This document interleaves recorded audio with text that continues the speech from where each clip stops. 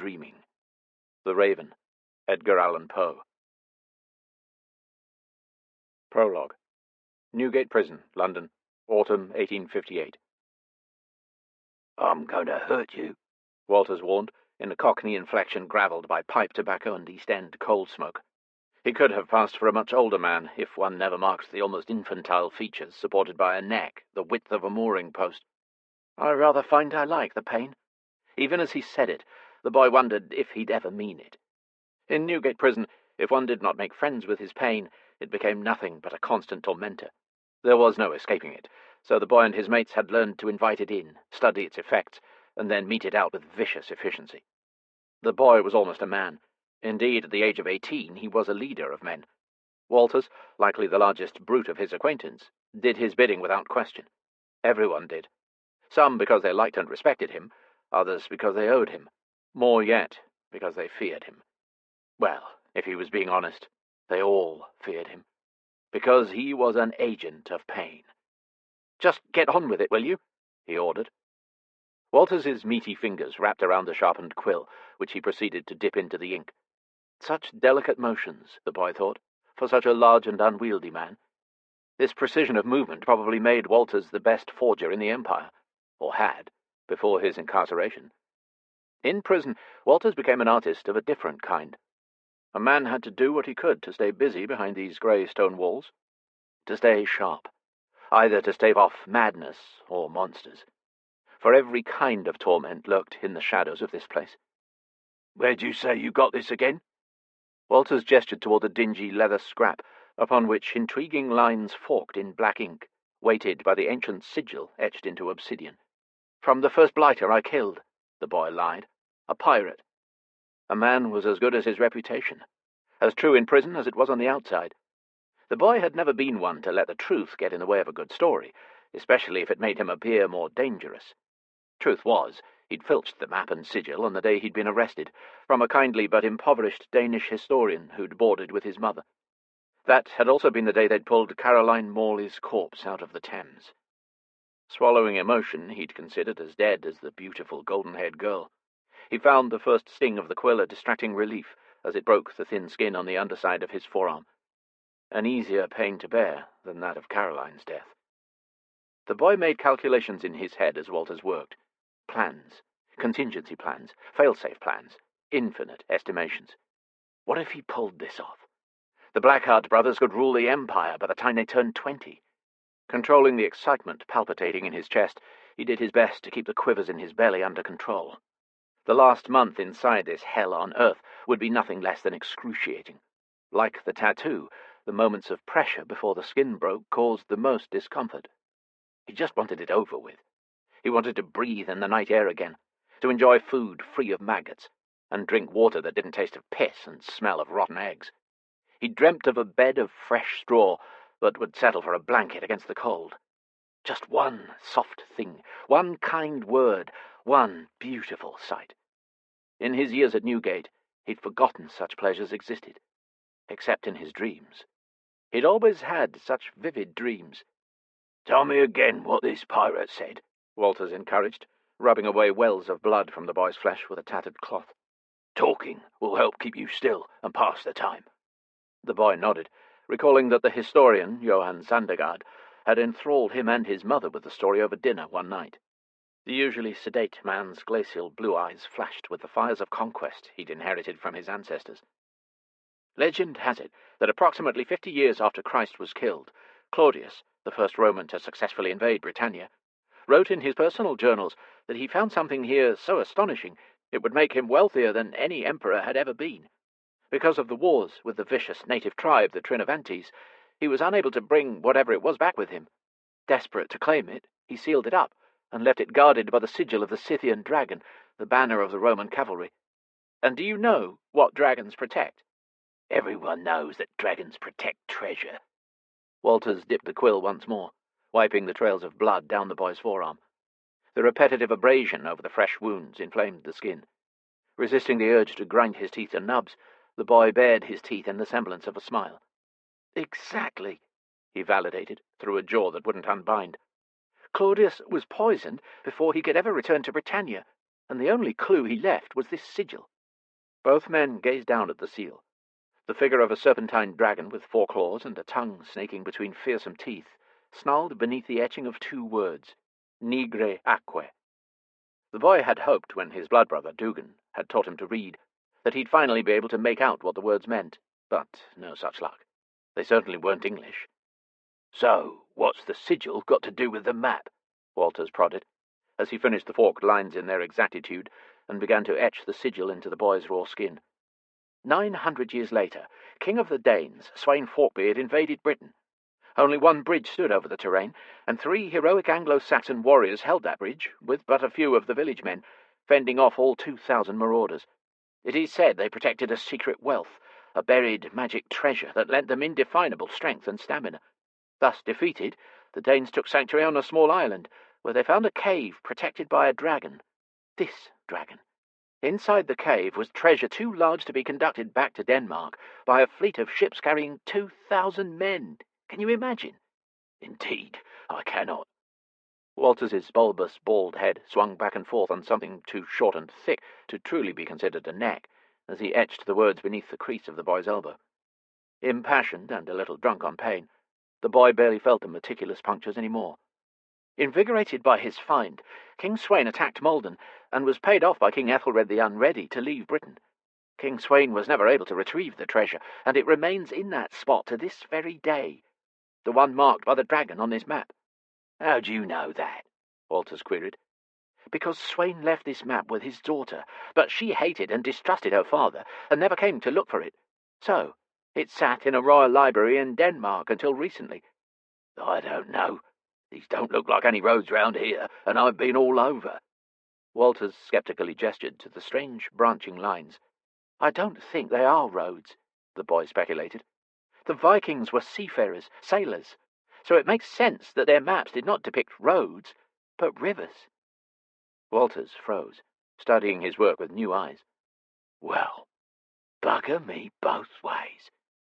Exactly. So you're going to hunt this treasure when you're released in a month? I'm not going to stop hunting this treasure until I find it, the boy vowed. By the time Walters finished, the boy's nerves were as frayed as a tired gallows rope, but the tattoo was some of the finest work he'd ever seen. Packing his implements into a loose stone crevasse in the floor, Walters asked, Are you going to tell Dugan? Of course I'm going to tell him, just as soon as we are able to switch cells again. The boy moved to the far wall, to Dugan's pallet, and slid a stone free of its place in the wall. Reaching in, he pulled out some contraband, and then removed one more stone behind that. There lay the hideaway no one thought to look for after discovering the initial alcove. I'm leaving this map and sigil for him, for you and Murdoch and Tallow. But Dugan has 3 years left on his sentence, so I'll be searching while he's still incarcerated. Maybe I'll have found it by the time you're all out. I'll send word, of course. I'll come back for you all. Sure you will. The boy looked up sharply, ready to deliver a reprimand for the disrespect he heard in Walter's tone. But the hint of melancholy etched into the craggy lines prominently displayed on the forger's filthy face turned any words to ash in his mouth. Walters had lived long enough to doubt every man's word. He regarded the boy with pity, but no scorn, with kindness, but no faith. I'll come back. Walters turned away. You'll want to wrap that before we start work on the rails in the morning. Don't want it going putrid. He'd show Walters, the boy thought. He'd blow the walls of this place wide open. He wouldn't leave his family behind. Swallowing his frustration, the boy carefully replaced the stones over the map, placed the contraband in front of it, and then secured the outer stone. He'd tell Dugan where to find it in the morning. Walters blew out the candle he'd worked by, and stowed it somewhere the guards wouldn't think to look for it. Stretching his long body out on the pallet, the boy laced his fingers over his empty stomach and contemplated the darkness. He counted moments by the throb of his new tattoo. The acrid scent of candle smoke was a welcome temporary balm over the ever-present reek of dank humanity clinging to these ancient walls. Once they released him from this place, the boy decided he'd find Cutter. He'd take his oldest friend on this adventure with him. For, as Dugan had become his brother in Newgate, Cutter had always been his brother on the streets. It was Cutter's crime for which the boy paid, and he did it gladly. He owed him, after what happened to Cutter's twin sister. Caroline. Sweet Caroline. Gone forever. He couldn't say why the scuffle of the boot broke his drowsy ruminations. The night guards made rounds every hour. Maybe he heard a few boots too many, or the twinge of violent anticipation raced like a spectre through the still, humid night. One developed a sense for danger in this place, especially one so young as he. Unlike in the wild, predators outnumbered the prey in here and would tear each other apart to make a meal of him. In the early days, they had. In the days before Dugan and Argent, before the Blackheart brothers. The ominous creak of the cell door brought him to his feet, the knife he'd fashioned from obsidian he'd found in the tunnels at the ready. Lanterns blinded him in the windowless room. He slashed out at the men spilling into his cell, his power and speed wrought by days of back-breaking work digging railways beneath the city. He cut something, someone. The warm rush of blood slicked over his hand. Fuck! Now his knife would be difficult to wield. His vision cleared in time to see the back of Walters's head connect with the stones, leaving so much blood and some of his skull behind when he fell. 5 guards cornered the boy in a room hardly big enough for 2 grown men to stretch across. Dugan Mackenzie, the sergeant sneered, close enough that the boy could count the flecks of tobacco in his teeth. No, I'm not Dugan Mackenzie. I'm not. Your father sends his regards. The boy blocked the first blow with his fresh tattoo, the pain turning him feral. He didn't see the cudgel arcing toward his temple until it was too late, nor the boot that snapped his ankle, dropping him to the ground. Now he counted time with impacts, with the snaps of bones and spurts of blood. The boy's last thought was that Walters had been right to doubt him. He'd never hunt for his treasure. He'd never return for his friends. For no one could come back from the dead. Chapter 1. If Lorelei Weatherstoke hadn't been appreciating the storm out the carriage window, she'd have missed the naked corpse beneath the ancient ash tree. Father, look! She seized Lord Southbourne's thin wrist, but a barrage of visual stimuli overwhelmed her, paralyzing her tongue. In all her 14 years, she'd never seen a naked man, let alone a deceased one. He lay face down, strong arms reached over his head as though he'd been trying to swim through the shallow grass lining the road. Ghastly dark bruises covered what little flesh was visible beneath the blood. It was all mounds and cords, his long body different from hers in every way a person could be. Her heart squeezed, and she fought to find her voice as the carriage trundled past. The poor man must be cold, she worried, then castigated herself for such an absurd thought. The dead became one with the cold. She'd learned that by kissing her mother's forehead before they closed her casket forever. What is it, Duck? Her father may have been an earl, but the Weatherstokes were gentry of reduced circumstances, and didn't spend enough time in London to escape the Essex accent. Lorelei had not missed the dialect while at school in Mayfair, and it had been the first thing she'd rid herself of in favour of a more proper London inflection. In this case, however, it was Lord Southbourne's words more than his accent that caused her to flinch. As cruel as the girls could be at Braithwaite's boarding school, none of the taunts had made her feel quite so hollow as the one her own family bestowed upon her. Duck. It's a man, she stammered. A corpse. Oh, no. Had he just moved, or had she imagined it? Squinting through the downpour, she pressed her face to the window in time to see battered knuckles clenching the grass, and straining arms pulling the heavy body forward. Stop, she wheezed, overtaken by tremors. Stop the carriage! What's bunched your garters, then? Sneering across from her, Mortimer, her elder brother, brushed aside the drapes at his window. Blimey, there's a bleeding corpse by the road. 3 powerful strikes on the roof of the coach prompted the driver to stop. He's alive, Lorelei exclaimed, pawing at the door handle. I swear he moved. We have to help him. I thought that fancy, expensive school was supposed to make you less of an idiot, Duck. Mortimer's heavy brows barely separated on a good day, and met to create one thick line when he adopted the expression of disdainful scorn he reserved solely for her. What's a cripple like you going to do in the mud? We should probably drive through to Brentwood, Lord Southbourne suggested diplomatically. We can send back an ambulance to fetch him. He'll need an undertaker by then, Lorelei pleaded. We must save him, mustn't we? I've never seen so much blood. It was morbid fascination rather than pity darkening her brother's eyes. I'm going out there. I'm coming with you. A cruel hand smacked Lorelei out of the way and shoved her back against the faded brocade velvet of her seat. You'll stay with Father. I'll take the driver. As usual, Lord Robert Weatherstoke said and did nothing to contradict his only son, as Mortimer leapt from the coach and slammed the door behind him. Lorelei barely blamed her passive father any more. Mortimer was so much larger than him these days, and ever so much crueler. She had to adjust her throbbing leg to see the men making their way through the grey of the early evening deluge. Just enough remained of daylight to delineate colour variations. The unfortunate man was a large smudge of gore against the verdant spring ground cover. Upon Mortimer and the driver's approach, he curled in upon himself not unlike a salted snail, only he had no shell to protect his beaten body. Lorelei swallowed profusely in a vain attempt to keep her heart from escaping through her throat as the man was hoisted aloft, each arm yoked like an ox's burden behind a proffered neck. Even though Mortimer was the tallest man she knew, the stranger's feet dragged in the mud.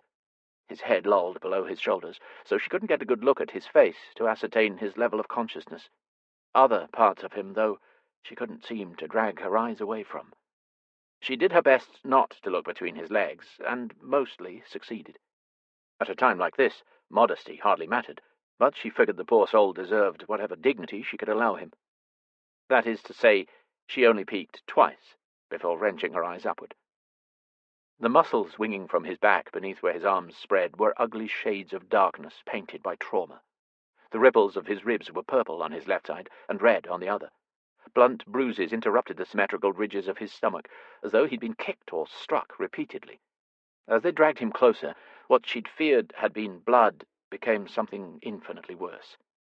It was as though his flesh had been chewed away, but by something with no teeth. The plentiful meat of his shoulder and chest, his torso, hips, and down his thigh were grotesquely visible. Burns, maybe. Good God! How is he still alive? The awe in her father's voice reminded her of his presence as they scurried to open the carriage door and help drag the man inside. It took the four of them to manage it. "He won't be unless we hurry." The driver tucked the man's long legs inside, resting his knees against the seat. "I fear he won't last the few miles to Brentwood." Ripping her cloak off, Lorelei spread it over the shuddering body on the floor. "We must do what we can," she insisted. "Is there a doctor in Brentwood?" "Aye, and a good one." "Please take us there without delay." "Of course, miss." He secured the door and leapt into his seat, whipping the team of fresh horses into a gallop. As they lurched forward, the most pitiful sound she'd ever heard burst from the injured man's lips, which flaked with white. His big arm flailed from beneath the cloak to protect his face, in a gesture that tore Lorelei's heart out of her chest. The burn scored the sinew of his neck and up his jaw to his cheekbone. Pangs of sympathy slashed at her own skin and drew her muscles taut with strain. Lorelei blinked a sheen of tears away and cleared emotion out of her tight throat with a husky sound she'd made to soothe many a wounded animal on the Blackwater estuary. His breath became shallower, his skin paler beneath the bruises. He was dying. Without thinking, she slid a hand out of her glove and gently pressed her palm to his, allowing her fingers to wrap around his hand one by one. "Don't go," she urged. "Stay here, with me." His rough, filthy hand gripped her with such strength, the pain of it stole her breath. His face turned toward her, though his eyes remained closed. Still, it heartened her, this evidence of awareness. Perhaps, on some level, she could comfort him. "You're going to be all right," she crooned. "Don't lie to the poor bastard." Mortimer's lip curled in disgust. "He's no goose with a defective wing, or a three-legged cat like the strays you're always harbouring. Like as not, he's too broken to be put back together with a bandage, a meal, and one of your warbling songs. He's going to die, Lorelei." "You don't know that," she said, more sharply than she'd intended, and received a sharp slap for her lapse in wariness. "And you don't know what I'll do to you if you speak to me in that tone again." Most girls would look to their fathers for protection, but Lorelei had learned long ago that protection was something upon which she could never rely. Her cheek stinging, Lorelei lowered her eyes. Mortimer would take it as a sign of submission, but she only did it to hide her anger. She'd learned by now to take care around him in times of high stress or excitement. It had been her folly to forget, because she knew exactly what he was capable of. The pinch of her patient's strong grip was nothing next to what she'd experienced at the hands of her brother on any given month. Ignoring the aching throb in her foot, Lorelei dismissed Mortimer, leaning down instead to stroke a dripping lock of midnight hair away from an eye so swollen he'd not have been able to open it were he awake. Across from her, Mortimer leaned in as well, ostensibly studying the man on the floor with equal parts intrigue and disgust. Wonder what happened to the sod. I haven't seen a beating like this in all my years. Lorelei schooled a level expression from her face at the reference to his many perceived years. He was all of 20, and the only violence he witnessed outside of sport he perpetrated himself. Brigands, you suspect? Sir Robert fretted from beside her, checking the gathering darkness for villains. Entirely possible, Mortimer said flippantly. Or maybe he is one. We are disturbingly close to Gallows Corner. Mortimer, their father wheezed. Tell me you hadn't pulled a criminal into my coach.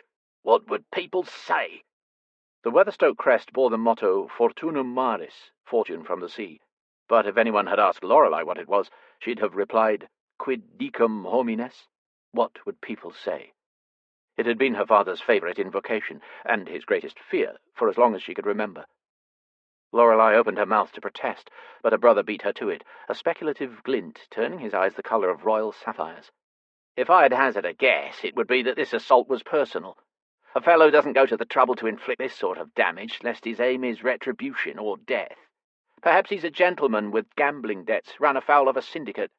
Or maybe a few locals caught him deflowering their sister, though they left those parts intact, didn't they, Duck?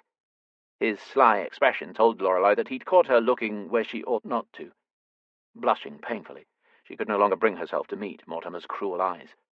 They were the only trait Lorelei shared with her brother. Her father called them the Weatherstoke jewels. She actively hated looking in the mirror and seeing Mortimer's eyes staring back at her. Instead, she inspected the filthy nails of the hand engulfing her own. The poor man's entire palm was one big callus against hers. The skin on his knuckles, tough as an old shoe, had broken open with devastating impact. Whatever had happened to him, he'd fought back. He's no gentleman, she observed. Too many calluses. A local farmhand, perhaps, or a stable-master. It didn't strain the imagination to envision these hands gripping the rope of an erstwhile stallion, large, magnificent beasts pitting their strength one against the other. More like stable boy, Mortimer snorted. I'd wager my inheritance he's younger than me. How can you tell? With his features beyond recognition, Lorelei was at a loss as to the man's age. No grey streaked his midnight hair, nor did lines bracket his swollen lips, so she knew he couldn't be old. But beyond that, he's not possessed of enough body hair for a man long grown. But he's so big, she reasoned, and his chest appears to have been badly burned. The hair might have singed right off. I'm not referring to his chest, you dull wit, but to his Mortimer, please.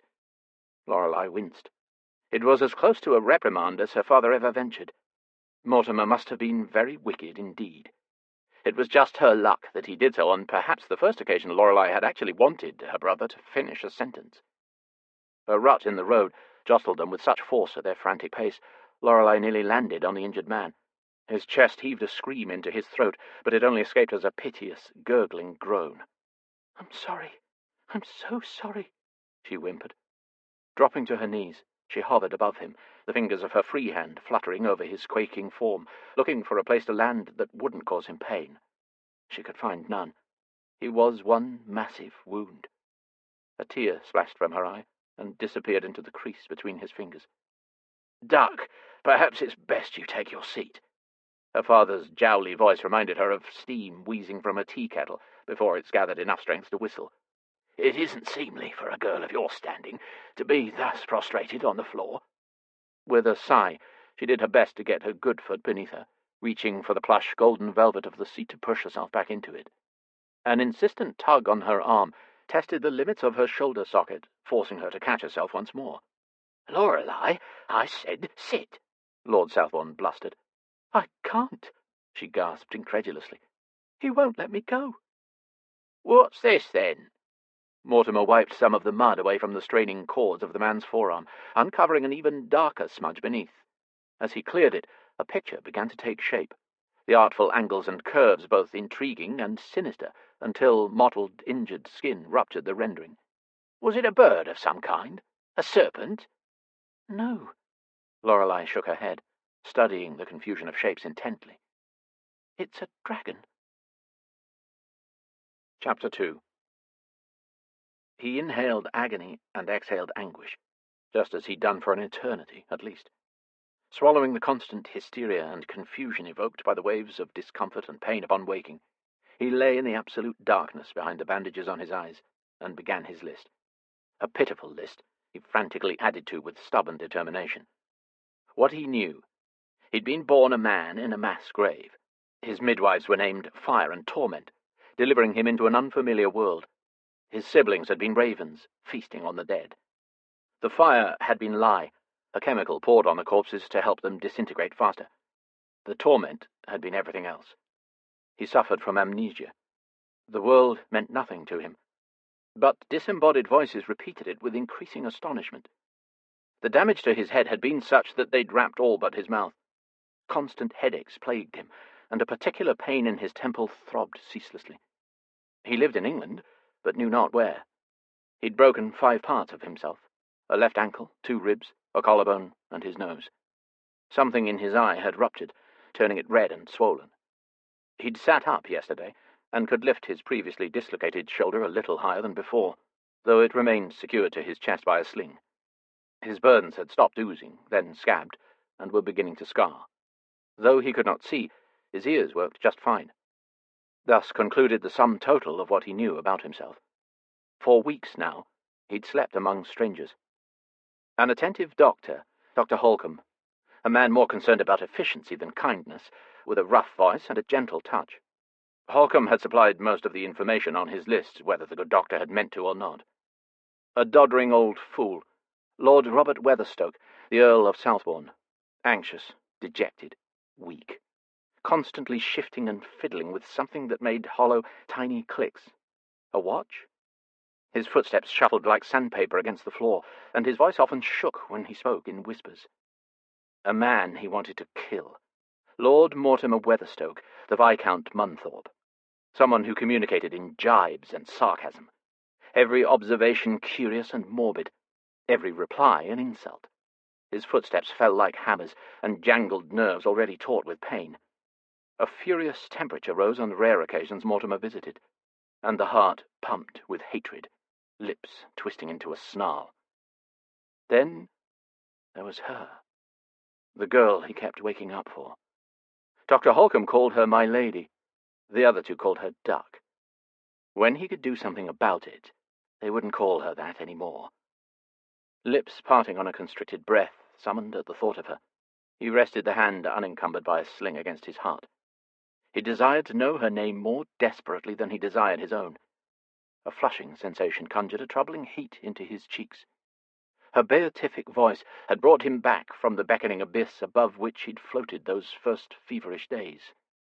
"Don't go," she'd murmured. "Stay here, with me." And so he had. He'd lived only because she bade him to. Whenever death seduced him with an end to the agony, he waited to hear the soft timbre of her admonishments just one more time, and once more after that. The slide of her fingers against his palm somehow banked the terror of an empty past. It suddenly didn't matter who he'd been, or what would become of him. He measured time in the increments between her visits. When he'd been reassembled, bathed, stitched, or simply had a bandage changed, she'd been there, touching him, crooning reassurances and praising his progress, promising recovery. She sang to him sometimes, her voice high and sweet and unencumbered by talent or pitch of any kind. Christ, she really was terrible. But every time she finished, he promised the devil his soul for one more song. What did heaven and earth even mean, if not for her? Not a single thing. She was his prayer in the night, his song in the dark, his past and present, his future. And he hadn't even laid eyes on her yet. It wouldn't matter what she looked like. His heart had already decided to beat for her. Ears pricking as he heard the sound of her uneven gait coming down the hall, he fought to control his breath against a belt of eagerness tightening across his ribs.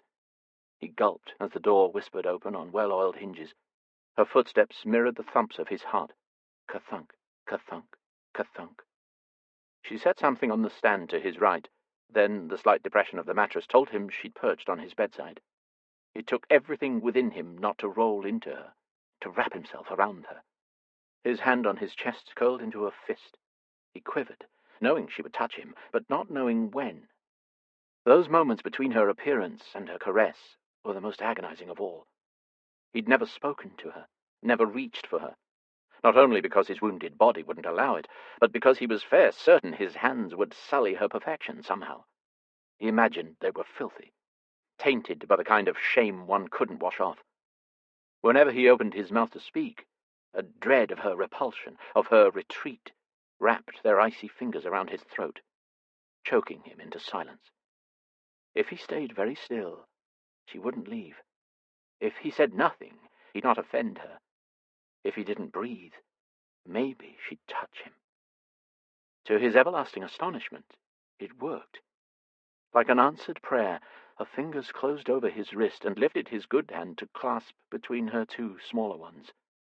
"Exciting news," she sang, in the enthusiastic whisper of someone with an incredible secret. "Dr. Holcomb is taking the bandages off your head today." It took a full minute for her words to permeate his slack-jawed amazement. Not because of the chance that he might see again, or breathe through his nose, but because she'd hugged his hand to her chest, just below her throat. Lace rasped against his knuckles, and a row of tiny buttons indented the meat below his thumb. She dropped her cheek against his fingers, and he felt her smile. Lord love a goat, he could die a happy man. He'd caused one of her smiles. Dr. Holcomb entered with sure, confident strides. "I say, old boy, do you think you can sit up again?" He'd answered Dr. Holcomb before, verbally, when they were alone, but he'd never before had to form words with "my lady's" bosoms grazing his forearm. He must have nodded, because Holcomb's strong arm slid between his shoulders and the pillow. It took the three of them, but they wrestled him into a sitting position once more. The darkness spun and the world tilted. She didn't let go. Her hold on his hand anchored him to the world. And eventually, the dizziness abated and the ringing in his ears, vibrating like a plucked wire, dimmed and died. "Are you ready?" Holcomb asked. He swallowed and nodded. The snick of the scissors echoed inside his head rather than against it. He held his breath as the pressure of the wrap released and the grip of her hands intensified. He didn't know which of them trembled. Maybe they both did. The cotton patches unraveled from beneath his nose, then lifted from his eyes, which he immediately peeled open. Sapphires danced in a blur of gold. "Can you see me?" she whispered breathlessly. He should answer her. He really should. But nothing seemed to obey him. No words could escape past the thickness in his throat. "Close, if you please," Dr. Holcomb clipped. He impatiently submitted his closed lids and tender nose to a warm wash with a cloth, then blinked them open the moment he could, his gaze starving for her. "You can see me," she exclaimed. See her? He absorbed her, devoured her, committed every detail to his empty memory with inhuman precision. In fact, he could see nothing else, and never wanted to. The downy curve of her beaming cheeks, dimpled with a delighted smile, the fullness of her expressive lips, the riot of untamed curls spilling like dark honey down her plain peach gown. He was no poet, this he knew, because every word that came to mind was both crass and insufficient. He had no frame of reference with which to compare her, no metaphors to pronounce.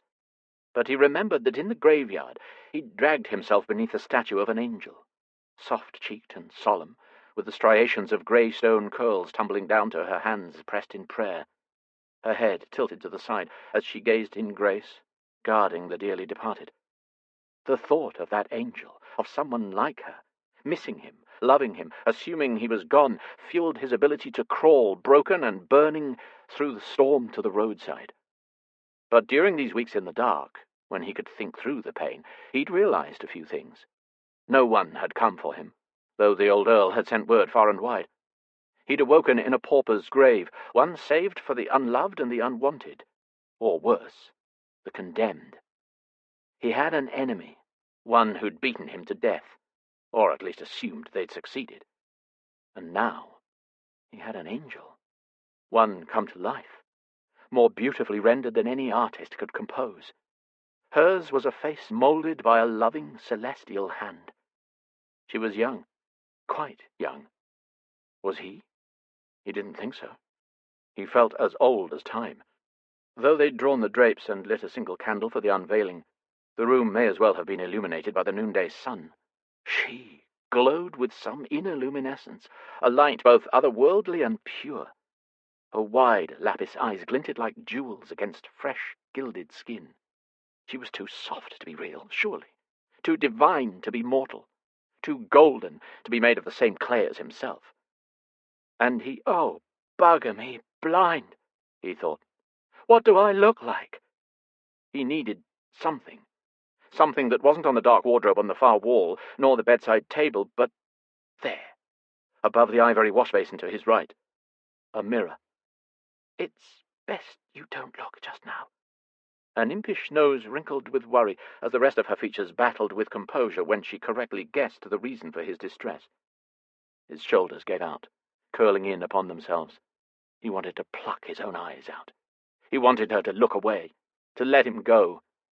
His heart shriveled like a piece of wet rubbish thrown on the fire. Because she'd confirmed his worst fears. "I'm a monster," he groaned. Was that his voice? As raspy and gravelled as the pit he'd pulled himself from. Fuck! How could those be the first words he spoke to her? Oh, no! She clasped his hand even tighter. You mustn't think that. You're a miracle, an absolute miracle. Her eyes shone so earnestly he couldn't bear to look at them. You don't have to lie. As he glanced up at Dr. Holcomb's impressive mutton chops, his stomach clenched around emptiness at the grim expression tightening the man's sharp features. Your nose didn't heal as straight as I'd hoped, and there's more swelling than I like. But your more superficial wounds shouldn't take too much longer to heal. Your ankle will take the longest, and you should stay off it until I relieve you of the plaster cast in a few weeks' time. The doctor bent to pick up the candle and hold it in front of both eyes, tracking their movements. He wanted to shrink away from the man, the impulse powerful enough that he couldn't suppress a wince. His skin crawled, and his blood sang with ferocity and fear. Holcomb pretended not to notice. Though your eye remains red, it's reactive to light and movement. Can you see as well as before? The truth was, he had no idea. I think I can see fine. All things considered, Miss Weatherstoke is correct. Your continuing recovery is nothing less than miraculous. To be honest, I didn't expect you to survive.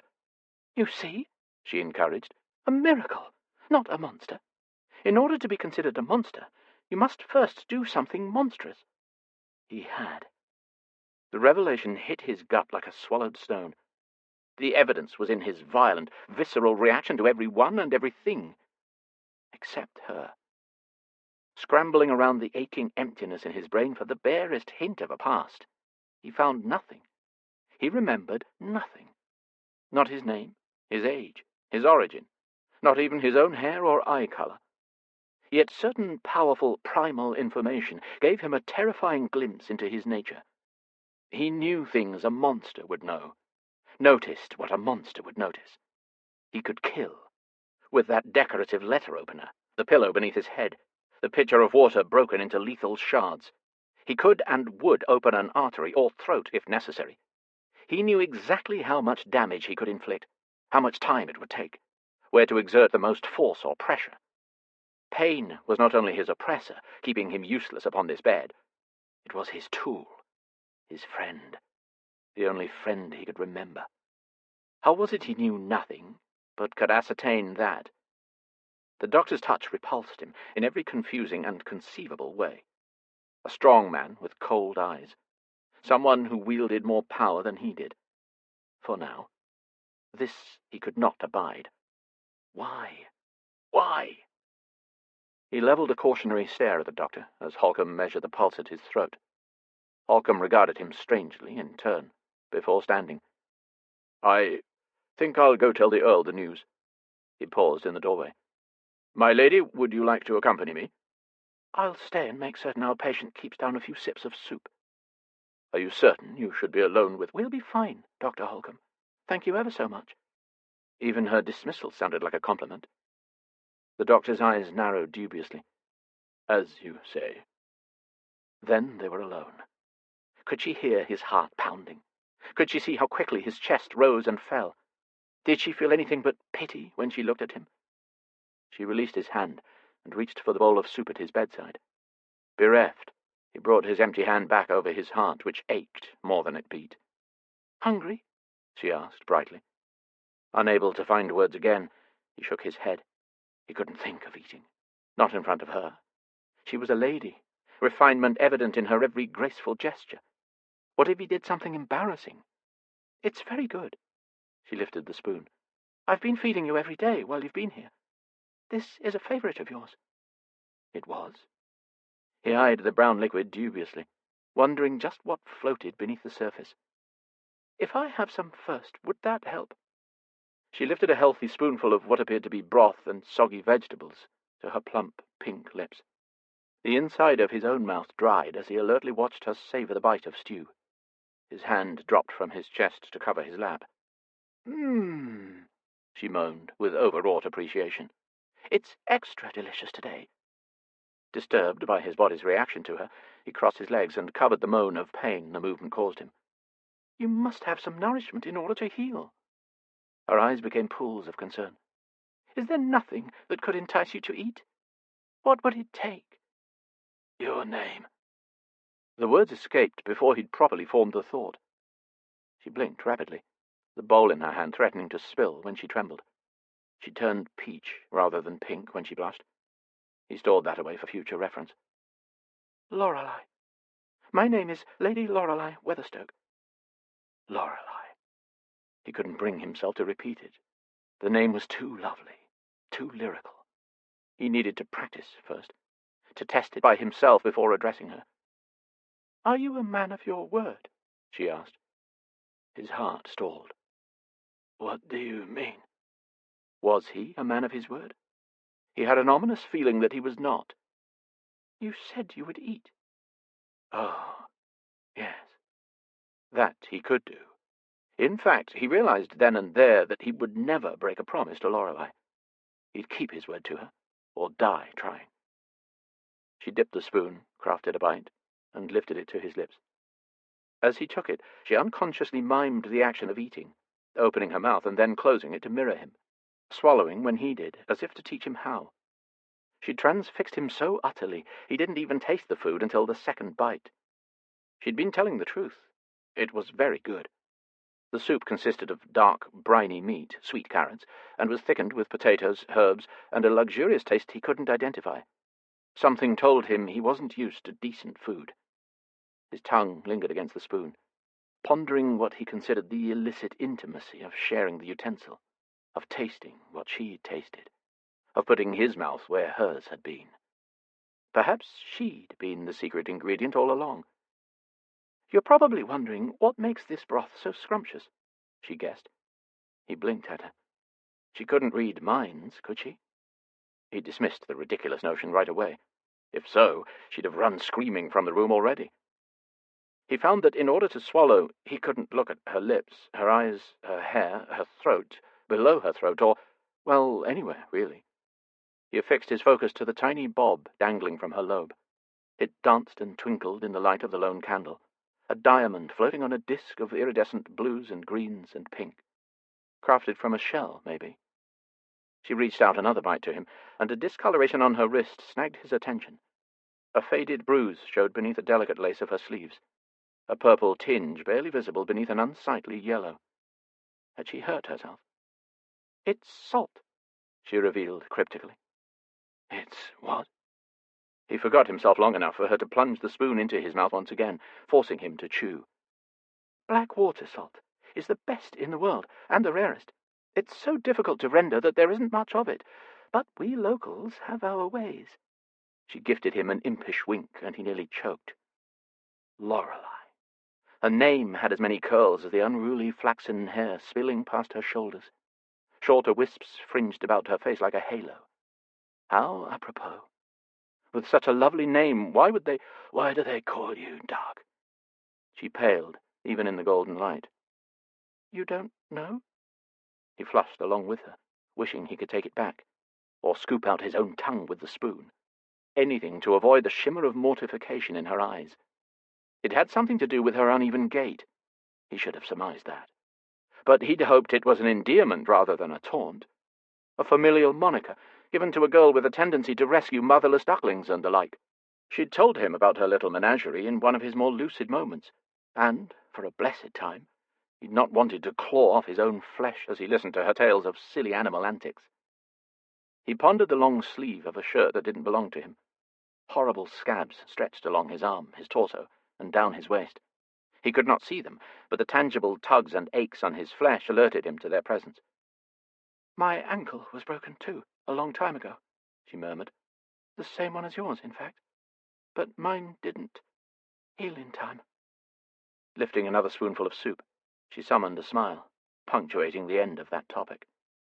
Obediently, he ate. The sound of heavy bootsteps interrupted the ensuing silence.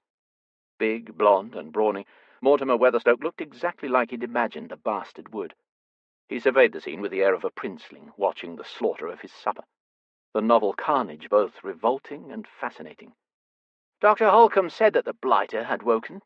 Dear God." His ruddy, handsome face crumpled into a grimace. "How positively grotesque.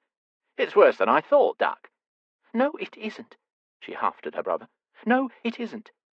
She hastily turned back to reassure him. "Dr. Holcomb said you were fortunate it rained so mightily on the day the lie was poured on your body." She whispered the word, as though it were a naughty one. "The water diluted its effect. You were again lucky that the burns didn't become infected, and now, once the scabs turn to scars, you'll recover fully. But better you don't look until then, yes? Promise me?" He opened his mouth to disagree, and again found it full of the soup spoon before he could make a noise. His impish angel was craftier than he'd given her credit for. He glared at them both, as he gnawed a particularly chewy piece of stew meat. Mortimer rested a manicured hand on Lorelei's shoulder, and she winced, as though she'd been stung by a wasp. His heartbeat sped to a murderous pace. The bruise on her wrist had been the shape of a finger, of 2 fingers, and if she lifted her sleeve, he'd bet he could find others, the places where she'd been mishandled by the oafish lummox looming over them. "You truly remember nothing?" Mortimer scratched his scalp through hair several shades lighter than his sister's. "Not your name? Not your parents? Not even where you live?" Swallowing the stew, along with the madness that threatened each time he tried to ponder what he didn't remember, he shook his head. "I've heard of this happening before." Mortimer stroked the sparse beginnings of a moustache on his upper lip. It looked like a half-plucked baby chick. "To soldiers and the like. Are you a soldier?" What a fucking imbecilic question. "I don't know." Their glares locked, and suddenly he knew his own eyes were black with instant hatred. Whereas Lorelei's honey-wheat hair was threaded through with streaks of dark gold, and her flawless skin bronzed by many hours spent in the sun, Mortimer was simply yellow, sallow even. His hair, his ridiculous moustache, and his pale skin tinted an almost sickly colour that was exacerbated by his mustard silk housecoat. He had an ape-like quality about him, arms too long for his stocky body, posture curled with indolent apathy, though blessed with brute strength. A golden gorilla, barely fucking human. "Here." Lorelei offered him another bite of soup, doing her best to dispel the tension gathering in the room. "Do you think you can finish?" "Like rabbit, do you?" Mortimer asked. "Rabbit?" An adorable wrinkle appeared between her brows. "Cook didn't get any at market. Did you finally catch some in your snares?" "No." Mortimer packed the single syllable to overflowing with cruel anticipation. "Mortimer, what did you do?" Setting the half-empty bowl down with such haste the contents sloshed onto the bedside table, Lorelei stood to question her brother. A fear the boy didn't understand feathered across her features. "Why go through the trouble of snaring rabbits when there were perfectly good ones out back in the pens?" Mortimer obviously savoured the devastation of his sister's features, her abject shock melting to horror and then to heartbreak. "No," she sobbed, clutching at her throat. "Mortimer, how could you?" Her brother shrugged his shoulders. "Oh, come on, Doc. Rabbits are rabbits. What does it matter if I snare them in the fields or take them from the pens?" You knew they were mine. I saved them from starvation when they were just orphans. They had names, Mortimer. They were my friends. "And now they're your food," Mortimer said smugly. We ate them. All colour drained from her face, replaced with an alarming shade of puce. Lorelei clapped her hand over her mouth, convulsed once, twice, then lurched out of the room as fast as her limp would allow. Watching her run never ceases to amuse me, Mortimer chuckled. Unable to reach for her from his useless spot on the bed, the boy watched her steady herself on the wall as she fled, eventually disappearing around a corner in a frenzy of curls and grief. Bile crawled into his chest, flooding his mouth with stinging moisture. The sides of his jaw ached, and his throat closed off with a lump of rage as hot as a brick of coal from the fire. What a little fool, Mortimer commiserated. She'd likely release those beasts into the fens, and they just end up in my snare anyhow, or on a rack at the butcher's. Will we ever understand women? You did that on purpose. Eventually his throat released enough for him to rasp words around his rage. To hurt her. Blue eyes darkened to a granite grey. Careful, cripple.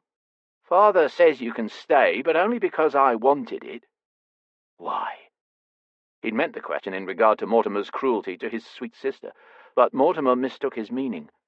I'm bored. Another shrug, as though he could barely punctuate his apathy with his shoulder. And you're a mystery I'd like to solve. The anger felt good, in a way. It poured through him like molten metal, moulding him into an eventual weapon. It overtook the eternal throb in his broken ankle, the pounding in his head, the sharp stab of his ribs with every breath. It strengthened him. It forged him. Rage was something he knew how to wield. Just not yet. Not until he was stronger. Mortimer hadn't finished. You should have seen yourself when the Byrnes bubbled, then burst. It was the most putrid thing. And Duck, she was always there, playing the little nurse to Dr. Holcomb, bringing herbs in from the fens, mixing you potions. I'm surprised she didn't poison you or cause you to shit yourself to death. They both stared down the hallway where she'd retreated. Don't get attached, Mortimer scoffed. You're just another wild animal to her. She'll release you back to whatever shit pile you crawled away from just as soon as you're able. She keeps none of her patients for long. Besides, a high-born cripple cannot show interest in a low-born cripple. Though, watching you two travel anywhere would be hilarious in the extreme. The heat in his veins instantly turned to ice, hardening him in tense, torturous increments. His blood stilled, awaiting his next command. He'd expected an explosion of temper, an inferno of rage. But no. He sensed he'd felt this way before he'd ended a life. Lives. Calm, cold, almost anticipatory. So, he thought serenely, I am a monster, then. And in this moment he was glad of it. You fancy yourself dangerous, don't you? Mortimer correctly assessed. I fancy nothing. Maybe you are. I went with Dr. Holcomb to that open grave, you know, full of cholera victims from the East End that the Queen paid mightily to be buried far away from the city. Those corpses mixed with a few of those who met their fates at Gallows Corner, thrown in for good measure. Sometimes, before the graves are slated to be filled, a murder victim or two finds their way onto the pile. Mortimer bent down, bringing his big, square face uncomfortably close. Dr. Holcomb says you're too big and healthy to ever have suffered from cholera. You had bruises round your neck, but not ones caused by a rope. So, what are you, we wonder? A criminal or a victim? Likely both. Mortimer chucked him on his injured arm. Maybe we'll find out one day which of us is more dangerous. Straightening with a derisive snort, he turned on a boot heel and walked away, hands clasped indolently behind him. Chest heaving, he trembled in the light of the lone candle, railing at his own helpless body. Oh, Mortimer Weatherstoke was going to find out a great deal about him. On the day he slaughtered Lorelei's brother for making her weep. Chapter 3. Lorelei's lantern trembled, turning midnight shadows into sinister wraiths as she crept through the hall, as best her foot would allow. Her heartbeats echoed off the walls of Southbourne Grove's east wing, her breaths like rapid-fire pistol shots in the consuming silence, loud enough for the ghosts to hear, surely. When the horrible sounds had first roused her, she thought maybe Cyrus and Joan d'Arc were at it again, howling and scuffling. The two hounds boasted only 7 legs, 3 eyes, and 1 tail between them, but still they played like puppies, and sometimes their play turned serious. They were not, however, nocturnal animals. The raw, animalistic cries beckoned her to his room. She paused at the door, pressing her ear against the cool wood. No animal she knew made a sound like that. No man, either. The torment expelled upon such a cry was almost otherworldly in its macabre timbre. A whimper, a plea, and then a long lament, too hoarse to be a call, but lower than a scream. Something about the noise caused her to hesitate, with her fingertips on the door handle. What if he wasn't alone in there? Could someone be hurting him? It certainly sounded that way. Should she go for help? What if Mortimer was disturbing him? Urgently, she pressed the door open, hurling herself into his room. Lorelei didn't know whether to be more relieved or distressed that his great body battled naught but the darkness, and whatever demons haunted his dreams. Dr. Holcomb had relieved him of his sling some 2 days past, and his long, powerful arms fought off invisible assailants with alarming desperation. "You'll not have me," he growled. "Not tonight." Who would not have him? Have him what? She abandoned her lantern on a sideboard by the door, convinced it wasn't safe anywhere close to his flailing limbs. Venturing closer, she noted the damp sheets tangled about his lean, restless hips. His nightshirt lay crumpled on the floor, as though he'd rent it from his body for some imagined offence. His face remained in the shadows, surging side to side on a neck corded with strain. "Touch me with that, and you'll regret it," he warned. Me? She squeaked, lacing her hands together. "I'll gut you with a dull blade and fuck your corpses. See if I don't." Pardon? She gasped. His voice sounded younger than it did when he was awake. A note of terror thrummed beneath the bravado. "Let me go," he threatened. "Let me go." This time he begged and thrashed, fighting a battle that became more and more evident he was about to lose in some horrific way. Dear God, let this be a nightmare and not a memory. She had to stop this, somehow. Fists as large as his became hammers, this she knew. But what other choice did she have but to approach? She wasted precious seconds strategizing. Where did one touch a man in the throes of a violent nightmare to avoid injury? A skittish horse, you touched his withers. A snake, you held behind his skull. A rabbit, you turned upside down by both feet until the blood rushing to his head calmed him. A dog, you dug your fingers against his throat, like an alpha would with his teeth. Then you stroked them, comforted them, let them come to trust you. But first, the animal must be subdued for the safety of all involved. A good rule, with creatures great and small, was to avoid the face at all costs. But a man? What sort of animal was he, really? She'd learned no tricks to calm such a violent soul but avoidance, and that wouldn't do in this case. A low groan decided it for her as she neared the bedside. His cheeks were wet with tears, his ebony hair matted with sweat. Someone was hurting him. She couldn't bear it. His knuckles narrowly missed her throat as she ducked around them, and tentatively splayed the fingers of one hand over his chest above his bandaged ribs. "Wake up," she admonished him, jostling him a little. "Come back." Two monstrous hands shackled her arms like iron cuffs as he gasped awake, his entire body seizing, convulsing. He wrenched her hands away from his skin. Fearing he might snap her bones in two, she couldn't contain her own sob of pain as it cut through her. To her astonishment, he didn't let go. He stared up at her, his eyes two volcanic voids of unfocused wrath. His teeth were bared, sharp and menacing. His breath soared in and out of him, as though he'd run a league at full tilt. This was not the man to whom she'd fed soup only 2 days prior. This man might just be a monster. "It's me," she whimpered. "It's Lorelei." As quickly as she'd been seized, she was released. A low groan tore from him as he regarded his hands like they'd betrayed him, like he would rip them from their wrists. Ignoring her smarting arms, she ran tentative fingers over his fevered brow.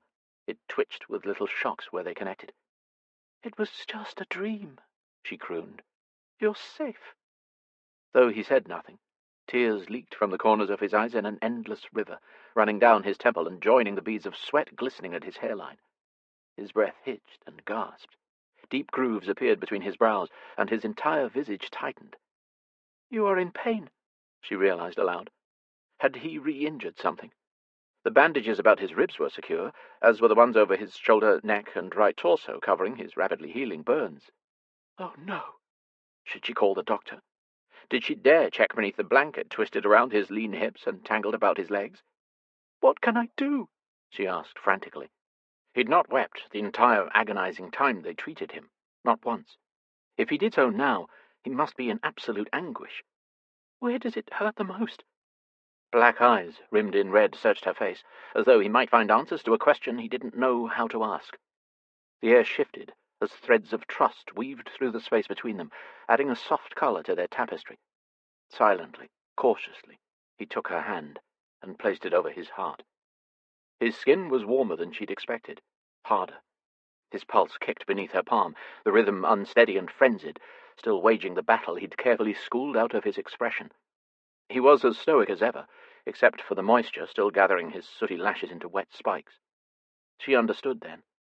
His body, strong, young, and virile, healed with incredible alacrity. But what remedy was there for a lonely and broken heart? She could think of none. His eyes fluttered closed, forcing more tears from between the lids. She had the sense that he hid whatever, whoever, would stare out from the darkness at her. His hands were clenched tightly, burrowing into the sheets. Shadows played across his jaw as he worked it to the side, battling to regain control of himself. Instinct whispered that she must walk the line between compassion and pity most carefully here. Struck by impulsive sentiment, she lifted her hand, bent over him, and pressed her lips to his chest, just above his heart. He tensed, froze, not so much as drawing a breath until she pulled away. "I'll heal that, too," she promised. If it was the last thing she did, she'd figure out how to stitch his broken heart back together. His eyes snapped open, regarding her as if she'd taken his soul just then, or maybe returned it to him. Nervously, she licked her lips. They tasted of soap and salt and him. The air shifted again, dangerously this time, becoming heavy with the promise of something she couldn't identify and didn't understand. Lorelei did her best to ignore it. "Someone was hurting you in your dream. Did you recognize who it was?" He shook his head. "Men. They were—" His breath sped again, his features twisting with revulsion. "They were what?" He shuddered. "Never mind what. Is there anything I can do?" Driven to touch him again, she bent to place her hand back on his chest. The cold night air prickled dangerously through her thin nightshift, reminding her of the untied ribbons hanging loose at the collar. His tears had dried quite suddenly. His sweat had turned to salt. And the way he looked at her now.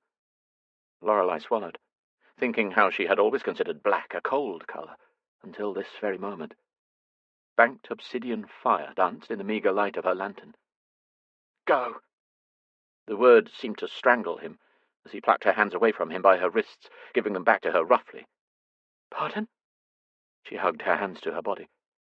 "Never visit me at night. Never again." She didn't understand. Wasn't she helping him? Hadn't she saved him from the assailants who hurt him in his sleep? "What if you have another nightmare?" she contended. "I can't just let you leave me to it. Let it take me." A feral, primitive warning lurked beneath the bleakness in his eyes. "But You can't control them," he snarled. "and I can't control mine." His hands lifted toward her, then plunged into his hair, grabbing great handfuls of it. For some reason she couldn't look at the parts still covered by the sheets. She feared him like this, because he feared himself. But she ached for him, too. Ached in ways she didn't yet comprehend. "Just get out. Please." The plaintive note in his plea brooked no argument, warned her away as surely as the hiss of a cornered cat. Perplexed, dejected, Lorelei limped to the sideboard as slowly as she could, waiting for him to call her back, to change his mind and realize he needed her company after all. When he didn't, she lifted her lantern and shut the door behind her, wishing with everything she had that she could forget the bewitching taste of him lingering on her lips. A week later, Lorelei peeked around the door and found his dark lashes fanned against his pale cheek, trembling with a dream. A good dream this time, she hoped. She trembled, too, but not from any of the emotions evoked on the night of which neither of them had spoken. Today, only excitement quivered through her. They'd become careful friends while gentle rains had kept everyone inside over the last several days, and she'd gathered that along with pain, he was also plagued by boredom. She'd check on him after the evening meal, and when she often found him awake, she'd distract him from dark moods with a hand or two of cards. Écarté upon occasion, or whist. She taught him cribbage and chess, at which he'd never best her, though there were times she wondered if he didn't let her win. With such clever intellect glittering behind his sombre dark eyes, it seemed incongruous that he didn't best her, even when she made what she knew to be devastating mistakes. She had the sense he did more than tolerate her company. Perhaps he even enjoyed it. However, a distance often crept into his gaze, or, conversely, an intensity would tighten his words to a clip, and his motions into sharp blades of strain. What torture it must be to rely upon the kindness of strangers, to be a stranger, even unto yourself. Waving a few indulgent servants in stocking feet into the room, she silently directed them to set their wares here and there, a tiptoed dance they performed to perfection. Even the contents of the boxes made little to no noise as they were carefully jostled into place. Indulging in a giddy smile at her impending success, she gestured her thanks to her cohorts, signals which were readily returned. Then she shut the door behind them with nary a click, and turned to the sight of two unblinking, coal-black eyes affixed on her. Lorelei did her best not to allow her disappointment to show. Could her patient not have stayed asleep for just a few more minutes? Then everything would have been perfect. Her belly clenched alarmingly low, as it often did when he looked at her like that, and her hold on the burden in her hands dangerously tilted as her smile died. Even as she berated herself for being foolish and fanciful, she always interpreted his stare as appreciative somehow, as though she'd rescued him from something dreadful, even if it was just a nap. She'd been silly to hope to surprise him, she supposed, with a disenchanted sigh. Other than that night, it became evident that the mere sound of breath stirring the air brought his long, slumbering body to life, tensing his muscles with an ever-ready vigilance. A vigilance not generally observed in human creatures, but saved for those who slept with an ear to the ground, those who needed to eat, or to avoid being eaten. This tendency of his tugged at her heart, for she'd the feeling a man developed these senses through a life lived in feral environs, one where survival was a constant battle. She approached him as she did other wild, uncertain creatures, slowly, steadily, hand outstretched. Bending his elbows and planting his hands flat on the mattress, he pushed himself into a sitting position with almost no difficulty, never taking his eyes away from her. His strength had returned with alarming speed. Today, Dr. Holcomb had unwrapped his ribs. She tried not to note that his sleep shirt had been left unbuttoned, nor mark the flex and swell of his smooth chest as he lifted his own bulk. As with every attempt at propriety where he was concerned, she only mostly succeeded. The bruises on his torso had healed, as had the broken ribs beneath, and yet he never seemed to breathe easier, not in her presence, in any case. It occurred to her that she'd stood there staring for an inordinately rude amount of time. He didn't prompt her to say anything, nor did he move to cover himself or regain modesty. Something about the way he watched her, or perhaps the way he sat, straight-backed and broad-shouldered, conveyed a certain awareness she hadn't previously noted. His chin dipped, black gaze dropping to his bare torso as though discovering his own topography, the sinewy swells of his chest, the deep valley between them, the neat, symmetrical bunches of muscle at his stomach. 4 ripples, she counted, before they disappeared beneath the blanket. She knew there were more. She'd seen it all in the carriage. Swallowing around a dry tongue, she wrenched her notice back to his eyes. This time, when the coals of his irises met hers, they glowed with something as dangerous as invitation, something as genuine as admiration. Did he want her to look at him? Did he want her to like what she saw? Because she did. And she did. Clearing her throat, she hobbled forward, painfully aware of her limp. "I decided today is your birthday." She injected as much sunshine into her voice as she could to make up for the dreariness of the sick room. 2 satirically arched ebony brows knit over deep-set eyes. "Why? Why today?" She liked his voice this way, rumbled with sleep and disuse, yet smooth with caution. His reaction encouraged her as well, not because it was especially reassuring, but because he'd had a reaction at all. Usually his features remained carefully, infuriatingly impassive. Some of her eagerness returning, she lifted the offering judiciously balanced in both hands. "Mostly because Cook made a cake today, and the icing is especially good." Claiming her perch on his bedside, she took her time pressing the side of the fork through the different layers of the decadent dessert. First buttercream frosting, the colour of a speckled robin's egg. Then the moist, dense cake, yellow starch and sugar held together by lard and butter. The centre delighted the palate with a layer of chilled raspberry preserves, only to reverse the order on the way down. Yellow cake, more frosting. Balancing the fork over the plate so as not to spill crumbs on him, she slid the confection toward his awaiting lips. Oh, she couldn't wait for him to taste it. Could only imagine the joy on his... Gently, but decisively, the plate and fork were plucked from her hands. I can feed myself. Oh! Ridiculous emotion stung the back of her nose. Right. Of course you can. She smiled through the threatening tears, as was her habit, though her lashes lowered to hide her reaction. Why did this dismay her so? She wondered, as she studied the edge of the blanket and the dusky flesh of his ribs above it. It wasn't as though she desired him to remain an invalid. She just wanted him to remain here with her. Dr. Holcomb had reported that he'd limped around a bit on the cast and was able to put weight on his ankle.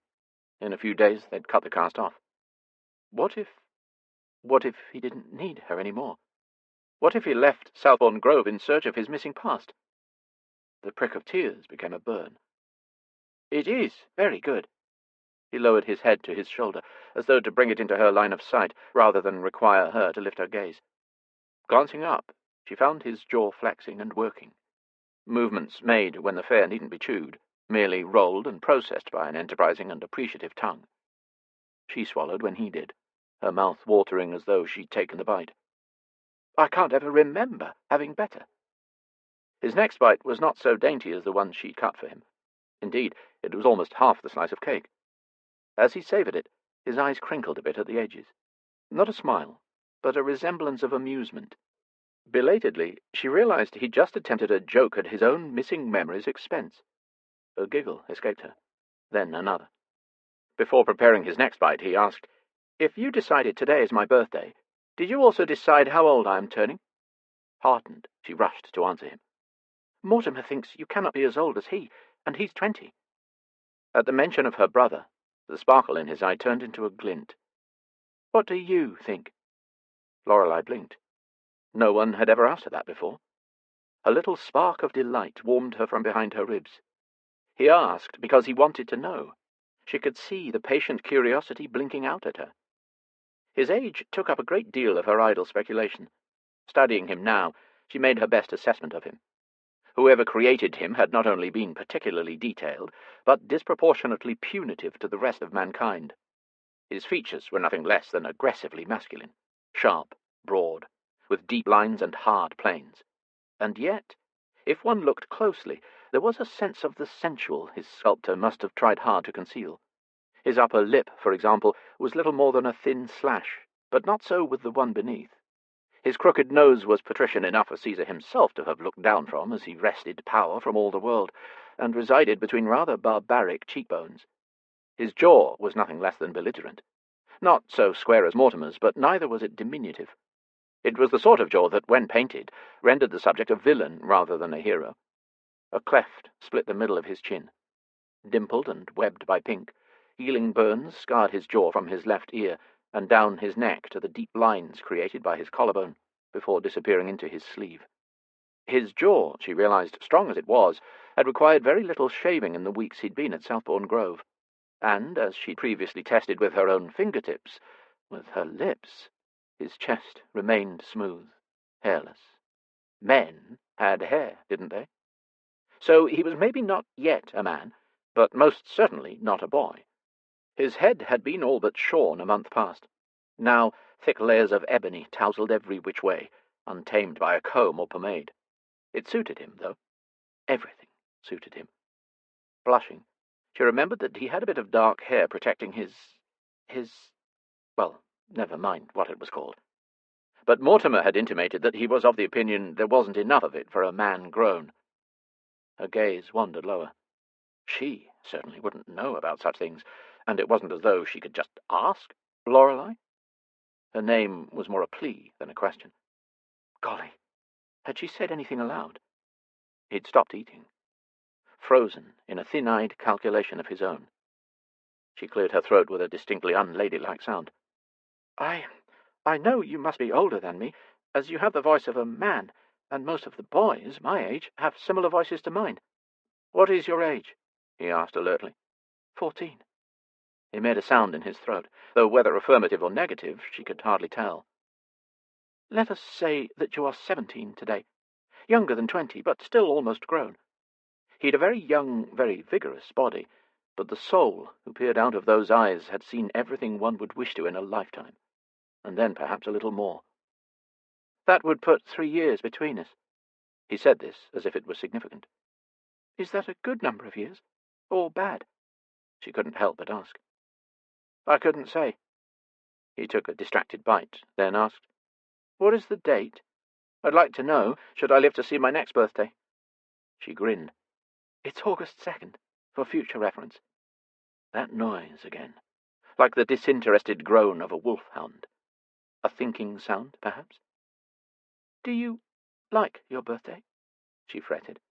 We could always change it. His eyes melted from hard sable to soft pitch. It's my favourite day so far. Pleased and discomforted by the gravity in his words, she groped for something to occupy her racing thoughts. I brought presents. Well, sort of presents. You won't be able to keep them, but since you haven't been able to meet my friends... Reaching for the covers to the pens she'd had conducted to his bedside, she pulled them away, like a magician unveiling his grand reveal. I thought I'd bring them to you. He surveyed her friends with the appropriate expression of curiosity and enjoyment, enough to delight her into congratulating herself on such a capital idea. From their respective pens peered 3 sleepy foxes, 2 turtles, a bunny, a ferret, and a snake. You saved them all, he murmured. I did, yes, she said, grimacing at the excess pride in her voice. She couldn't say why, exactly, but she very much wanted him to be pleased with her. Impressed, perhaps. Oh, and the best one I brought just for you. Bustling to the wooden box at the foot of the bed, covered to protect a nest, she hoisted it next to him and lifted the lid. Happy birth. He said words she'd never known to be curses until that moment, as he retreated across the vast bed. Shocked, utterly stymied, she stared down into the disinterested eye of the young roosting rook with a broken wing in complete amazement. You don't like it? She knew it to be an obviously senseless question the moment it escaped on a quivering gasp, but astonishment had apparently stolen her wits. Like it? He panted from several spans away. Why the fuck would I? Disgust had pilfered what little colour resided in his cheeks, but once he looked into her swimming eyes, he clamped his jaw against whatever else he'd been about to say. A hot tear slid down her cheek. She wished she could drown herself in it somehow, so powerful was her mortification. His panic seemed to intensify as he held out a hand. Don't cry. I'm not. She sucked in a shaky gasp, petrified into place by indecision and self-contempt, as her breaths turned into hiccups. Please, he groaned. I can't bear it if you... Decisive determination hardened his features, and he only spared the nest 3 sideways glances of unease as he inched back toward her. I gave you a birthday, and then I ruined it, she sobbed. Lorelei. Big hands dragged her off her feet and onto the bed, until she was cradled against his chest. A warm body with not one soft place to be found, folded around her like a shelter from the storm of her sorrow. She collapsed into his strength, abandoning her own. Never had she been held like this. Never had anyone taken the burden of her weight, nor the weight of her pain, and acted as a bulwark against it. If only she could stop crying long enough to marvel at the miracle. Calloused fingers snagged at her cheeks as tears disappeared the moment they fell. Lorelei, please, do not weep. I'm sorry. The desperation in his voice quelled her sadness, enough to give her the strength to fight the next wave of sobs. His breath was a sweet-scented breeze across her face as he pulled her closer. His voice broke often with uncharacteristic youth as he scrambled to explain. When I awoke in that grave, ravens, they were picking at the bodies of the dead, tearing things off them, out of them. You understand? One came after me. Holy God! Lorelei hid her face against his chest as a fresh wave of tears crashed against her. She'd gifted him a nightmare. How could she be so thoughtless? Lorelei, The backs of his knuckles lifted her chin, forcing her to look at him. Sweetest Lorelei. It was as though he could not stop saying her name. His own eyes melted, misted, his rigid features impossibly tender. I know you. You had a reason, didn't you, for bringing me this? His dimpled chin gestured to the crate teetering dangerously next to them. It's so inane. Tell me, he soothed, his fingers brushing at damp curls, trying to stick to the tears on her cheeks. Snuffling her embarrassment, she peered over to the crate. I thought the raven's feathers looked like your eyes, black upon first glance, but when you inspect them more closely, there are a great many colours indeed.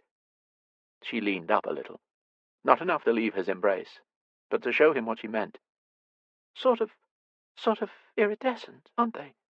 Extraordinary, really. Every time I looked at him, I thought of you. I thought they were lovely.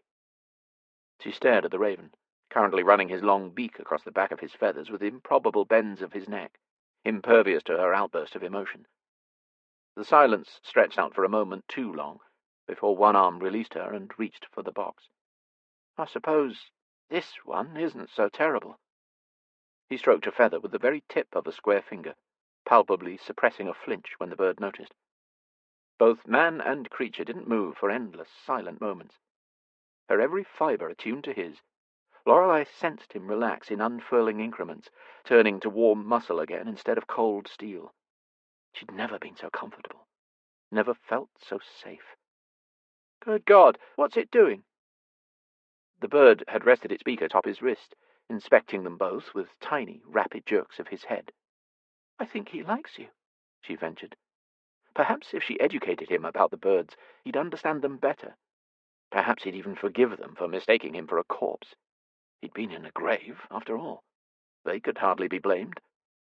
Ravens are really such clever birds. Someone once told me they have a rather intricate language, not just all cackles and caws. They like puzzles and play. She brushed her hand over the bird's uninjured wing, enjoying the inky sheen illuminated by the candlelight. They fall in love. How do you know? His whisper caressed her ear, and she shivered. For their whole life, they have one mate, one other to whom, no matter where the wind takes them, they never fail to return. I always considered them rather beautiful, romantic birds. That is, of course, unless they're eating people. She felt him smile against her hair. It's why I'm so anxious for Attila to heal, she babbled on. What if he has someone waiting for him? Someone he's desperate to return to? What if she's afraid he won't come for her? The very idea fragmented her. After a pensive moment, he said, "You named him Attila?" "Oh, yes." She brightened. "And the snake is Hannibal. The turtles over there are Genghis and Kublai. The foxes are Vlad the Impaler, Ivan the Terrible, and Catherine the Great. It was Alexander the Great at first, but then, for obvious reasons, I had to change the name, and naturally I found a supplemental great." "Naturally." She allowed her head to rest against his shoulder, lulled by the rhythm of his inhalations. She didn't allow herself to consider what would happen should she be caught in such a posture, in such proximity to a man in his state of undress. It seemed that through nursing him, a sense of intimacy and familiarity she'd not considered until now had bloomed between them. She wanted him close, craved it with a ferocity her young mind didn't understand. She wanted his skin next to hers, revelled in the scent and sight and warmth of him. For warmth wasn't something she experienced enough of. Furthermore, no one much cared about her pets. She had to protect them from Mortimer just as attentively as she did from each other and the elements. Her father's apathy toward her beasts was legendary, to say the least. And though she suspected they were too kind to say so, she had the idea that the servants found them more of a nuisance than a pleasure. "What did you name the weasel?" he queried. "It's a ferret, and his name is Brutus. Oh, and the little rabbit over there is Napoleon Bonaparte. We ate Josephine, Lucien, and Pauline. Now he's all alone." She swallowed grief that should not be so fresh. He cradled her gently, but she didn't miss that his hand curled into a fist. "Such fierce names you've given them." She glowed because it sounded like he approved. "Do you have particularly violent turtles?" Lorelei had the sense they were both wondering how he could remember all these historical figures when he could not recall his own past. "I've given them epic legacies to live up to. To be fierce, to be a conqueror or a warrior, one must first recover one's strength. I feel it might help them get better. A name is important, you know. It has power. A turtle named after a great Khan would just feel silly if he died without a fight." "Let's give me a name," he suggested. "William after the Conqueror, Julius after the Caesar, or Antony? Not Octavian or Augustus. I'll not have it. David, maybe? The one who defeated Goliath. David sounds close to something." "Oh, I named you ages ago," she informed him merrily. The veins in his arm she'd been mentally tracing momentarily distracted her from remembering that she'd planned to keep that fact from him. He stilled. "What did you name me?" "Ash." He snorted. "Because I'm more cinder than flesh." "Because I found you under an ancient, enormous ash tree, obviously." "Ash," he repeated. "Not exactly a king's name, nor a warrior's." "It's better than all that," she rushed to explain, distressed by the disenchantment in his voice. "Our housekeeper, Maeve, says her family is descended from druids. According to her, the tree of life is an ash tree, and it holds the whole of the earth and the sky together. It heals the sick, protects the innocent, and endows immortality to the worthy. So, as legacies go, I'd say I granted you a right whopper." "That you did." The look he slanted down at her brimmed with something so tender, her throat ached in response. "Ash it is, then, until I recover my family name." "You could be Ash Weatherstoke," she offered, knowing it was terrible of her to hope he never belonged to any family but hers. "Father doesn't mind. He says it looks good to society when a genteel family takes in a poor relation. A distant cousin, perhaps?" The tenderness evaporated, his lips pressing into a tight crease. "I don't like the idea of being a poor relation. Someone not good enough for—" He broke off, glancing away from her. "Not if I'm to someday—" She certainly wished he'd finish those sentences. She'd never wished anything so mightily. "I did not mean to offend you." "Again," she amended silently. Lud, but it was a blessing animals couldn't understand her, or she'd probably drive them all off with her constant meddling. "I suggested we make you part of the family. It was Father who came up with the poor relation bit. I do not want anyone to mock me, to think me let—" "No one would dare." Of this she was certain. A man with such strength and height, such unusual musculature, wouldn't be ready fodder for the jackanapes. "Besides, it's not so bad, really." At his look, she hurried to explain. "The thing about being mocked or laughed at is, you forget to fear it after a while. It's just something that happens." "By Mortimer, you mean?" He said the name as though it tasted of tar. "Mortimer, yes. And just about everyone else." "Because of your ankle?" She nodded, suddenly very shy. His palm gently landed on her knee, gathering the ruffles in his hand until the hem of the sky-blue skirt revealed her white stockinged feet. Lorelei could only stand shoes for so long, and almost never wore them in the house. They both gazed at her slim ankle, forever turned inward at a grotesque angle. "Were you born with it like that?" "It happened when I was 6. The gentle curiosity in his voice prompted her to answer questions she'd always avoided. "What happened?" "My ankle was broken, like yours." "Like mine?" He puzzled. "But Dr. Holcomb said by the end of the year my ankle would be like it was before. I can almost walk on it now." "Why not yours?" Wounded with a familiar shame, struck dumb with unrequited fury, she simply shrugged. "Lorelei?" A dark suspicion turned her name into an accusation. "How was your ankle broken?" "I'm not supposed to say." She pulled away from him, but the muscles of his arms bunched, tightening around her. Mortimer. His one harsh word contained all the knowledge she wasn't supposed to impart, all the darkness contained by a moonless night, all the wrath of the devil himself. "I broke his wooden sword with my boot." She wished her voice were not so small, that she could summon the acceptance she'd counterfeited for more than half her life. "So he broke my leg with his boot." Ash became very still, unnaturally so, only his chest lifting with the increasing intakes of breath. "Does it hurt?" he asked tightly, after a long while. Sometimes, she admitted. What did the doctor say? I never saw a doctor. Father didn't want anyone to know. Suddenly frightened, she pulled away from him to implore. You won't say anything, will you? Won't let on that I told you?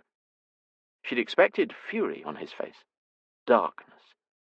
But his cool expression reminded her of the serene, mirror-like fens on a windless day.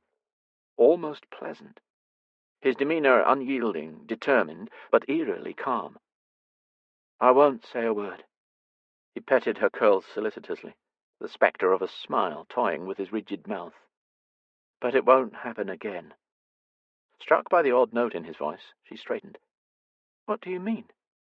Glancing down, he peered into the Rook's crate with a new appreciation. Tell me more about our friend here, he cajoled, daring to smooth the feathers at the tame bird's throat. But, Ash, it's my birthday, he reminded her. Let's not think on the past, or the future. I want to hear all about Attila the Rook and your collection of conquerors. Easily diverted by her passion for her animals, Lorelei launched into an animated retelling of the day she'd found Attila flapping in a terrible circle, his wings somehow caught beneath a rock. She didn't notice that Ash only half listened, that he stared at her exposed ankle with glittering obsidian eyes. He hid his murderous thoughts for hours as they played with fleet-footed, mischievous fox-pups and fed grapes to appreciative turtles that trundled around on the mattress in no great hurry. She'd never guessed that Ash was certain, memory or no memory, that this was the best birthday he'd ever had, by far. That he understood she fixed broken creatures because no one cared enough to fix her. And yet, despite her impediment, she had built a life of enchantment. A life Ash knew would be vastly improved if it had one less brother in it. Chapter 4. The perfect opportunity to rid the world of Mortimer Weatherstoke presented itself several weeks later. Are you certain I can't accompany you into Haybridge today? Lorelei asked, her azure eyes brimming with hope. Ash looked at his feet, concentrating mightily on picking his way back through the verdant marshes toward Southbourne Grove. In truth, he simply hadn't the constitution to meet the hope and subsequent disappointment in Lorelei's expression. He ran his hands over a clump of tall grasses, snatching at one and using it as an idle switch against an occasional cloud of gnats. The trip will be dull as dishwater, he lied. Sir Robert has secured me an apprenticeship, and I'll retrieve a suit at the tailor just in time to meet with dry old men all day. You'd be unspeakably bored. As much as Ash despised denying her anything, he couldn't allow her to be privy to his nefarious intentions. I'm never bored when I'm with you, she said earnestly, threading her slim fingers through his and grasping his bicep with her other hand. They often walked like this, her grip letting him support some of her weight. And I should very much like to see you in a suit, I think.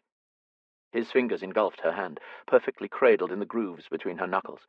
He did his best not to cling to her as an emotion shimmered through him, one he was beginning to identify, one he fiercely hoped she'd one day return.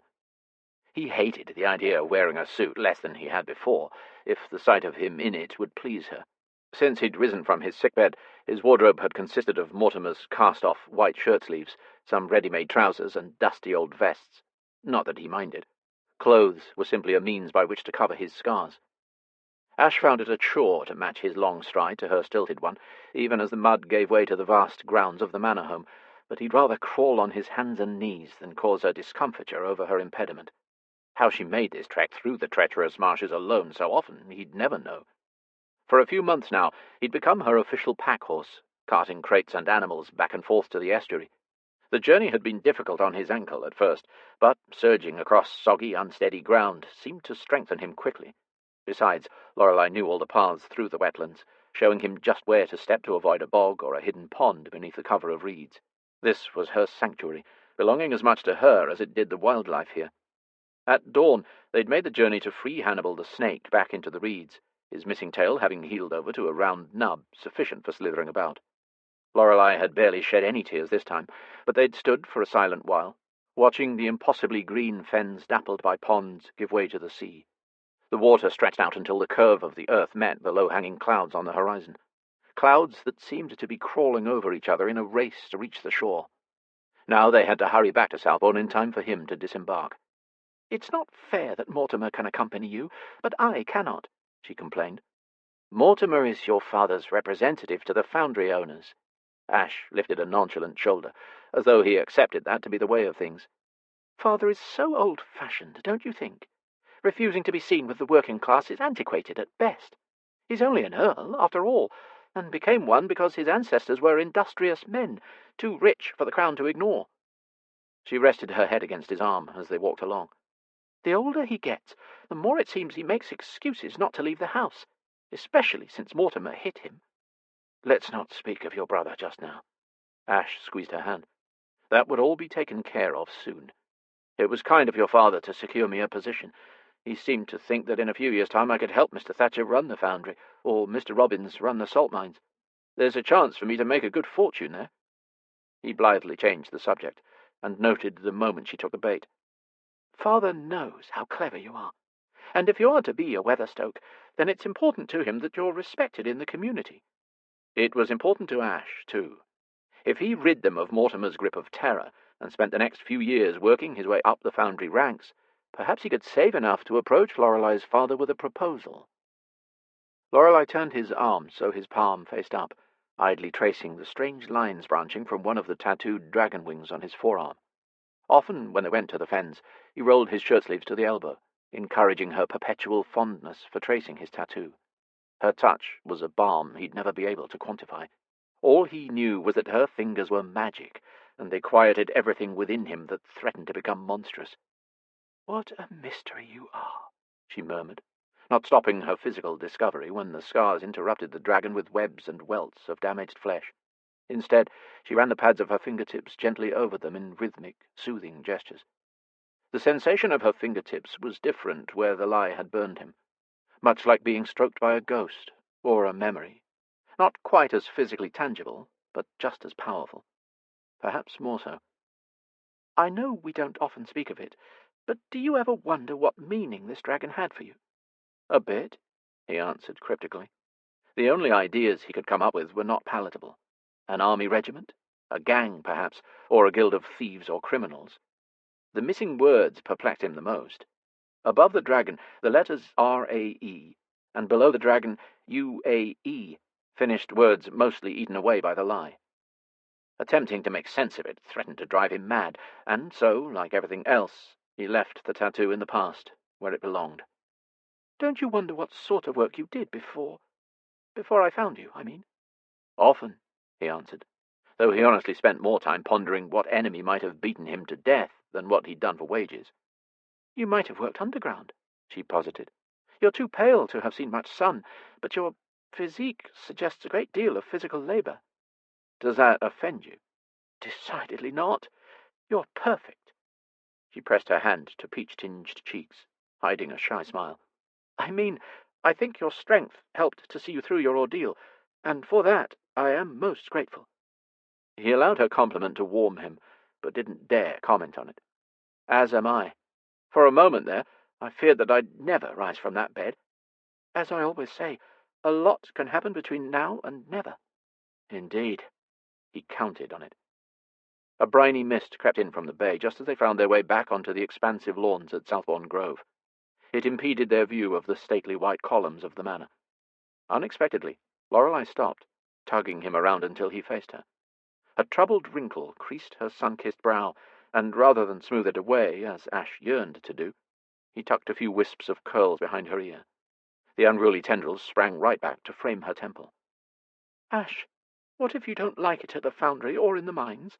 Do you think you'll go, now that you're able?" "Go?" he puzzled. "Where would I go?" "If you can walk, that means you can run, and if you can do that, then you can leave whenever you like. Escape Mortimer." "I run from no one, least of all Mortimer Weatherstoke. My home is here, with you," he added silently. She rushed on, as though she hadn't heard the ardent finality of his words. "Suppose you want to look for your past, for your family?" "I don't know. I have a feeling there's nothing in my past worth finding. Perhaps I'd only uncover a reason for you to not—" He swallowed, unable to lend voice to a fear that had been eating at him for a while now. "To not what?"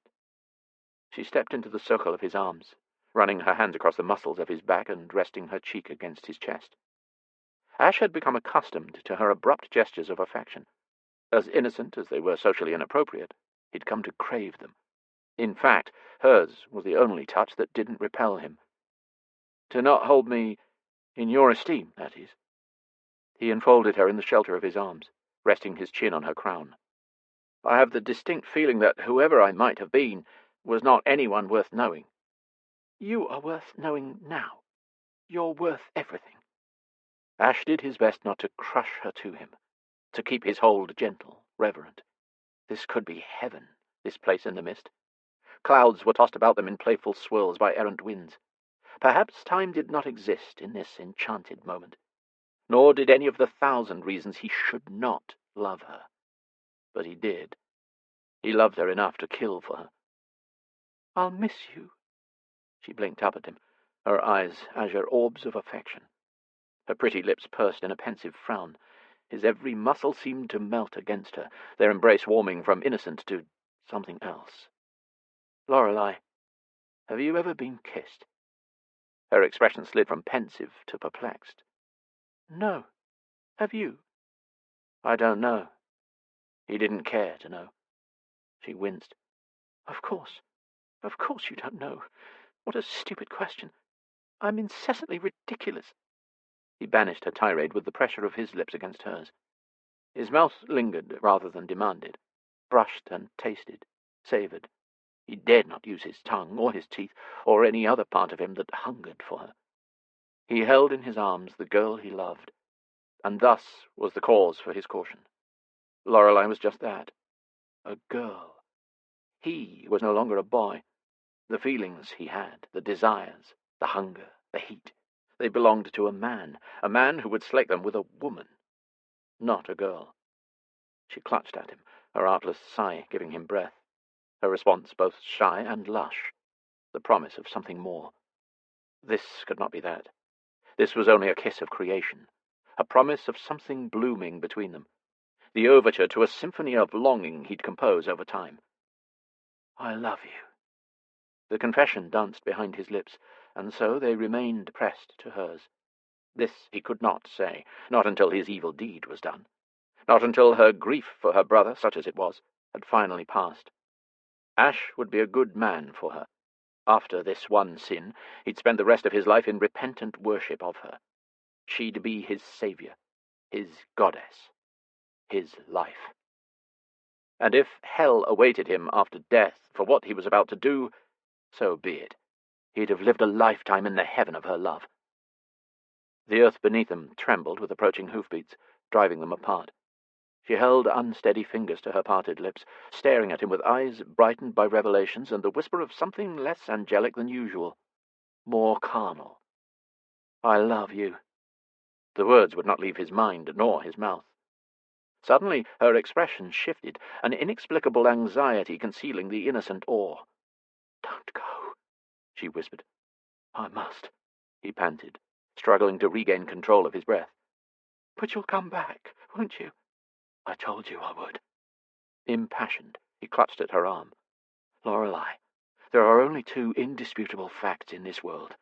1, that the sun will set in the west, and 2, that I'll come for you. Always." "I just have this feeling." Mortimer broke through the mists, nearly knocking them both over on his steed before he reined to a stop. Clenched in his fists were the reins of the nag upon which Ash would ride to Haybridge. Apparently pleased to ruin their moment, Mortimer sneered at his sister. "You'll be releasing 2 pets today, Duck." "You'll both be back tomorrow," she said, as though comforting herself. "Let's get a move on," Mortimer urged. "I'd hate to miss this appointment."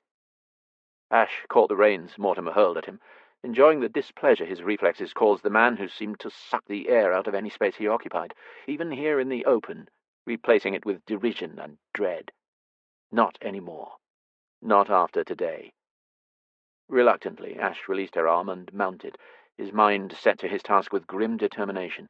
"Take care," Lorelei called. "Be safe." When Ash looked back at her, she pressed a kiss to her fingertips and released it into the breeze toward him. "I'll come back," he reassured her. "I love you." Had he known it might be the last time he'd see her, he would have said the words. Chapter 5. 20 years later. If Lorelei had thought to have pockets sewn into her wedding dress, she'd have weighted them with stones and let the Blackwater River wash her corpse out to sea. She gazed out her bedroom window, feeling a growing kinship with the river. The disappearing sun turned the glassy, still waters a bitter-sweet coral.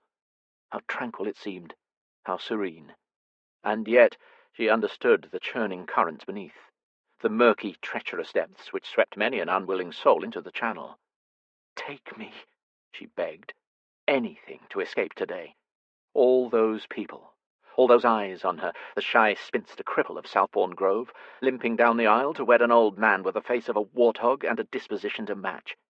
An old man who'd come up in the world, desperate to solidify his place in society with a noble marriage to an ancient, titled family. Desperate enough to wed someone on the wrong side of 30 with a serious physical hindrance. Everyone in the county had quickly sent their RSVP, and it seemed more people would attend the wedding than could fit in their modest vicarage. Not because they cared or wished her well, but because they hoped for a spectacle. They would come because Mortimer's penchant for ruining parties bordered on the legendary. He'd gambled away both his home and his sister to a wealthy machinist whose parents had been pig farmers. What else could possibly go wrong? Plenty. She cringed. Their father had hoped age would calm Mortimer's cruel spirit, but the years only served to amplify it. For Sir Robert, death had been a mercy. Lorelei might have done something desperate long ago, were it not for the woman kneeling behind her, pins in her mouth, taking in the seams of her wedding dress at the last possible moment. "You've lost an alarming amount of weight, dear," Veronica Weatherstoke, her sister-in-law, said, clucking her tongue sympathetically. "I believe I heard Mr. Gooch mention a certain aversion to slight-framed women." So he did. Their eyes met in silent commiseration, until the delicate bones of Veronica's lovely features were blurred by offending moisture. Lord, she hadn't cried since, well, for decades. "Do you know what the worst of it is?" "What's that, darling?" "I'm going to be Mrs. Sylvester Gooch." "Gooch!" she wailed, right before a hysterical bubble of laughter burst from her chest. How strange that her despair could be so hilarious, that a giggle could make a substitution for a sob. "As if my life couldn't get more pathetic and pitiful." Veronica's cheeks dimpled with the suggestion of a smile, though a desolate sadness likewise lurked in the emerald of her eyes. "I imagine, were Mr. Gooch a kind man, the surname wouldn't matter so much." "I should say not," Lorelei agreed. Tamerlane, Lorelei's one-eared black cat, brushed against her skirts. Heedless of his tendency to leave tufts of long hair against just about any fabric, she picked him up to stroke his neck. "When Mortimer came to court me, I thought the Countess Southbourne the handsomest-sounding title one could desire," Veronica recalled. "And now—" Now, Veronica Weatherstoke, her brother's young bride, once thought the loveliest woman in the county, had the solemn, wary eyes of a war refugee. Lorelei took her dear sister's hand, and they clung to each other for a while. "Perhaps, if Mr. Gooch is pleased with me, he'll allow you and Mortimer back to Southbourne Grove after a time. I shall miss you." Veronica's own tears brightened her gaze from emerald to jade. She pressed her gloves to her eyelids, not allowing the tears to fall. Lorelei suspected she didn't want smudges in the powder she applied to hide the still-healing bruise on her cheek. Veronica's wealth of carefully arranged dark curls danced in the sunlight streaming in through the tall windows of her chamber. The Grand Manse had been her home for 4 years, and now she'd be forced to leave it, penniless and ashamed. "Southend-on-Sea is not so very far away, and since our husbands' business interests are now aligned, I'm certain we shall see much of each other." Lorelei ascertained instantly her attempt at cheering the younger woman was an utter failure. "Mortimer made it clear that I cannot visit until I conceive an heir." Veronica put a hand to her empty womb. "Mortimer can suck rotten eggs," Lorelei spat, causing Tamerlane to change his mind about being held and leap out of her arms, his tail held high with distaste. Veronica had conceived a child, and had lost it because of Mortimer's heavy fists less than a year ago. Still pale with grief, Veronica never dared smile, but her porcelain cheek dimpled on the rare occasion she was pleased. "At least you'll get to stay with your animals. The estuary can remain your sanctuary. I only hope my new husband allows me to keep all of them." "Do your best to give him a son," Veronica advised. "Perhaps an heir will entice him toward indulgence." The thought of lying beneath her corpulent fiancé, who smelled of machine engines and bacon grease, was enough to incite a fit of vapours. Allowing him to touch her, there, to put his trout-like lips on her. A shudder oozed down her spine, fanning spikes of revulsion to lift goose pimples on her skin. "Lorelei," Veronica ventured cautiously, "have you ever, that is, has anyone ever discussed your wedding night with you? What to expect? What to do?" As much as she adored Veronica, Lorelei very much did not desire to have a woman 8 years her junior explain marital relations to her, as if today could be any more demeaning. "I've not doctored so many creatures for so long without obtaining a basic understanding of mammalian mating habits." Lorelei did her best to keep her mortification from colouring her voice. "I don't suppose a man of Mr. Gooch's age and dimensions can manage such a physical undertaking well or often. It shan't last long, I'm sure." Veronica turned away, but not quickly enough to hide her disconsolate expression. "If you're lucky, it won't. But surely you've more experience than the observation of beasts." "I have been kissed," she huffed. "Once." "And was it a pleasant kiss?" "It was like a dream, but better. 20 years. 20 years, and she could still taste his warmth, could still conjure the fullness of his lower lip, the intensity beneath his restraint, the sweeps and drags of his smooth mouth against hers, the utter, heart-breaking need. He'd been a dark creature with fathomless eyes, a spectre of some other time, some other fantasy, a loss too devastating to be evoked, especially today. Ash. That hope had died 1,000 painful deaths, and she'd cried enough tears to overflow the marshes before she'd accepted the soul-crushing truth. He'd remembered who he was, and whatever he'd left in his past had been enough to make him forget the promise he'd made to her. There are only 2 indisputable facts in this world.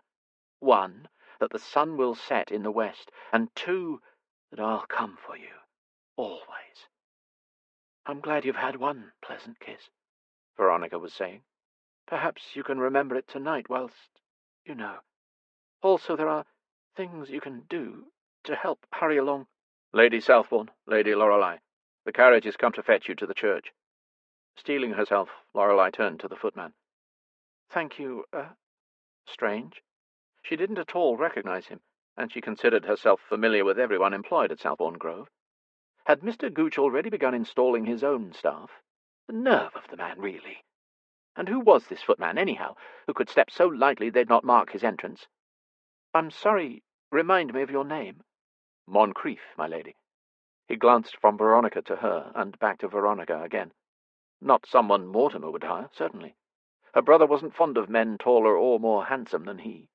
With hair rich and lambent as brandy tied into a queue, Moncrief possessed the depraved sort of good looks one would attribute to a libertine like Casanova or Byrne, rather than your workaday footman. "Thank you, Moncrief. We'll be down presently." Lorelei dismissed him. He executed a flawless bow, turned on his heel, and marched out. "Moncrief." Veronica blinked rapidly, as one might after glancing directly at the sun. "I'm sure I would have... that I've never... Is he new?" Apparently. Taking one last glance at herself, Lorelei decided she looked perfect for a second-rate wedding day. Her dress, a simple gold affair, set off the sun-stained metallic highlights in her hair. Her maid had arranged it into an intricate coiffure of braids, leaving long, darker curls to tumble down her back. Generally, her round cheeks and high colour hid her age, but Veronica was right. A recent weight loss painted every one of her 34 years onto her terse features. She appeared as limp and listless as she felt. "You look like a goddess." Veronica affixed the Southbourne sapphire tiara to her hair, arranging the attached veil with deft puffs and pulls. "I look like a gibbon," Lorelei groused. Usually a maid or seamstress would make any last-minute adjustments to the clothing, but Veronica had both a talent and zeal for fashion. "Do you want your cane?" Lorelei shook her head. "Not today." With her luck, she'd rest her cane on her dress and rip it on the way down the aisle, or something equally mortifying. They hurried, as fast as Lorelei hurried anywhere, to the carriage. Mortimer had decided Veronica was all she required in the way of bridesmaids. The Countess wrestled with the dress, while Moncrief was kind enough to lift the veil off Southbourne Grove's circular drive. The carriage must have belonged to Mr. Gooch, as it was larger and grander than any Mortimer owned by at least half. Clouds hung over the bay, inching toward the mouth of the Blackwater River, pregnant with the promise of rain. A few ships moored in the distance bobbed in the choppy waves, sloops, sailboats, and a rather large, dark ship with curiously few masts, a steam-belching stranger to these familiar shores, though she supposed Malden and Heybridge attracted more and more industrial commerce these days, and, unfortunately, men like her husband-to-be. Her ankle ached in weather like this, and she favoured it as she made her way down the steps to the coach. A tall, ebony-clad coachman, with a collar turned up to ward off the increasing wind, held a team of 4 restless black steeds in check, an appropriate colour in Lorelei's assessment, as it felt as though she were being conducted to her own funeral rather than her wedding. Tucked into the carriage with Veronica, Lorelei fought a suffocating sense of surrealistic dread the entire way. Every moment this day progressed promised to be more horrifying than the last. It would begin with a promenade down a long aisle, conducted by a brother who would think nothing of tripping her if only for the sake of his sick amusement. At the end of such a potentially disastrous walk stood a fiancé she'd only met but once, on the day he'd won her and Southbourne Grove in a poker game, and come to inspect his prize like one would a brood mare. He seemed more impressed with the estate than his bride. Sylvester Gooch, a beady-eyed, sour-faced glutton with prominent jowls, who seemed to snore even when awake. The soirée after the wedding would be nothing less than a chore, accepting the disingenuous felicitations, watching others dance when she could not, and doing her best not to obsessively dread what came next. The wedding night. God, how was she going to endure it? She must. Or she and Veronica, to say nothing of Mortimer, would be out on the street, the ancient Weatherstoke name ruined beyond repair, and worse, her animals would be without a home, and the meagre staff she'd hired to keep them unemployed. Too many souls, both human and otherwise, depended on her for their survival. And once again, Mortimer had crippled her, hobbled her more like, forcing her to suffer for his own heinous iniquities. Devil take him, she railed to the incoming clouds. Take him back to hell where he belongs. As though to answer her invocation, a burst of sudden thunder broke over the mouth of the river, gathering a parliament of angry clouds to the east. Frightful weather, Veronica mumbled, fussing with the peacock feather in her lovely headdress. I hope the footman and coachman don't catch a chill should they become drenched. Perhaps we should order them to keep going right past the chapel, Lorelei suggested wryly. Challenge them to outrun the storm. Tempting, Veronica sighed. The coach trundled to a stop, fascinating a parcel of latecomers still filing into the church. Lorelei held her breath as Mortimer forced his way through a small crowd, rudely gathered at the open doors of the grey stone cathedral, his mottled skin matching the wine velvet of his vest. He doesn't look pleased, Veronica fretted, a sheen of sweat gathering on her brow despite the plummeting temperatures. Lorelei forced herself not to remark upon the colossal proportion of her sister-in-law's understatement as the Earl of Southbourne stalked toward her. His hair had thinned, and his waist had thickened over the years, but he was still the same bulky, manipulative sadist she'd been raised to fear. If she disembarked the carriage by the time he reached them, the people milling about would take note of their arrival, and an audience would at least decrease the likeliness of an unpleasant interaction of a physical nature. Apparently, Veronica had been of the same mind, as she leapt for the latch before Moncrief had even appeared from his perch to help them down. Ungainly teal skirts barely seemed to hinder Veronica at all, as she daintily hopped down without the use of the steps, and turned to assist Lorelei. "Quickly now," she urged. Lorelei gathered up the length of her veil in a billowing ivory armful and reached out to take Veronica's hand. Her landing was decidedly less graceful, and the gathering wind threatened to rip her veil from her grasp. The ground beneath her slippers seemed to tremble as the driver's heavy boots landed beside her. Startled, both ladies gaped at his broad back as he advanced. The wind whipped his black leather coat around his long legs as he strolled toward the cathedral as blithely as an uninvited guest. Just what did he think he was doing? Mortimer jabbed an accusatory finger at her, condemnation seething from him like an inquisitor to a witch. "Did you do something to scare him off?" Lorelei flinched. What? "God, you're as bloody useless as a lame mare. Your fiancé," he thundered. "You couldn't even entice that tub of guts to show up to his own wedding. It's my fault Mr. Gooch isn't here, I'm afraid," the coachman said casually. With one nimble motion, he reached into his coat, produced a long, bejewelled dagger, and shoved it beneath Mortimer's chin. He didn't stop pushing until the point embedded in Mortimer's brain.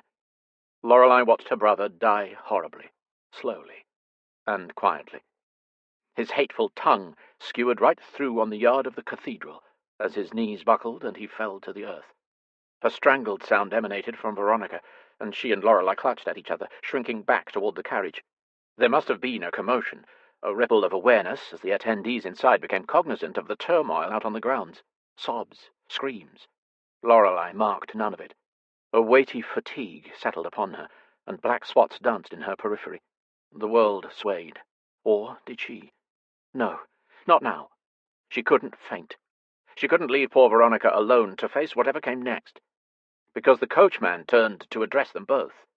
He removed the cowl that had hidden his features and turned down his collar.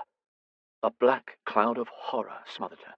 Black, like his eyes, like his hair, like the grief that had swallowed her when he hadn't returned all those years ago, like the churning storm that framed him now, summoned by whatever ancient, malevolent god had unleashed him upon this earth. She couldn't say his name, because this devil before her surely was not Ash. He was taller, wider, darker in every way possible.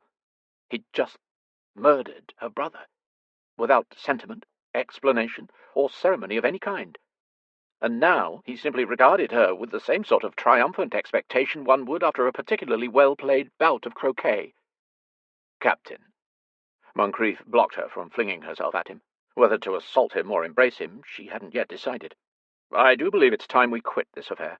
I do believe you're right." He stalked back toward the carriage in long, primal strides. His carriage, Lorelei realized numbly. For that's what she was, numb.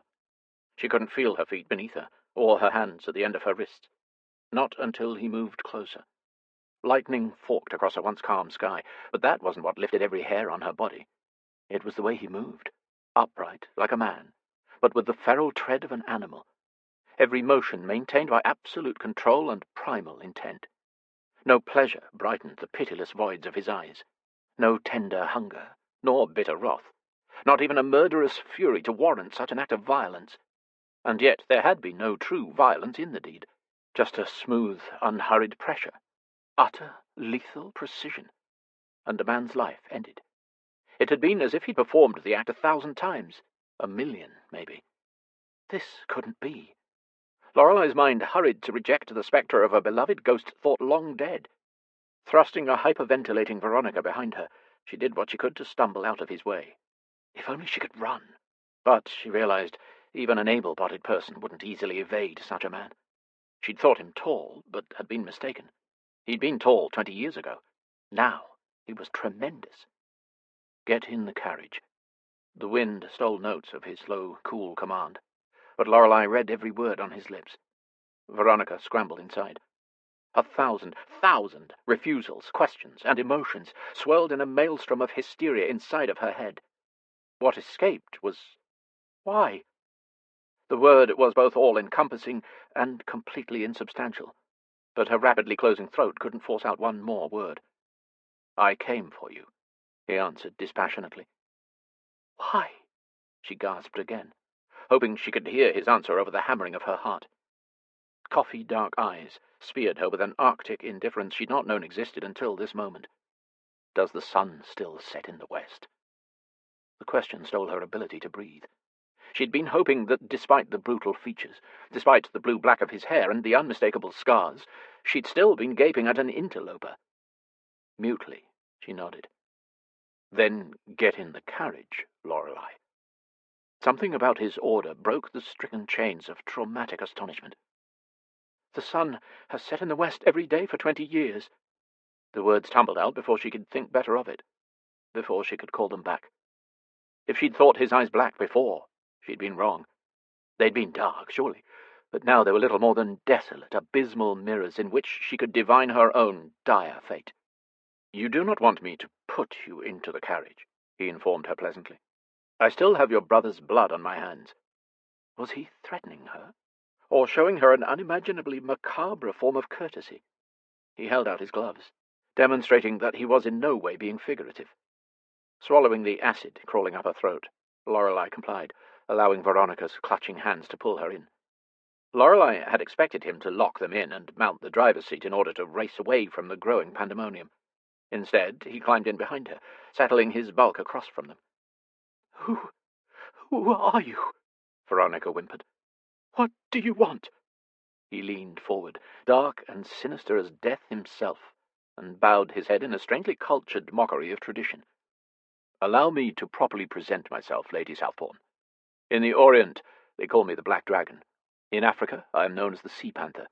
A warlord along the Persian coast once granted me the title the Djinn of Darkness. I have many names and even more titles, but first I am captain of the Devil's Dirge, more commonly known in this part of the world simply as the Rook. Chapter 6. They'll come looking for us, won't they? Veronica reasoned, as she and Lorelei clutched at each other in the captain's quarters of the self-same dark steamship she'd admired not an hour prior. I mean, we were abducted from your wedding after Mortimer. She swallowed, as a visible shudder ran through her. Several people witnessed the murder, and would have contacted the authorities by now. Probably the whole British Navy is after us. The Rook has been a quarry of theirs for ages. They'll rescue us and hang him for a pirate, and we can go home. Lorelei knew Veronica meant well. She did nothing without the best of intentions, but the desperate words tripping on Veronica's shallow breaths did more to keep herself calm than anything.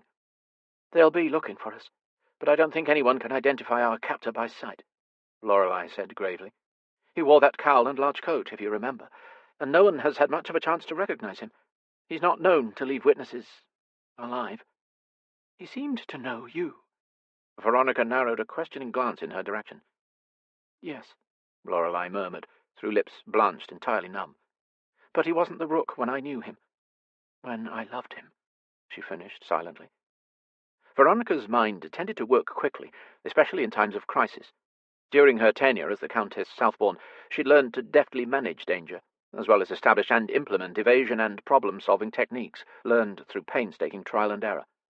Lorelei fancied she could see the gears of her sister-in-law's mind whirring like a timepiece wound too tightly.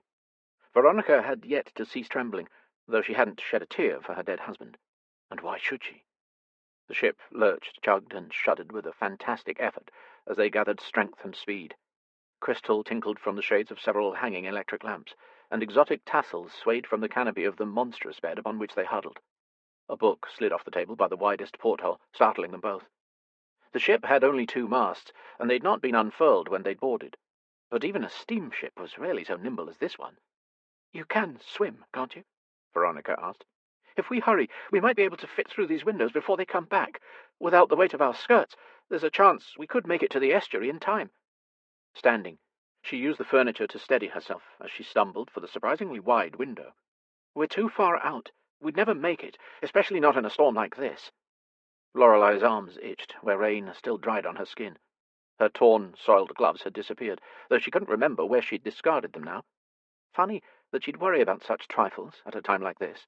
She'd rather think of anything, she supposed, than the dangerous pirate who'd come for her. Distantly, she wondered if this was all a dream, a nightmare caused by extreme pre-wedding anxiety. Would she wake back at Southbourne and be forced to relive the tedium and terror of her wedding day all over again? This time without murder, without Ash. If he'd come for her, did she want to wake? She dug her nails against her palm, wincing when the pain lanced her. No, she was fully conscious, but unconvinced that the man who'd kidnapped her was the boy she'd loved. Veronica grappled with the porthole latch. I think I'd rather drown than endure what awaits us on this pirate ship. Hysteria edged out the reason in her voice. How can you be so calm? Calm? Is that what she was? Calm. She supposed her inability to move must seem tranquil, but in truth, Lorelei attributed her behavior to terrified paralysis more than anything. Shock, astonishment, distress. Any similar word she summoned to describe her current state seemed woefully inadequate to the task. Traumatized, perhaps? Ash? The Rook? How? Reality had just collided with a nightmare, and she and Veronica were the reluctant debris left in the aftermath. Dash it, Lorelei! Help me! Open this! Veronica cried. We've heard the stories of the Rook, read the news articles. You witnessed what that man did to Mortimer. The Rook has a crew of men with rocks for hearts, and he's the deadliest of the lot. Which is why it would behoove you both to behave. The air in the room cooled several degrees, and even the storm shadows deepened as the Rook ducked into the cabin. It was as though he brought the darkness with him. He wore it about his wide shoulders like a regal mantle tailored for the devil himself. Suddenly very aware that she sat upon his bed, Lorelei stood, her hand searching for Veronica, who instantly returned to her side. She wasn't sure why, but it seemed easier to address the most infamous and lethal pirate in centuries, one who wore the features of her first love, whilst clinging to her only friend in the world. His cool, detached manner stung more than it should, as he assessed her with distressing thoroughness. Veronica probably assumed she tightened her grip out of a similar terror, but in reality she did it to stay the impulse to smooth her bedraggled hair or fiddle with the veil that hung damp and limp from her crown.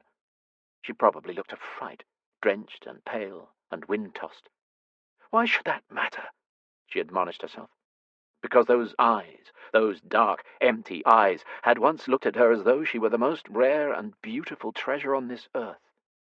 And now, nothing. As the ship left the bay, the sea became as tumultuous as her own emotions, making it extra difficult to keep her feet beneath her. The Rook advanced upon her with the unhurried but absolute concentration of a shark drawn to blood. He emoted no appetite, no aggression, no anticipation. But he was hungry. Lorelei didn't understand how she knew it. She just did. Like the conditioned responses of any prey animal, she sensed his need with the tiny hairs prickling on the back of her neck, or by the twitches and shivers of ever-ready muscles, urging her to run. She hadn't run in more than 25 years. Not that there was any hope for escape on a pirate ship. Black trousers pulled tight against his thighs as he progressed, moulding to legs much longer and thicker than she remembered. Brilliant, colourful, unidentifiable shapes of innumerable tattoos pressed against the white of his shirt, as muscles he'd not yet built in his youth shifted when he reached for her. As a boy, his body hinted at strength. Now he rippled with it. He might have once been dangerous. Now danger seemed too mild a word. The peril she sensed in his presence defied description. "How fortuitous that you're already wearing a wedding dress," he said without inflection. Lorelei shrank away from him, but of course he didn't allow it, as he firmly disentangled her from Veronica's clutching hands. "Don't you touch her!" Veronica cried. "Do keep in mind, Lady Southbourne, the last person who presumed to command me now rests at the bottom of the ocean," he replied. "And I say rest, because in the end his death was a mercy." Veronica paled, and for a moment Lorelei thought she might swoon. "There's no need to threaten, Lady Southbourne." She kept her voice even, unchallenging, a tone she'd adopted and perfected during 30 years living with a volatile man. "I won't make any trouble. You know that. Just tell us what you're after." The stare he levelled at her hinted at displeasure, but Lorelei had the sense an incalculable fury seethed beneath the air of indifference. "Do not speak to me as you spoke to your brother, Lorelei. I am not a man to be handled." "I wasn't trying to." Dark brows lowered in calculating evaluation, his stubborn jaw tilting slightly to one side in an achingly familiar gesture. "Do not lie to me. If you are afraid, show it. If you are in pain, tell me. I might not know otherwise." The moisture deserted her mouth. How did even the most innocuous sentences become sinister when uttered by him? She attempted to accommodate him. "I am afraid that you'll do Veronica harm," she admitted calmly. His granite jaw relaxed slightly, along with his grip on her arm. "Are you not afraid I'll do you harm?" Well, she was now. "I tell you, Captain, I don't understand you one bit." Moncrief was also tall enough to have to duck beneath the arch of the cabin door. He punched his long arms into a lush, expensive emerald green velvet jacket with a black silk collar. "Correct me if I'm wrong, but don't we expend a great deal of our time and effort doing our best to avoid government institutions?" "As a general rule, you are not wrong," the Rook casually acquiesced. "Marriage would make the second government institution you've entered into willingly in as many months.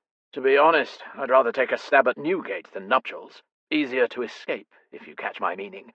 He aimed a mischievous wink at Veronica, as though she were in on some elaborate joke. Veronica blinked once, twice, peering at him as though he spoke a language she'd never before encountered. It might have been the rough heat of the hand shackling Lorelei's arm that impeded her wits, but a stunned realization interrupted her brewing temper at Moncrief's unseemly remark in front of a traumatized recent widow. Nuptials? Wedding? What had the Rook said when he entered? She'd been so busy cataloguing the differences between her, Ash, and the pirate who stood before her, that the words hadn't truly registered. How fortuitous that you're already wearing a wedding dress. Her heartbeats stumbled and collided into one another, her nerves singing with dread and alarm. Oh, heavens! He didn't mean to— What in God's name are you wearing? Green velvet? The Rook's crooked aristocratic nose wrinkled with distaste. Oddly enough, it was the most demonstrative he'd been during this entire ordeal. You don't like it? Moncrief threw his arms wide and puffed out an already thickly muscled chest. Bought it off a merchant in the Turkish bazaar. Said the colour was unparalleled, but he couldn't sell it on account of it being too fucking hot for velvet, if you'll pardon his French, my lady. In any other situation, the flirtatious smile he bestowed upon Veronica would have been heart-stopping on features as handsome as his.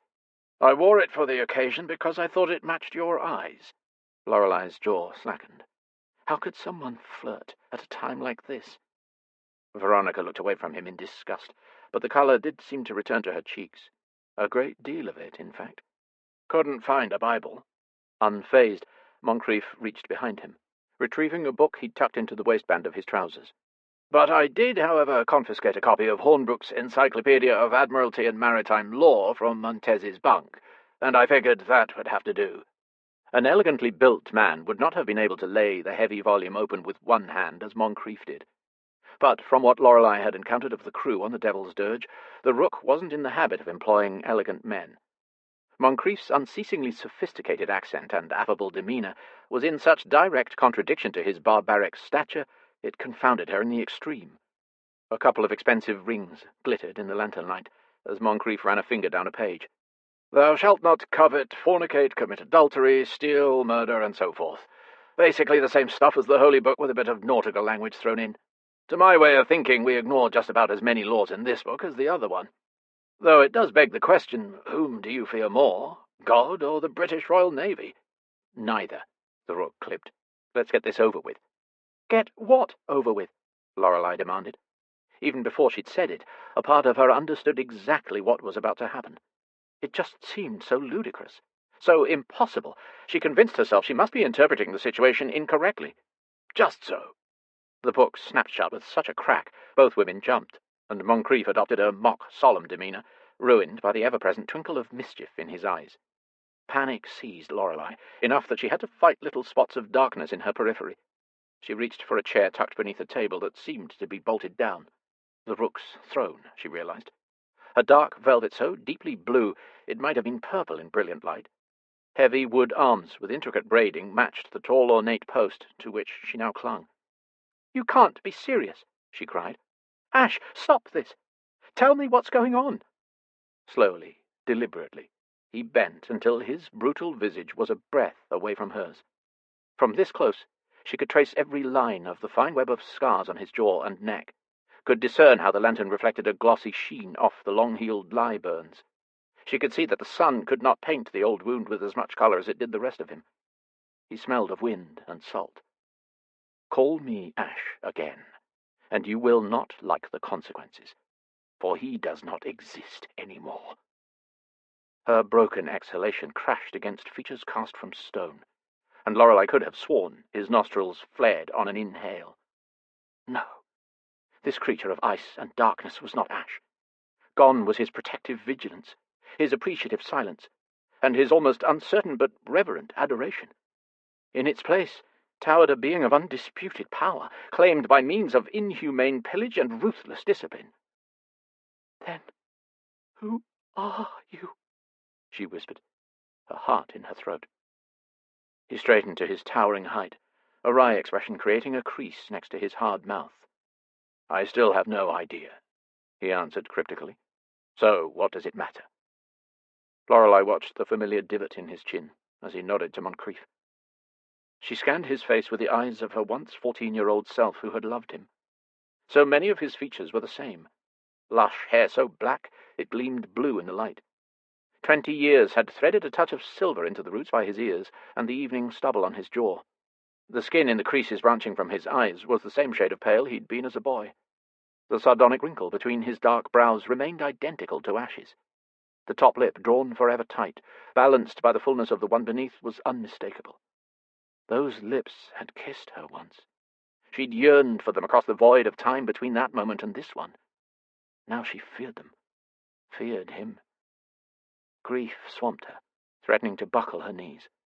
Somehow she'd known he'd be this striking as a grown man. She'd just assumed he lived his forgotten life elsewhere, that he was happy, because why else wouldn't he come for her?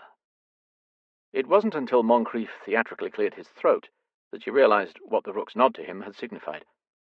Moncrief opened the book to a random page and pretended to read. "Captain, did you literally take this woman for the purposes of being your wife?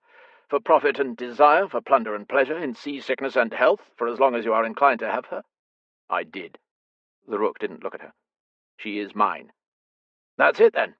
By the powers invested in me by, well, you, I pronounce you pirate captain and wife. Felicitations to you both. You may kiss the bride." "You may not kiss me," Lorelei protested, though she belatedly noted he made no move to do so. "And I am not your bride." Whirling on Moncrief, she demanded, "Aren't you going to ask me if I take him? Because I categorically do not." Moncrief laughed as though she'd said something hilarious. "The entire world has tried to take the captain, woman. What makes you think you can?" "This is a ship where my word is law," the Rook reminded her. "You are not required to say I do, only to do as I say." But this wedding isn't legitimate," she sputtered. "No country on earth would acknowledge it. You simply cannot marry a woman against her will." One dark brow climbed toward his hairline. "Are you saying it was your will to wed Sylvester Gooch?" "Well, of course not, but then your argument is null." A flash of lightning gilded Moncrief's queue with threads of bronze as he nodded sagely. "Women have been marrying against their will for untold centuries. In fact, marriage is usually the worst thing to happen to a woman in one way or another, and yet so many insist on spending their days pursuing a husband like a bloodhound does an escaped convict. Why do you suppose that is?" "Moncrief," the Rook clipped. "Yes, Captain. Go get drunk. That's an order." "With pleasure." He gave them both a half-hearted, two-fingered salute, and did an about-face.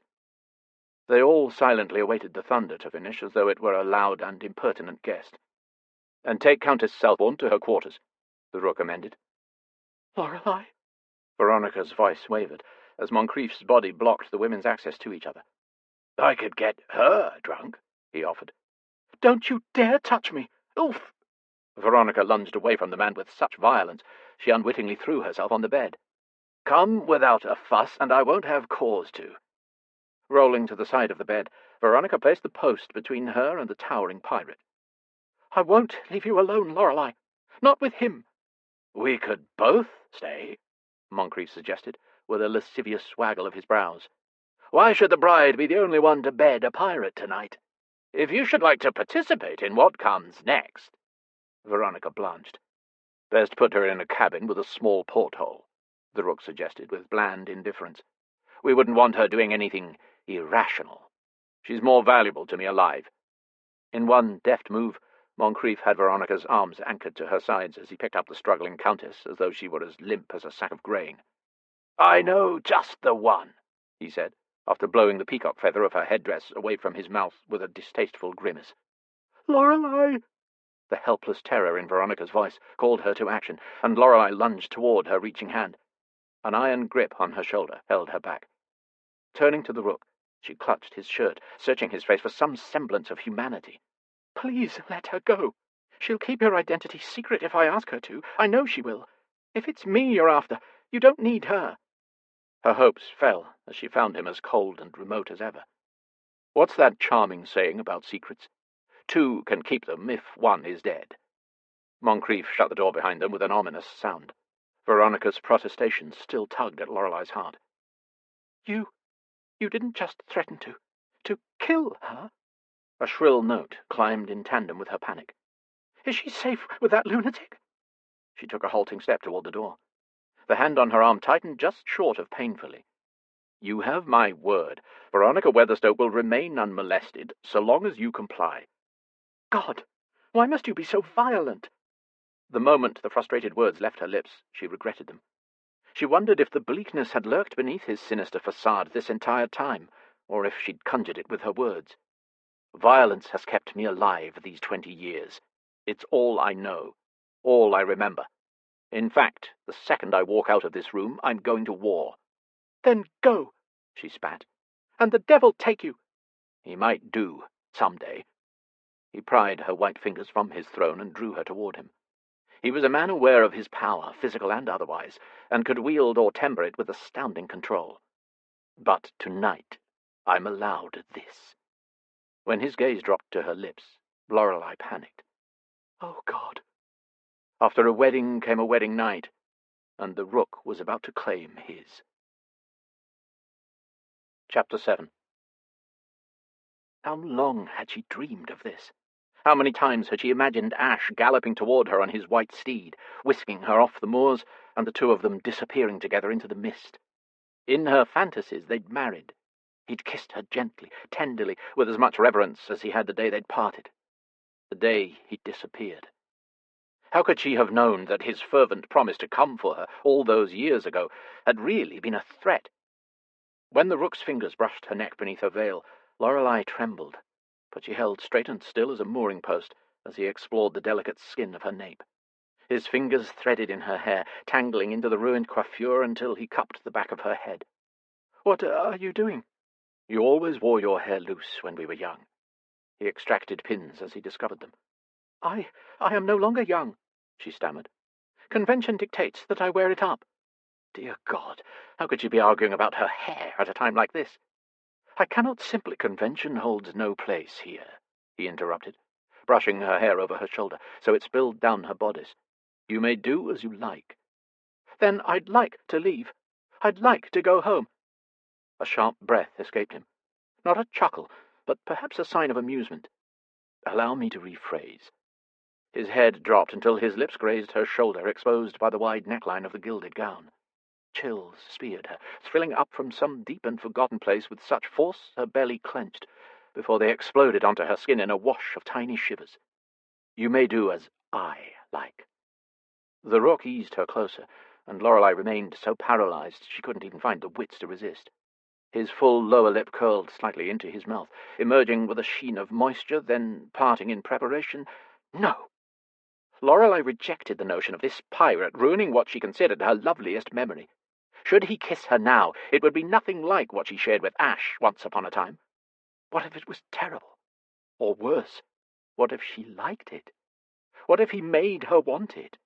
What if this new demonic incarnation of Ash stirred in her the same awakenings she'd experienced as a girl in his arms? Because, Lord help her, the Rook was possessed of a dark charisma she'd never before encountered, and it was wreaking havoc with her senses already. Ducking her chin against her chest, she turned her tiara into a weapon. A less dexterous man would have taken a Weatherstoke sapphire right to the eye. Before she could process what was happening, he spun her to face the bed. He stood behind her now, one arm clamped around her, just above her breast, as he relieved her of her tiara and veil and tossed it to the ground, heedless of the glittering, precious heirlooms. She barely noted the tug, as the bulk of her awareness was completely focused on the bed in front of her. A decadent, cavernous thing, the canopy strung with enough vibrant silk to shame Salome. The coverlet belonged in a sultan's harem, stitched with a riot of silver thread into sensual patterns across a vivid blend of fabrics. She couldn't have conjured a more dissimilar wedding bower to the one she'd expected to endure this night. They stood like that for several silent, heaving breaths as the storm raged outside, tossing the boat this way and that. His powerful legs stabilized them both. His thighs flexed against the curve of her rump in a disquieting dance with the unstable ground beneath them. Rather than bother with the bustle, Lorelei had favoured gathers and ruffles for a train, and she regretted that now, as every swell and sinew of his well-hewn body pressed against her back with naught but a fabric barrier. The short but heavy breaths pressing his chest against her contradicted his inscrutability. "Where are you taking us?" she ventured, frantically trying to distract them both from the bed looming right before them. "Wherever I desire." His arm kept her prisoner against his unyielding bulk, as the questing fingers of his free hand continued to delve into her hair. He whispered something against her skin, but her heart beat too loudly in her ears for her to correctly perceive it. Questing lips trailed over her skin. He paused at heart-stopping intervals to drag in deep lungfuls of air, as though he could store her essence inside of him. "After everything," he released a harsh breath, "after 20 years, you are mine." A note in his voice froze Lorelei in place, not with fear, but something adjacent to it. For the first time, humanity seeped into his timbre, and along with it some terrible mélange of bleak rage and awe-struck anticipation. It was as though he were as astonished as she to have found themselves here. So many questions stung like vicious wasps behind her lips, but she was too much a coward to give them breath. Ash would have patiently answered each one. But the Rook? Who knew the depravity of which he was capable? A hoarse gasp of shock escaped her as he roughly bent her over the bed, imprisoning her with his hips as he unlaced her gown with rough tugs against her ribs. It was the thickening shape of his sex against her backside that finally galvanized Lorelei from panic into action. She clawed her way up the counterpane, kicking out at him from behind with her ineffectual leg, and scrambling across the bed. It was an undignified retreat, to be sure, but an effective one. Lorelei thrashed and struggled against her unwieldy skirts, but finally gained her feet by way of a clumsy roll. Now she stood against the terror of the high seas with only a bed between them. Blinking rapidly, she found him staring across at her with a possessive savagery she'd not expected from a face that had thus far been so carefully expressionless. And yet he made no move to follow her. "I'm not yours," she declared, rather courageously in her opinion. She'd meant to say more, to talk sense into this barbarian, but a tightness in her chest stole her capacity for breath, and thereby words. Her vision began to blur, distorting his brutal visage, and clarifying the motes of dust sparkling in the dim silver light of the storm, aided by a few flickering lanterns. Lorelei had never known true fear before. She'd lived her life under the thumb of a cruel and intemperate bully, but the trepidation and anxiety she'd considered a part of her every interaction with Mortimer ill-prepared her for this pure, mortal terror. She'd thought she understood what helpless was. She'd had no idea. A detached part of her marveled at it, at him, this man crafted of lethal strength and absolute Cimmerian ferocity. She had held him so long ago while he trembled in pain and fear as a boy. She'd brushed that inky hair away from those austere eyes, and coaxed reluctant smiles from his hard mouth. In this moment, no one would believe such a thing possible. Were her memories a lie? Had he never touched her with gentle deference? Had he always been this callous, violent beast? "Where are you, Ash?" For he was not here, not with her in this room, not inside the sinister villain who wielded his muscle and sinew to devastating effect. Lorelei's chest burned, and her heart hurled itself against its cage. Finally, her body forced her to expel a breath she hadn't realized she'd kept trapped in her lungs. The movement drew his gaze to her bosom. Glancing down, Lorelei found that her loosened bodice had drifted to her waist. Her corset pinched her breasts high enough that the shameful pink crescent of her areolas crested above the contraption, the abundant flesh quivering in time to the trembles of her body. If she'd been wearing her own cotton camisole, it would have shielded her flesh from his view. But Veronica's gauzy French chemise, so iridescent it barely deserved the name, shimmered like gossamer hummingbird's wings, revealing more than it concealed. With an indecorous squeak, she yanked her bodice up to her shoulders, clutching it to her décolletage. A flash of lightning turned his eyes into silver embers, glinting every bit as hard and hot as tempered steel. "Come here, Lorelei," he ordered. Was his voice less steady than before, or had she imagined it thus? "I am not your wife," she hissed. "You may not simply order me about like one of your crew. Just because I'm here against my will doesn't mean I belong to you." His head made a serpentine motion on his neck. "That is where you're mistaken, Lorelei." He spoke through his teeth, reaching for a post of the bed as he carefully navigated around it. I won't like it," she threatened, taking an infinitesimal step backward. Would he make a liar of her? He advanced to the foot of the bed, and only one corner separated her from her fate. And then he stood before her once again, a dark tower of saturnine grace. A man who moved with such finesse she'd not marked his footfalls. It seemed his shadow reached her before he did, and now here he was, close enough to share breath. "I can promise your screams will be of pleasure, not of pain." Lorelei found herself once again unable to move, as his words evoked a quiver somewhere south of her belly. She became mesmerized by something both foreign and familiar in his dark eyes. He didn't blink. Never once did he break eye contact, as both human and nature's laws dictated he should.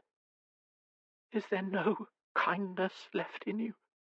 A muted whimper escaped her, as hot tears burned her temples. "Do I mean so little to you?"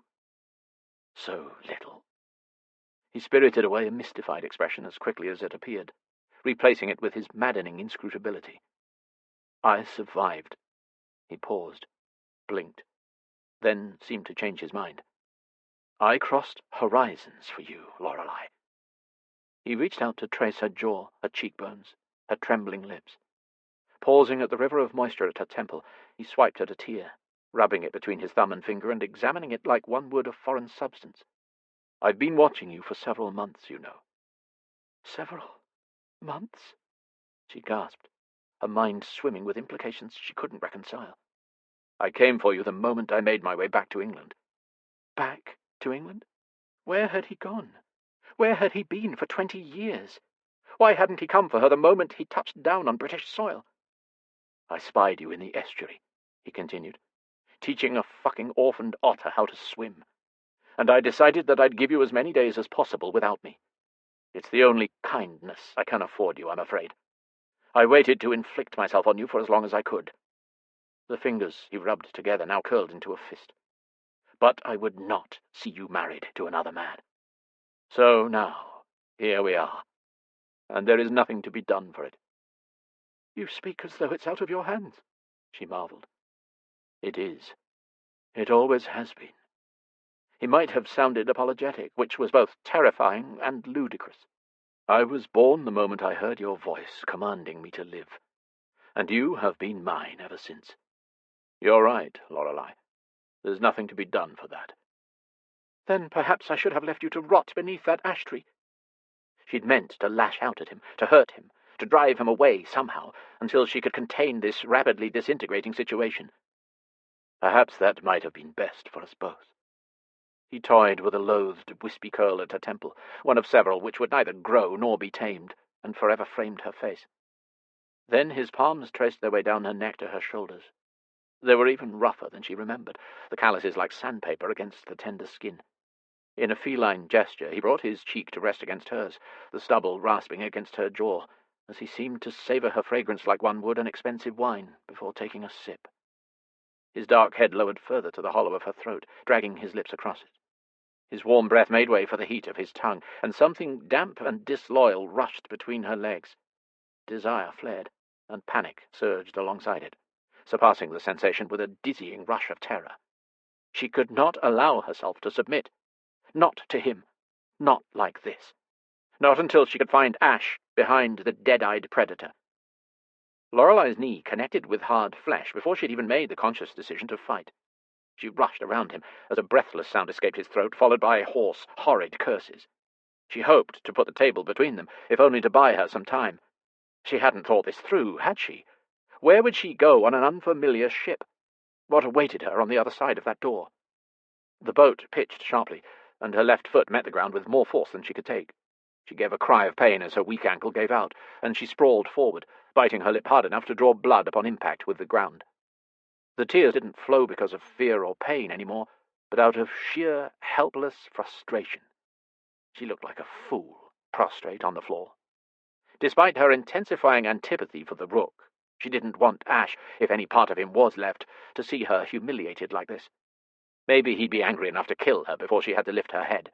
Then she wouldn't have to face her own mortification. He was on her in an instant, turning her, lifting her, cradling her to his chest, much like he'd done so long ago. Lorelei's tears became as torrential as the storm. She did her best not to remember the last time she'd cried against him, the last time she'd made herself a fool in front of him.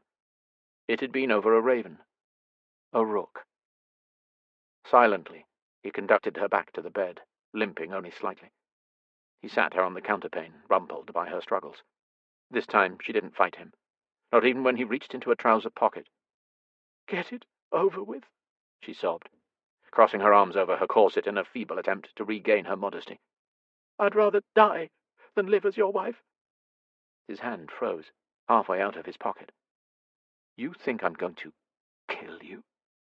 And why shouldn't I? You murdered Mortimer, she said woodenly. In a churchyard, no less.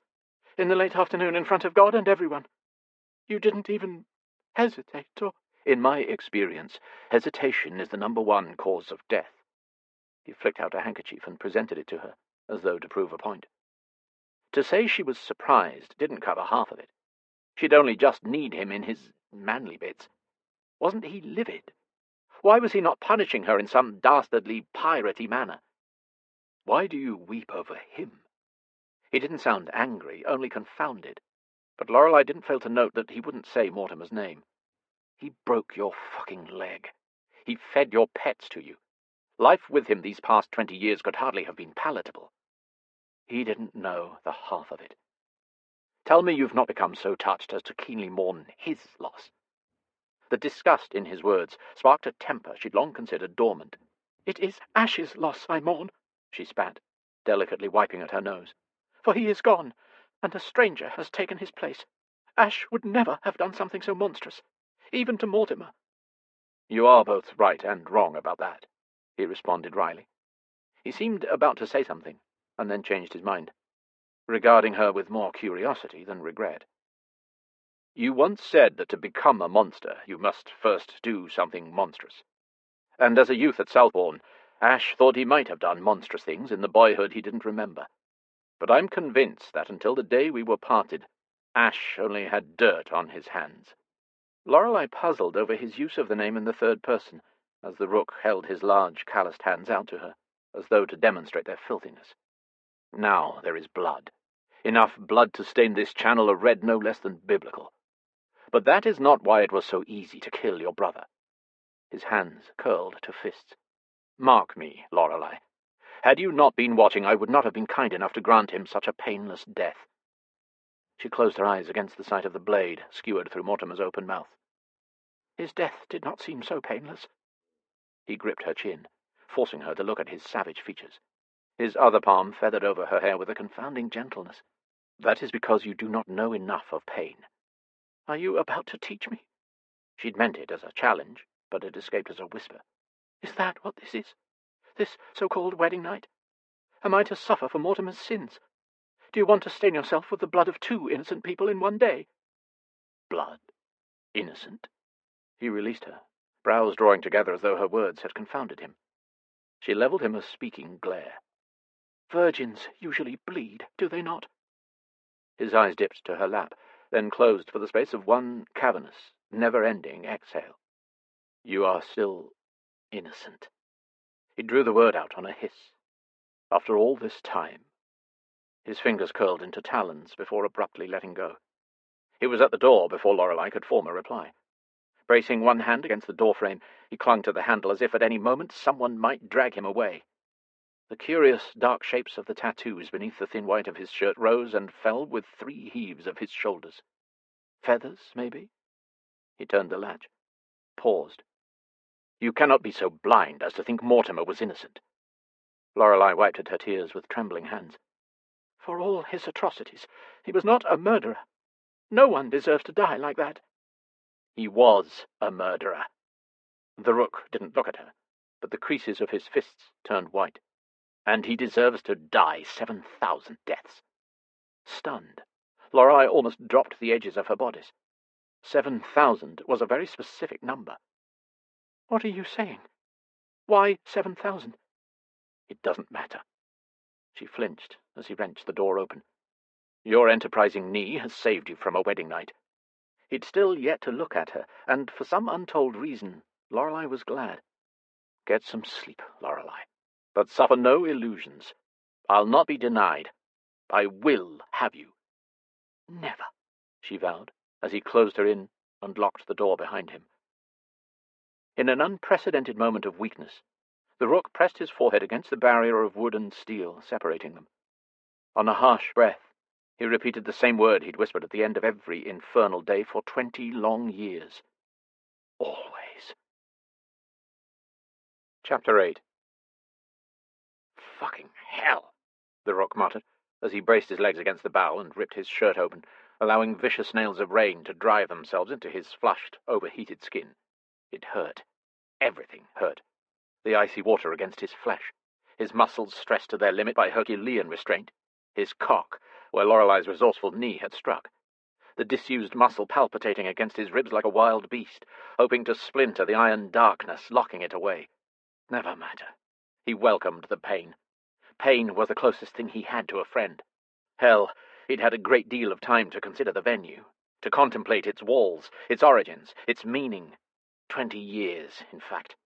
To him, hell was taking a drink with Mortimer Weatherstoke at an inn in Heybridge and waking up 12 hours later out to sea on a merchant ship, leagues away from the only person who'd ever meant anything to him. Hell was years upon years of working on a deck like this one, in just such a storm, the seawater stinging the open whip wounds on his back. It was sleeping in so many chains, in holds stinking of filth and despair, starving, freezing, and dreaming of his precious few months in paradise, of Lorelei. His very own paradise lost. Hell was the vast, merciless ocean spread between himself and her. The hoary horizon had been his perdition for so many years until, one night, he'd had enough. What had Milton said in Paradise Lost? Better to reign in hell than to serve in heaven.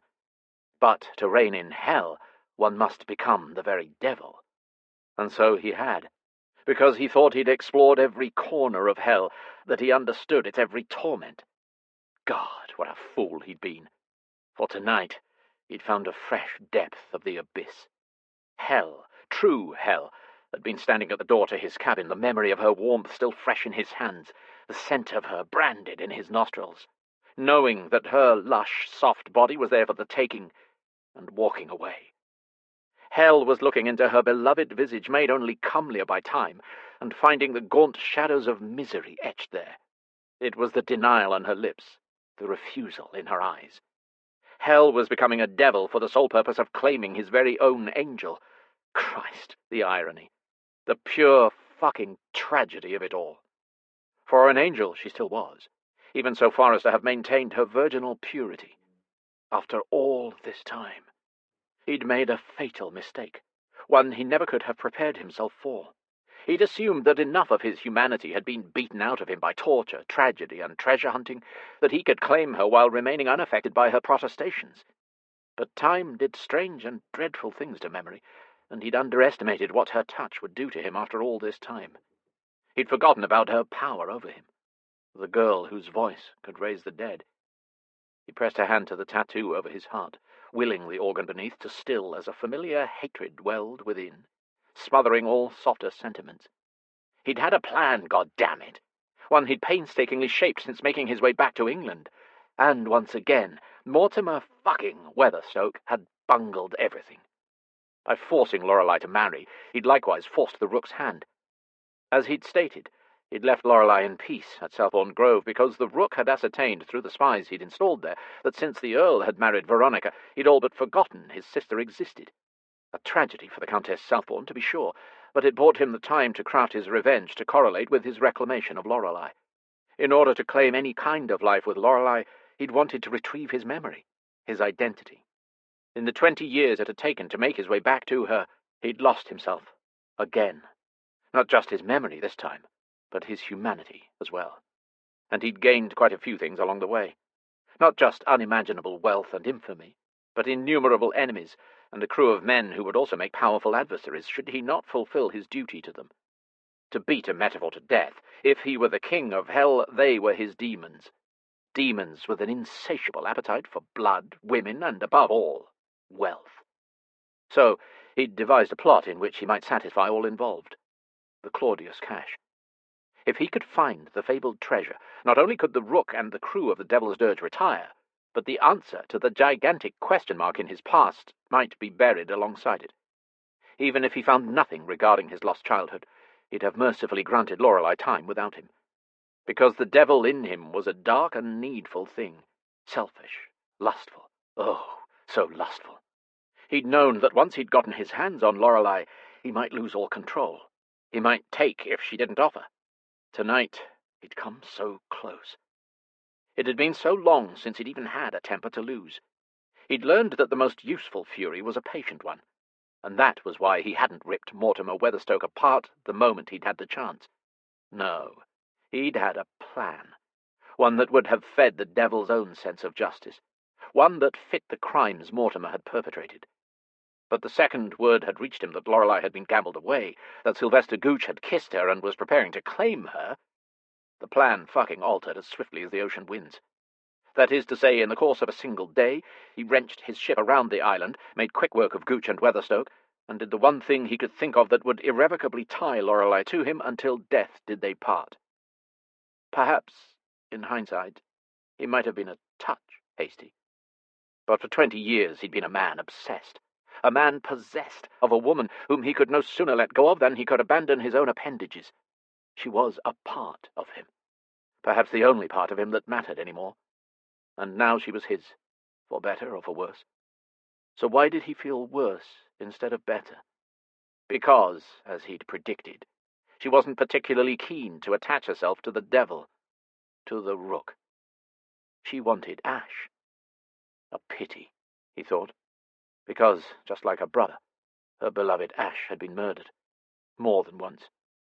And now his black soul occupied the shell of the boy who'd loved her, the body of the man who'd laid claim to her. He was the devil who'd returned to fulfill the promise of a ghost, because, despite everything, the sun still set in the west. Chapter 9. Sebastian Moncrief had sworn allegiance to the Rook 4 years ago, chiefly out of sheer disbelief at finding a man who truly gave fewer dusty fucks than he did, about anything, or anyone, until now. Sagging against the doorframe of the galley, a fine cigar lodged in his teeth, Sebastian squinted against the spray of relentless droves of rain and frenzied white-capped storm surges breaking against the ship. The sea did its best to crawl onto the deck, and his captain stood with both legs planted against a widowmaker gale. One hand gripped the rigging, as the other was flung wide, daring the innumerable gods of the sea to strike with whatever they could. Fire, lightning, a rogue wave. Moncrief saw this for exactly what it was, a shower of ice to quench the flames in his blood, or loins, as the case may be. Sebastian had nearly taken one himself, after a grapple with a writhing, spitting countess left him as aroused as he was bedevilled. However, he had orders to leave Veronica Weatherstoke untouched, and so he'd not seduced her, regardless of how badly he'd ached to do so. If ever a woman was in dire need of a good seducing, it was that one.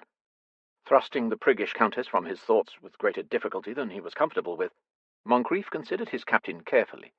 He'd taken a bride, but he'd obviously not taken her. Why the fuck not? Frowning, Moncrief blew a perfect smoke ring into his whiskey glass before drinking deeply. How many drinks did this make? 6, 7? Didn't matter. He'd keep drinking until he'd puzzled this conundrum through. For what self-respecting pirate made decisions whilst sober? None he'd want to know. Inelegantly he poured his 7th, 8th dram, and decided to sip this one, as he measured the only man he'd ever obeyed. Together he and the Rook had turned apathy into an art form, and avarice into a religion. For so long before his tenure on the Devil's Dirge, Sebastian had thought himself immune to fear, until one glimpse of the quiet and ruthless brutality of which the pitiless Rook was capable taught him more about himself than did a lifetime spent in self-discovery. Sebastian had realized he wasn't immune to fear, but addicted to it, and no one frightened him like the Rook. Did he not know better, he'd have thought the Rook some dark incarnation of Typhoon, the ancient god of chaos and the sea. The captain was possessed of a sense he'd never before encountered, several, in fact, and before long Sebastian had become convinced that the Rook was either a great friend or a mortal enemy of death, because the demon had left him alone, left him alive, more times than should be humanly possible. In time, Moncrief's curiosity had become a grudging respect, and then, astonishingly, kinship. He was as close to the Rook as anyone dare get without his balls shrivelling to the size of sun-ripened grapes. His general insouciance became the perfect counterpoint to the Rook's own brand of terrifying tranquility. They each had their parts to play. The Rook violently obtained things, and Moncrief violently enjoyed those things. It went beyond treasure now. Titles, power, prestige, land. They had so much, more than any one crew of ne'er-do-well deserved. But it was never enough. Pirating for Sebastian was about pleasure, the rush of life-affirming exhilaration unparalleled by any other experience, the freedom of calling no man king and no country home. Certainly he followed the Rook's orders, usually. It was his ship, after all. But for all his brutality, the Rook was no tyrant. His crew consisted of men who were, at one time or another, hired to do some mercenary thing and liked either the work or the reward so much that they begged to stay. Attrition caused from death by the Rook's own hand was astoundingly rare for a pirate ship. In the 4 years Moncrief had known him, the Rook had only killed 3 of his crew. One for turning state's evidence after his capture in Morocco, another for alerting the British forces of their cache beneath the catacombs of Inverthorne Keep. And what a fucking debacle that had been. And, most notably, Jeremy Smith, who'd snuck an 11-year-old girl into his quarters. An oily shudder oozed down Sebastian's spine at the memory, and he took a larger drink than he'd meant to. He'd never forget how the captain had reacted to that. He didn't punish Smith so much as dismantle him.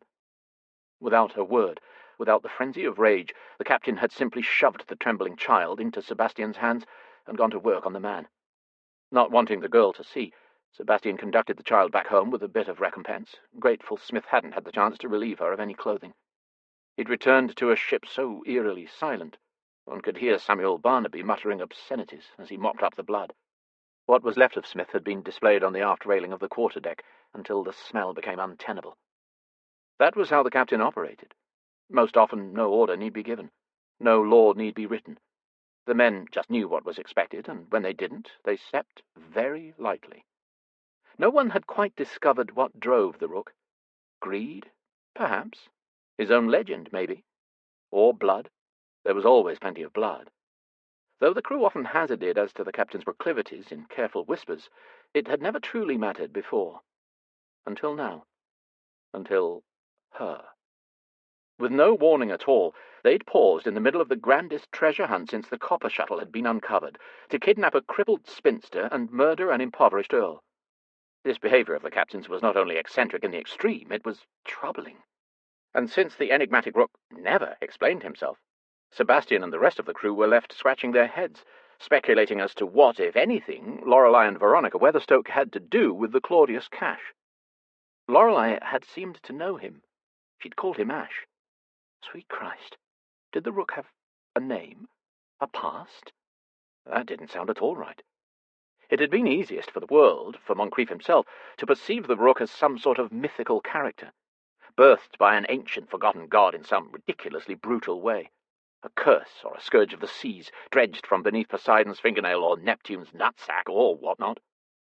Could it be possible that he was a mere mortal? That skill, cunning, strength, and sometimes blind bloody luck had seen him through all this fucking time? When it seemed the storm had driven enough needles into the Rook's flesh, the captain drifted back toward the galley, navigating the sharply pitching deck with a curious hitch in his stride. He accepted the towel Sebastian offered him, and dragged it over his face before scrubbing at his hair. A small muscle tick appeared in his jaw, which was the equivalent of a temper tantrum for such a self-contained man. "I'll never claim to be an expert on wedding nights, Captain, having only ever ruined a few, but I've operated under the impression they're not generally so abbreviated as yours." I'm in no mood. To describe the glare he received as threatening was to call the Sahara dry or ocean wet. Applicable, but not enough. Sebastian suspected they were both stricken with a similar distemper, driven to the same volatile, frustrated place by 2 appealing, yet unwilling, Weatherstoke ladies. "Very well. May I offer you some of this obscenely expensive Ravencroft scotch? Top shelf, worth every penny, or would be, had I actually paid for it. It'll warm you up enough to put your nipples away." No.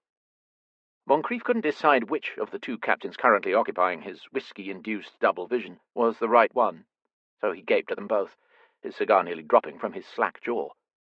"I've never known you to turn down a drink or 5. What's gotten into you?" Folding the towel, the Rook draped it over a basin, glancing in the direction of the captain's quarters. "If I drink, I might forget." Sebastian snorted, dropping into a high-backed chair next to the galley fire. "I rather thought that was the point of drinking.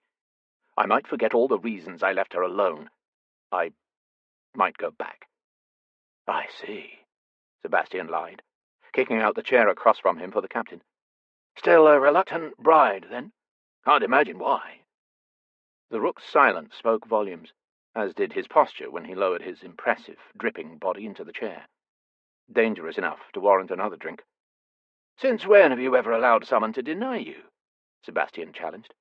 She's different, his captain murmured. I know she's bloody different.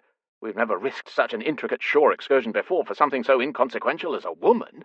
I mean... The Rook held up a hand to silence him, and something in the rigidity of the gesture lifted fine hairs all over his body. It wasn't just for her, and you know it. He knew nothing of the sort, but he wisely kept his own counsel. Even he, who continually spat in the face of the fates, found it difficult to meet the Rook's sharp, eerie gaze. They'd barely rounded Cape Wrath in their cartographical search of Scotland's rivers. This little side venture put their whole fucking scheme in peril. But the Rook was right. Capturing the captain's new bride hadn't been their only mission in Malden.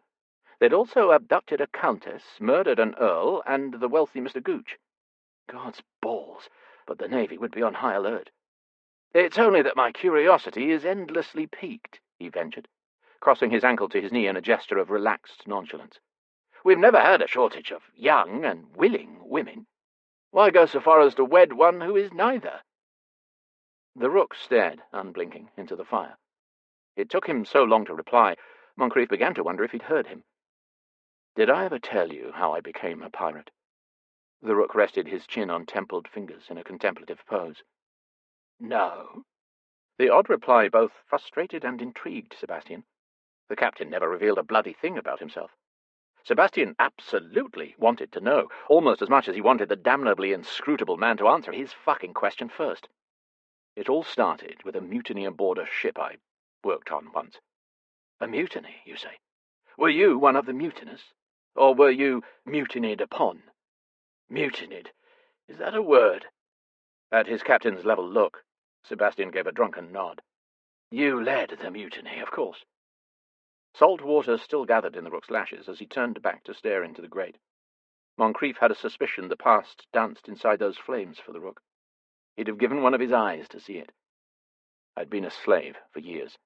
We were sold from Japan to a particularly cruel Argentinian shipping magnate.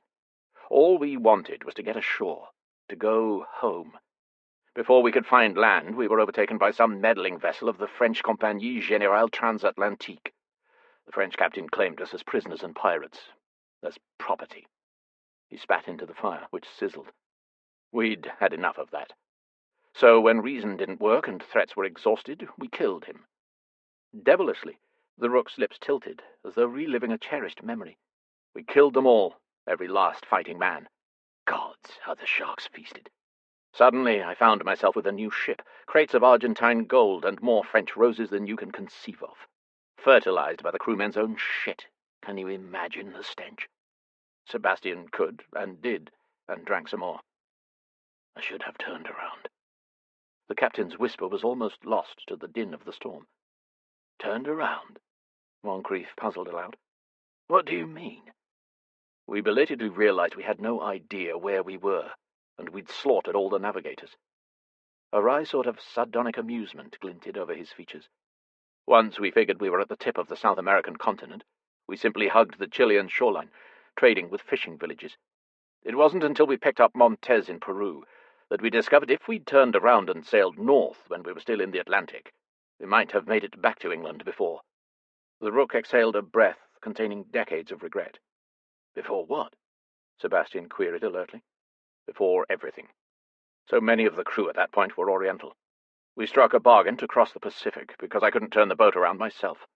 We were to dock at a central point from which most of the crew could disseminate to their respective nations with their share of the gold. His hands curled, clawing through his hair in a shockingly affected gesture. All we wanted was to go home, he repeated, and someone always tried to stop us, to delay us, to capture or to kill us. The Japanese, the Chinese, Russians, Indians, Algerians, Spanish, the French, of course, as we had one of their ships. And God, the Prussians. What a brutal lot they are. It's why I fought so hard in the beginning, so fiercely, because the entire world stood between me and a promise I made very long ago. I could scarce believe how fucking crowded the oceans are. We were all of us so angry, so tired of being treated like animals, of having everything taken from us, that we began to take back. It seemed we were at war with every ship we came across, and I decided early on that I'd never start a war I didn't win. And so you haven't. But at what cost? Now there was a heavy question. They all asked for my name. Every man I recruited, assisted, or executed. They wanted someone to follow, or to curse, or to brag about capturing or killing. And so I gave them one. And before I ever made it back to my own country, I'd become the Rook. He made a caustic sound. No one even knows why. I always assumed it was because ravens are rather ghastly creatures, harbingers of death and all that. Knowing his captain's affinity for chess, Sebastian posited, I suppose it could be because rooks are considered more powerful than bishops or knights, let alone pawns. They can exert control in every square along his charted course. A dark gaze darted at him, and then away. I value your unique perspective, Moncrief. I always have. Grimacing, the first mate shifted uncomfortably in his chair. Don't compliment me. I don't like it. Good, because I was about to tell you how incredibly wrong you are. I don't like that either. He didn't like any of this. It unsettled him, made him believe that this storm was blowing in a transformation, one to be wary of. The men are restless, Captain. They don't like women on the ship. They won't remain so for long. To which they did he refer? The restless crew, or the women on the ship? Figuring he'd exhausted the Rook's stores of good nature, along with the bottle of scotch, he stood. We're sailing north, I see. Are we to resume our search of the rivers? The Rook gestured in the negative. We are headed for the Isle of Mull. Moncrief's tongue froze on its quest for the last drop of butter-gold liquid from the bottle. But we've been there already. We've searched the west coast. None of the rivers... The Rook stood, the look in his eyes subtracting several years from Moncrief's lifespan. Are you questioning me, Bastien? Much like a chiding parent, the captain only used his name when displeased. I just need something to tell the men. You tell them I gave them an order. That is all that ever needs telling. Though the Rook's words irked him, he was not so drunk yet as to be suicidal. Aye, Captain, he muttered, as he turned toward the narrow hall to his cabin. He left the Rook staring at his forearm, running nonsensical patterns on the half-ruined tattoo. A ground-shaking revelation followed Moncrief all the way back to his bunk, where no amount of scotch could settle him. The Rook was no god, no monster, no legend. He was just a man. And a man had vices, feelings, weaknesses. All this time, had Lorelei Weatherstoke been the Rook's one weakness? Did she have in her small, elegant hand the one thing the whole world feared didn't exist? The Rook's fabled heart. If so, she'd just become the most dangerous woman in the world. And the most valuable. Chapter 10. Pawing through the Rook's personal things was difficult with only one hand, but Lorelei had yet to find something to fasten her bodice closed, and she couldn't reach her laces. She clutched at it as she pulled dresses and trunks open in search of something to wear. Dawn threatened to break over a sea thick with soupy mist. Since Lorelei couldn't bring herself to sleep, she might as well do something other than cower and await his return. She'd already wasted hours curled up on the counterpane for a sleepless, stormy night in a trembling heap, contemplating all her capture had revealed. Which wasn't much, all told. Ash, a pirate. The pirate. The Rook, a name more notorious and fearsome than those of piratical glory days of a century past, such as Barbossa, Sir Francis Drake, Blackbeard, and Henry Morgan, combined. 20 years. He'd come for her after 20 years. How? Why? And how?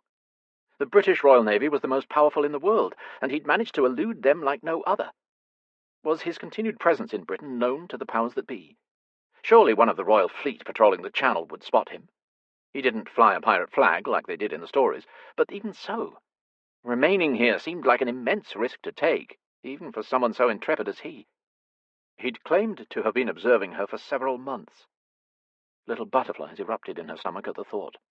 Several months could mean a year at least, if he was to be believed. She'd released the otter he'd spoken of, William Wallace, back into the wild the prior summer.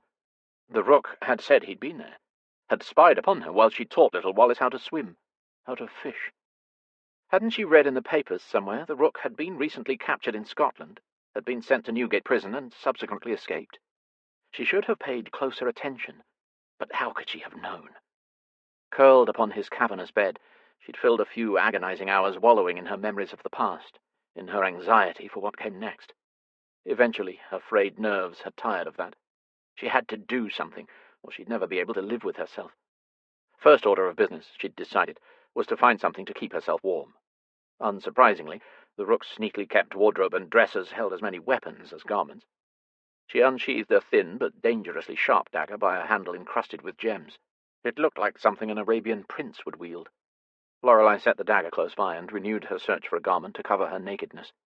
Her fingers grazed a shirt thick as wool, but soft rather than coarse. She lifted the plush fabric and tested its almost velveteen texture against her cheek. A briny scent combined with bay rum and frankincense enveloped her, evoking images of tropical climes and sun-sparkling seas, of places she'd never been, explored by a man she'd never thought to see again. Glancing back at the door to confirm that she remained alone, Lorelei discarded her ruined wedding bodice, corset and chemise, and donned the shirt. It fell past her thighs, and she had to struggle with foreign, intricate toggles rather than buttons to fasten it. The neckline was strange and wide, but the garment warmed her instantly. Upon searching further, she found a long cream sash and belted it about her waist, obscuring the dagger into the folds should she need to use it. Not that she knew how to correctly wield the thing, but one needed a weapon on a pirate ship, didn't one? Lord, there was a thought she never imagined she'd have to consider. She stumbled upon a pistol as well, and a frantic search uncovered the bullets in another drawer. Having never shot a revolver, it took her a few precious moments to figure out how to correctly load it, but she managed. She must look ridiculous in her ruffled ivory wedding skirts and a strange, masculine top, but that was the least of her worries. Her sweet Ash had been transformed into the ruthless Rook. He'd made it clear to her that he intended to thoroughly consummate that laughable farce of a marriage just as soon as he recovered from the blow she'd dealt him, whether she consented or not, and she could only guess the fate that awaited poor Veronica. Limping to the door, Lorelei considered her very slim options. If she stayed in the captain's quarters, her fate was obvious. She'd be at his mercy. And mercy seemed to be something the Rook had forsaken some 20 years hence. With stealth, the mist, and a great deal of luck, she could find Veronica, and her clever sister-in-law might know where a vessel like this stored its lifeboats. Veronica's father had been a wealthy shipping magnate, after all. She knew more about boats, navigation, and the sea than most men did. Creeping to the door, Lorelei realized it wasn't the kind that could be locked from the outside, which made sense. Why would the captain of a pirate ship ever hazard being locked in his own quarters? Her fingers rested on the latch, and she paused. What if he'd placed a guard at the door? The unscrupulous Moncrief, perhaps. Or the Rook might have stood vigil himself. Shivering at the thought, Lorelei opened the little brass peephole in the door and pressed her eye to it. The short hall was full of shadows, but empty of pirates so far as she could tell. Stepping back, she eased open the door and let the pistol precede her into the pre-dawn gloom. She peeled her shoulders away from her ears when she found herself alone. Releasing a shaky breath as quietly as she could, she lifted her skirts and leaned on the rail, careful not to trip down the 3 wide steps into the narrow hall. She'd been too terrified yesterday to marvel that the Devil's Dirge boasted the accommodations of a luxurious steamship, but with decidedly rougher occupants. She'd stared at the glowing sconces all night, and had idly wondered how on earth electricity could be found on a ship. She'd never before heard of such extravagant possibilities.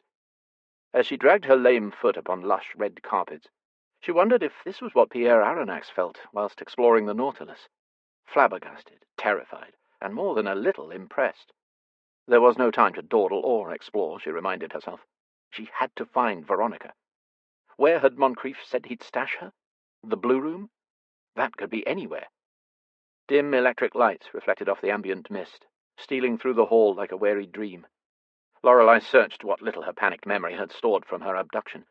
The captain's quarters, from which she disembarked, were located off the main deck below the open aft deck. The luxurious accommodations took up the entire rear of the ship on this level, which was why it had so many portholes and windows from which to enjoy the view. She stood at the end of a hall that had 4 doors, spaced evenly apart, 2 on the right and 2 on the left. If her guess was correct, these were also accommodations for officers or important guests. It would be folly to make much noise, as whomever the Rook chose as his officers had to be almost as unprincipled and ruthless as he. As she crept up the hall, Lorelei found the last door on the right had been bolted from the outside. What were the chances that the Rook kept prisoners other than her and Veronica anywhere else but the ship's hold way below deck? Truthfully, she had no way of knowing, but anyone she found that wasn't Veronica could become a potential ally. All to the good, in her estimation. As silently as she could, She slid the bolt free and unlatched the door, revealing blue carpet that she took to be a fantastic sign. Opening the door all the way, she called in a loud whisper, "Veronica!" She almost dropped the pistol to devastating effect as the heavy candelabra Veronica swung stopped inches away from denting her temple. Lorelei! They collapsed into each other's arms. The younger woman shook with the effort not to dissolve into sobs, still clutching the makeshift weapon. I thought you were... that he... Oh, God! Your dress! Are you all right?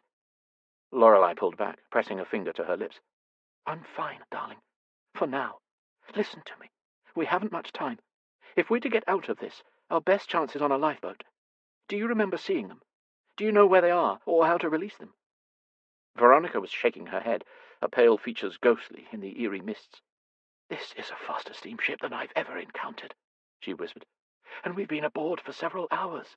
We could be anywhere by now. She paused, peering past Lorelei into the corridor. Wait. She ventured forward, slipped into the hall, and rounded the corner. What are you doing? Lorelei caught up with her, and linked their arms so they could cling together. There are many kinds of fog. Veronica sagely pointed toward the open passage door to the deck, completely concealed by thick wisps of mist. This kind only gathers near land. If we get to the lifeboats and row far enough away from this ship and out of the clouds, we might have a chance. Lorelei squeezed her, blessing all the gods she could think of for the clever woman and her merchant-class knowledge. It's better than being stuck here, I think. Veronica nodded her agreement. They crept to the door, expecting an army of pirates to stop them at any time. The ship remained eerily quiet, but for the constant sounds of the engine. The lifeboats are just beyond the galley, secured below the deck. Veronica pointed to their left. We'll have to crawl down a ladder on the outside of the ship. Once we reach it, we'll have little time, as the wheelhouse will most definitely be manned by a navigator, and he'll likely see us if the mist dissipates even a little. Do you think we could incapacitate the navigator without killing him? Lorelei pointed to the candelabra. If we're lucky. Veronica didn't look hopeful. Let's just hope we remain concealed. They ducked below the windows of the galley and made their way along the deck, feeling for the rails of a ladder that would lower them to the lifeboats. Veronica stopped so abruptly, Lorelei narrowly avoided bowling her over. Her hand reached back and gripped Lorelei's, leading it to the cold iron curve of a hang ladder. The lifeboats hang 2 decks above the water, Veronica breathed against her ear. Since there's no one on deck to help, we'll need to release the ropes at exactly the same time for the boat to land and not dump us into the sea. Do you understand? We might be a bit injured in the fall. Heart pounding, mouth dry, Lorelei nodded her understanding as she clung to her dearest friend. It's the only way. You go first. Veronica gathered her skirts and tucked them into her waist. Lorelei reached for her, readying to secure her so she could lift a leg up and over the high rail of the deck. Do you think you'll be able to climb down the ladder with your ankle? Veronica asked. A worried frown pinched her brow. In truth, Lorelei didn't know. I'll have to, she decided. Oi! Don't move, you daft nanny! A familiar, grizzled voice broke through the mist back toward the overhang of the galley. If you don't cooperate, I'll be forced to hobble you. Lorelei's muscles seized, and Veronica's fingers became talons on her wrist. A plaintive bleat both astounded and bemused Lorelei, but it became readily apparent the voice didn't address her or Veronica. If you kick me in the head, you stubborn old goat, I'll return the favour. Now give over! The man's demands rose in decibel to the tune of his frustration. Barnaby? Lorelei whispered. What was her gamekeeper doing aboard the ship? And to whom did he speak? The poor old man was 70, if he was a day. She'd hired him not quite a year ago to help her with her growing menagerie. He'd been guarded and gruff at first, as though he'd almost resented her for employing him, for having to take orders from a woman. But he'd stubbornly insisted he stay, and was a fair hand with the animals. Eventually they'd found their stride, and lately they'd become great friends. Lorelei's fondness for the old cantankerous septuagenarian knew no bounds. Lorelei drifted toward his voice, and Veronica jerked her back toward the ladder. What are you doing? We have to go. That's Barnaby. Lorelei tugged out of her grip. They've taken him, too. We have to help him. He's so feeble, they might make him walk the plank or something equally frightful. Did pirates still do that? She wondered. I'd never forgive myself. Veronica cautiously surveyed the mist, now becoming thinner as the sun threatened the horizon. Very well, but we haven't much time. Oi! Barnaby called again. Whoever's lurking out there in this soup, Come help me wrestle this stubborn bitch to the ground so's I can have at her tit." His rheumy amber gaze widened as Lorelei broke through the mist, frantically trundling toward him. Had she any doubt the voice belonged to him, they'd have been crushed the moment she'd spied his ever-present red cap. Lorelei flattened him to her in a desperate hug. "My lady, what the devil you doing?" He gave her shoulders a few hesitant pats. I didn't know you were about, or I wouldn't have spoke like that. It ain't safe for us, out here." He carefully extracted himself from her embrace, looking around with wild, worried eyes. "Barnaby," she gasped, clutching his thin shoulders. "I'm so sorry you were dragged into this. Did they take anyone else from the household?" Rubbing a hand on his work trousers, he refused to meet her eyes. "Just me, my lady. It be me job to look after the animals, innit?" "The animals?" Lorelei breathed. "Brought the motherless little mites with us, so's they didn't starve, which meant Grace O'Malley had to come along, didn't she? But beggared if she'll let me milk her on the ship, the slag." Had the fog not been so thick, Lorelei would have seen the makeshift pen behind the galley sooner. Inside, her milk goat, Grace O'Malley, ironically named for a fearsome Irish pirate, bleated her complaints at them from beneath perpetually angry brows. Next to her, the basket of 8 kittens she'd only 5 days hence rescued from drowning in a burlap sack, mewled at the familiar sight of her. "Goodness," Lorelei marvelled. "How'd you talk them into taking animals with you?" "Funny story, that." Barnaby shifted about diffidently, but was cut off when Veronica hissed for them to hurry from across the deck. "Coming," Lorelei whispered back to her, before she limped over to the pen and wrangled it open as quietly as she could. "We're going to escape on the lifeboat," she explained, as she hefted the basket of kittens to their noisy dismay. "Here." She shoved the pistol into Barnaby's hands, thinking he'd know how to use it better than she. "Take this for protection, and follow me." "Right behind you, my lady." Barnaby gaped at the pistol for a moment, then held the pen door open for her and shuffled about in the fog. "I'll just get old Grace here and meet you by the ladder in a tick." "Good thinking, Barnaby. I'm glad I found you before we escaped. I'd never leave you behind." Lorelei kissed next to the tufts of silver hair at his temple, and plunged back into the mist, using an outstretched hand as her eye, until she found the railing and Veronica again. "What's this?" Veronica's dark brows drew together as she peered into the basket. "The kittens." Veronica blinked twice. The kittens? Your kittens? What on earth would pirates want with them?" "I don't know," Lorelei rushed. "Maybe they wanted to eat them. Do you think you can climb into the lifeboat and I can somehow lower the basket down to you? Barnaby's bringing Grace O'Malley and hopefully a rope. Perhaps we can leave her way—" "Grace?" Panic flared brighter and brighter in Veronica's jade eyes. "Grace, the goat. Oh, Lorelei, we can't take them. There isn't time. We're going to have to leave them behind if we have any chance." "I'm not leaving them behind," Lorelei insisted. "These are heartless pirates, Veronica. They tear entire armadas apart without shedding a tear, and then sleep like babies. What do you think they'll do to these helpless little things?" She held up the basket, forcing Veronica to face identically tiny aspects of 3 orange tabbies, a grey tabby, 2 calicos, 1 white, and a strange little silver, blue-eyed ball of fluff that didn't at all seem to belong in the sleek-coated orphan family. "These villains will probably drown them again, and that's if they're feeling merciful." "They'll do no such thing."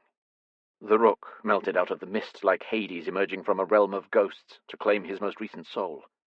Lorelei froze, gaping at the sight of him. He moved like a panther, silent and predatory, with the languid ease of a beast at rest, comfortable in the knowledge that he was the creature to whom all in his vicinity showed deference. He claimed first kill. He devoured the most desirable morsels. His very presence alerted the jackals to wait their turn. If he was lord of the underworld, was she Persephone, then? A prize to be claimed? An unwilling bride to be dragged down to the depths as his consort? That certainly seemed to be his intent. Veronica made a hopeless sound, and Lorelei instinctively stepped in front of her, wishing with all her might she'd not relinquished her pistol. To her astonishment, Barnaby trudged alongside the Rook, his head down and his hands clasped behind his back like a scolded child. Dash it all, where was the gun? Had the Rook wrested it from him? Lorelei ached to go to the old man, to comfort him, but 6 feet plus of dark and deadly pirate stood in her way. The Rook's lips tightened with a wry sort of amusement. Why would old Barnaby here go through the trouble of milking a goat to feed motherless kittens if we simply planned on slaughtering them. He gently but firmly pried Lorelei's hands from the basket and handed the litter back to Barnaby, who reluctantly accepted it. Everyone on board a ship has a job to do, and Barnaby here is a surprisingly deft gamekeeper. You must let him go. He has nothing to do with this, Lorelei demanded. Well, she'd meant to demand. In reality, her words escaped as a half-whisper, half-question, and landed somewhere in the vicinity of his chest. If she met his gaze, she might expire. You would presume to steal from me, and then order me about on my own ship. Mirth shaded his smooth baritone. Her limbs went cold. Steal from you? That's my flannel, is it not? Flannel? Lorelei had never before heard the word.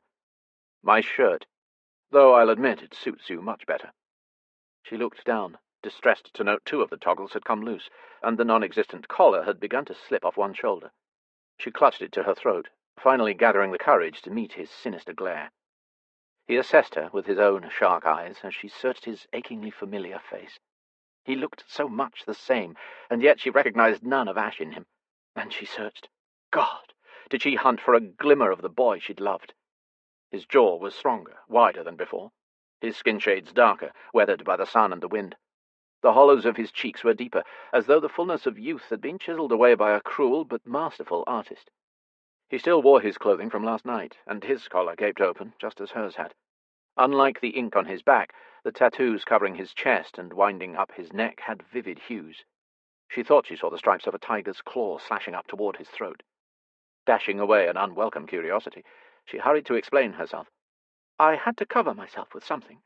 I selected the least expensive garments I could find. No, you didn't. That sash is the rarest cashmere made from soft, exotic beasts who may only be sheared once every 3 years. It's worth more than your entire wedding dress.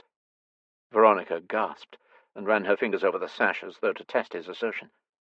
I didn't know, Lorelei protested. Even as the daughter of an earl, she'd never been afforded many expensive things, and the sash was a plain cream, unadorned by jewels, tassels, or intricate threads. The dagger concealed within was most likely valuable as well, the hilt and sheath encrusted with enough gems to sustain a small village through the winter. She glanced over toward Barnaby, pleading at him with her eyes. Now was his chance. If he had the pistol, he could train it on the Rook and convince him to let them all go. If any of the crew showed up, it would be too late. What if Barnaby shot the Rook? The thought lanced a confounding fear and grief through her chest. She'd not overtly mourn a violent murderer, but to watch a man with Ash's beloved features die would crush her spirit into the dust. What to do? The Rook slid closer, lifting her chin, though her eyes darted anywhere they could to avoid his empty gaze. You have more courage than you used to. She really didn't. She'd always been timid, afraid. She'd cowered beneath the heel of a tyrant her entire life, and would rather freeze at night or starve at mealtimes than displease her own servants. A dive into the treacherous sea sounded far more comfortable than a verbal spar with anyone, let alone a pirate. If she could dissolve into the very mist that surrounded them, she'd sell her soul to do so now. I didn't mean to steal from you. I'm sorry. Was she really apologizing to the man who'd murdered her brother, kidnapped her, her family, her favorite employee, and her kittens? To be fair, you ruined my bodice, she reminded him hesitantly. A few masculine chuckles erupted from the mist, and Lorelei's heart sank further as she realized they were surrounded. Surrounded by pirates. The Rook's fingers tightened on her wobbling chin. You should have stayed where I left you. Veronica whimpered from behind her, and poor Barnaby's head dipped so low he looked as though he wanted to disappear into the basket with the kittens. Somehow their fear emboldened Lorelei, and she rested a hand on the Rook's thick wrist, her resolve clicking into place. What if I made you an offer? His gaze flicked to where her hand rested on his skin. I'm listening. Let Veronica and dear Barnaby go, and I won't try to escape you again. More laughter. That didn't bode well at all. His fingers stroked from her chin to her jaw, testing the downy skin there. Oddly, she salivated, and was forced to swallow as a wash of foreign awareness poured over her like warm honey. There is no escaping me, Lorelei. His silken voice deepened to a husky velvet, a threat of inevitable seduction, a promise of possession. Lorelei's knees trembled, and she could have sworn the calm seas had become decidedly choppy beneath her. Barnaby stepped forward, one hand out. "Don't you give a worry for me, m'lady. There ain't no need to." One look from the Rook silenced him, and he took a step back. "Barnaby needs no saving," the Rook said. "He's been a loyal member of my crew for almost a decade now." The wash of warm awareness became a splash of cold betrayal as she gaped at her employee. Barnaby? He'd been a plant, a spy sent to inform on her to his ruthless captain. Tears pricked her eyes. She'd thought they were friends, that she'd saved him from the workhouse. Was there no one on this earth she could trust? "I needed someone loyal in your household," the Rook explained dispassionately, "and only you would hire a doddering old waif over an able-bodied or handsome young hand." Barnaby's stooped old bones straightened, and he took off his cap, suddenly losing 10 years. "Forgive me, m'lady." Pain and humiliation pricked and tore at her resolve, but still she fought for composure. "Veronica, then." Her voice was harder now, colder. "She goes, and I'll stay." Veronica clutched her arm. "Lorelei, no." The Rook snorted and released her, gesturing to the expanse of the ship they still could not quite see through the fog. "You are both in my custody. You're hardly in a position to make a bargain. This isn't a trade deal, it's me collecting what's mine." "Veronica is not yours," Lorelei argued. "But you are." His cold eyes blazed for a transient moment before he blinked it away. "She's just insurance." Heaving a great breath, Lorelei stepped toward him, out of Veronica's grasp. "What will it take to secure her release?" she murmured. "What will I have to do?" Dawn broke over them then, scalding the mists, but not completely dissipating them. Pillars of golden light graced the deck, spilling over the Rook as he regarded her. It gilded a cobalt hue in his midnight hair and glinted off the sable lust in his eyes. After a protracted moment, he answered her. "I think you know." Chapter 11. The hungry glint in his eye left no room for interpretation. He desired her submission. He was hungry for sex. Lorelei gulped as an explosion of butterflies erupted in her stomach. "I'll do it," she said, then cleared the catch of fear out of her throat to proclaim, "I'll do anything you want." "Lorelei, stop. You don't have to. Not for me." Veronica seized her, thrusting herself between Lorelei and the Rook. "She's innocent. Take me instead. I'm younger than she, and less fragile. I've been married, and I know how to please a man." The glance of distaste the Rook flicked toward Veronica baffled Lorelei. Her sister-in-law was considered a great and mysterious beauty, and she accentuated her natural allure with a wardrobe fit for a queen, all designed and stitched by her own hand. "I don't want you," the Rook bluntly informed Veronica. "I'll take her," a crewman with a heavy French accent offered from somewhere off to their left. A chorus of male guffaws spread across the deck like a wave. Veronica spat at the Rook's feet. "What kind of monstrous brute forces himself onto a frightened, crippled woman after murdering her brother and her intended on her wedding day?" He stepped forward, grim amusement deepening the brackets around his hard mouth. This kind of monstrous brute. Even in such an extraordinary situation, it occurred to Lorelei that she didn't at all appreciate being discussed as though she were not capable of making her own decisions, her own sacrifices. The Rook held his hand out. "Come with me, Lorelei." Lorelei couldn't bring herself to release Veronica and reach for him. The woman next to her trembled, and a wild terror bled from her eyes. "I gave you my word. Lady Southbourne will not be harmed." He motioned her forward. "If you behave, I'll let her go." "We cannot trust his word," Veronica said. Lorelei extracted herself from Veronica's clutches. "It'll be all right," she soothed, in a voice that failed to even convince herself, let alone her terrified sister-in-law.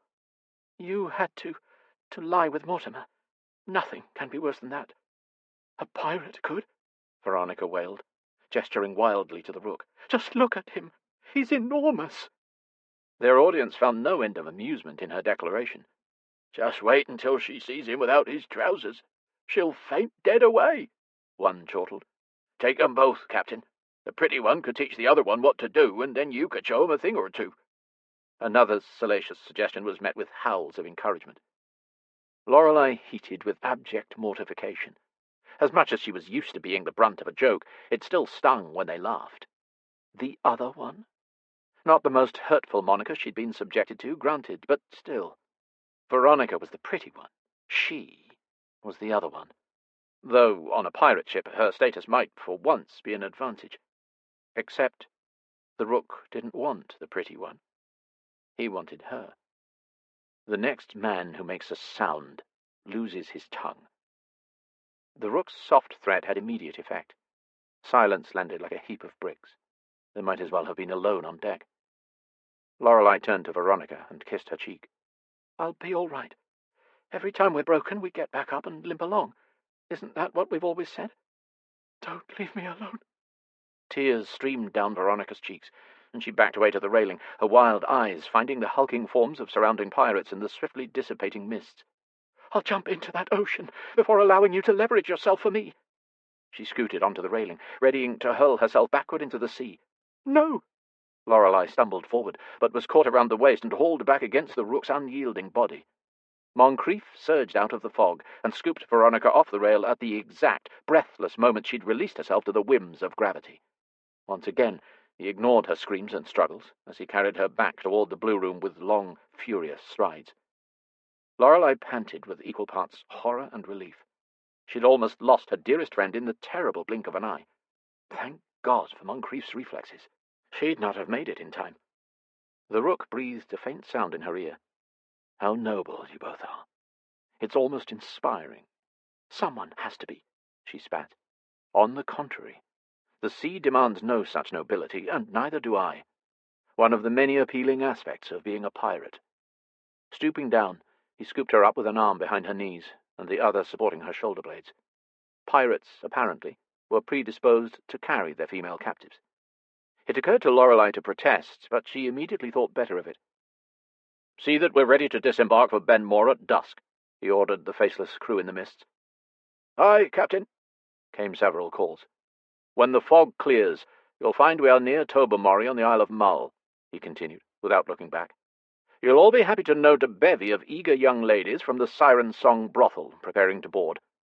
It astounded Lorelei that the crew saved their roars of delight until she and the Rook had taken their leave, still unwilling to disobey their captain's order for silence. It seemed she was not the only woman who would be ravaged aboard the Devil's Dirge today. They passed Moncrief in the hall as he threw the bolt home on the blue room, before pressing his back against the door. Veronica's fists knocked against her prison, her cries barely audible from within the sealed room. "You think it's a good idea, Captain, to bring these ladies aboard this ship with these men? If anyone but Barnaby had happened upon them trying to escape, why else do you assume I provided the whores?" The whisper of a smirk tugged at the Rook's lips. "The crew will be appeased." Moncrief considered this, then shrugged. "That's why you're the captain." He gave the Rook a two-fingered mock salute and sauntered off. "I suppose I'd better inspect our new cargo when they arrive. Sample the goods." Lorelei hung passively in the Rook's arms until they reached his lush quarters and he kicked the door closed. Delectable smells cloyed around her, and she blinked over at a sumptuous repast laid out on the table she'd tripped on the night prior. Another throne had been added to his, this one upholstered in green velvet. How had he managed such a feast so quickly? She'd only just left this room not a quarter-hour ago or so. Of course. She squeezed her eyes shut, feeling foolish and small. He'd known the moment she'd left his quarters. He'd allow her to get as far as she did in the mist, because he'd known someone would stop her. Or that he would. So, what now? Did he mean for them to dine together before or after he took her virginity? Despite the tension she sensed in her captor's arms, the grim displeasure visible at the corner of his mouth, he set her down with care. He stabilized her with strong hands, and didn't release her until she'd gained her balance. The imprint of his fingers lingered on her arms long after he'd moved to a secretary desk and lifted the lid to riffle through a few papers contained inside. "What makes you assume I'm going to break you?" He asked the question casually, not looking up from the document he'd lifted from the desk. What? Had she misheard? "You told Veronica every time you're broken, you get back up and limp along." She had said that, hadn't she? They'd said that to each other on multiple occasions. "You truly believe that becoming my lover would break you?" He was looking at her now, expectant curiosity hanging quizzically on his formidable brow. Lorelei couldn't form an answer. She felt very brittle. It wouldn't take much. And Veronica wasn't wrong about one thing. The Rook was enormous. He could very, very easily crush a strong and sturdy man. And she had proven herself to be someone easily broken. He didn't have much patience for her silence, and slammed the lid of the secretary closed. No matter. His voice sounded darker as he approached her, and Lorelei was only slightly aware that she instinctively moved to place a lounge chair and end table between them. You said you'd do anything to save your sister-in-law. His lids lowered to half-mast, wicked suggestion gleaming from their dark depths. Are you a woman of your word? Will you truly do anything? Lorelei gulped, and thought of Veronica. I am. She meant to sound more certain. I will. Suddenly terrified, she squeezed her eyes shut and balled her fists at her sides, waiting for him to strike, willing the instinct to fight or flee to abate. She'd just lie still. She'd close her eyes and pretend her lover was Ash, just as she'd imagined more times than she cared to admit. The Rook possessed Ash's demeanor, just not his soul. Here. His voice didn't sound much closer. Lorelei peeked out of one eye, and then stared down in abject astonishment at the paper and quill he'd set before her on the side table. The marriage certificate from last night. Somehow this frightened her more than the prospect of his ravishment had. I thought you said you didn't need my signature. I don't need it, but I want it. And you said anything. Her brows pinched together against a distinct feeling that she was Alice, falling down the rabbit hole. I thought I was negotiating for sex. Oh, well, have it your way. He stepped around the chair and reached for her. No!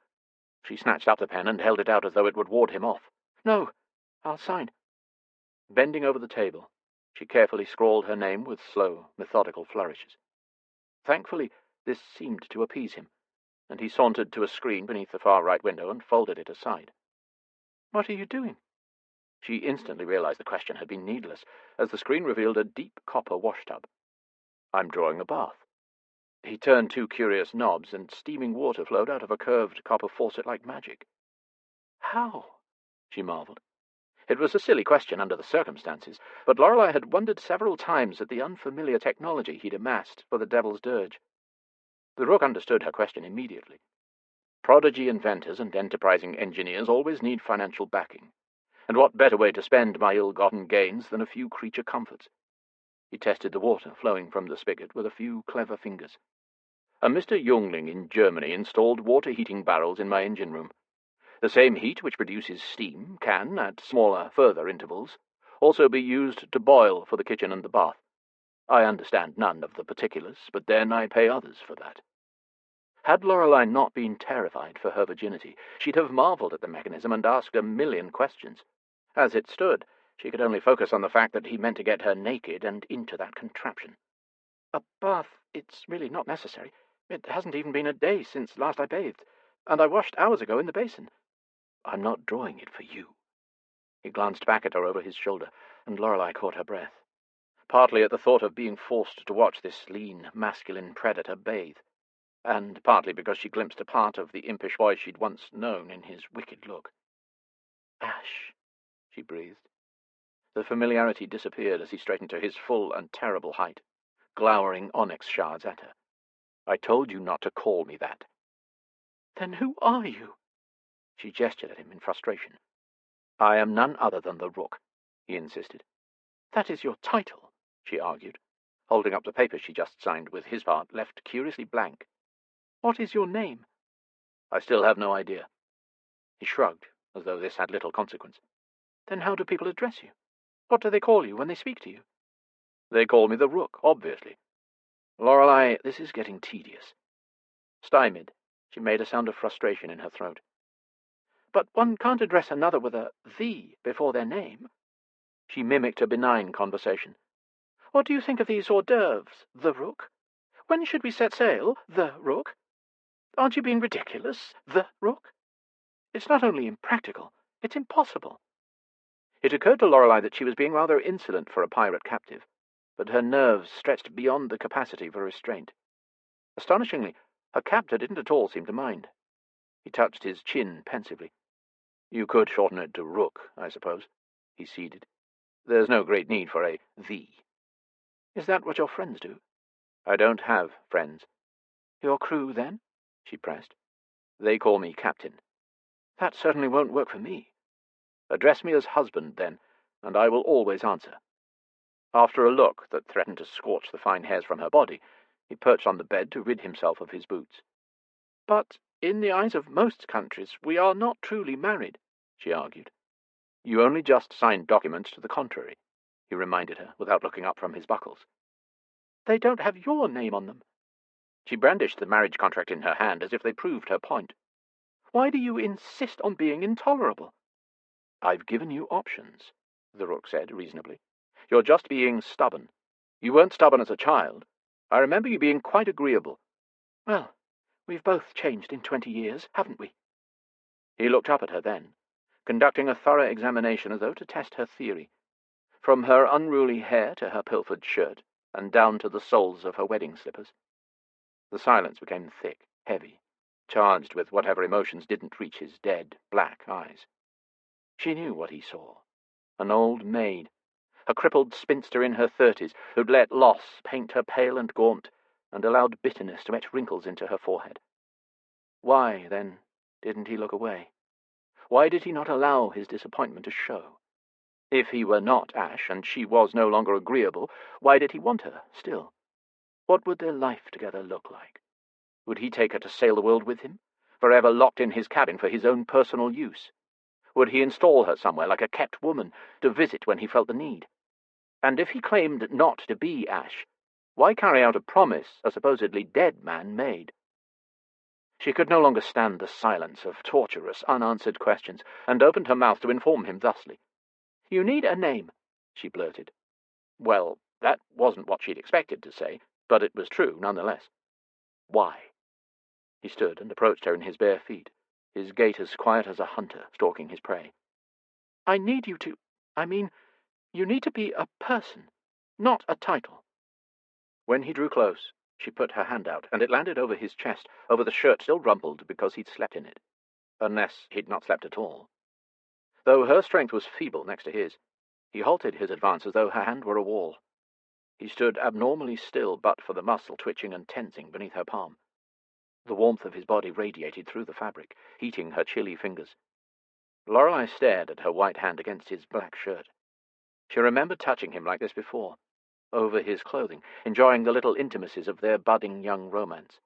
The brush of his hand against hers, the way he'd tuck her hair behind her ear, the strength of his shoulders and arms as he provided her stability whilst crossing the treacherous estuary.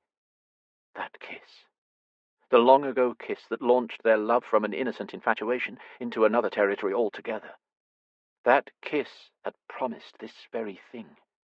He'd sworn with his lips that he'd claim her one day. That Ash would. "Why can you not be my Ash?" she pleaded. "You said you liked the name, that you liked being him for me." He stared at her a long time, retaining that unnatural stillness that unnerved her to no end. "The boy you knew is dead," he informed her gravely. But that made no sense. He stood right here. "Why?" she demanded. "Who killed him?" His eyes burned with an onyx fire. Mortimer Weatherstoke, though Ash has died many times since the first. "Mortimer." Lorelei snatched her hand back as though she'd been burned. "What did he do to you?" He said nothing, but his knuckles whitened as fingers curled into fists. It was the first sign of emotion Lorelei had observed since he'd taken her. "What happened to you? To Ash?" she whispered. "Tell me." "It doesn't matter," he rumbled. "The past has already been written. The blood is already dry. The only part left of Ash is the part who... The part who what? The part who owns you." Had she imagined it? Or had it seemed as though he'd been about to say something else? "You don't own me." How cruel time could be, to turn the boy she'd loved into a man she loathed. "Of course I do." He smothered his sentiment with a leer. "Haven't you ever heard it stated that possession is 9/10 of the law?" Without the barricade of her hand, he crept forward, crowding her. What if I were, Ash? What would you say to me? Heart stalling and then sputtering back to life, Lorelei took a limping retreat backward. You only just said that you wouldn't answer to Ash, that he was dead. He reached for the ever-present curls at her temple, and she flinched as he caressed them and twirled them about his finger. "Indulge me," he purred, in that voice as thick and sonorous as torn velvet. "Pretend we are not on a pirate ship, that I am not the Rook. Imagine I walked into your little estuary yesterday and called your name, and we now stand in the same place, in the same mist surrounding us the day we were parted.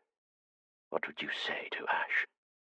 He leaned closer, his warm breath smelling of whiskey and desire as his head dipped low, his mouth a threat hovering over hers. "What would you do to him, after all this time?"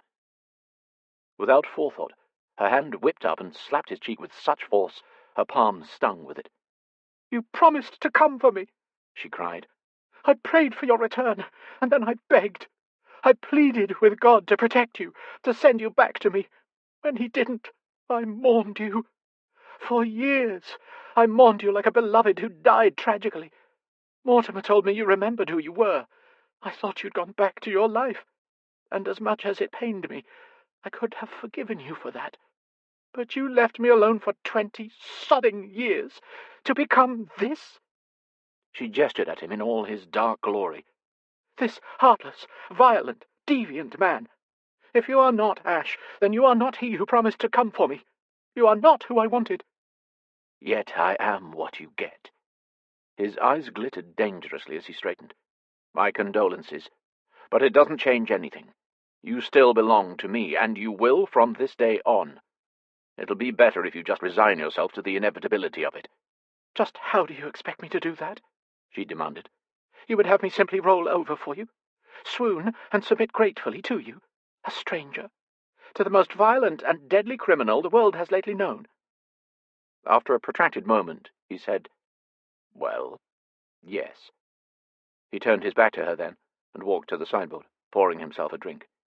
"You would have done so for that fat slab of rotten blubber. Don't tell me you'd rather have been Mrs. Sylvester Gooch, that you'd prefer to spread your legs for that jib-faced mutton wank over me." She flinched. "I was trying to save my family from ruin. Without my marrying Mr. Gooch, we'd have been homeless." "I know." He knocked back his whiskey. It occurred to Lorelei that he might have been angry with her, that most men would have slapped her back, or worse.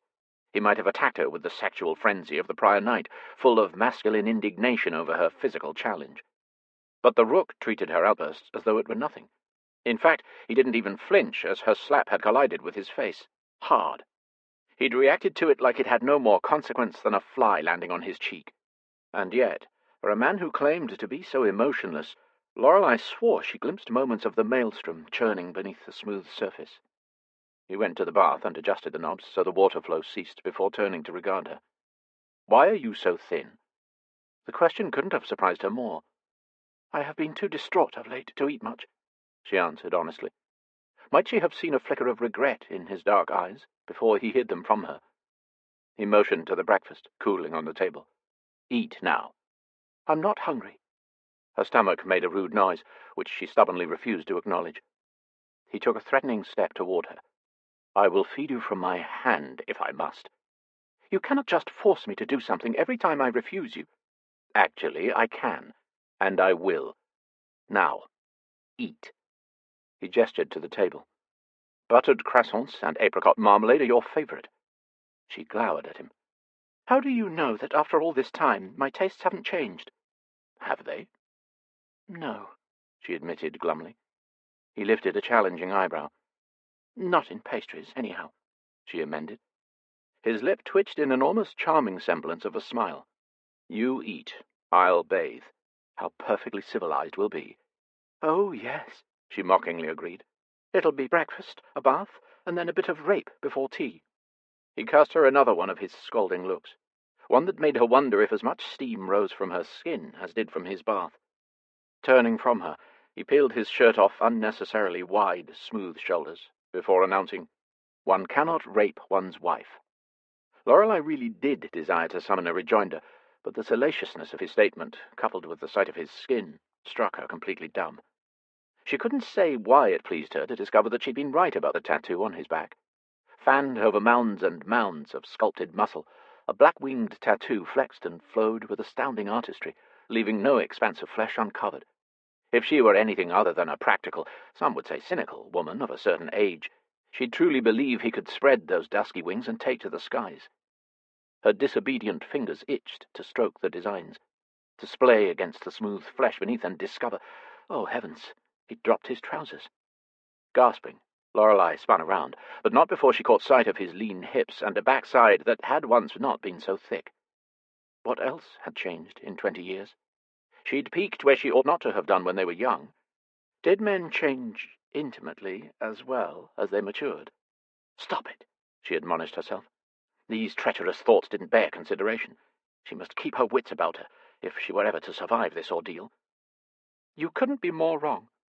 She replaced her wicked thoughts, with traumatic memories of Veronica's pleas echoing through their wing of Southbourne Manor as Mortimer violently forced himself upon her.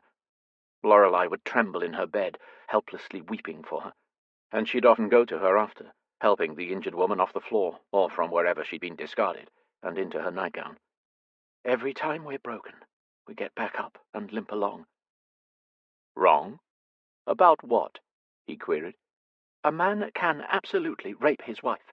Legally or no, there is no mistaking the sound of the deed. The terror, the pain, and the... She swallowed vehement emotion. The irrevocability of it. He met this with another of his infuriating silences. The sloshing sounds of displaced water drew insolent pictures in her mind of what she might find when she turned around. Unwilling to do so, Lorelei drifted closer to the table and inspected the food laid out artfully upon it. She could have been at the sideboard of any royal, all told. Not only did she find croissants and apricot marmalade, but Devonshire cream, various tarts, thick slabs of crisped bacon, flat, round foreign cakes soaked through with melted butter. Next to these she found a syrupy amber liquid darker and less thick than honey. Little coils of steam rose from silver coffee and teapots. Suddenly she felt faint with hunger. She supposed that obstinately starving would serve no purpose at all. If she were to escape her fate, she'd need the strength a hearty breakfast and some strong coffee would allow her. With her unsteady gait, she made her way around the table and daintily claimed the green chair, which placed the copper tub in her periphery. She stubbornly avoided looking at the dark head and wide shoulders above the rim as she slathered a croissant with a generous portion of marmalade and tucked into it with more relish than she allowed herself to display. If she had to look away from her plate, she made a point of staring out of the windows as more and more of the mist dissipated, unveiling an emerald sea. You know?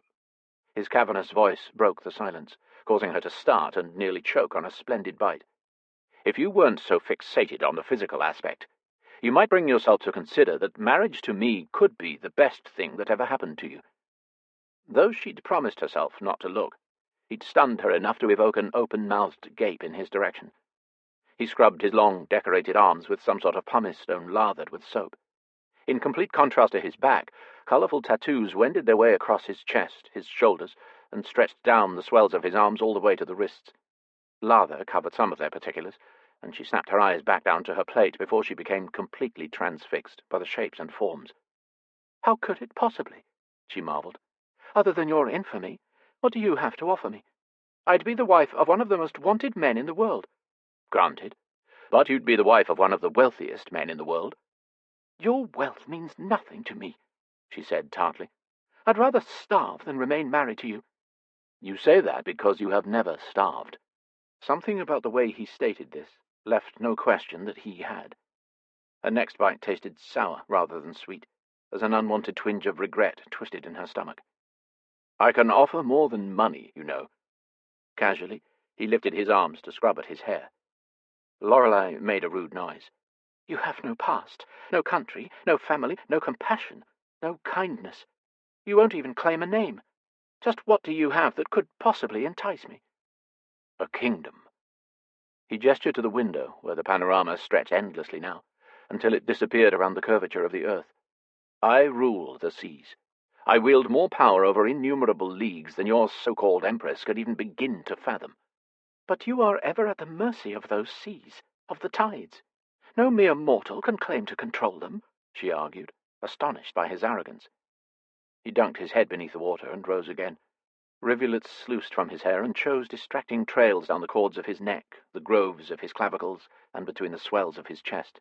To look at him, it was easy to forget that he was a mere mortal, that he'd not been crafted of clay and iron, fortified by volcanic stone, and tempered by unimaginable storms. The sea has no mercy. Upon that I can rely. He wiped a hand down his face, swiping away excess water, and Lorelei did her best not to notice that it still spiked in his dark lashes and gathered like gems on his skin in the invading sunlight. "We are alike in that respect, the sea and I," he rumbled. "Mercy serves me no purpose. I have learned to become as devastating as any storm. I can count upon the tides.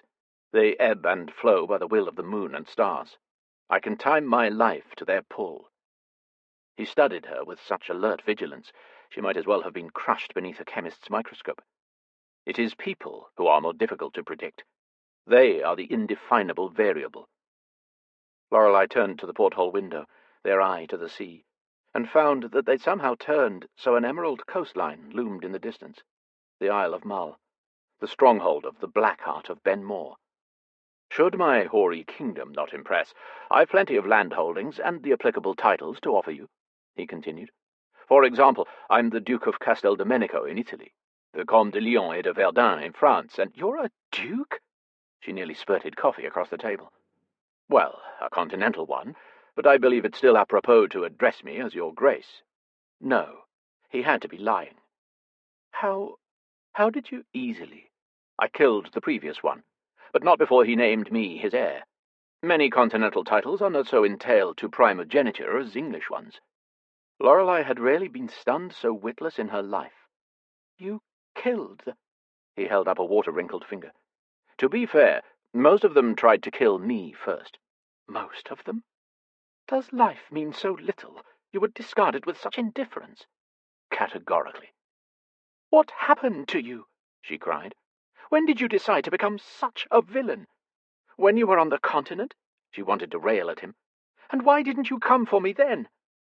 His words from the prior night drifted back to her. "I waited to inflict myself on you for as long as I could. It's the only kindness I can afford you." In this moment, she didn't know whether to be grateful or angry.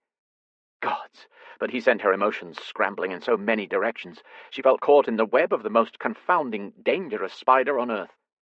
His gaze became a dreadful void, swirling with a darkness so abysmally black, she feared that if she looked for too long, she'd find the depths of hell. "That is a story I do not wish to tell," he said, in a voice as cold as the Arctic sea, "and one you do not wish to hear." She believed him, and yet she did want to hear it. She wanted to know, to understand. But did she want to picture the sort of torments that could have torn Ash away from himself? Categorically not. "Come over here," he ordered. "I wish for you to wash my back." "But I'm not done with my breakfast." "Yes, you are." She meant to argue with him, but then she glanced down at her empty plate. "Will you go back on your word?" His challenge landed harshly in the lush opulence of his quarters. "You promised me anything." So he kept reminding her. Sighing, she slid her chair back and pushed to her feet. She approached him cautiously, as she did those wounded wild animals, and his demeanor contained just as much lethal ferocity. She'd wanted to run her fingers across his winged tattoos, hadn't she? Here was her chance. After rolling up her sleeves, she perched behind him on the tub, picked up a cloth and soap, and dawdled by creating more lather than necessary before she touched the cloth to his back. Anxiety had leached the heat from her fingers, and the warmth of his water-heated skin immediately radiated through her, lancing up her arm. She'd been right. He was solid as stone and smooth as marble. The feel of him was as familiar as it was foreign. She'd washed him before, long ago. She'd run her fingers over these very same long, lovely muscles. Sometimes her fingers found a ridge beneath the artwork. Scars, she realized. Wounds. Ones he'd covered with ink and time. He'd been scarred as a boy, but not like this. They were everywhere. Some of them shallow and wide, others long and deep. Who had hurt him like this? Who would dare? Mortimer? Heroes and villains, he mused. A husky note was added to his already resonant voice. Must men be defined thusly? There are none of either in the animal kingdom. There are only those who eat and those who are eaten. The strong prey on the weak. There is an order to things. You adapt and survive, or you die." "Yes," Lorelei conceded. "but you are not a beast." "Am I not?" His chin touched his glistening shoulder. "That may be the kindest thing anyone has said to me in ages." "I meant you are human." She'd not meant to show him kindness. Had she? "Some believe man to be a higher form of animal, the king of beasts." "You certainly are a predator," she accused, "and I have become your unwilling prey." "Think that, if you like." His jaw hardened as he stared forward again. "I'm a conqueror. You are the conquered. To the victor go the spoils. You're the one who's lived among wild creatures your whole life. You should understand how this works. How many beasts apologize to their mates after taking them? What happens, Lorelei, when a powerful male creature wants a female? Does he woo her with flowers and poetry and pretty manners? Does she entice him with a dowry and a family name? No. The male fights off every other who would have her. He dominates them, kills them if he must. Then he claims her, and she lets him, because he has proven himself the strongest. He can protect her and their offspring. It is the way of things in the wild, and so it is with us." Lorelei's trembling fingers dropped to the cloth, and it slowly disappeared beneath the opaque surface. She was glad he wasn't looking at her, that he couldn't see her chin wobbling, or her thighs trembling. "It doesn't have to be thus," she ventured. He twisted his torso to sphere her with his frigid glare. "But it is. I was hoping you'd understand." Her distress increased, and she loathed the tear that escaped her. "As a girl, I knew Ash would be the man I offered myself to when I came of age. I hate that, in the end, you're going to be the one who hurts me, who treats me like Mortimer treated Veronica. I never thought in a million years you would cause me that kind of pain." "I won't," he hissed vehemently. "Don't you fucking dare compare me to him." He slammed his lips shut, as though his outburst surprised even him. Frowning, he seemed to consider something for a long while. So long, in fact, her nerves stretched to the breaking point. "What do you mean?" she prompted. "Are you saying you won't require me to?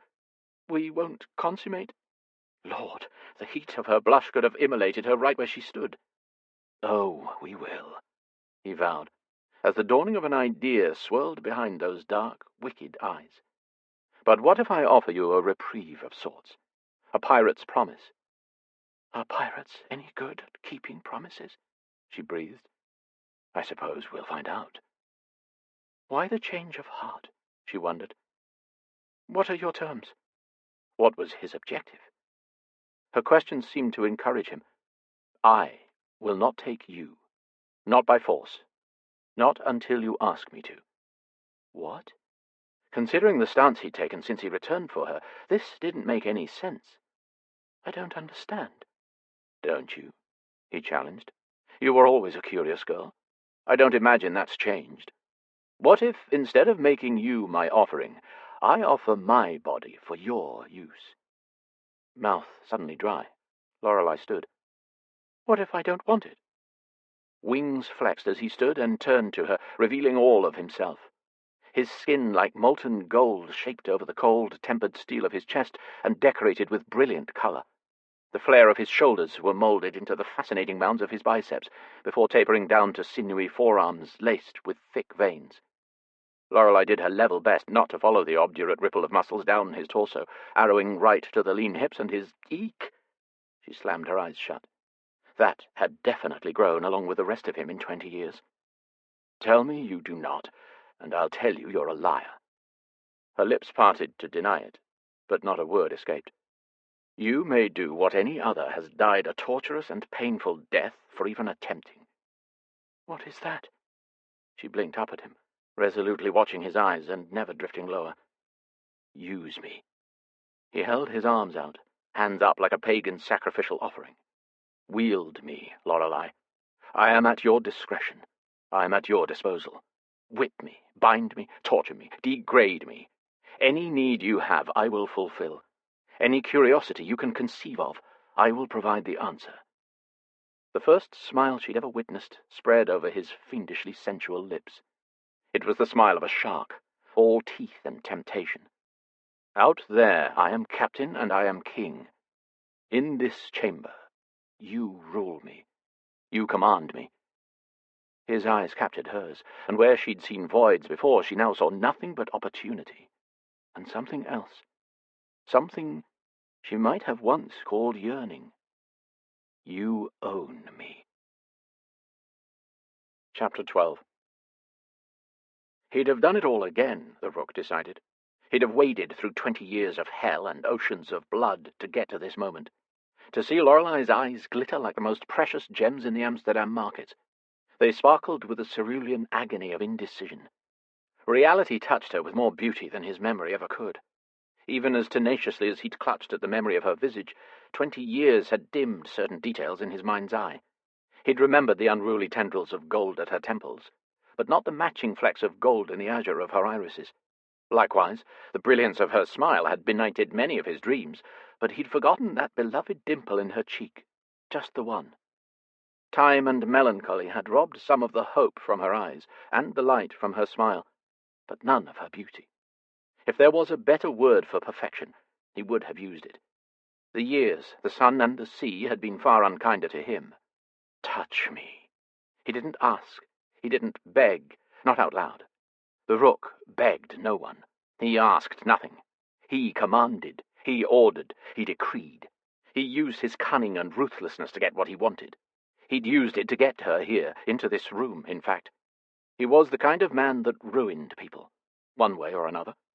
And something had whispered to him that the moment he'd found his way back to Lorelei, he'd ruin her, too. But for 20 long years she'd been the grit in his oyster, the one memory he could not be rid of, the obsession that had kept him alive, had driven him to survive what so many had not. He'd had his weak moments, of course, where he'd wondered if she was some halcyon spectre of the past, unreal and unattainable. He feared he'd find her a figment of perfection his defective mind had somehow enshrined as a mechanism for survival. His memory was faulty, after all. His brain seemed to work differently than others. When men became impassioned, hot, and angry, he became cool, remote, and unfeeling. He closely watched those around him, their hearts on fire with greed and lust and so many other human emotions. It made them reckless and illogical, but that fire also made them strong, tenacious, and brave. Were he capable of envy, the Rook would have coveted that very human heat. But he realized early on his heart was made of other stuff. His internal workings emulated the complications of gears and cogs found in a watch. His was a clockwork heart.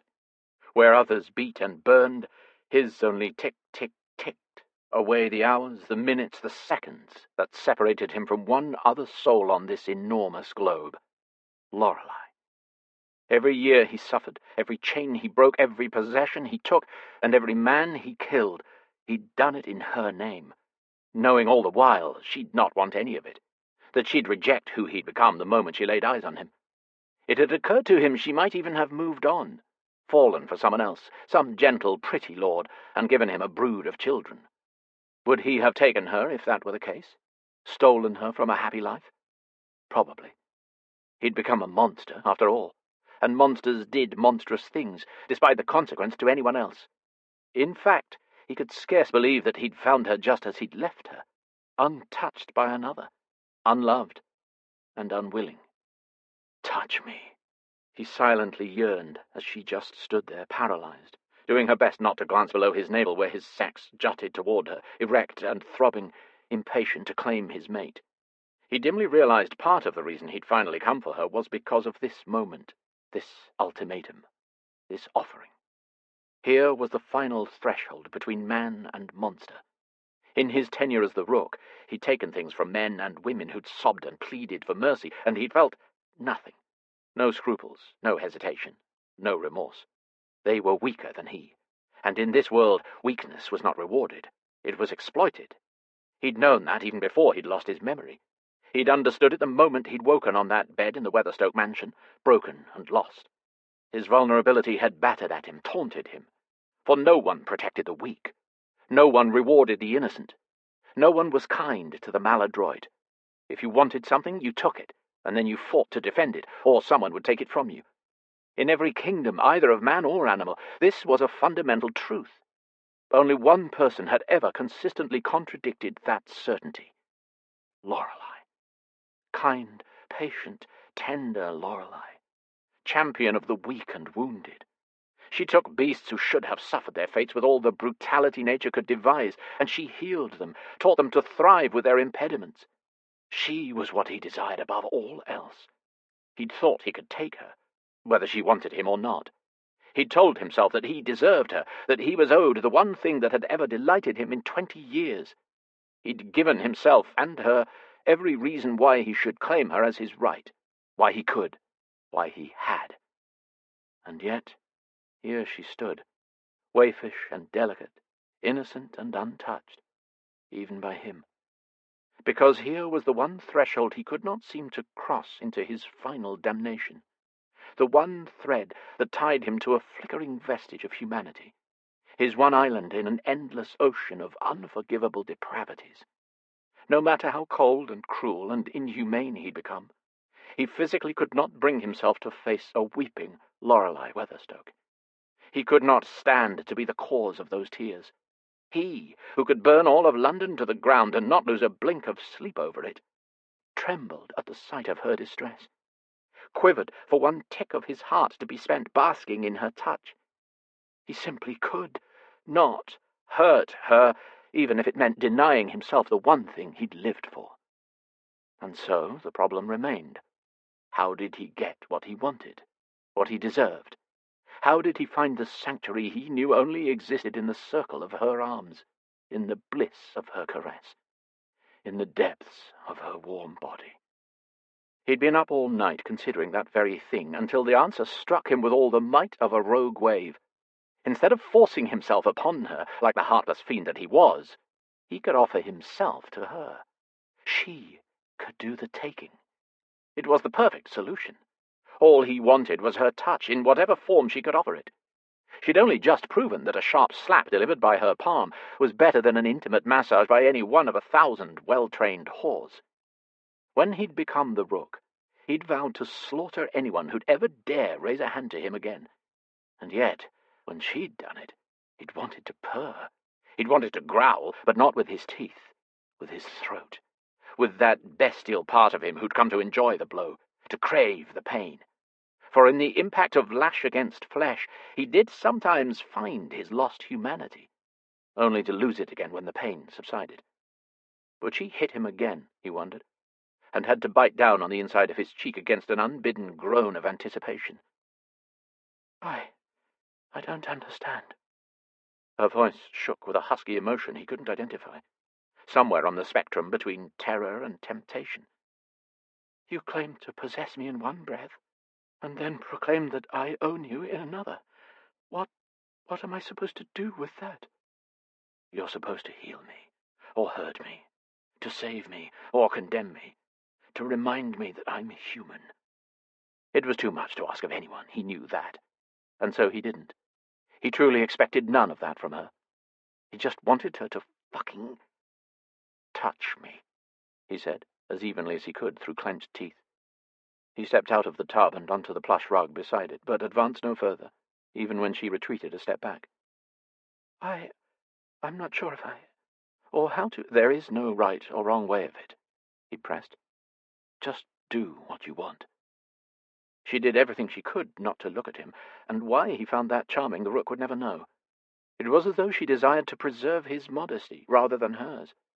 Was there such a thing, he idly wondered, as a modest pirate? But you're all wet, she protested. That word on her lips nearly drove him mad. Wet. Yes, he was indeed wet, and if he had his way she would be too, but only in that sweet, hidden place, and only for him. He glanced down at his chilly, decorated body. If you wish me dry, you may help. He gestured to a plush towel hanging from an ornate banister at her elbow. Her delicate throat worked over a difficult swallow before she dragged the towel away from its perch and attempted a cautious approach. She still wouldn't look at him, he noticed. For the most fleeting of seconds, her gaze would drift toward his body, land, and then dart away, like a hummingbird testing a flower. Settling her hands, covered safely with the towel, on his shoulders. She tentatively soaked up the bath-water with soft little drags. He watched her as she did this, delighting in her shyness, in her artless, gentle caresses. When one dried themselves, it was usually with firm, decisive strokes, but her touch barely deserved the designation. It didn't matter. Nothing mattered. Lorelei was here, in his cabin, touching him. Sort of. "Where did you sleep?" she queried. It was something she did, he remembered, when she was anxious. She tried to fill a fraught silence with polite conversation. "I didn't, really. I stayed awake to watch the tempest." He obediently lifted his arms toward her as she pulled the towel down each one, revealing his colourful, permanent sleeves. "Don't sea gales ever frighten you?" she asked, running the cloth down the ripples of his ribs. "No." She paused at his waist, unwilling to go further, and circled around to his back, drying his shoulders. "Why not?" "Because I tasted your lips on every rainstorm." "Because fear is dangerous," he answered aloud.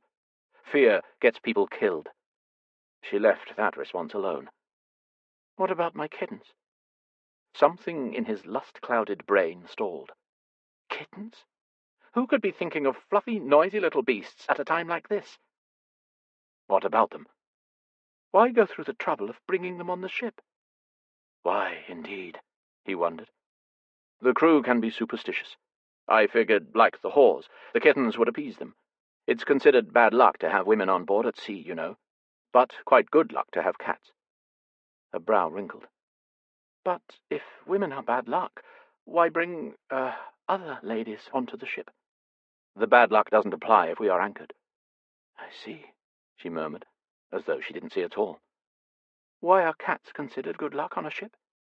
"It's been thus for as long as men have taken to the sea," he answered almost irritably.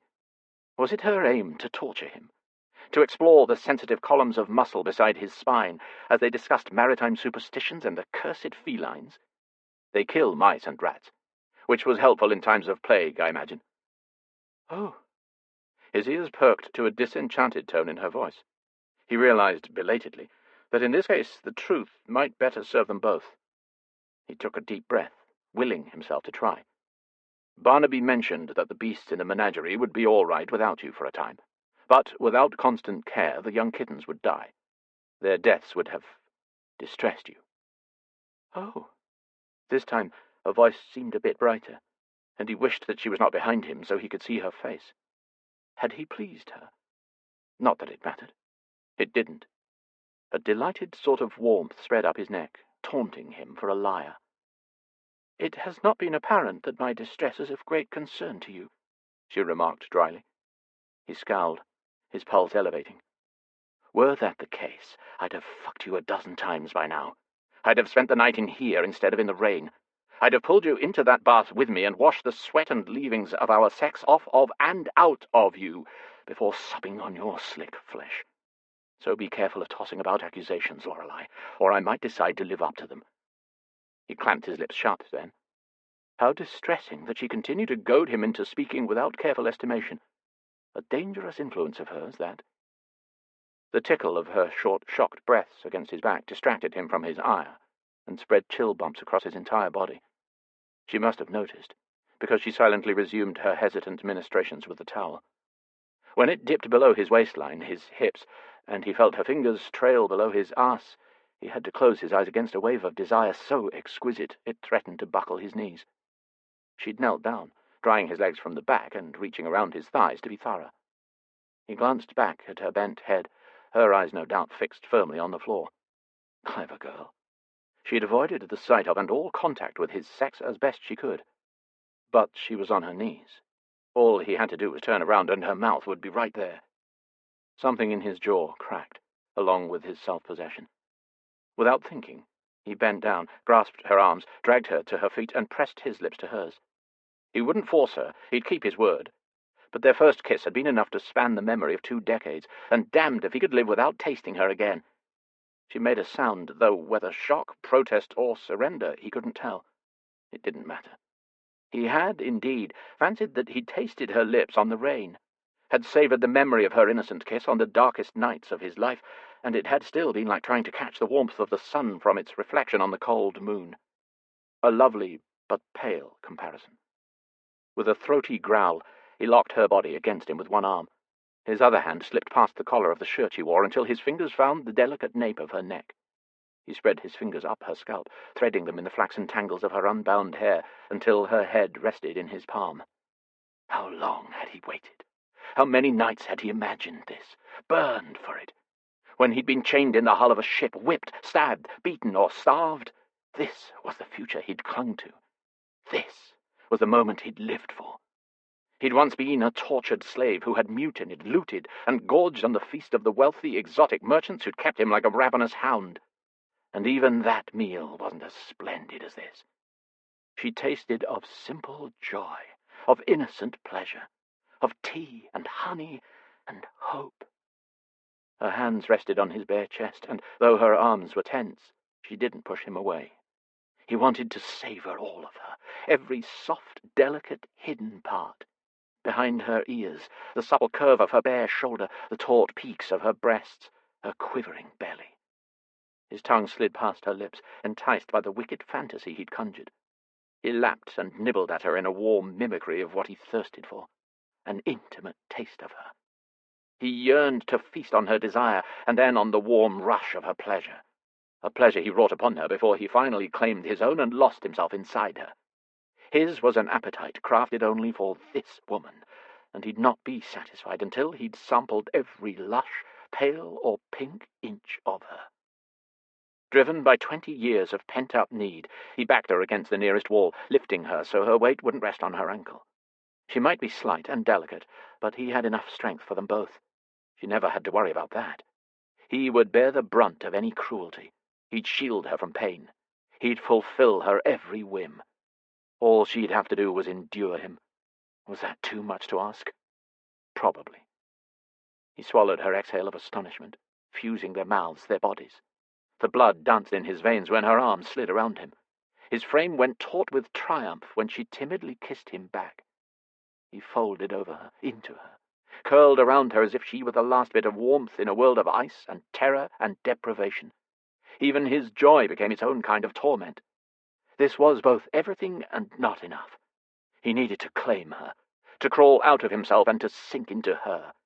He was like a pilgrim kneeling before a holy relic, desperate for a miracle, praying for the touch of a deity, for the love of his goddess. Had he a soul, he'd have offered it to her. But he didn't. Not any more. All he possessed was hers. His money, his body, what was left of his life. Didn't she know that? How could he make her understand? He would show her, like this. He would drain every last gasp of carnal bliss from her lungs. He would worship her with his hands, with his mouth, until she begged him to stop. He'd deny himself his own fulfillment until she came to him, until she was as desperate for him to be inside her as he was. Reaching down, he parted her legs so he could get closer, cursing every single layer of her skirt, her undergarments, and even the air that took up the space between them. He drove his hips against the silk of her skirts, sex against sex, frustrated by the barrier, but aroused by her soft hiss of breath and the tremble he felt roll through her limbs. The first of many, he vowed. "Can you feel a whisper of what I can give you?" he asked, rolling against her again, knowing he abraded the sweet little nub with each flex of his hips. "Yes, but I—" Her fingers became claws on his shoulders, as though she feared falling. "I'll not let you go." He kissed the corners of her mouth, her chin, and dragged his lips over the downy skin of her throat, stopping to nibble at the pulse he found leaping there. "I'll never let you go." "Are you wet for me?" he demanded in a harsh whisper. It took her 3 tries to swallow. I'm... She lost her words when he bit at her earlobe. "Let me make you slick and slippery," he urged. "Make what?" "Let me make you writhe and beg and scream. I will exhaust you with ecstasy. You will come apart in my hands beneath my mouth." "Please, just—" she gasped on a shuddering breath. The words, combined with her slight squirming against his nude, aroused body, threatened to drive him beyond all control. His shirt, already enormous on her slight frame, had come loose in their clench, and his composure slipped in time with the collar as it drifted down her bare, pale shoulder. His lips followed the seam, exploring the softness of her skin on an expedition toward her breast. All he had to do was expose it, taste it. But in order to do that, he'd have to cease his soft thrusts against her core. "Wait," she groaned, tugging at his hair. "I'm going to—" Was she going to come already? He hadn't even started yet. "I meant what I said," he crooned against her skin. "My body is yours, to use as you will. I will be a slave only to your desires. What do you want me to do?" "Stop," she sobbed. He froze, pulling away to gaze down at her, and saw the panic in her eyes. Her skin flushed from pink to pale in the course of a stunned breath, and a sheen of sweat bloomed at her hairline and over her lip. "Lorelei." He carefully lowered her to the ground, his arousal turning to alarm as she frantically pushed him away with feeble, trembling limbs. "Lorelei, are you hurt?" She shook her head, but her eyes clouded, her movements almost inebriated. "I'm sorry," she mumbled, reaching out for the edge of the tub, for something to stabilize herself upon. "What's wrong?" he demanded, fighting the urge to shake her, to stun life back into her eyes. "I'm sorry, Ash." Her eyes rolled back, and every limb slackened. She felt as limp as a corpse when he caught her and lifted her into his arms. He strode to the bed and laid her carefully upon it, all the while calling her name. He checked her breathing, which was shallow but regular. He shook her and tapped at her alarmingly pale cheeks, a bleak emotion welling inside of him, one he hadn't confronted in a handful of years. Terror. Because this was no mere maidenly faint. No matter what he tried, she wouldn't wake. Chapter 13. Veronica Weatherstoke pressed her ear to the wall. The muffled sounds of violence and distress in the next room remained unamplified. A feminine cry of alarm had pulled her from her wretched state. She'd sat up on the bed, where she'd been heaped into a puddle of misery, at the first crash of what must have been glass. A second splintering crunch had drawn her to the wall decorated with surprisingly tasteful blue paint, and a collection of what appeared to be original and expensive art. This turbine-propelled steamship was built better than any her family had crafted, and she'd noted the sturdy thickness of the walls, and the barrier it would make against unnecessary noise. She couldn't hear footsteps or voices from the hallway, nor could she make out the din of the sea just beyond the laughably small porthole windows lining the far wall. The room was meant to be a gilded prison, but for some reason sound could carry through this particular wall. But how? She ran her hand over the textured paint, tensing as a high-pitched pleading from the other side stoked her distress. Not Lorelei, she realized with a shaky exhale. She would have recognized her sister's voice right away. She knew enough of the layout of this hall of the ship to understand Lorelei was being kept 2 quarters down at the end, where she'd been carried by their black-haired, black-hearted captor. Then who was next door? Another captive? Was one of the prostitutes the Rook mentioned being mistreated? Men did not consider it an immorality to rape or beat a whore. Strange, they'd often similar standards for their wives. A wife she was no longer. She had a pirate captain to thank for that, at least. Though it seemed she'd been delivered from one form of fearsome incarceration into another. Whoever this man, the Rook, was to Lorelei, Veronica knew they were no safer on this ship than they'd been at Southbourne with Mortimer alive. Less so, surely, as evidenced by the chaos being wrought in the very next room. Veronica pulled her head back and examined the wall. If the sounds weren't coming through the barrier itself, then there must be a weakness in the structure somewhere. She found it after only minutes of running her hands along the paint, all the while following the ceaseless clamour of chaos. An insignificant circular perforation, no larger than her smallest fingernail, had been bored beneath the shadow of a bucolic painting with a disproportionately large frame. The faint cries were most audible here. Bending down, Veronica took a bracing breath against the dread gathering in her chest before placing her eye directly at the fissure. Squeaking, she popped back up again, leaping back from the sight.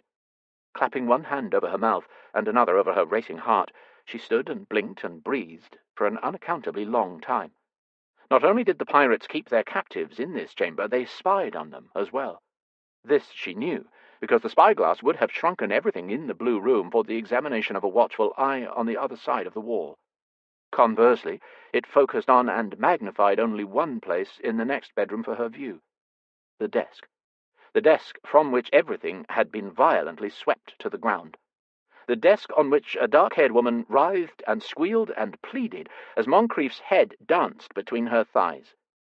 Drawn by a macabre curiosity, Veronica returned to the spyglass, her breaths as loud as one of the bandsaws in her father's factories.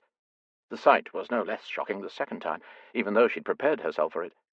The woman was positioned so Veronica could see down the length of her naked body. Her coiffed, dark head lolled from the edge of the desk, her chin pointing at the ceiling. Veronica could assess her every expression, though upside down. Her eyes squeezed shut and her powdered skin stretched tight in a grimace of torment. Or was it enjoyment? Her mouth remained open, forming perfect, rhythmic O's. Veronica listened intently. What she initially interpreted as pleas could very well have been demands. But why?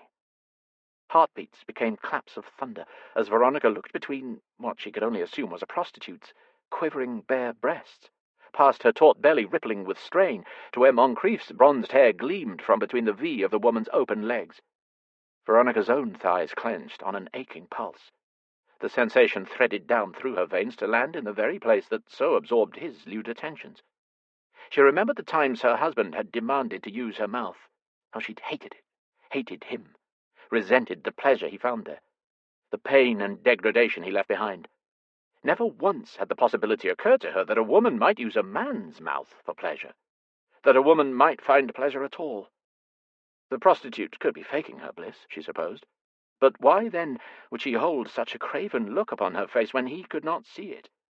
The expression was so unnatural, so unpractised, almost madcap to an astonished voyeur. Moncrief pulled back, and the woman's eyes flew open. She lifted her dark head and said something in a frustrated whine that Veronica could not quite catch. His wicked laugh awakened something inside of Veronica she wished she could lull back to sleep, something that felt like the empty ache of hunger in her belly. No, not her belly. Lower. She watched the play of muscle on his arms bunch and ripple as he gathered his untidy hair into a queue and secured it behind him. His smile was teasing, dazzling. His words were guttural and crass, this she knew. What did he say to the harlot?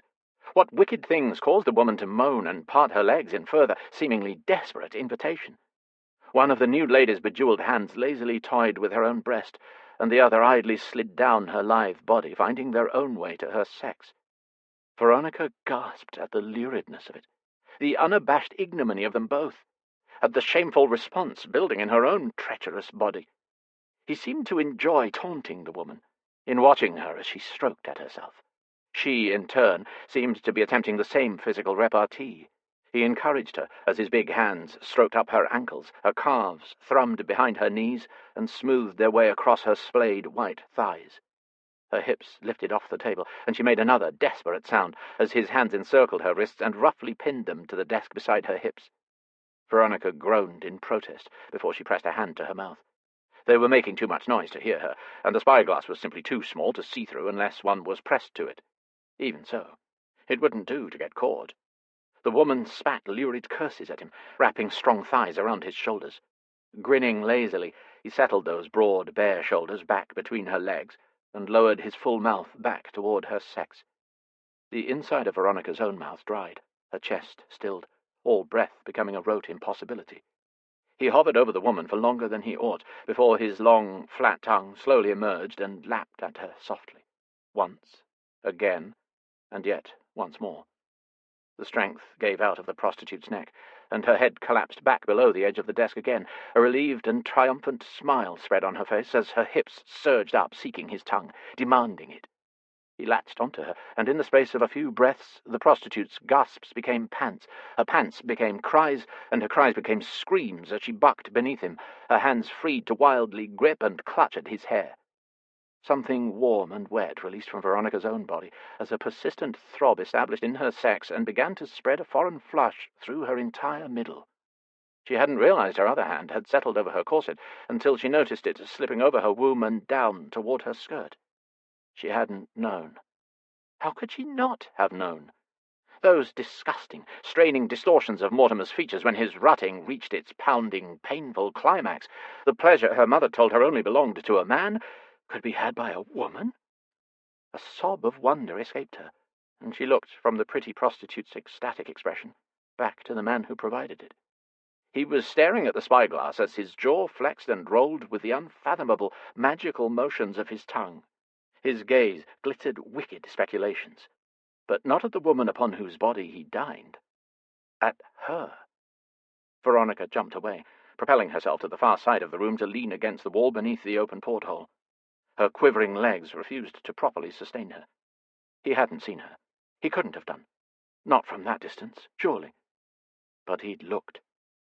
She sucked in moist, cool sea air, and willed her boiling blood to cool, painfully aware of the slick sensation present each time her thighs rubbed together.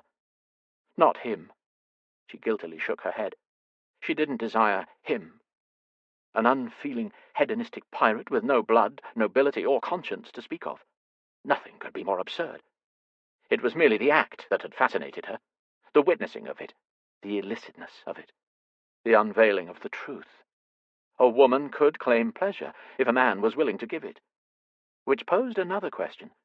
What manner of man would pay a prostitute for her time in order to provide the lady her pleasure? His behavior certainly made no sense. And why had he looked at her room when another woman climaxed into his mouth? Another slim, mahogany-haired woman, with green eyes. Oh, dear God!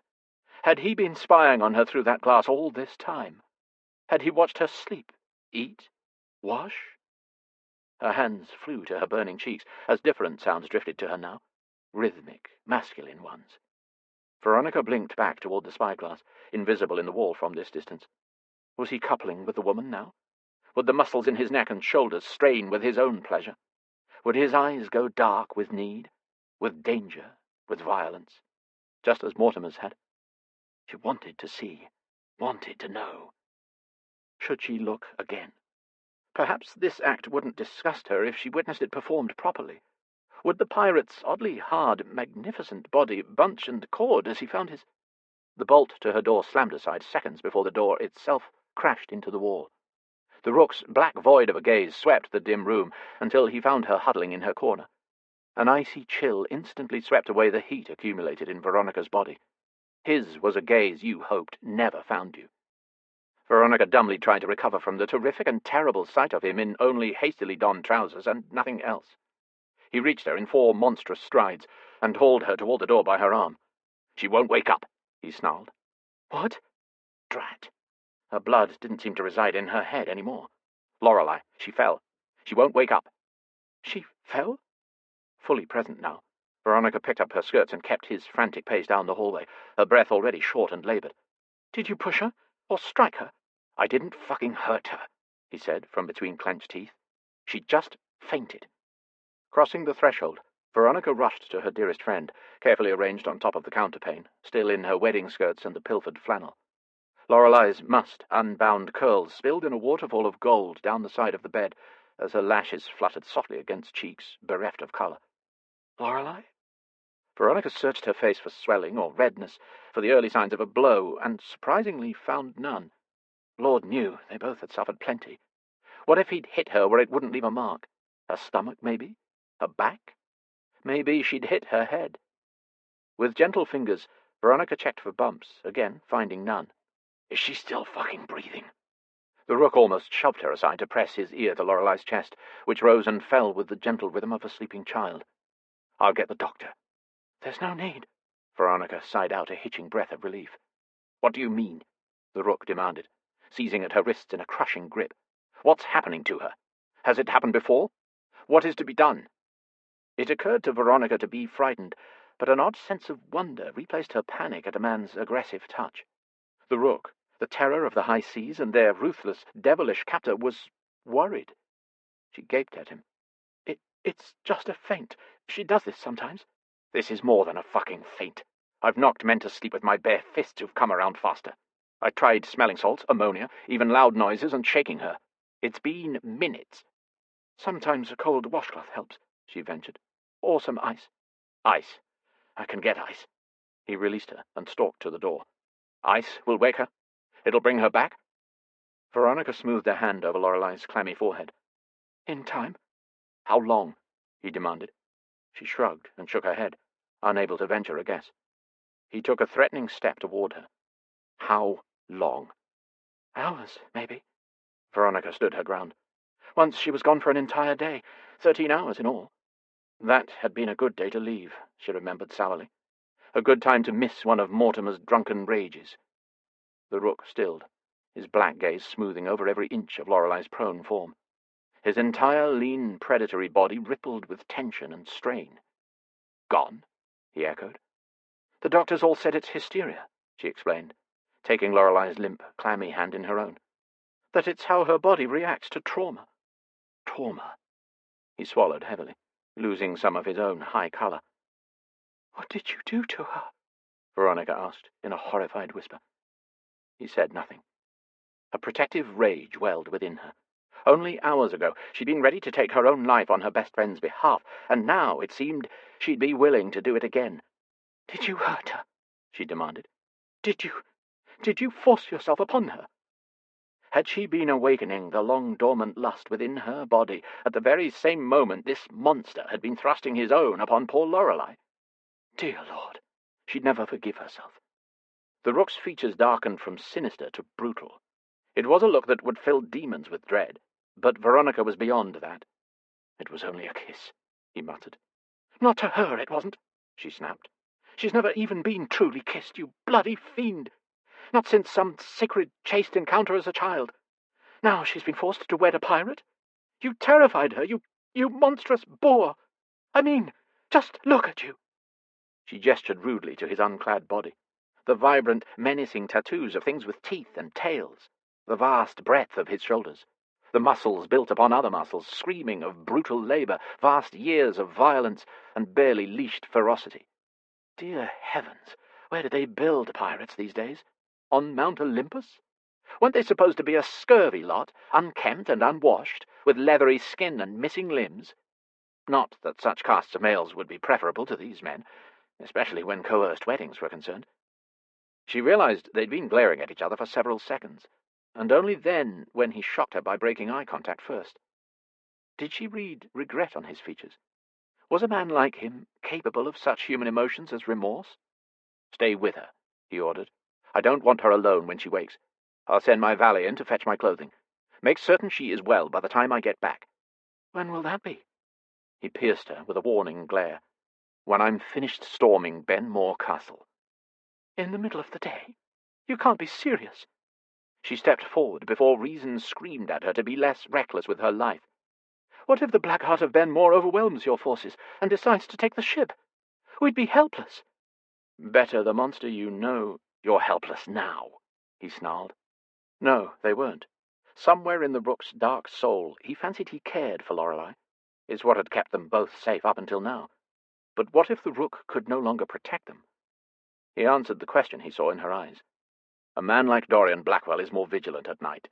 He is ready for his enemies to come at him in the dark, because the dark is his domain. So I will not strike when he is ready, when he is watching. I will raid when he is most relaxed, when he and his children are sitting down to supper, when his servants are busy and his men are full of food and sluggish with ale, and I will not relent until I get what I want." How do you know he won't see you coming?" She couldn't help but ask. "No one ever sees me coming, until it's too late." He said this almost gently, as he returned to Lorelei's side and touched every inch of her face with his gaze, as though committing it to memory. What do you want from her?" Veronica wouldn't have dared ask, but for a ludicrous moment he seemed almost human. "What do you mean to gain from all of this?" "That, Countess, is none of your concern." She'd expected the man to slam out as he left, but he only shut the door with a silent click behind him. A quarter-hour later, a smallish Jamaican man by the odd name of Saxby tiptoed in, bringing with him afternoon tea, a pitcher of ice shards, and leaving with an outfit for his captain. Where one kept ice on a pirate ship was beyond her. Veronica ate a little, and nursed her tea in between bouts of ministering ice-cold cloths to Lorelei's forehead. When the sun began to dip toward the west, the door opened and heavy footsteps fell behind her. Veronica didn't bother to look up. She didn't want to meet the Rook's cold stare again. "If you hurry, I can help you escape." Every part that made Veronica a female clenched at the sound of that voice. It took a moment longer than it should for the words to register. She whirled, to find Moncrief filling the doorway. It should be illegal for a man to appear both an angel and a rogue at once, Veronica thought unkindly, especially when she knew the deviances of which he was capable, not to mention the unwelcome but not unpleasant sensations he'd elicited within her. He'd dressed in fawn trousers and a cream shirt. The afternoon sun gleamed off his hair, damp and lambent from a recent wash. Had the prostitute bathed him? Why did the thought of that intimacy between a woman she didn't know and a man she didn't wish to be acquainted with turn the corners of her mouth down? Also, why couldn't she bring herself to look at his mouth? Or anywhere above his neck, really? She knew why. Did he? Finally, the word escape permeated her mortification. "You're letting us go." She found that hard to believe. Could he be playing some sort of terrible game with her? You would do that to your captain?" His hazel eyes turned grey with the threat of a storm. "I do this for my captain." He gestured to Lorelei, who still slumbered unnaturally deep. "Whoever this woman is to him, he forgets that he is the Rook around her. He becomes someone else." "Who?" Moncrief scowled. "I don't know, and I don't want to know. Not until we find the Claudius cache." Chapter 14. In his tenure as the Rook, he'd only been outmaneuvered, well, never. He'd plotted a successful invasion at best, and a slightly protracted siege at worst. In no scenario he could devise would Dorian Blackwell, the Black Heart of Ben Moore, be meeting an ambush with an invitation to open battle. Yet there the bastard stood, yards away with 12 men to the Rook's 10, matching him pistol for pistol. Brute for murderous, bloodthirsty brute. Almost. Moncrief had offered to take Barnaby and another rifleman to the other side of the aisle, to approach from behind, in case such an occasion should occur. They would offer long-range cover from the hills. So, where were they? From beneath his cowl, the Rook scanned the jagged peaks, beyond which Ben Moore Keep settled in the distance, lording over a crystal cove. They were the castle's only weakness, these treacherous, mossy mountains. Even from the keep's tower, it was impossible for a lookout to see over the black stone knolls to the swath of beach where they'd moored the longboats. Just above the ridge, closest to Benmore Peak, the charred stone skeleton of burned Jacobite ruin told of a century-old British invasion. The Rook had brought his most fleet-footed men, and they should have been able to navigate the perilous mountain terrain and reach the ruins of the castle before needing to concern themselves with discovery.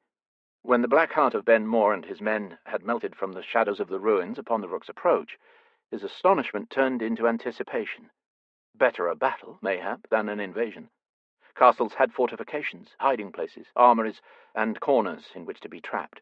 Out beneath the sky, beneath the sunset to the west and the threatening clouds above, he could take full measure of the men before him, and calculate exactly how long it would take them to die. With luck, Moncrief and his riflemen were in position to provide cover. But when had luck ever been on his side? Never. Fate was an enemy with which he waged a constant war. He'd carved his own destiny out of the flesh of his enemies. His men were trained more for naval combat, but they'd overwhelmed many an opponent on land. Today would be no different. The Rook kept his pistol levelled on the raven-haired, black-eyed bastard standing in the exact same position as him, several yards away, out in front of his men, who took a similar formation as the Rook's own crew. He could have been looking in a mirror, but for the eye patch over his adversary's left eye. The handicap would make Dorian Blackwell a weaker shot. That shouldn't matter. It didn't usually. But what if Blackwell's bullet found its mark this time? Death possessed a particular repugnance today, as the thought of leaving Lorelei unprotected on his ship produced a foreign thump against his ribs. "Which one of you goes by the name of Frank Walters?" he called across the divide. His crew needed to know which man not to kill. Not until he gleaned the information he came for. "If you give him over, I'll grant the rest of you your lives." No one moved. No one spoke. So he cocked his weapon, aiming for Dorian Blackwell's infamously black heart. A shimmer of electric sensation tensed the very organ neither of them claimed to possess. This paroxysm had long since ceased to astonish the Rook. Every time that name crossed his mind, a slight impression of recognition or revulsion came with it. Dorian Blackwell. To chase the emotion or the memory the name evoked was like searching for shadows on a moonless night. Impossible. It haunted him, though, a spectre of dread, the ghost of some long-forgotten pain. Had they been enemies once? He'd gleaned that Dorian Blackwell and the prisoner known just as Walters had become acquainted in Newgate. He'd also learned that his half-ruined dragon tattoo was undeniably Walters's work, which meant Walters had answers, not just about the Claudius cache, but about his past as well. No one, not even this fearsome one-eyed blackguard, would stand in the way of that. After a moment fraught with impending aggression, the Blackheart of Benmore took a step forward in the manner of a man after parlance rather than violence. "I've spent the better part of an hour trying to imagine what would bring the notorious Rook to my island." His voice slithered through the space between them with a sinister, serpentine grace. "I thought perhaps the King of the Seas sought to usurp the King of the London underworld. Tell me, Rook, have the vast oceans become too small for you? Do you seek to conquer the Empire as well?" That voice, something beneath the cultured British accent and the leashed menace. Smooth as silk, and yet it raked at his skin with the soul-flaying swipe of a jungle cat. "I want nothing you can claim as your own. Not your stinking city or your lonely castle. I want Frank Walters. Give him to me, and I'll return to my ship. Our paths need not cross again."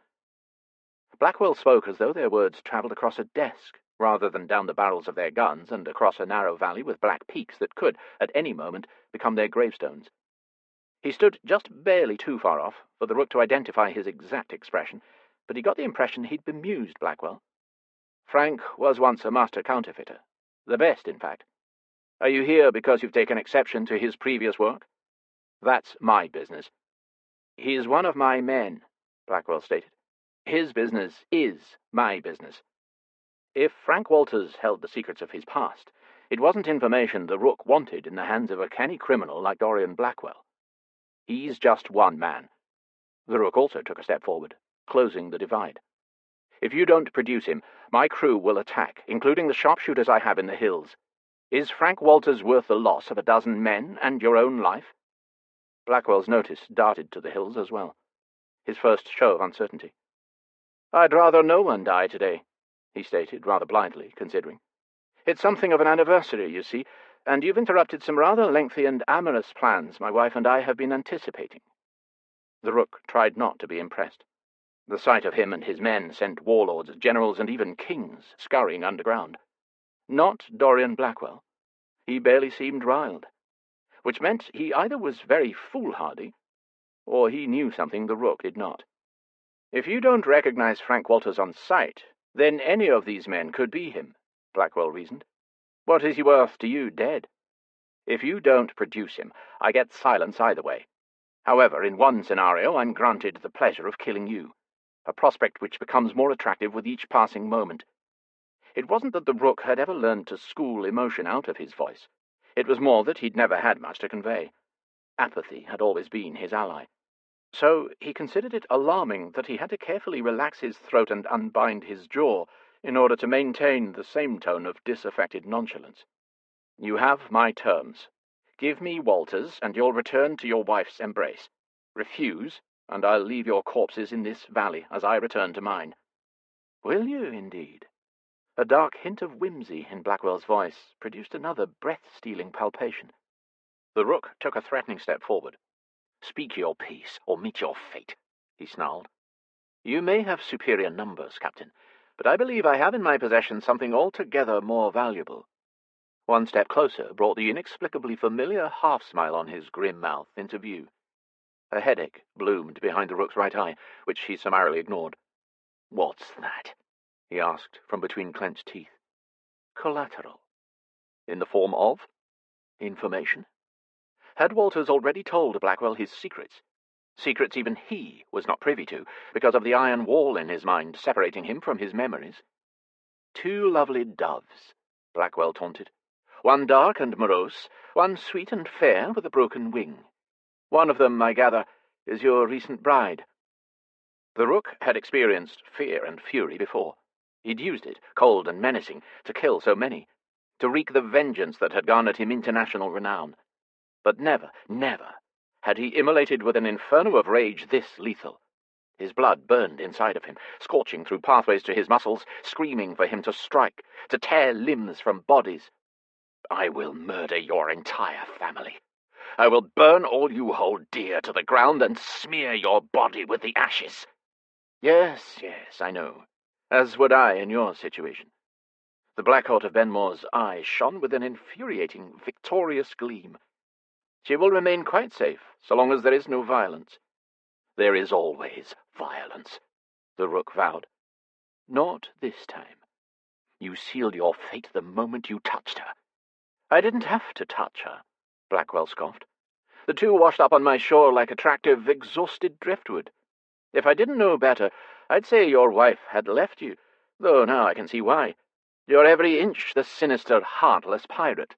I don't imagine that makes for a desirable spouse. A pang permeated his rage. Lorelei. She'd awoken, and the Countess had succeeded in spiriting her away this time. She'd left him. He'd frightened her, and she'd left him. Had run straight into the clutches of one of the most dangerous men alive. "What are we waiting for, Captain?" Haxby hissed from behind him. "He's lying. Let's paint this valley with their blood and be done with it." Any other day, he'd have given the order. He'd have ripped the Black Heart of Benmore's spine out through his throat. But he couldn't. Not if Lorelei was in danger. How do I know you have her? My wife remarked upon how shamefully one of them was attired. Flannel and muslin rarely flatter each other. He slid him a sly look. Had she landed anywhere else, she'd have made quite the scandal. "You're wasting time, Blackwell." A stout, middle-aged Scotsman at Blackwell's left elbow was as eager for blood as Haxby. "Let's gut them before they get their land legs." Blackwell held up a staying hand. I'm a businessman first, and a warrior second. Tell me what you want with Walters, and perhaps we can still strike a bargain. The Rook's skin burned everywhere. His skull, which had gone numb but for the ache in his head, pulsed with the accelerating rhythm of his heart. One didn't earn a title like the Black Heart of Benmore by showing mercy. What would he do to Lorelei? Suddenly, Walters no longer mattered. The treasure, his past, the men behind him. He lowered his gun. You'll give her back. Blackwell nodded, pointing his own gun at the ground. If you give me cause. "Captain!" Haxby protested. He held up his own fist, silencing all dissent. I need Walters to identify some of his work, he muttered. A tattoo. That might be difficult, Blackwell admitted, after a cautious hesitance. He was injured in an attack in prison. His memory isn't what it once was. Neither is mine, the Rook said wryly. I was his cellmate. I watched most of his work. Perhaps I can be of assistance. The Rook scanned the ever-ready faces of Blackwell's forces, feeling the tension of his own crew slam into his back like the waves battering at the black cliffs below Benmore. Moving slowly, as one does in the presence of so many primed pistols, he took a few steady steps forward, rolling his sleeve back from the underside of his scarred forearm. I was damaged 20 years ago. I don't remember what it means. Dorian Blackwell gazed down at the webbed flesh of burns on his arms, becoming unnaturally still. The dragon, he breathed. The map. The Rook's temperature spiked once again. You know it? With lightning speed, Blackwell's pistol leveled right in between his eyes. His own chest heaved beneath his fine wool jacket. Take off your cowl.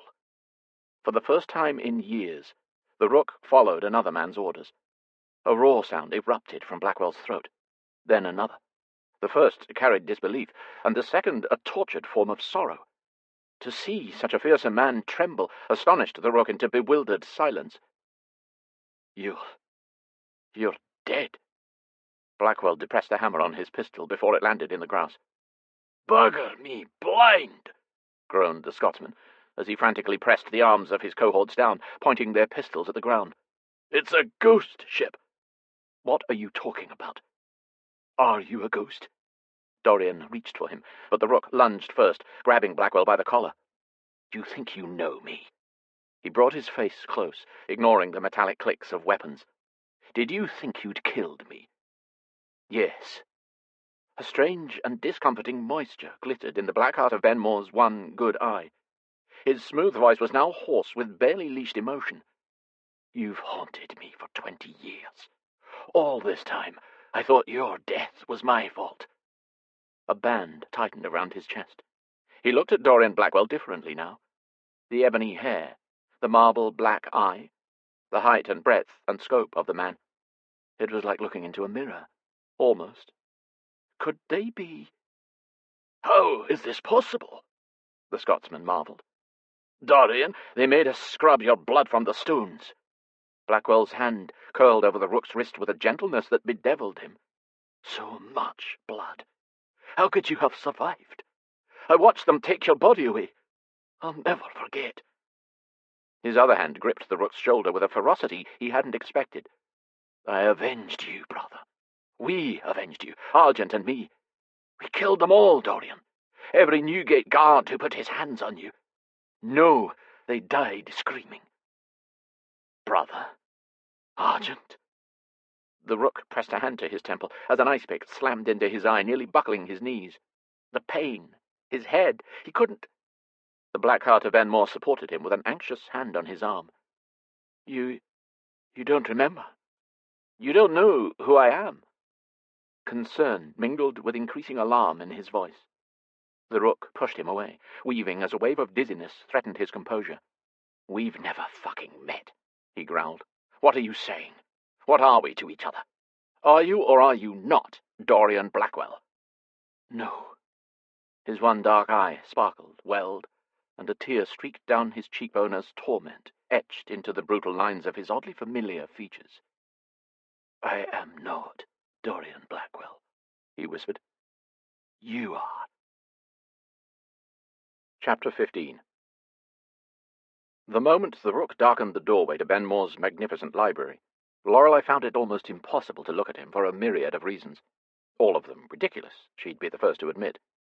The last time she'd been in his company, his wide shoulders hadn't been straining the seams of a fitted black shirt and vest. He'd been wearing nothing at all. That frighteningly formidable body had been pressed to hers, offering pleasure in lithe, sinewy movements and guttural, sinful words. Words, she found, were more powerful than she realized.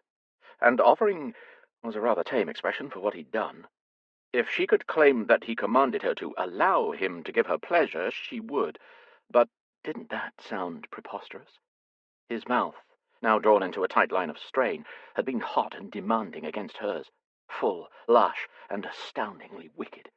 Not only did the memory of his mesmerizing kiss heat her cheeks, but so did another, more bewildering sense of shame. A shame fed by the daggers of accusation flung from his narrowed eyes, ripping through her composure. It had been more than a year since she'd surrendered her consciousness thus, and this time she'd been gone for hours. She'd insulted him, obviously, by fainting in the middle of their kiss, and then she'd left him. Why did it feel in her heart that an escape from a pirate ship, from a coerced marriage, was somehow a betrayal? Why did the bleak austerity in his midnight eyes cause her own form of frantic sorrow? Because he was her Ash. Despite everything, he was in there, locked away somewhere beneath the tattoos and the brutal strength and the emptiness. He'd come for her. She just needed to find him. She thought she had for a moment, when his lips touched hers. They were the same lips she'd remembered, filled with the same need, only amplified 1,000-fold. Oh, God! She wished she could tell him, that she could convey somehow that she'd not lost consciousness out of terror or pain or lack of affection.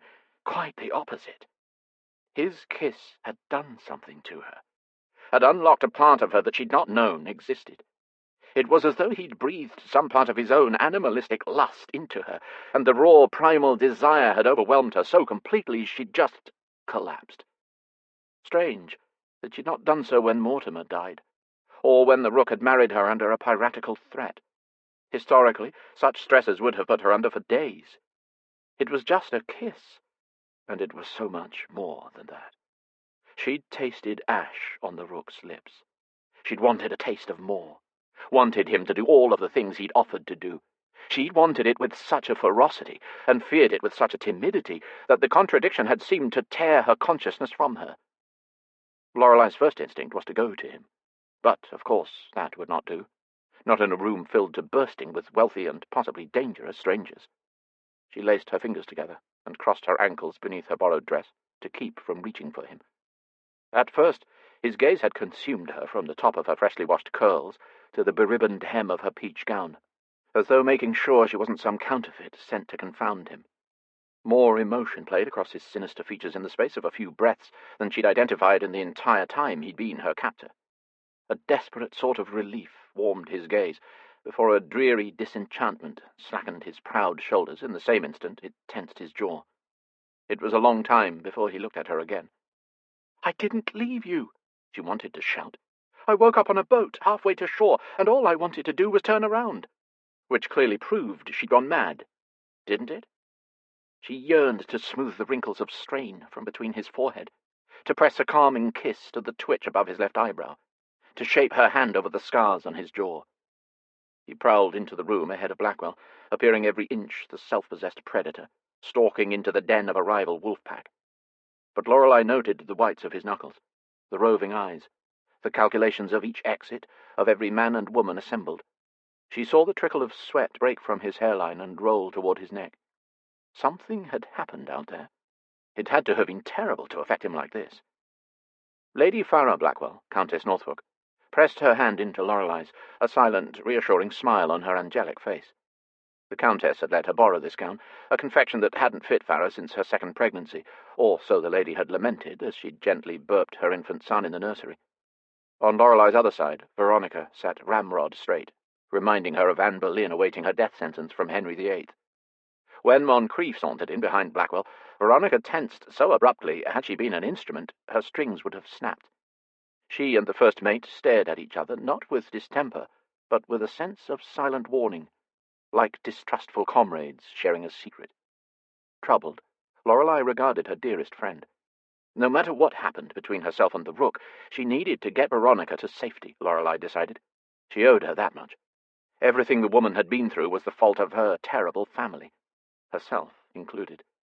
In all their years as sisters, Lorelei had underestimated Veronica's bravery, her capability.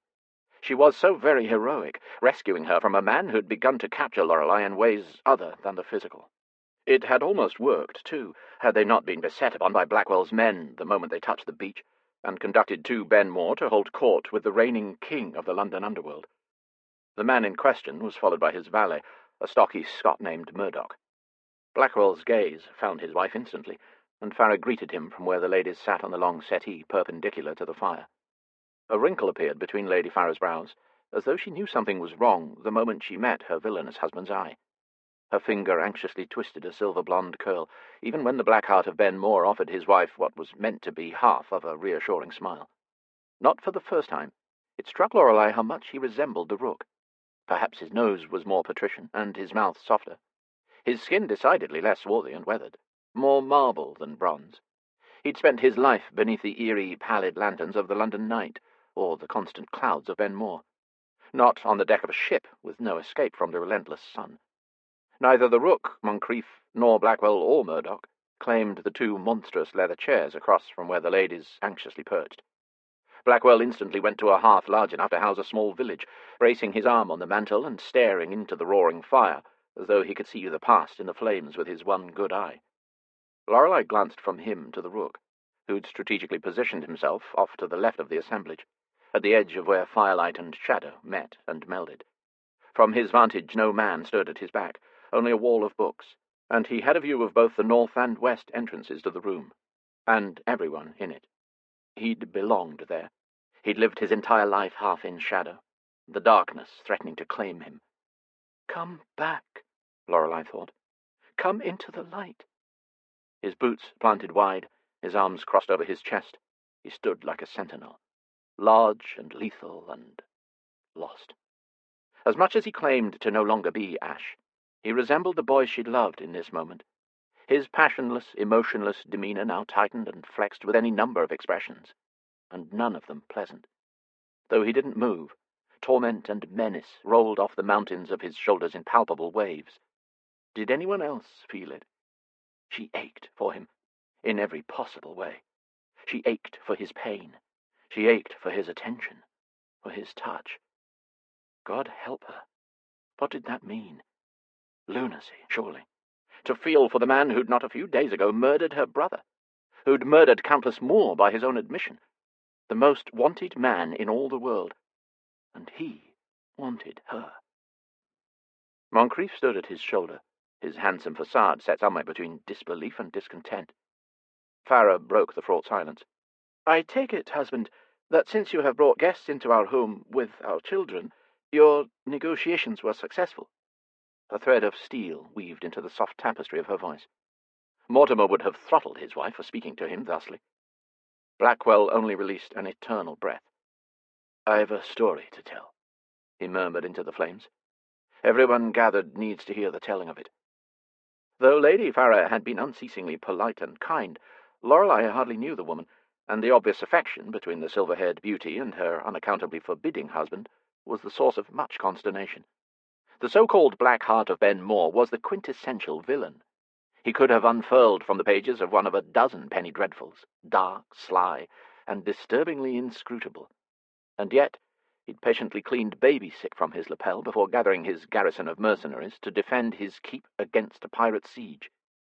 On the opposite side of the coin, the cherubic countess seemed to calm or cheer anyone she met, Lorelei included. But she reigned as the undoubted queen at her husband's side, a lioness for which any number of men would lay down their lives. "Let us make introductions, then." Farah stood, crossing to the pirates. "I'm Lady Farah Blackwell, and you are—" "Moncrief, my lady." He took her hand and pressed a kiss to the air above it, flashing that devastating smile. "Moncrief?" She tapped a finger to the divot in her chin. "I knew a Moncrief family as a girl. Any relation to Thomas Moncrief, the Earl of Crossfleet?" The fearsome pirate actually flinched. "My late father, I'm afraid." "His firstborn went to fight in India. I was told he never returned," she marvelled. "You cannot be Sebastian." "In the flesh." "The erstwhile Earl!" she exclaimed. "Where have you been all this time?" Lorelei looked to Veronica, who watched the exchange with perceptible interest. "Everywhere and nowhere," Moncrief shrugged, not bothering to hide his discomfiture. "I found I'm more suited for pirating than Parliament." "Just so," Farah laughed.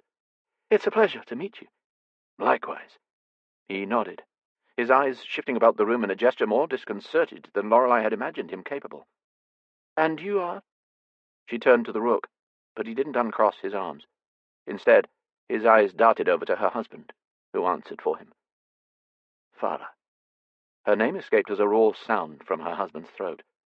"That is Dorian Blackwell." She snatched her offered hand back to cover her mouth. "My God," she breathed. "You're not dead."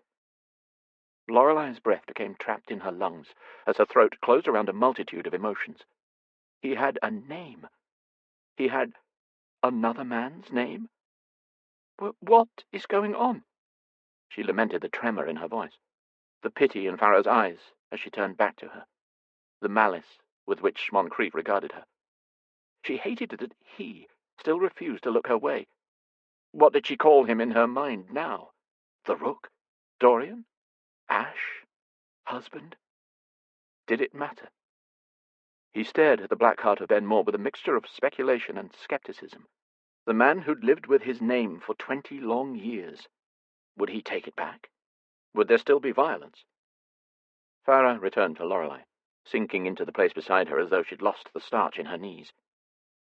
"I was born Dugan Mackenzie, the unwanted bastard of the hated Laird Hamish Mackenzie," the man at the mantel revealed, as firelight played across his stark, pallid features. "Farah and I were children in the same Highland orphanage, where I killed a priest to protect her honour." From beside her, Farah gave a watery sniff, and Lorelei found her hand clutched in hers again, though she wasn't sure just who reached for whom. "I was sent to Newgate Prison, where I met him." Blackwell's savage features melted into something that looked like fond nostalgia. He looked over at the Rook, who'd yet to move a muscle but for the unsteady rise and fall of his chest. "Gods, how we hated each other at first. You threw a rock at me once, and we fought like devils, beat each other bloody." His lip quirked, as though visiting a fond memory. "I'm the reason your nose is crooked, though it seems to have become more so over time." Lorelei glanced over, noting the slight imperfection of the bone just below the Rook's eyes. She'd thought that had been brought from the damage he'd sustained the day she saved him. "We became inseparable after that, and together we ruled Newgate Prison by the time we turned 15. I had the use of both eyes then, and you'd no scars or tattoos. They called us the Black Heart Brothers, partly because of how we resemble each other, and partly because, of the merciless means we used to wrest power from those who wielded it before us, against us. The Rook opened his mouth, but it took him several moments of indecision to speak. Everyone waited. No one breathed. The Blackheart brothers, he echoed. Then we are not related by blood. Lorelei wondered if anyone else caught the note of dejection beneath the monotone voice. It tore at her heart and produced an aching lump in her throat. He'd hoped he'd found family, and those hopes had been dashed. The man known as Blackwell pushed away from the mantel and turned to him.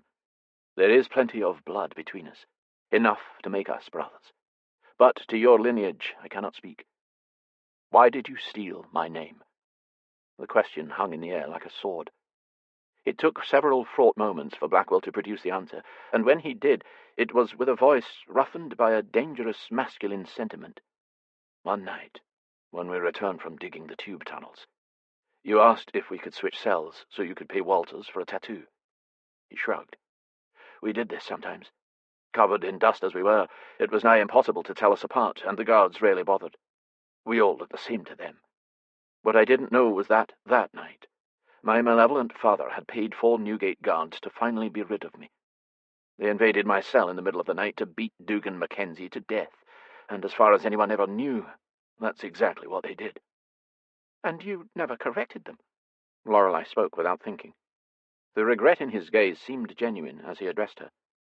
Dorian only had 1 more month to serve for his sentence as a thief. Dugan Mackenzie had years for his murder of a priest.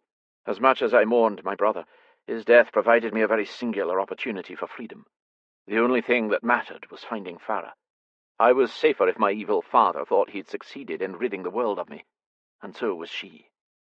He looked over at his wife, seeming to draw strength from her. She was all I had left. She is all that matters. Lorelei suddenly felt like an interloper, sitting as a barrier between 2 such bonded lovers. A prickling on her neck drew her notice back to the man she'd named all those years ago. A man she'd known had been possessed of a name before she'd found him, but as a girl she'd selfishly wished him not to remember it. What about now? What did it mean for him? For them? You really do not remember us? Murdoch asked the Rook from where he stood behind the settee. The pirate summarily ignored the Scotsman as he locked eyes with Lorelei. His nostrils flared, and his arms surged in time with his hastening breaths. The rest of him remained still, his features hard as stone, as though one tap with a hammer and chisel would shatter him. His name had been Dorian Blackwell, and she hated it. As unfair as she knew she was being, that's not who he was to her. Yet Ash, her Ash, was dead. Hadn't the Rook said it 1,000 times by now? She couldn't imagine all the emotions he must be battling, all the questions building upon themselves, ready to erupt like a volcano. She could see it in the set of his bones, in his restless breath. Suddenly, she just yearned to be home, back in his little room tucked near the attic stairs at Southbourne Grove, the bed swallowing their innocent, idle hours, back when her touch had soothed him, and his had made her feel safe. How unbearable it was to look into the face of the man you once loved, and to be told by his own lips that he's nothing but a ghost. To recognize him sometimes, looking out through achingly familiar eyes, only to lose him in the void of darkness. Who else knows of this? The hesitant beat of silence greeted the Rook's question. He'd startled them all. I'm acquainted with your half-brothers, the Demon Highlander and the Earl of Thorn. They mentioned you were related, though they didn't refer to you as Dugan Mackenzie. My natural-born brothers and I keep each other's sins and secrets, and we all have many. The Black Heart of Benmore took a tentative step toward the shadows in which the Rook still stood. If I'm honest, in my heart you were more my brother than they ever were. We protected each other, you and I, fought and bled and ruled together. I never had that with them. I've never truly been a Mackenzie. His brows rose with a dawning idea. There were others to whom you were close as Dorian. Christopher Argent, a boy born in captivity to a criminal mother. He resides in London with his wife. And Murdoch here, along with his man Gregory Tallow. And Walters, though his wife took him on holiday, if you'd believe it. Some brigands in my employ will remember you. They've been loyal since Newgate. If you need any more proof of your identity, it won't matter." The Rook finally pinched the bridge of his nose, squeezing his eyes shut as though in a great deal of pain. "I won't remember them," he said tightly. "Considering what those guards did to you, I'm not at all surprised." Blackwell, at least Lorelei still considered him to be Blackwell, strode to the opposite library wall and selected an ancient volume. The Histories of Roman Invasions of Britannia. He split the spine open almost reverently. Murdoch snorted. "I hardly think this is the time for a lesson in ancient history." One look from his master silenced the valet. "As I said, the guards made us clean the carnage from the cell the day after the attack. You and I had a place in that cell where we hid things, a stone behind a stone. When I checked it, I found this." Blackwell lowered his long frame into one of the chairs and laid the open book on the coffee table. This time it was Moncrief who made a choked sound of utter disbelief. Seized with excitement, he expelled a victorious laugh and clapped his stunned captain on the shoulder. "Captain, can you believe our bloody luck?" He put his hand on his forehead, as though checking his own temperature. "I'll be goddamned." Unfolded in the carved-out pages of the tome was a thin, rusted sigil, the figure of a serpentine dragon, with 4 claws and a tongue snaking between fearsome teeth, snarled beneath the etching of 2 words, Nigri Aquae. "Your tattoo," Lorelei gasped. The Rook collapsed into the other chair, wrenching up his sleeve. Only the dragon's head and front claws crawled from beneath the web of scars, surrounded by additional tattoos. The first time Lorelei had seen this, it had been the only ink on his body. The letters remained the same, if somewhat faded with time. R-A-E, U-A-E. The N-I and the A-Q had been burned away by the lie, along with half of the dragon's body. "What about the lines behind it?" Lorelei asked, reaching across the table to trace the ink breaking from the dragon like the branches of a dead tree. "Did you ever figure out what they are?" He gazed down at the tip of her finger as it stroked across the tattoo, his eyes closing for the softest of moments, as though savouring her touch. "Yes," he finally answered. "It's a map. It's this map." Blackwell untucked an ancient leather scrap from a separate fold in the book and stretched it flat. Lorelei reeled, stunned so profoundly she couldn't find words. "This is the Scythian dragon," Blackwell said. "The night you were attacked, you had Walter's ink this to your body." He grinned up at the Rook, and Lorelei could see how they must have been as boys, their dark heads together dreaming of treasure and adventure. "Are you still looking for the Claudius cache?" "Captain!" A note of warning lanced through Moncrief's usual good humour. "There's no use denying it." The Rook flexed his forearm, and the veins beneath his skin rolled over the taut muscles beneath his scars. "Once I figured out what the Scythian dragon meant, my crew and I began searching Britain. But it's not easy working from half a map with no marker." "Nigri Aquae." Veronica finally broke her silence, leaning in with the rest of them. "It's Latin." "For what?" Murdoch asked. "Black water," Veronica and Moncrief revealed in tandem, blinking at each other in surprise. The Rook's eyes burned into Lorelei's with an onyx fire. "As in the Blackwater River," she confirmed. "I'd recognize these waterways anywhere, now that I can see the whole of them. They're part of the river's tributaries." "And this?" Moncrief pointed to the small, hastily drawn dragon on the leather map. "That is a very small island to the left of the mouth of the river. Tercia Island. You can see it from the shore, but the coast is naught but rocks and cliffs. It's nigh impossible to land on." She sat back, her entire frame quivering with equal parts excitement and alarm. "But if you can figure out how, I think that's where you'll find your treasure." "All that time you spent on the Blackwater, Captain. We could never make sense of it." Moncrief bent his knees to inspect the rudimentary drawings of the waterways. "Even though you couldn't remember, you must have known it in your bones, that the treasure you'd sought your whole life was hidden there." "Yes, I knew it in my bones."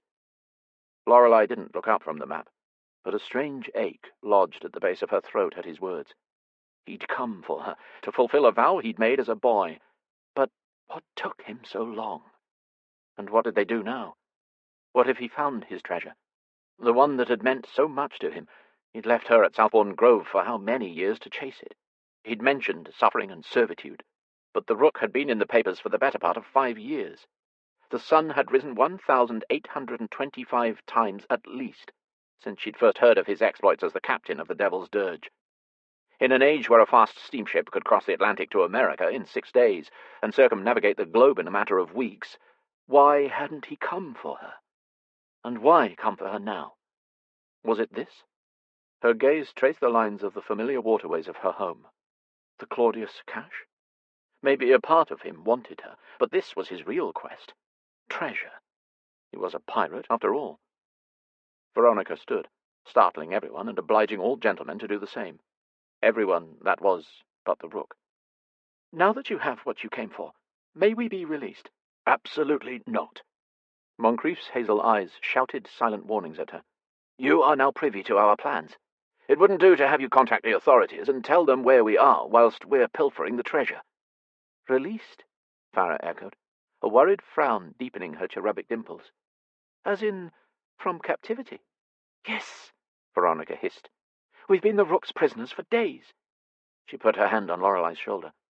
We just want to go home. Prisoners? Blackwell turned to Lorelei, whose thoughts and emotions were as unruly as a litter of curious kittens. I was told you were his wife. She is my wife. The Rook stood, towering over her. Why didn't you mention your captivity before? Farah pressed. Because we weren't certain we hadn't simply changed one captor for another when we were beset upon at the beach by your guards, Veronica answered. That was more for your safety than anything else, Dorian said. No one is a prisoner here, Farah reassured them. You are free to leave at your leisure, though I'd suggest prevailing upon our hospitality until the morning. She goes nowhere, the Rook stated, in a voice hard enough to shatter diamonds. She is my wife. A new tension sliced through the library, robbing it of air. All the moisture deserted Lorelei's mouth, but she had to wipe freezing, clammy hands on the skirt of her borrowed gown, unable to look up from her lap. Lord, she hated this, detested it when people stared, when their voices rose in both pitch and sound. She loathed aggression or conflict of any kind. Pain always followed. She could feel their gazes, heavy with expectation. They were waiting for her to pull the rope on the guillotine. Veronica, the Rook, the Blackwells, even Moncrief. Air. She needed air. Where had it gone? Had the black void in the Rook's chest swallowed it all? Her lids began to flutter. If she were lucky, she could just leave, sleep, and wake when the carnage was over. Escape, like the coward she'd always been.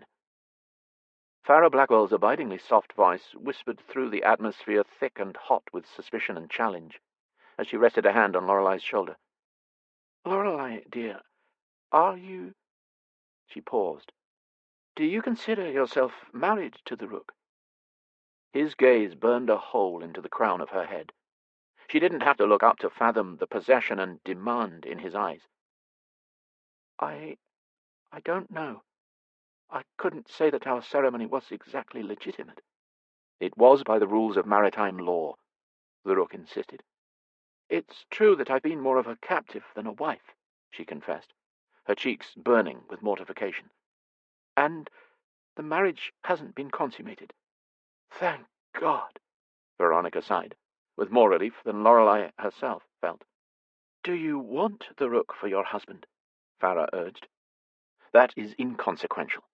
Her would-be husband pushed the table between them aside with one swipe, advancing until his knee boots were planted before her. She belongs to me, and where I go, she goes. End of fucking discussion. Fearing the chaos he might have stirred by removing the physical barrier, Lorelei made to stand, but Farah beat her to it. Lorelei was once again stunned speechless when she reached up to save Farah.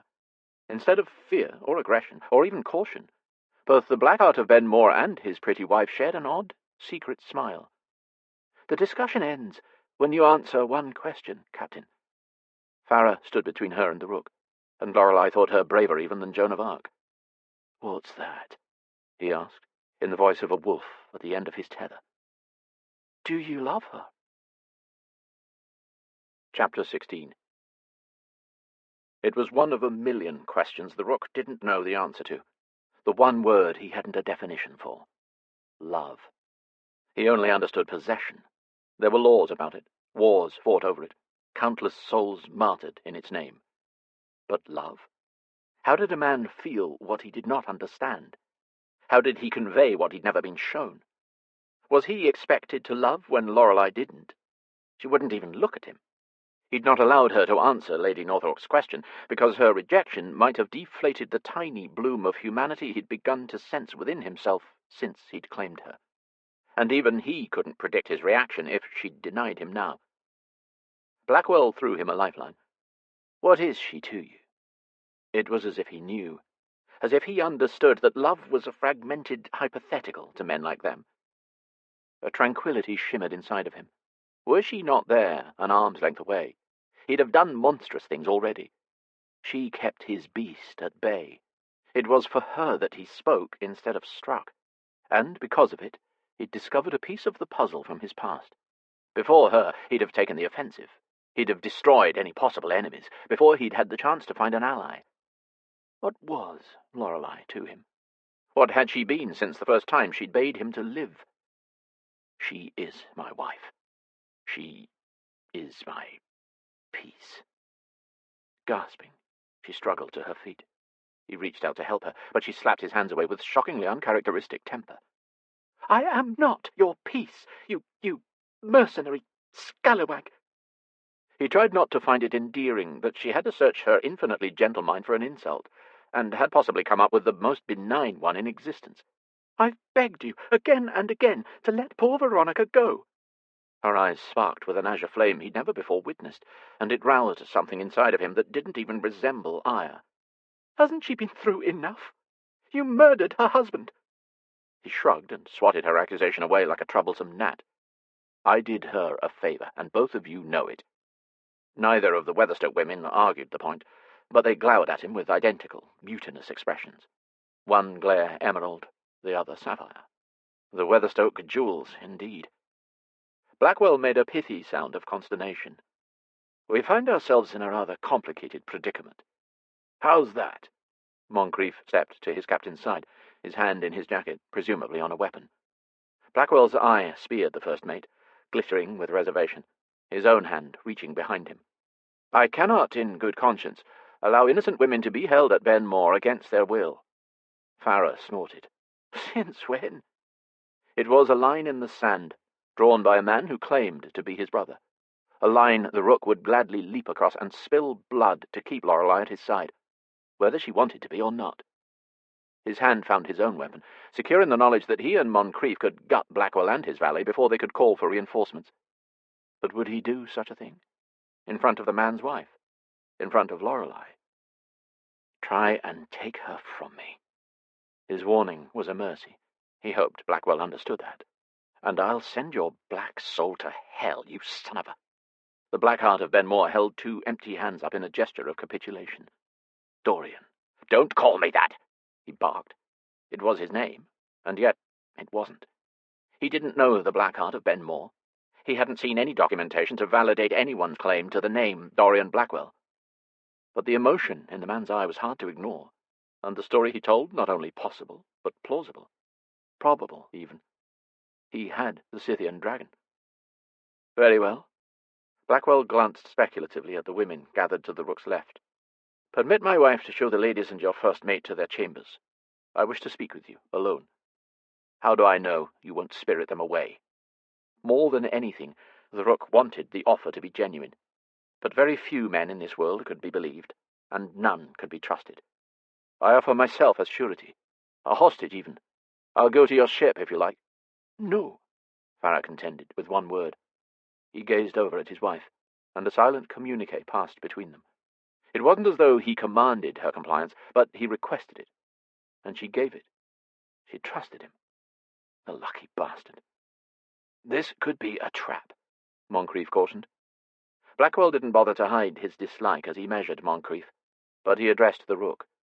"There are questions I can answer. About the cash, about the past. I know you. Maybe better than you know yourself. All I want to do is talk." Finally, the Rook nodded, then commanded Moncrief. "You keep watch on the women. No one leaves until I say." "Yes, Captain." Moncrief followed the colourful procession of skirts out the library door. Murdoch kept a watchful eye on the pirate, sticking close to Farah Blackwell's side.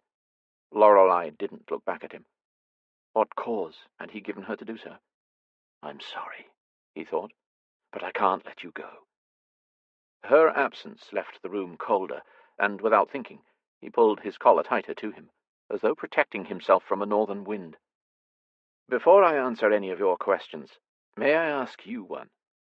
The clink of a crystal stopper harmonized with Blackwell's voice, drawing the Rook to turn around. Blackwell held up a second glass in silent query. He could use a drink. But did he trust it? Could he surrender his wits in a place like this? He shook his head. So Blackwell made his own drink a double. How did you survive? The amber liquid in his glass caught the firelight as he lifted it to his lips and drank away an unpleasant memory. I'll never erase the sight of your broken body from my nightmares. You were dead. You were basically just meat when they dragged you out of my cell. I woke in a mass grave, a pile of meat, as you say, with no name, no past. No idea where I was or who'd tried to kill me. I'd 5 broken bones, and lie burns over a third of my body. He held the ruined tattoo on his forearm out for another inspection. That's what happened to this, and to my neck and jaw. Blackwell inspected the scars crawling up his jaw and into his hairline with neither pity nor disgust. Only you could have resurrected yourself, he recalled. Murdoch always used to say, where there is a will, there is a way. When we were together, I was the way, and you were the will. I've never met anyone more driven than you. If you decided to live, no amount of broken bones or blood lost could have taken you. I had no will. His quiet admission surprised them both, he gathered. Not until I heard her voice. Lady Lorelei. She had a hand in rescuing you, Blackwell speculated. The Rook nodded. She was a child, all of 14. But she became my world as she nursed me back to health. I spent the better part of a year watching her play doctor to a slew of other broken, wounded animals. I went from not being able to walk to romping about the Blackwater bogs with her, and never once did she leave my side. He remembered a question that no one else had ever been able to answer. How old was I when you thought I died? 18. He spoke the age with the warmth a good whiskey lends the throat. So I'm 8 and 30. Somehow, having an age felt better. How disconcerting it must have been not to know that, Blackwell mused. So, you've known your Miss Weatherstook for 20 years. Blackwell's unspoken question was lost in the burn of whiskey. Yes, and no. What parted you? Her brother, the Countess's husband. A familiar rage, white and absolute, rose within him. He shanghaied me. I was a slave in the East for so long, with only my hatred to keep me company, with only her memory to keep me alive.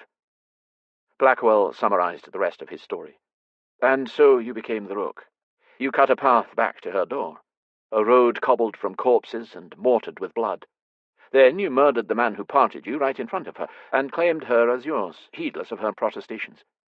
It was refreshing not to hear that part spoken with censure, but respect. How did you know? It was what I would have done. Blackwell's lips twitched with the threat of a smile. Hell, it's almost verbatim what I did do in Farah's case, just under different circumstances, and, I might add, with a great deal more finesse. The Rook looked at him sharply, but any ire died when he noted Blackwell's threatening mouth tilted in an earnest smirk. No one dared tease him. Moncrief sometimes attempted humour, but even he was careful not to approach certain boundaries. The Rook found he didn't mind. This seemed both foreign and familiar to share with this stranger who called him brother. Finesse isn't a skill I've had to acquire. Carefully, he lowered himself to the edge of one of the monstrous chairs, letting the fire warm the chill established by Lorelei's absence. It would be folly to allow himself to be comfortable, to let down his guard. Of that I have no doubt. Blackwell claimed the chair beside him, crossing an ankle over his knee. But with a woman like yours, it may be in your best interest to obtain some, if not finesse, at least a bit of diplomacy. His eyes narrowed. What do you mean, a woman like mine? Bit shy, isn't she? Tender-hearted. Blackwell swirled the contents of his glass, inspecting the caramel liquid with unnecessary absorption. It's difficult not to notice her damaged leg. Her brother's doing? Part of why I killed him. Just so. Blackwell didn't ask another question, and, antithetical to his nature, the Rook felt a need to fill the silence. I spent 20 years thinking of nothing but getting back to her, and now that I have, you realize you are no longer the boy who loved her. You're someone else, he finished, pleased to have found a sympathetic soul, a heart as black as his own. All I know is the sea. How can I navigate these waters when the sky is opaque? When the stars do not shine to light my way? How do I behave? How do I make her care for me? How do I stop her from fearing me? She may yet fear you, Blackwell conceded, but it is undeniable that she cares for you. Is it? He searched his memory of their interaction for just which part of the last few hours made her feelings for him undeniable. He came up frustratingly empty. Blackwell regarded him over the top of his glass. When I went to meet you in the valley, she begged me not to kill you. She wept and pleaded for you, and would not be consoled until I promised to do what I could to defuse the situation. A tiny spark lit in his chest before sputtering out. She knows nothing of who I am. She cares for who she wants me to be, who I once was to her. Blackwell slid him a look. And you cannot be that man? Dejected, he shook his head. Even as a boy, a part of me knew I was not good enough for her, that I was a killer. Dorian examined him over the rim of his cup, as though crafting a plan before he spoke. Then, perhaps, the kindest thing would be to set her free. The Rook's eyes snapped up. I am not equipped with that sort of kindness. How many times do I have to say it? She is mine. I know. There's nothing to be done for it, I'm afraid. Dorian smiled that secret smile. If she is yours and you have her, then why the aggression? I am an aggressive person, he said blandly. The frustration, then? Is it of a sexual nature? He looked away before nodding. It seems that if I am to have her, I must take her. She will not submit to me. She doesn't want me. I'd erroneously thought that wouldn't matter. What stops you? He thought on this for a spell. He'd intended on taking her. He'd vowed that after everything he'd been through, he deserved her. He'd thought he'd lost enough humanity to be inured to her tears, to her needs. He'd show her that his attentions wouldn't hurt her, and eventually she'd submit to him. And yet, for so many years, I've taken anything I want through brutality and force. But with her, I want her to give herself to me. Blackwell idly toyed with the corner of his eye patch, adjusting the strap. I'm reminded of a crocodile that my friend the Duke of Trenwith told of upon returning from holiday to Egypt, he said. These are the most vicious creatures you'll ever meet. Solitary monsters. They'll eat each other, feast upon their own young. They are the descendants of dragons, some say. His gaze flicked to the Scythian dragon on the seal in front of them. Their bite is so lethal, so strong, that even the largest of land predators give them a wide berth. However, there is a tiny bird, a plover, the most unimpressive-looking thing, who will perch in the monster's open mouth without fear and is never harmed, never eaten, because these fragile little creatures floss the carrion out of the crocodile's teeth, and so they have struck an almost ridiculous but mutually beneficial relationship for any hundreds of years. The Rook squinted at the man who had claimed his name. Was he drunk already? I don't gather your meaning. My point is, some tiny plover somewhere had to gather enough bravery to land in a crocodile's mouth, and that crocodile had to show enough trust, enough patience, to see what happened next without snapping his jaw shut and devouring the poor creature. Scowling, he tried to draw the comparison to him and Lorelei. A sound of wry amusement drifted through the space between them. You never were fond of metaphors, Blackwell muttered. Wasn't I? He'd always yearned to meet someone who could answer questions about his past, though he'd never considered how disconcerting it would be to share a room with someone who knew more about him than he did about himself. I taught you how to read, you know, Blackwell revealed, during those long nights in prison. He didn't know. He could read, rather well, in fact, but just where he'd acquired the skill had been one mystery in a lifetime of 1,000. Blackwell sighed. The little bird is your wife, obviously. You yourself said she was fond of wounded animals, did you not? Yes. Show her your wounds, then. Bear your scars. Be the crocodile with the sore tooth, the wounded lion. Let her pluck the thorn from your paw and smooth away the pain of it. Perhaps then she will no longer fear you. Perhaps then she will accept her desire for you. Assuming she had desire for him. Blackwell continued. We monstrous men, we think we must be invincible all the time. But I've learned women like them, they need to know that we are human. They will do what they can to discover that humanity, because eventually they will require you to love them, and you'll find you cannot help yourself. This was said with a droll sort of amusement. That's just it. The Rook stared down at the palms of his hands, traced the nautical star tattoo on his wrist, and the snake coiled above it. I don't know that I am human anymore, he admitted to his arm. Even if she loved me, we would be doomed, wouldn't we? Why is that? Because you can't love the teeth out of a shark. Is that what you are? A shark? His open hands became fists. I don't know what I am. I've barely learned who I am, who I was, and that's if I take you at your word. I've been in chains all my life, it seems, and some of those chains I deserved. I'm little more than a beast of burden. When I became the Rook, I thought I knew what freedom was, but even leadership has its own cages. When Blackwell spoke, he wanted to strangle the pity from the man's voice, or maybe the truth from his words. There is more than one prison, brother. I sense you carry yours wherever you go. I will never be free of it. Then why not grant her freedom? He pressed. Would you inflict your chains upon her?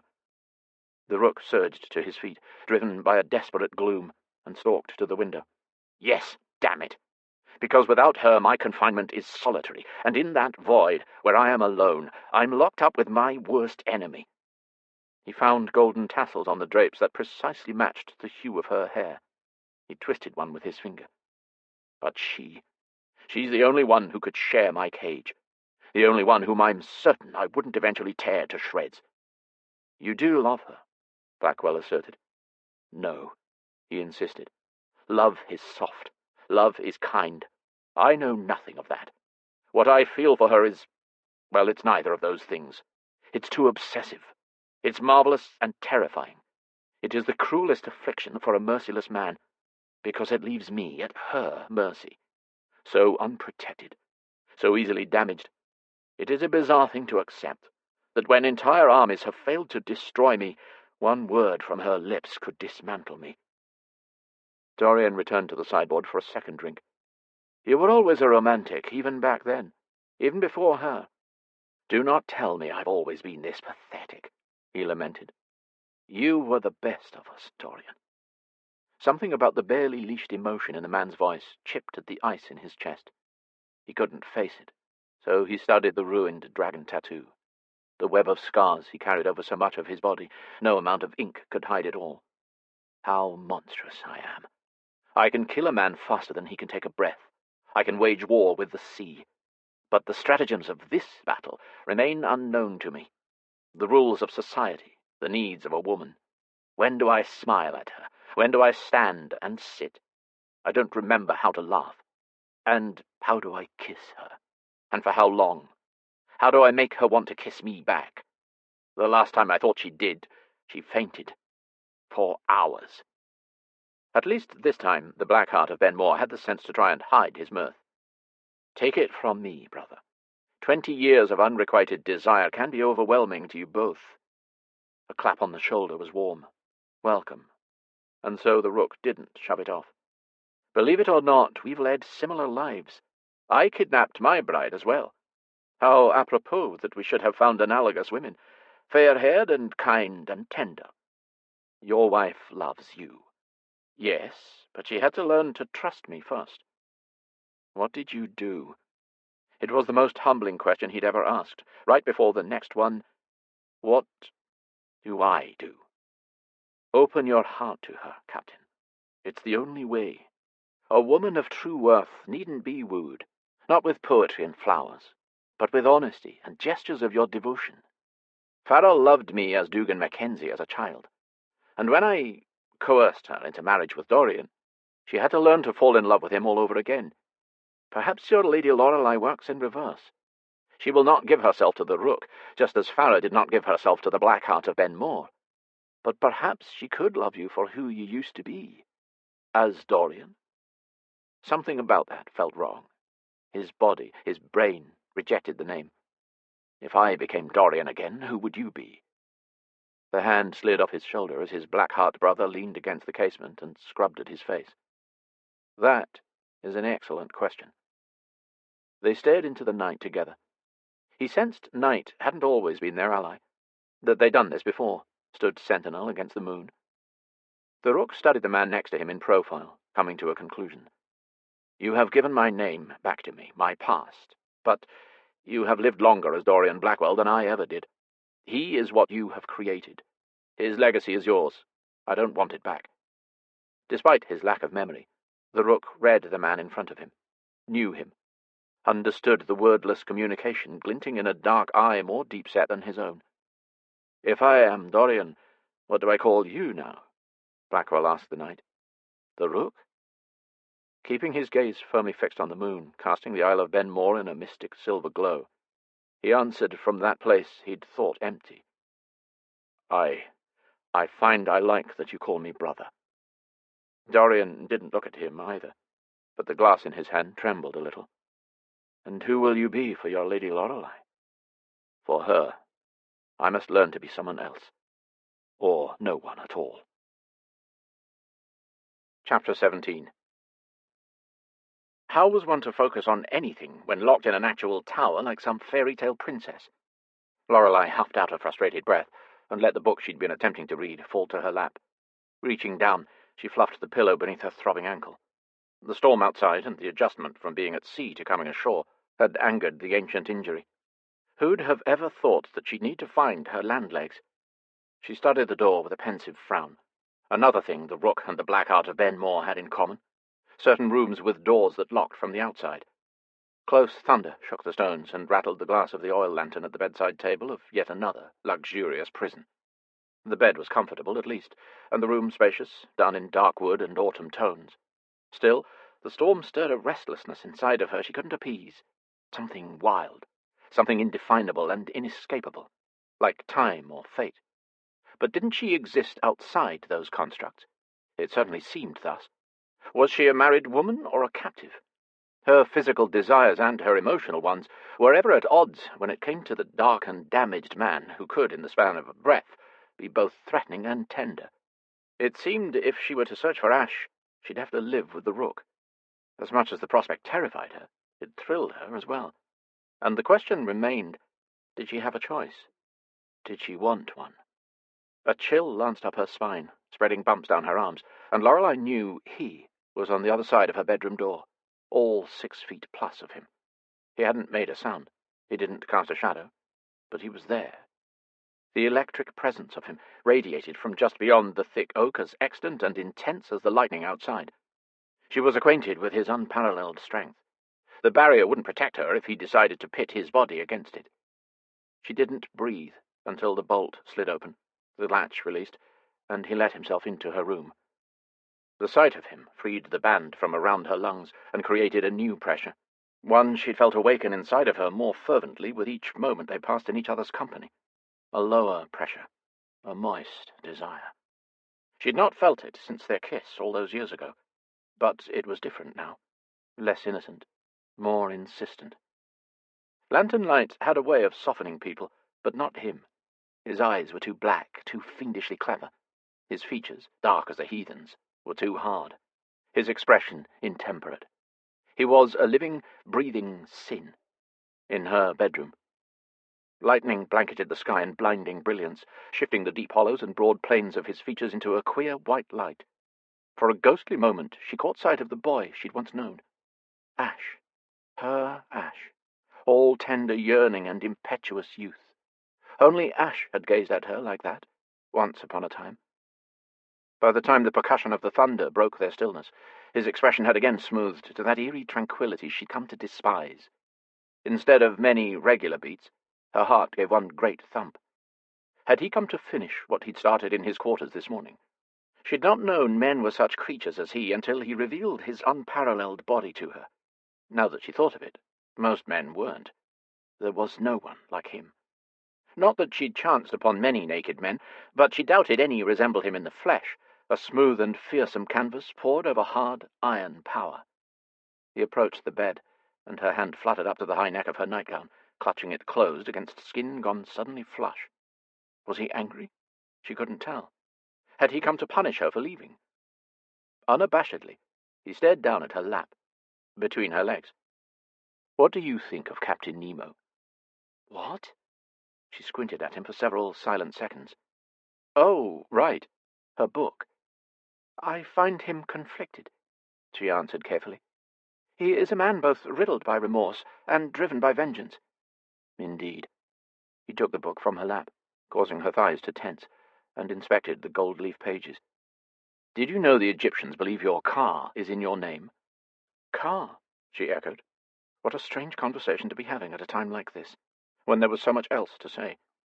"Orientals call it variations of chi. Christians call it your soul. So many believe there is power in a name, that it is what makes you immortal. Demons are expelled at the revelation of it. God's name is so sacred it cannot be spoken. It cannot be known." He spoke to her in a voice every bit as rich and opaque as Turkish coffee. "For so long I have felt such an affinity with Captain Nemo. Nemo literally translates to no name. Did you know that?" "I didn't," she whispered. "It has served me well to be no one. A shadow, a faceless shade, the terror of the high seas, the architect of my own mythology." She scrutinized him closely, noting a new vulnerability beneath his indifference that hadn't been there before. "Are you not glad you've found your name?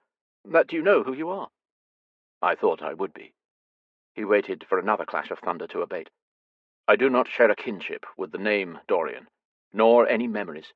But it's haunted me, and now I know why," he admitted, returning the book to her lap. "It doesn't matter. The name Dorian Blackwell remains with the man who's earned it. I don't want it." Lorelei sat up from her pillows, aching to reach for him, but afraid of where such an intimacy would lead. "He seems glad to have found you," she postulated. "He truly feels you are his brother." He made a derisive sound. "I met his brothers. I'm not certain that's a compliment." "Do you believe him? Do you remember anything about him?" "Maybe. Somehow. I believe he is someone I trust. Trusted. I don't know." He gritted his teeth and threaded his finger through his sable hair, pulling it in frustration. "All of these fucking revelations, and I still don't know who I am. I don't remember." "I know who you could be," she ventured. "I gave you a name." He looked at her sharply.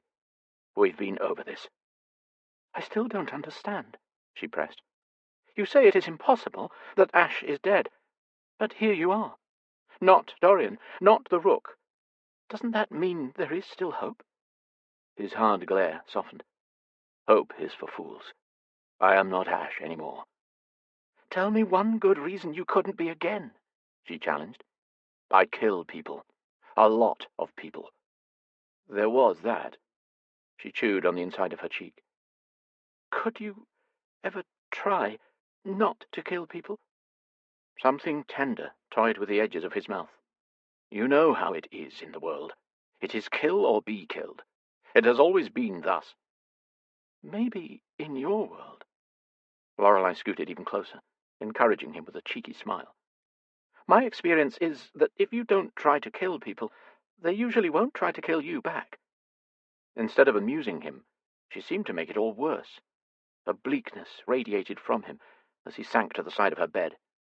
"You're fortunate, Lorelei, that this is your experience." His words sliced a leaking wound into her heart. "Are you angry with me?" she asked. "Why would I be?" His puzzlement seemed genuine.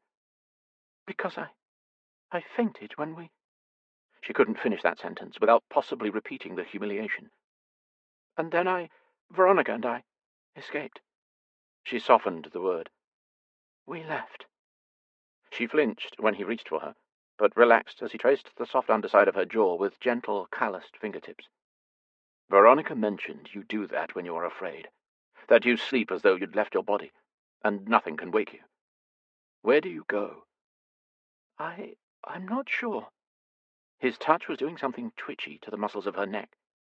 "It's like my mind is no longer in my body, as my body has never particularly been a comfortable place to live. Somehow I've created in my sleep a quiet place, a safe place, a place where Ash has always lived." She didn't say. A quiet sleep. How would that be? He caught one of the loose curls at the nape of her neck and ran it through his fingers, testing its consistency. They seemed to hold a certain fascination for him, the wild, willful strands that refused to be tamed. "How long have you done this?" "Since childhood. Since my leg." He frowned. "I never noticed it in the time I spent at Southbourne Grove." "I never left when you were there. I felt safe when awake, I suppose. Mortimer never hurt me again until you were gone." Suddenly the air was charged like the moment between lightning and thunder, dangerous, anticipatory. "I would kill him again if I could," he vowed. "Slower this time." "I never knew you hated him so much." "Didn't you hate him?" "No," she answered honestly. "I admit I strongly resented him. I feared him mostly. But over time I learned to be indifferent. And with his death, I think I will easily forget him." He gestured to the ankle she had propped up on a pillow. "How do you forget something like this? He broke you, terrorized you. You only have to forget once, and then it's all over," she said. "To hate, you must remember. You must dwell. You must hold it in your heart all the time and feed it, nurture it. I found that too exhausting. Hatred for Mortimer made me physically ill, and that didn't hurt him. It only made me suffer." He dropped her ringlet, his hands tight fists by the time they lowered to his sides. "I have become my hate, Lorelei. I am loss and wrath and loathing." "You are more than that," she contended, her hand hovering like a butterfly over his broad back. "It is all I am." The butterfly never landed, because he surged to his feet and stalked a safe distance away, taking refuge by the fire.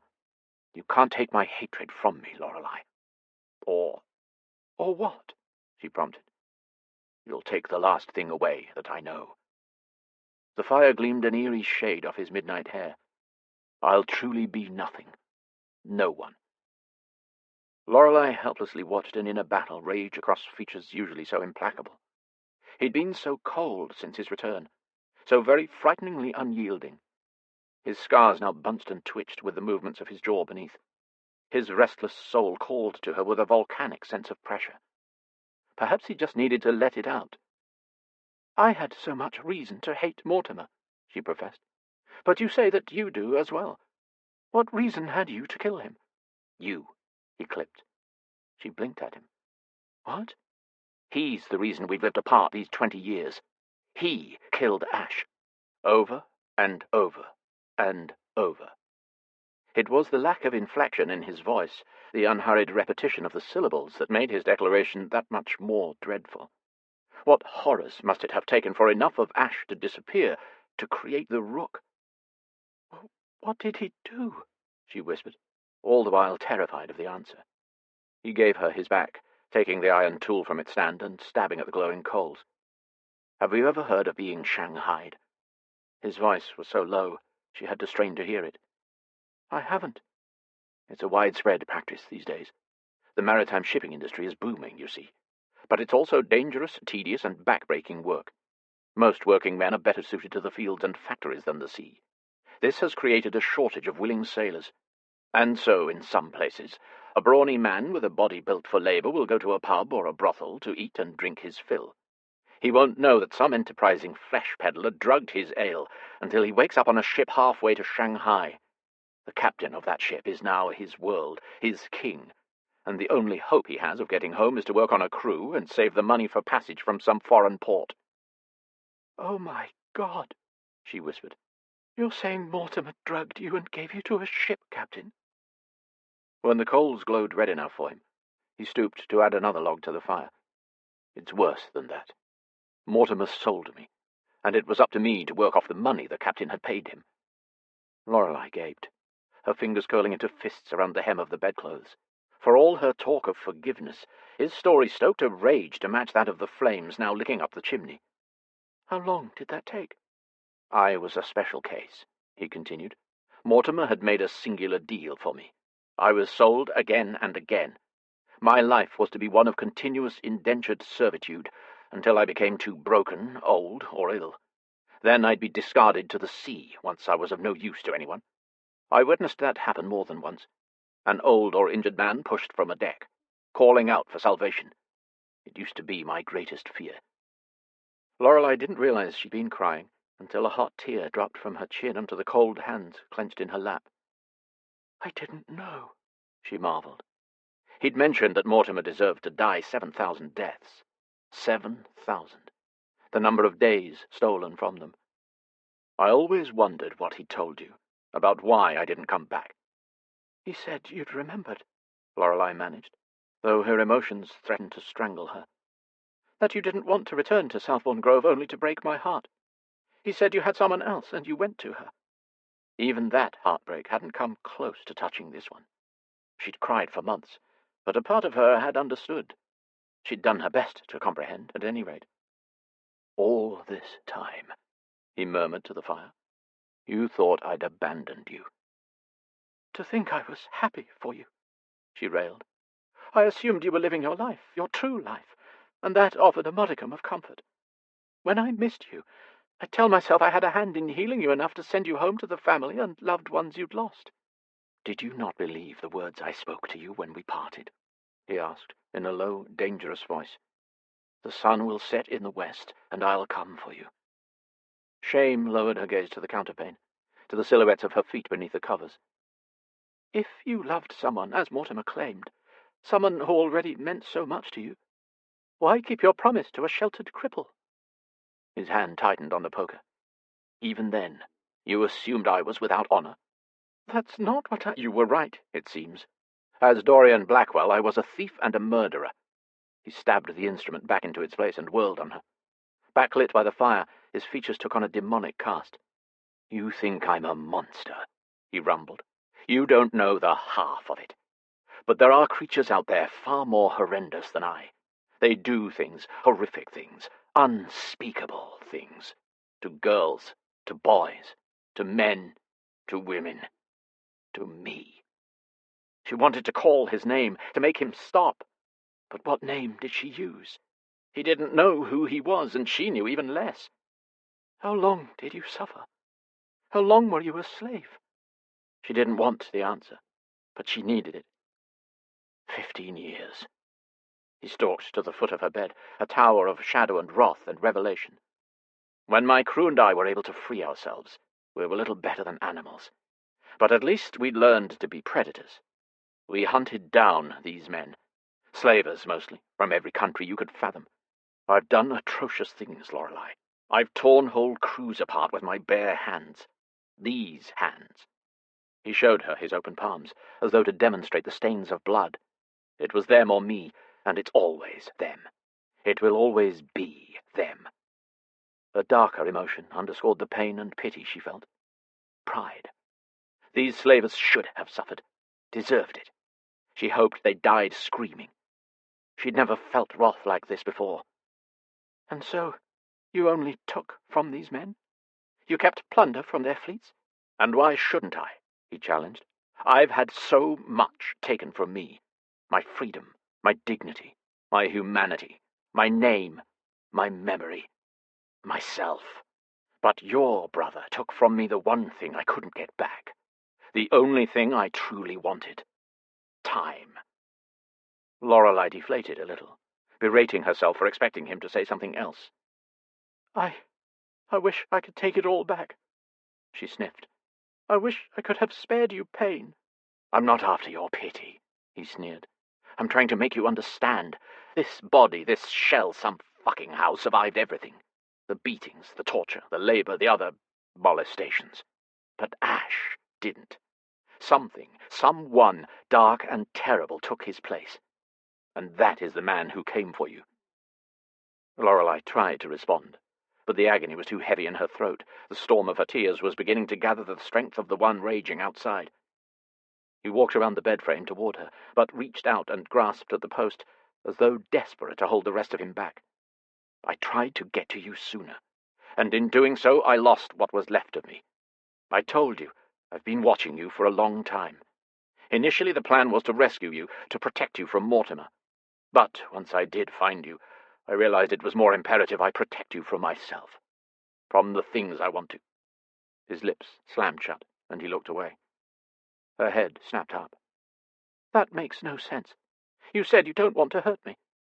She hated how plaintive her voice became when laced with tears. His eyes became two tortured orbs of onyx.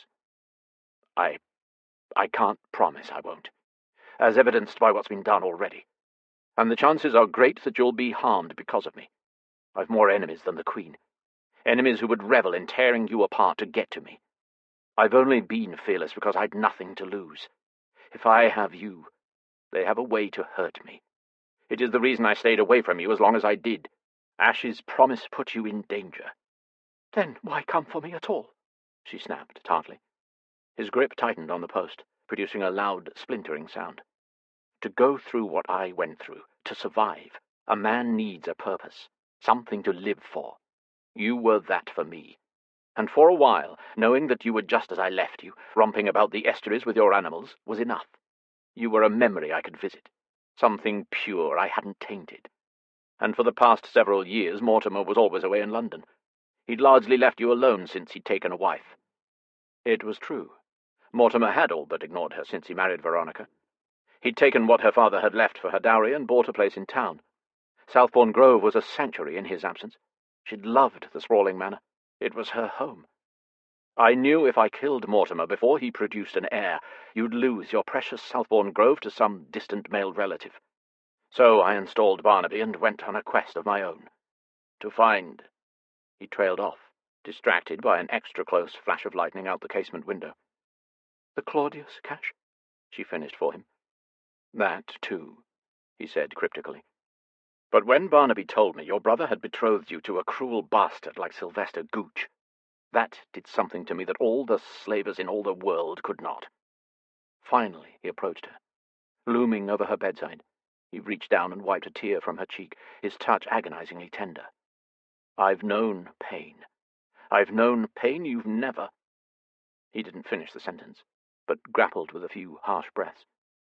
But agony, true agony, was knowing you were so far away for so long, that I might not again feel your touch, hear your voice, bask in your smile. There is pain, and sometimes it's excruciating. But then there is suffering. She caught his hand in hers, turned it palm up, and buried her cheek against it. He remained absolutely still, staring at the seam of their flesh. Nothing mattered but getting to you before your betrothed touched you. My instinct overcame my reason, I can see that now. And that day I saw Mortimer at the church, and I snapped. I regret that you witnessed what I am capable of, that you watched your brother die in such a brutal manner. I'm not, she sobbed, making a pool of grief and rage in his palm. I'm not anymore. You're right. He deserved it. They all did. His other hand stroked her hair, infinitely gentle, like the caress of silk against velvet. Don't cry, he admonished her. Don't you understand what I'm telling you? I am not worth all of this. I am not worth your tears. Yes, you are, she insisted. He was worth his weight in gold, her pirate king. He had wounds deeper than the trenches of the Pacific. He wasn't a monster. He was a man who'd survived the unfathomable and emerged as a mountain of strength. I thought you were the devil. I thought you selfish and brutal and cruel. But now... He pulled his hand from hers gently but firmly. I am the devil, Lorelei. That's what I'm trying to tell you. I am selfish and brutal and cruel. All I've considered is what was best for me, what I wanted to do to you, what I wanted you to do to me, to feel for me. I thought I could live with you as my captive, that I was cold enough to ignore your protestations. But I'm not. I know you're not, she encouraged him. And that's good. This is what we can build on. She reached for his other hand, but he backed away. The rift in her heart widened, pouring hurt through her veins. No. He shook his head in perpetuity, as though convincing his own body as well as her. In taking you, I always knew I would corrupt you, break you, destroy you. That's what I've been telling you. It's why I waited so long. Perhaps it was better if I never came at all. Don't say that. She threw the covers off her, struggling with her long nightgown to free her legs and stand, to follow him as he retreated. What kind of life would you have with me? He demanded. with Nemo, a man obsessed with and possessed of power and infamy. You were right, Lorelei. I have everything in the world, but nothing to offer you. But... Finally, her feet touched the floor, and she struggled to put weight on them as he reached the door. She hobbled around the bed, too unsteady to let go of the bedpost. Sorrow touched his gaze as he watched her, but he made no move to help. You are an angel in a world full of devils, and I have made myself king of them all. He opened the door and turned away.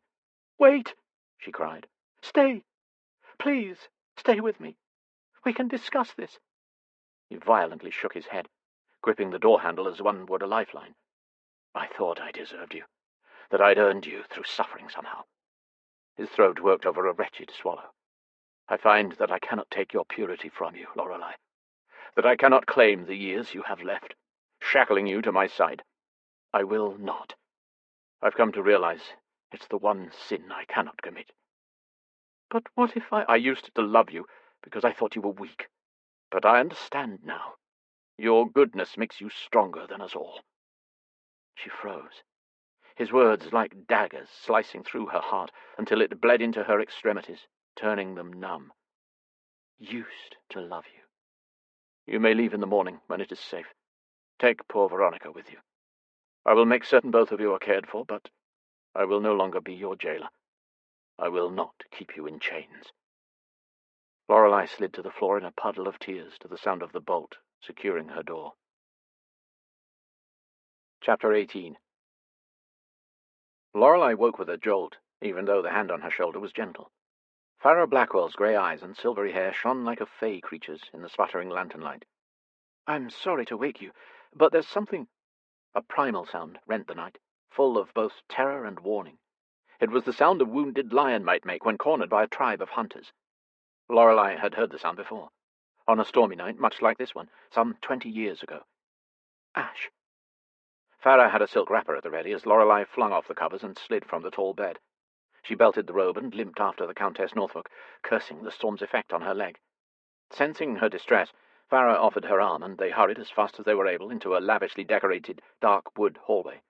The plush burgundy carpets cushioned her bare feet as she made her way 2 doors down from her own, where the black heart of Ben Moore stood with a lone candle dancing gold over his bleak features. Lorelei found the sight of him without his eye patch disconcerting. A gash dissected his left brow down to the cheekbone, and the wound had left his right eye a milky blue instead of deep brown. The effect was stunning on many levels.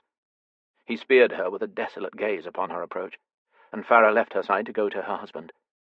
They all had scars, Lorelei realized. The pain they wore on their skin warning of deeper, more dangerous wounds within. They stood for a moment as a crack of departing thunder overshadowed the roar of a man held prisoner by desperate nightmares. It chilled her to the bone and tore at her heart. It strained credulity to think that such a piteous, tormented sound could come from such a sinister and self-possessed man. Blackwell put his hand on the wood of the door, as though testing it for the heat of a fire on the other side. We all have them, he said, through a voice made husky with sleep, or maybe with the lack thereof. All of us who came of age in Newgate. It is hard to find rest when sleep makes you vulnerable to the cruelty of others. The connotations of that sentence tore at Lorelei's insides every bit as much as the raw, low cries of agony on the other side of that door.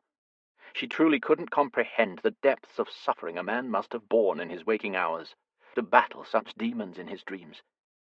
We used to take shift sleeping, he, Argent, and I. One of us would stay awake, take watch against the older men who would... Blackwell's hand slid to the latch. He always fought them off the best. But we none of us won the battles all the time. Not until we were older, stronger. Lorelei's gaze collided with Farrah's, and the confirmation she read there finished turning her heart into a puddle of pain. She'd not have been able to conceive of such things as a girl. She'd not known the real demons he fought in the night when she'd woken him all those years ago. It made sense now. His aversion to the doctor's touch as a boy, his distrust of other men. The chaos in his room reached an agonizing crescendo, like a ghost being dragged through hell fire. A soul bereft of hope, a helpless child screaming through the chest of the man who'd forgotten him. Blackwell turned to her. Before I go in there, I wanted to ask if you were aware if your husband sleeps with weapons. He quirked a sad smile at her. Most of us do.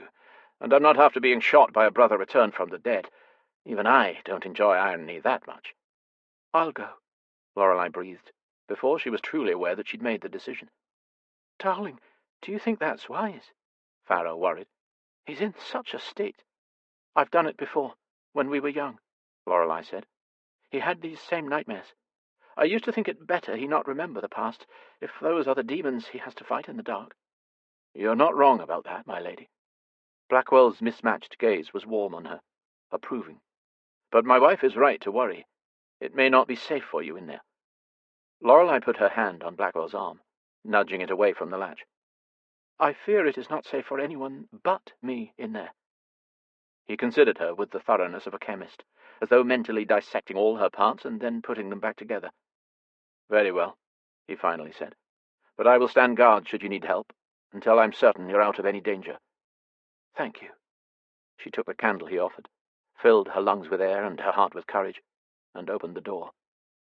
Her candle flickered and danced as she entered. He'd left his window open to let in the storm, and heavy drapes flapped in the wind like unsecured sails. As she drifted closer to the bed, the low light revealed his distress in heartbreaking increments. The bedclothes tangled about his long legs as he thrashed against them like a prisoner would against his chains. The heavy muscles of his bare torso arched and strained as though some invisible force pinned him. Lorelei couldn't imagine a man alive who could pit his strength against all the raw, sinewy power stretched taut over his heavy bones. But when he was a boy, he'd been leaner, smaller. She set her candle on the edge of the nightstand, out of his reach. The sounds of his hissing breaths and grinding teeth wore down her resolve. He was so dazzlingly large. He tore whole crews apart with his bare hands. He'd only just said so. What could he do to her, here in the dark? What if he mistook her for one of his demons? He whimpered, and suddenly none of that mattered. Bracing herself, she slowly lowered to perch on the edge of the cavernous, canopied bed. That was all it took. His shoulders sprang from the mattress, and his fingers wrapped around her neck before she had the chance to make a sound. He stared at her with fathomless, unfocused eyes, long enough for panic to set in as she fought to draw air through her throat. Unable to use her voice, Lorelei did the only thing she could think of, the only thing that had worked before. She reached out her left hand and pressed it over his heart. His gaze cleared in an instant, and he released his grasp with a low groan that might have been her name. Both his hands flew from her neck to cover the one she held against his chest, as though to trap it there. Each of them breathed too violently to form words, and so they sat like that for several moments, focused on the feel of his heartbeat. It threw itself at her palm, looking for a way to escape the prison of bone and blood, if only to be held in her hand. He was a colourful kaleidoscope of muscle, bathed in golden light, his body a profusion of swells and divots, of brawn and bone. They were both of the same species, but how could they possibly be? His chest expanded in hard discs, while her breasts were softer and more teardropped with every passing year. His ribs scaled down a broad, flat torso, narrowing to obdurate mounds of stomach muscles disappearing beneath the bedclothes. Hers, well, her ribs could sometimes be seen, but not in a way anyone would consider remarkable. He shook his head, his raven eyes both accusing and appealing to her. The silent messages hurled at her in the wan light of the lone candle were both as loud and undeniable as if he screamed them. "You shouldn't have come. Don't leave me." Her replies were equally as tangible and unmistakable. "I know, and I won't." His skin blanched pale beneath his tan. Sweat gathered at his temples, cooling in the stormy breeze let in through the window. A hesitant knock sounded on the door, and Farrow's voice called softly, "Is everything all right?" He tensed, but looked to her. Lorelei had to clear her throat before replying. "All is well. Good night, then." Lorelei was certain his ears also pricked to the sound of 2 sets of footsteps retreating from the door. She went to move her hand, and he hesitated in letting her go, as though reluctant for her to see what was beneath her palm. The action befuddled her. One cannot see another's heart through the chest, only through the eyes. Everyone knew that. So why did he seem disinclined to show her his chest? She blinked down at the hands covering hers, scarred and rough and square. They trembled slightly, or did they only mirror her own quivers? Instead of tugging away again, she slid her hand down over the iron mound of his pectoral, gasping at what she uncovered. His nostrils flared, as did a spark of something wild and dangerous in his eyes, but he sat unnaturally still as she stared for what seemed like hours at her discovery. She'd not noticed it until now, even when he'd stood naked before her. She'd been so focused on not looking at him that she'd missed the very confirmation she'd been waiting for all along. There, on his chest, protected by a fierce tiger above and a serpentine dragon beneath, was inked the ruby silhouette of small, perfect lips. Her lips. The lips she'd used 20 years ago to kiss the nightmare of darkness away from his heart. She'd once again stopped breathing as she gaped. I knew it, she thought, both humbled and elated at once. He'd lied to her, but her discovery of the truth wasn't at all unpleasant. Nor was she angry. I knew Ash was alive, that he loved me. Here was the proof. She quirked her eyebrow at him. His lips thinned and his eyes narrowed. The air darkened with a threat, then a warning, followed by a promise. Everything spoken and unspoken hung suspended between them, and for the first time since she could remember, Lorelei didn't question her place. She was meant to be here, now, in this bed, with this man. Go, he forced through a labored breath. If you don't leave, Lorelei, I'll forget. Lorelei lunged before she could change her mind, driving her body against his and stopping his words with a desperate, artless kiss. He said he'd not take her, but this time she'd come to him. He'd crossed oceans, and she'd only crossed a hallway. But it seemed as though some greater divide had been forged in doing so. This time, she'd come for him. Though, if she'd thought to be the one to do the taking, she immediately learned her folly. With a powerful, effortless grace, he enfolded her in his arms and rolled them until he pinned her beneath the animal heat of his body. Only when he seemed to have secured her did he soften the kiss from desperate to reverent. His mouth didn't just take hers, he worshipped it. Every bit of him was so much harder than her, so much bigger, stronger, but for his lips, which were unexpectedly soft. He kissed like a man unused to kissing. He applied no artful, seductive skill, nor patient, practiced moves. He simply drank pleasure from her mouth and returned it in generous, overwhelming increments. Lorelei had forgotten this, that a kiss was so much more than warm, wet sensation. A kiss had a taste, a singular flavor, something bold and yet subtle. A kiss had a scent, mint hers, and whiskey his, expelled on the breaths they shared.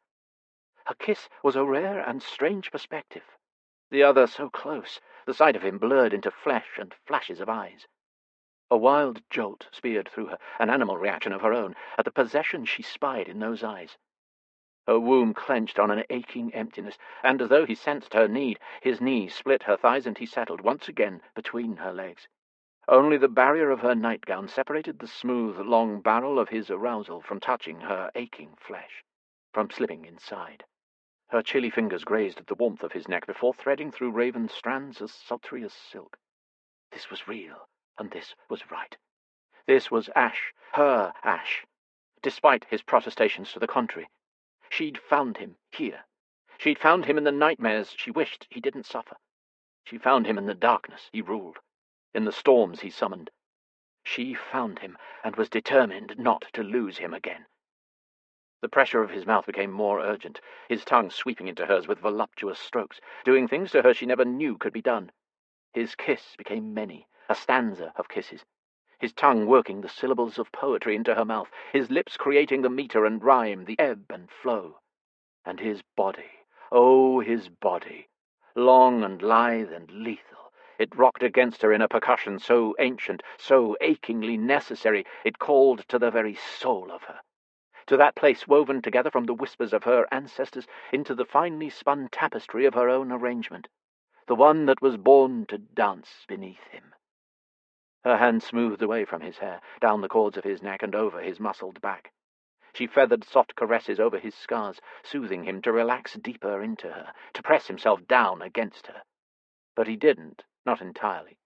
He held himself with the strength of one arm, his other hand trailing over her nightgown, heating the quivering skin beneath until he covered her breast.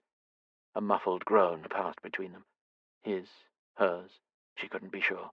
It was low, and it was raw, and it was followed by a violent reaction on his part.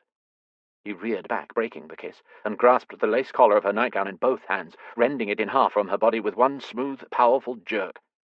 It was in her shy nature to cover herself, and she moved to do so, but her arms were still trapped in the sleeves, which he tucked down next to her body, rendering her immobile. He stared down at her silently, like a pilgrim would a relic, his eyes bright and savage. So opposite from what they'd been that first night, when all she'd read within was a selfish, unsympathetic hunger. She worried now that he considered her something other than she was, not a skinny cripple on the wrong side of 30, but a woman, a provocateur, someone who enticed and aroused him. Would he always see her thus? He gave her no words, no platitudes. He didn't call her beautiful. He didn't have to. She caught the image of herself reflected in the hunger tightening his brutal features, in the awe glowing from his gaze, in the hitch of his breath and the heat of his sex. Tonight, words served them not at all. There was so much to say, and so little language to properly convey what was lost and found between them. First, there must be this merging of selves, this meeting of the inevitability of their past and the indefinite future. He'd not take her, not this time. He'd promised not to. This time, she would give. Lifting herself, she blindly sought his mouth, unable to reach for him as her arms were still trapped. He responded immediately, descending on her, ravishing her mouth as his hands explored her body where his eyes no longer could. She had one blurry glimpse of dark lust on his features before he did indeed press her down, engulfing her with the yielding mattress below, and his hard body above in a cocoon of warmth and need. Where her calm had surprised her before, now she fought another sensation, the urge to move, to squirm against him as he took his time shaping his hands to her body. He'd claimed to want this for 20 years, damn it, so why did he insist on touching her in places that mattered not at all? His mouth moved to nibble delicately at her jaw, her ear, the hollow of her throat, as his hand spanned her ribs, followed the curve of her waist to the flare of her hips, charted over the smooth expanse of her belly. None of those places were even remotely sensual, were they? Just various innocuous parts of her, and yet he seemed to delight in finding them, in stroking them, in exploring them as though he'd never before touched a woman. After so long, she made an impatient noise, flexing her quivering knees and wriggling impatient hips. Lord, what a heathen she was turning into all of a sudden. But she couldn't help it. She'd not been the only one waiting for 20 years, and since Ash was here in the room with her, she was good and ready to make up for missed time. An appreciative sound purred from his throat, and he gave her what she wanted, and then some. His hot mouth closed over her chilly nipple. At the same time, his hand slid over the soft nest between her legs. She didn't know upon which incredible sensation to focus, the dance of his tongue on her breast, or the stroke of his hand over her sex. He petted her downy curls before parting them. His fingers were cool against her hot, intimate flesh. They gasped together as she saturated his questing hand with moisture. For a moment, she surrendered to it all, both the sweetness and the shame. The heat of his breath against her breasts distracted her for a moment, before his clever, careful fingers began to dip and toy with the slick desire her body had released, drawing it up to the tiny place that swelled and ached for him. She dared to look down at him, to gauge his expression. She found it intent with lust, his colour high and fevered, his gaze desperate. But his hands, his infuriatingly stable hands, belied what she read on his face. They made sly and circular motions around that place where her sensation culminated, unhurried even as she writhed beneath him, clutched at him, gasping wordless pleas for something she didn't understand, couldn't express. She just knew he was taking her body on a taut, excruciating journey with a devastating end. He seemed to draw pleasure from her agitation, to savour it. So, unable to stand it any more, she pressed her head back into the mattress and squeezed her eyes shut, surrendering to the moment, to him. A finger found its way inside of her, and she jerked, but he crawled up her body, soothing her with a gentle, probing kiss. His strokes became wicked, then torturous, quickening in pace and rhythm until she surged in trembling, taut thrusts, riding his fingers as she imagined one rode a horse, hips moving in time with the animal, urging it onward. He slid another finger inside her, and she sobbed at the pressure of it, the pleasure of it. It threatened to annihilate her, to rush toward her with the speed and inevitability of a rogue wave, and there was nothing to be done but brace for the onslaught. Which she did. She clutched him, her true source of strength, as it crashed down upon her and threatened to sweep her away. He held her, soothed her, encouraged her, all the while continuing his ministrations, his fingers slipping easily into her wetness, pulled deeper by grasping, pulsing muscles. He never let go, not even when he brought her down slowly, dragging his lips over hers as she twitched and shuddered long after his hands withdrew from her swollen flesh, leaving it not only empty, but oddly unfulfilled. She blinked up at him with dazed fascination, his sweat-misted brow, his unconcealed tenderness. But where his hands were steady before, now they shook when they touched her. A dark intent lurked beneath his tenderness, a hunger too long denied. He'd reached the edge of his legendary self-control, and now he meant to claim her. He'd meant to wait, to draw this out, to wring every last moment of pleasure he could from her body.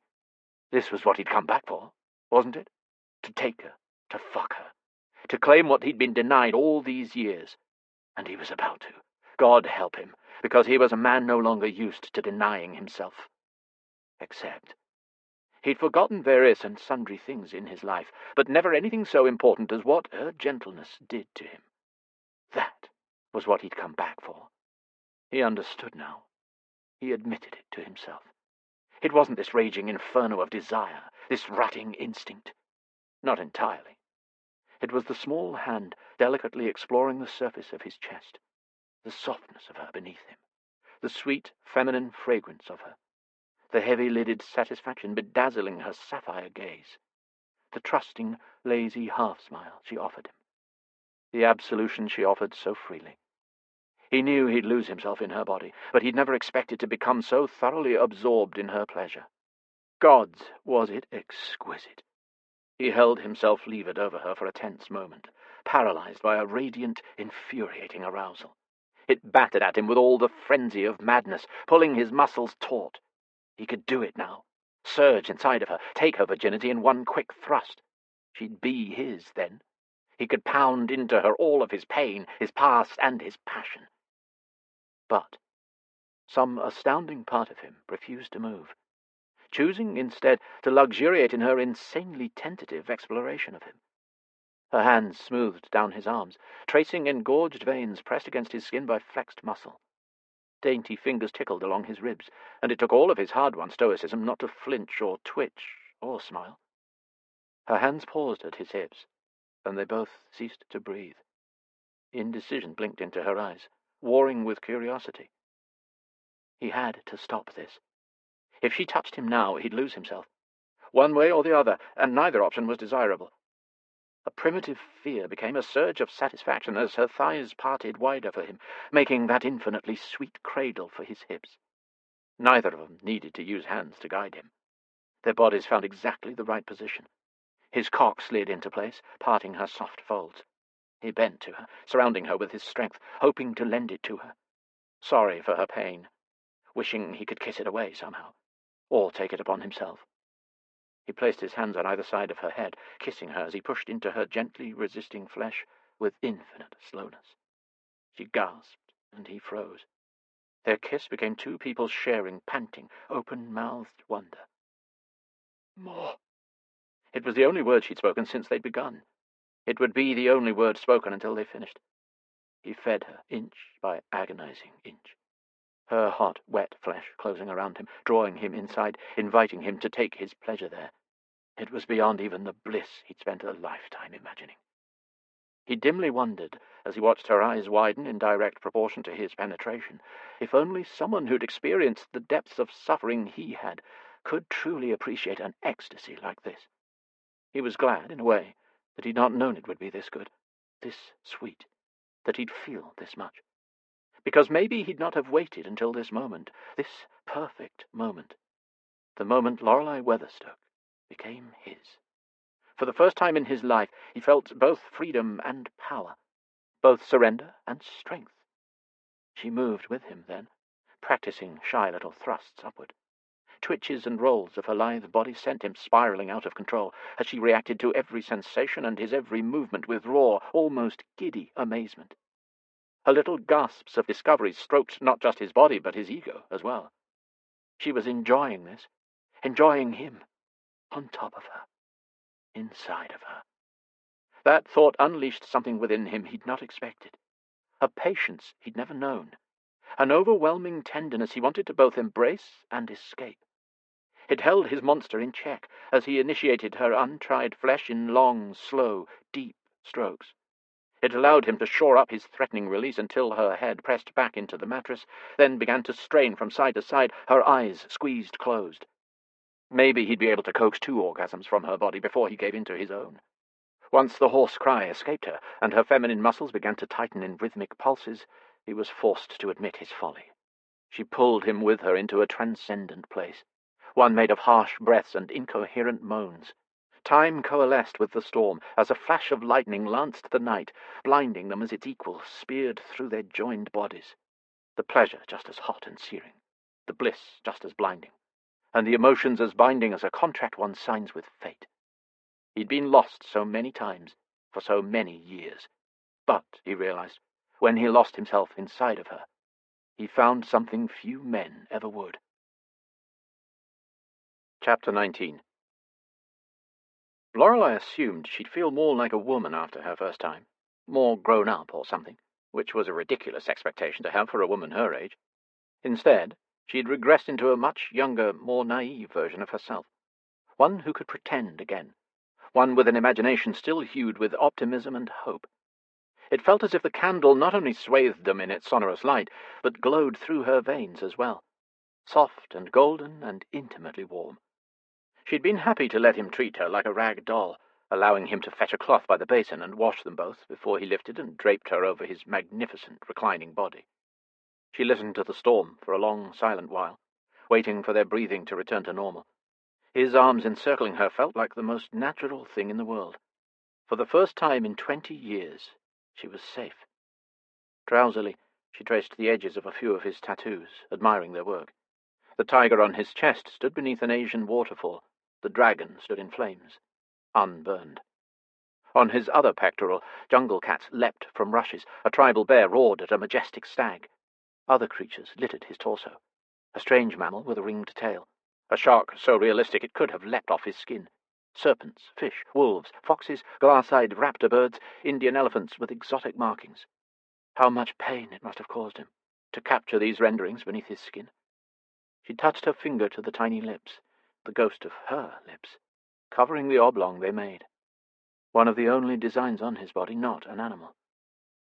When the silence finally felt as though it had stretched too tightly, she asked, "Penny for your thoughts?" His torso rippled with an amused breath. "You'd not be getting a bargain. They're barely worth that much." "They are to me." His big hand settled against her hair, idly undoing her loose braid with careful motions, and dragging her long curls over his skin as though the sensation pleased him. "You drained me of thoughts," he rumbled in a silken tone. "Gifted me a quiet mind." She smiled against his chest, thinking she didn't do much more than lie there and enjoy his body, his incredible, colorful body. "Would it interrupt your quietude too much if I asked you a question?" That flex again, low across his abdomen, a tightening of impossibly defined muscle and sinew denoting his pleased hitch of breath. "You could ask me to invade China right now, and I'd find a way to do it. Most men would be jesting, but with him, one could never tell." "Why so many tattoos?" She traced the detailed horns of the elk. "Why all the animals?" The hand stroking her hair stilled. "I've been just about everywhere. When I saw these creatures in captivity or in the wild, I thought of you. I thought of showing them to you, and so I put them on my body." She lifted her head to look over his shoulder at him. "Are you in earnest?" He nodded down at her. Incredulous, she regarded his artwork with new eyes. "You've seen all of these creatures, and then you brought them back to me?" "All but the dragon, obviously." "Obviously," she echoed, pushing herself up to sit and wrapping the sheet around her. She'd have told him it was because the storm chilled her, but the truth was she didn't yet feel comfortable with her state of nudity. She splayed her hand over his skin, leaving his more masculine parts modestly covered. "Where did you see a bear?" "Mongolia." He rested his hands behind his head, examining his own topography as though mildly interested. The movement did interesting things to his muscles. Lord, if she had her druthers, he'd never put his clothing back on. And wolves? America. This snake? He checked. That's a black mamba, the deadliest snake known to man. She covered her open mouth with her fingers. Did you catch one? One almost caught me. The ghost of a smile whispered at the corners of his mouth. In sub-Saharan Africa. She liked him like this, a lion at rest. The ever-present tension leached from his muscles. The vigilant void of his gaze warmed to something almost human, alive. Part of her wanted to ask him about his nightmares tonight, another about his dreams for the future. She wanted to know what had happened during the last 20 years. She wanted to know what happened next. But no force on this earth could convince her to say a thing that would ruin the first interaction they'd had that wasn't fraught with danger, passion, or pain. This was what she'd wanted. To be in bed with Ash, sharing small, inconsequential intimacies. This was how she'd fallen in love with him the first time. Now, instead of a bleak-eyed boy with an empty past, he was an experienced man who'd seen the whole world. And still he brought little parts of that world back to her. The very thought of it melted her heart. What manner of creature is this? She pointed to the strange big-eyed mammal that didn't seem to fit with the theme of hunters painted on the body of the most alpha predator. It's a ring-tailed lemur. He smoothed his hand over hers. I met her in Madagascar. She followed me through a market and leapt on my shoulder, tried to share a plantain with me. She didn't. By share, I mean she peeled it daintily and shoved it in my eye. She let out a surprised giggle. Tell me you didn't hurt her, she said. I ate her plantain, that's for certain. A smile didn't sit easily on his hard mouth, but it seemed like it wanted to. But we parted as friends. I thought you said you didn't have friends, she taunted. Not of the human variety. She petted the lemur, somewhere left of his navel, a frown tugging at her brows. I wish I could see these exotic creatures, but I know I never shall. His fingers lifted her chin with a gentleness she'd not thought him capable of. A lot can happen between now and never. The words she'd spoken to him as a child glowed in her chest and spiked her lashes with threatening tears. True, she said haltingly. But with my leg, there's no traipsing around jungles or climbing mountains for me. I'm essentially useless. Nonsense, he soothed. I'll hire elephants to take you through the jungle, and sedans carried by 10 bronzed men to conduct you through foreign cities. Arabian horses will convey you through the desert, and we can take trains or my ship everywhere else. She sniffed, wishing she weren't such a ninny. And what about all the places elephants and bronzed men and Arabians and trains and ships can't go? His playful gaze sobered and warmed. I'll carry you. Driven by a desperate hope, she collapsed back to his chest. Can we leave tomorrow? Just leave pirates and treasure and our names behind. We could start our lives anew. His hands toyed at the tendrils beside her face as a gentle regret settled on his expression. I have to find the Claudius cache, he murmured. I've promised my men. Couldn't you just give the map to your men? Let them find it? I have to see this through, he insisted. But why? You have more money than you could spend in 5 lifetimes. Do you really need more treasure? Hasn't this search taken enough from you? She traced her fingers over his ruined tattoo. It's almost killed you once already. He watched her with glittering black eyes. I've been searching for this treasure since before I was Dorian Blackwell. When I think about it, I feel like my past is hurling itself at the iron door separating me from my memories. I feel like if I find the Claudius cache, I'll find myself. At this, she nodded reluctantly. I understand. And she did. What then? She was almost afraid to ask. What will drive you once you've found what you seek? Drive me? You've been everywhere, seen everything. You have nothing left to conquer. What will you live for then? His eyes swung to the window as he contemplated the storm that had calmed to a light, pattering rain. I have seen everything, he said tightly. I've met every kind of man. There are those who would risk their lives to climb the highest mountain or find the source of the most treacherous fjord. They crawl over themselves to build the highest building, or to mine the deepest cave. They crave power, glory, danger, excitement. They seek to taunt death, to defy God, to dominate nature, and only that thing, that obsession, makes them feel alive. She contemplated him with as much intensity as he did the storm. Do any of those things make you feel alive? Not even close. Then what does? What will? He looked at her then, almost as though she'd disappointed him. How can you not know? The air between them crackled with the promise of something cataclysmic, the promise of a shift in their cosmos, a rotation of their fates. Did you love me? The moment the words escaped her, she regretted them. His eyes shifted away from her. I was young. I hadn't yet learned to fear the folly of a fool in love. The emotion that had threatened the entire night spilled over her lashes, and his thumb smoothed it away. It's too late for love, Lorelei. To me, love is no more than the construct of poets, as easily bought and discarded as trust or loyalty. But I understand possession. He rose up to bring his face close to hers, so they were once again breathing the same air.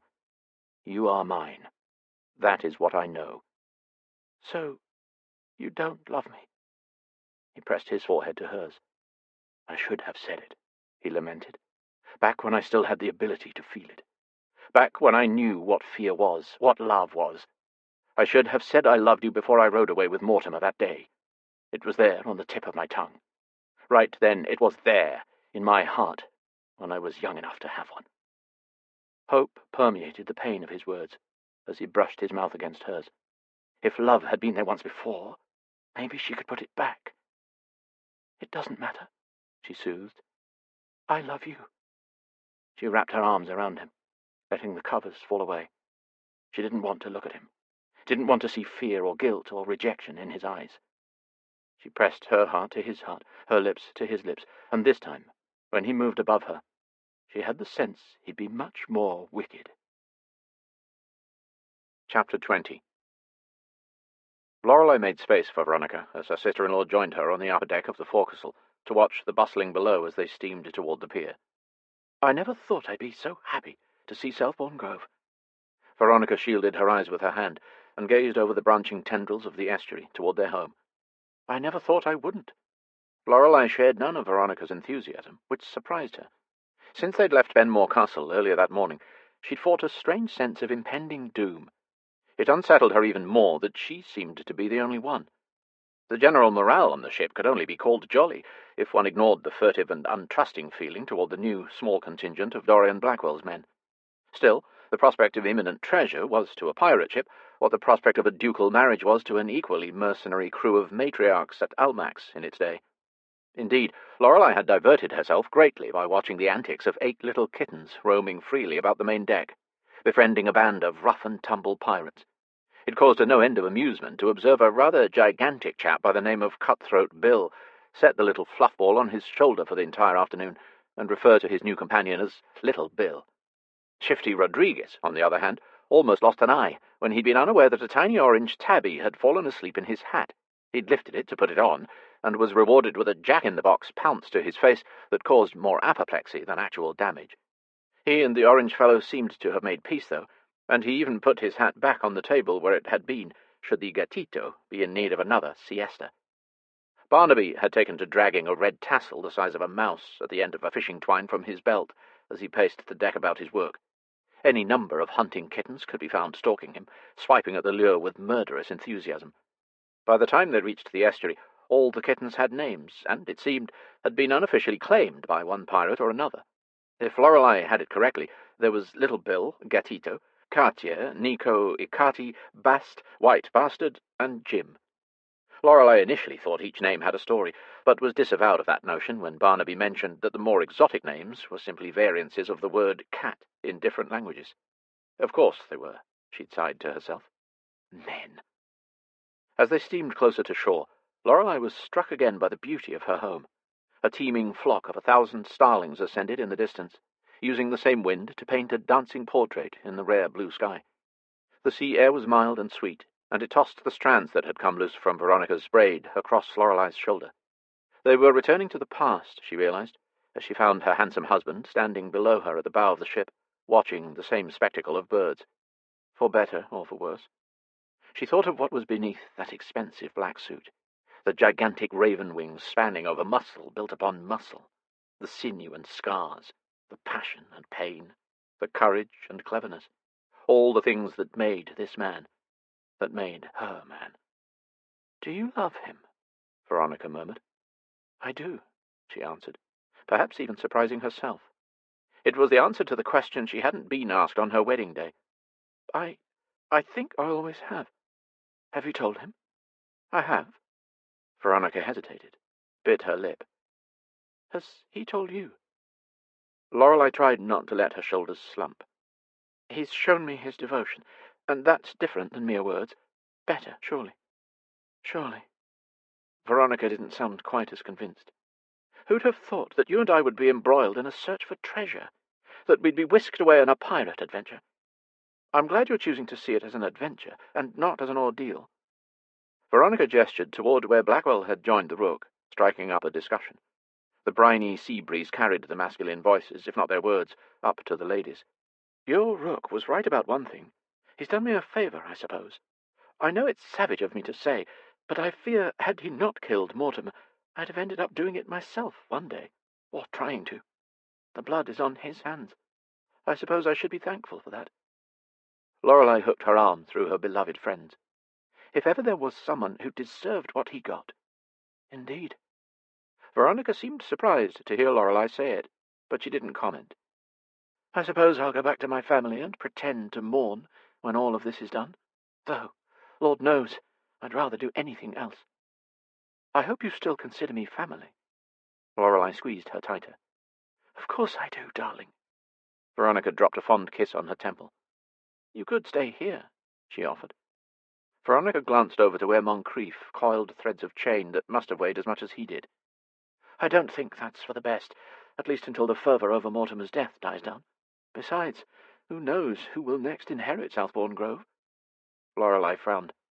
"I hadn't thought of that. Some distant relative of Mr. Gooch's, I suppose." Veronica made a wry sound. "A dowager at my age? Can you imagine? No more than I can a pirate at mine." They shared a laugh until Lorelei sobered and turned to her sister. "You don't have to return to your family, you know. You'll have a dowager stipend settled on you, and, of course, whatever money is granted me by my unconventional marriage to the Rook will be offered as recompense for this entire adventure. Though I know nothing comes close to remuneration for the past couple of years. When I think of how you suffered—" She had to swallow past a lump of guilt. "Let's not mention it again," Veronica offered, with a false brightness that didn't reach her haunted eyes. "Upon second thought, I don't think I shall return to my family." She put her head on Lorelei's shoulder. "But I'll make my own way in this world. A widow has far more social freedoms than wives or maidens." "Where will you go?" Lorelei asked. "I've always wanted to lose myself in the fashion salons of Paris," she replied dreamily. "Then you should." "I believe I will." Lorelei clung to her for a desperate moment. "Each of us starting a new life. Why does it feel ominous? Like an ending?" Veronica thought on it for a while. "Not all happy endings are without a modicum of sadness." "I suppose not." Lorelei gazed out toward the two similar men at the ship's bow, their dark heads now bent over their map. From this vantage they could be twins. It would be difficult to tell them apart but for Blackwell's eye patch. "I wonder which of us are truly more jealous creatures," Veronica mused. "Men or women?" Speculating as to what prompted the question, Lorelei followed Veronica's gaze out over the deck to see Moncrief, Barnaby, and several others posturing and scowling at a few of the black heart of Ben Moore's men. The effect was somewhat ruined by romping kittens. Lorelei laughed merrily, drawing the attention of a pair of dark eyes, which heated her skin with the memory of the previous night. "I hazard that women would answer men, and men would answer women. I expect they'd both be right." Off the starboard bow, the little port town of Easton-on-Sea clustered beneath the grey stone grandeur of Southbourne Grove. 3 islands, Mercia, Osea, and Tercia, hunkered like sentries in the tidal causeways. Mercia and Osea were flat islands, with miles of tame, sandy beaches. She supposed, if one squinted, Tercia could appear like the back of a sleeping dragon, half submerged, curled around its treasure. Waves breached the rocks, sending a white spray of warning to those who would dare approach. What would they discover there on the morrow, she wondered? An ancient Roman cache? A tortured man's past? Or something infinitely more dangerous? The Rook finally understood why people begged for their lives. Even the most cold-hearted villains, the ones who turned a blind eye to the suffering of the weak, still pleaded with desperation before he ended them. He'd distantly wondered why over the years. They had to have known, hadn't they? That if God or the devil didn't find them, he would. And when he did, they'd be praying for hell by the time he finished with them. But still they tried. They cried, they bargained, they supplicated.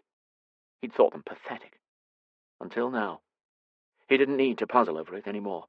Everyone, he learned, feared death when they had something to lose. Their hearts had attached themselves to life, to something that mattered, and the thought of separation became untenable. For his part, he'd taken it all from those men: power, money, land, titles, revenge, and had truly desired none of it for himself. That was his genuine tragedy.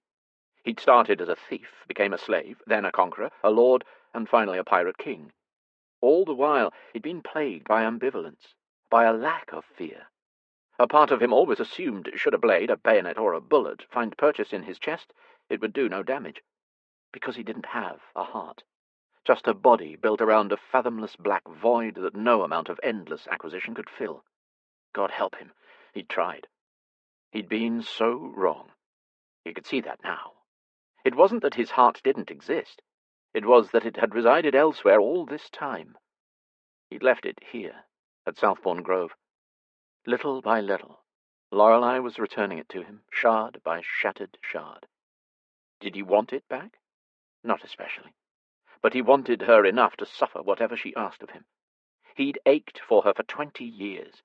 Now that he'd tasted her, claimed her, made love to her, his vocabulary didn't extend far enough to form the word for what a separation would do to him. He stood in his old room at Southbourne Grove and pondered the gloaming as it darkened the Blackwater estuary and the sea beyond. He understood the name now. Nigri Aquae, the Black Water. Facing east, the branching rivers of the estuary became inky labyrinthine ribbons of chaos beneath a sky quickly draining of all colour. Stars already began to prick the dark canvas of the firmament on this side of the manor, though a line of grey still clung to the horizon in the west. He wanted her again, cad that he was. He desired her splayed across things, bent over other things, on her knees, on her back, over him, under him, beside him, against that wall. Christ! He scrubbed a hand over his face, and then through his hair, tugging in frustration. He yearned to claim every inch of her, with his mouth, with his cock. He could keep her naked for the next decade, fucking away the last 20 years. Listening to her voice, the only sound in the world with the power to soothe his restless rage or to stir his listless soul. Her fragile innocence reminded him of just what a devil he was, an insatiable beast, a terrific villain. He'd done his level best to focus on the quest, to pay attention to Dorian, Moncrief, and his crew as they planned their approach and excavation of Tercia Island with painstaking care. But damn it if Lorelei hadn't wandered his ship with her distracting loveliness. She'd stood on the forecastle deck for an eternity, posing with her attractive sister. It was a marvel anyone had accomplished anything. When she'd tugged her earlobe, he'd remembered biting it as he came inside her from behind. When she rested a hand on her dramatically tilted hip, he could see it through the folds of her borrowed gown. His hand would burn at the memory of the pale shape of it in his hand as he'd guided their rhythm. When she'd bent over to scratch at one of the infernal kittens, he'd nearly fallen over the railing at the sight of her backside. Here he was, near 40, and his body was acting like a besotted teenager's. His cock had been at half-mast nearly all day, as just the sight of her was enough to create a lack of available space in his trousers. And he could do fuck all about it with so many of his crew around at all times. He'd half a mind to just toss them all in the sea and have her on whatever part of his ship he fancied. What stopped him was a comment she'd made this morning upon peeling herself out of bed. His little wife reminded him none too gently that she'd never been particularly fond of mornings, and she'd admitted to an intimate tenderness after he'd demanded an explanation for a wince she'd not hidden fast enough while beset by early sluggishness. So, instead of whisking her into the room with the first available bed upon their arrival at Southbourne Grove, he acquiesced to the plan of allowing her to explain away his presence here. The story she and Dorian had concocted was a simple and effective one, he had to admit. He was to be her long-lost cousin of some considerable distance, Ash Weatherstoke, a continental duke who had purchased Southbourne Grove back to the family from the Gooch estate. He was supposed to have rescued her from the Rook's dastardly clutches and conveyed her back to inspect his new British holdings. This story would be corroborated by only a handful of staff left who might recall a relation by the name of Ash Weatherstoke staying at Southbourne Grove a few decades ago. A distant cousin, if their memory served, convalesced here after a tragic accident. The staff had been so relieved at Lorelei and Veronica's safe return, along with a visit from the infamous Black Heart of Ben Moore, that they'd barely paid their supposed new master any mind, other than a few polite curtsies and sceptical glances. He'd immediately retreated, allowing Lorelei to receive the adoration that was her due. First, he'd double-checked preparations for tomorrow's excursion, and then he'd drifted here, to the room where he'd first heard her voice. This place, for all intents and purposes, was where he'd been born, the residence of his earliest memory. Her voice. Did you love me? Love was too tame a word, obsession too plain a concept. Worship might cover it, might come close to. A quickening in his body and a thrill in his blood alerted him to her approach long before his ear pricked to the swish of her skirts or her uneven gait. His every muscle tensed, every hair on his body prickled with awareness of her. It always had. It was as though she had an electromagnetic pull on him, her nearness charging the air between them, calling him closer, to touch, to hold. He had no choice but to obey.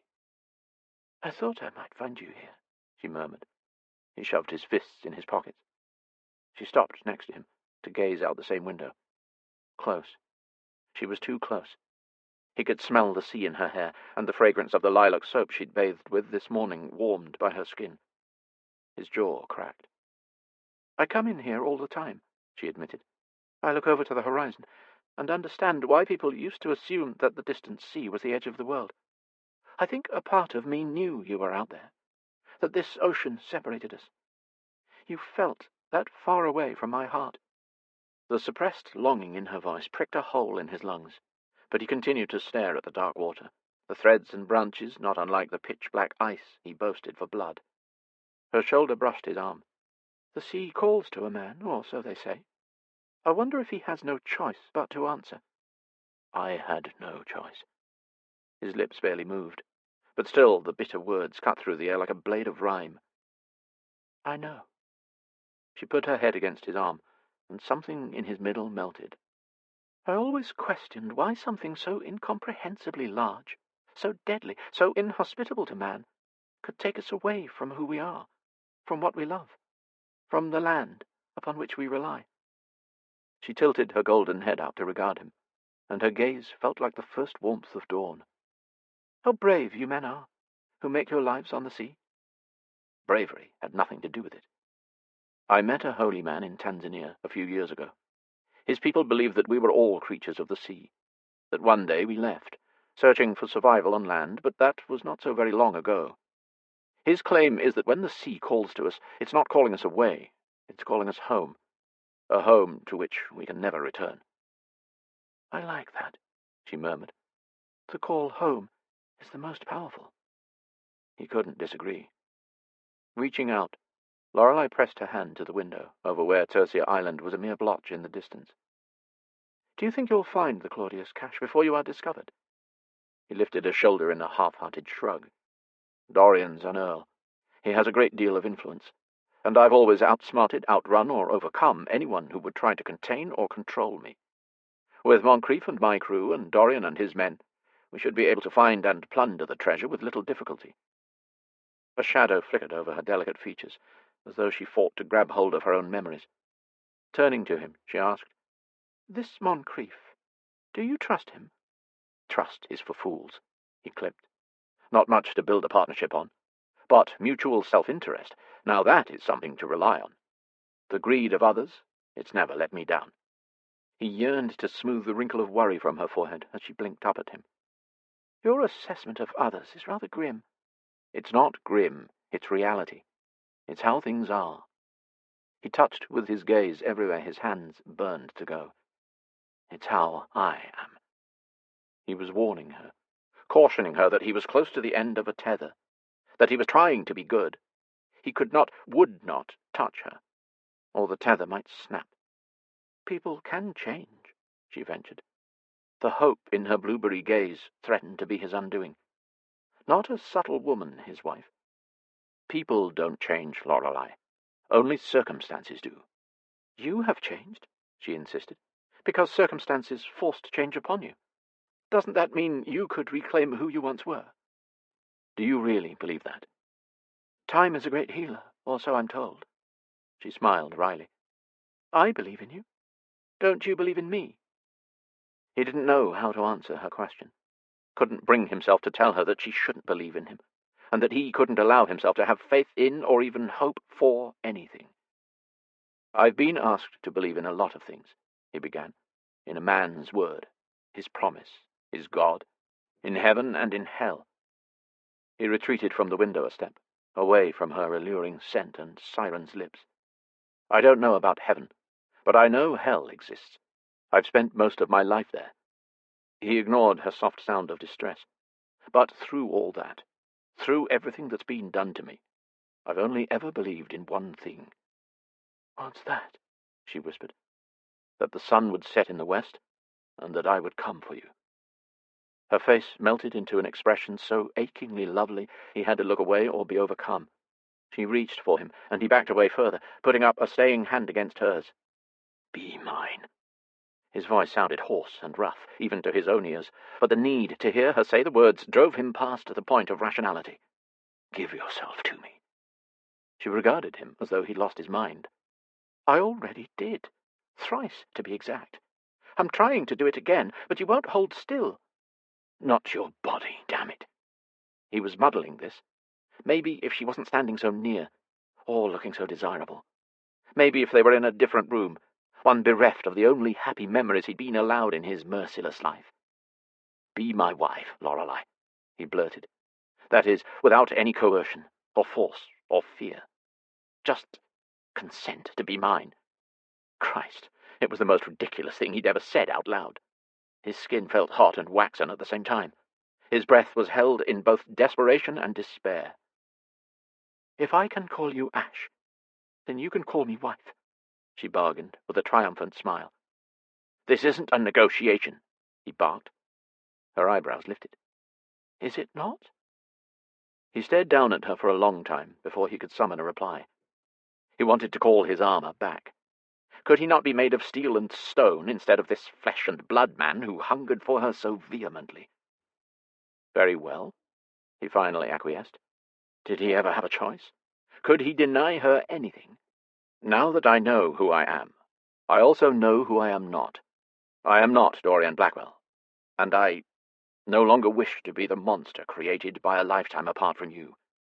Maybe, in time, I can be who you want me to be. You'll have to show me how. She rushed to him, ignoring the hand he held against her, flinging her small, warm body against his with a dangerously contagious exuberance. We could finally start our life together, once you find your treasure. He'd already found it.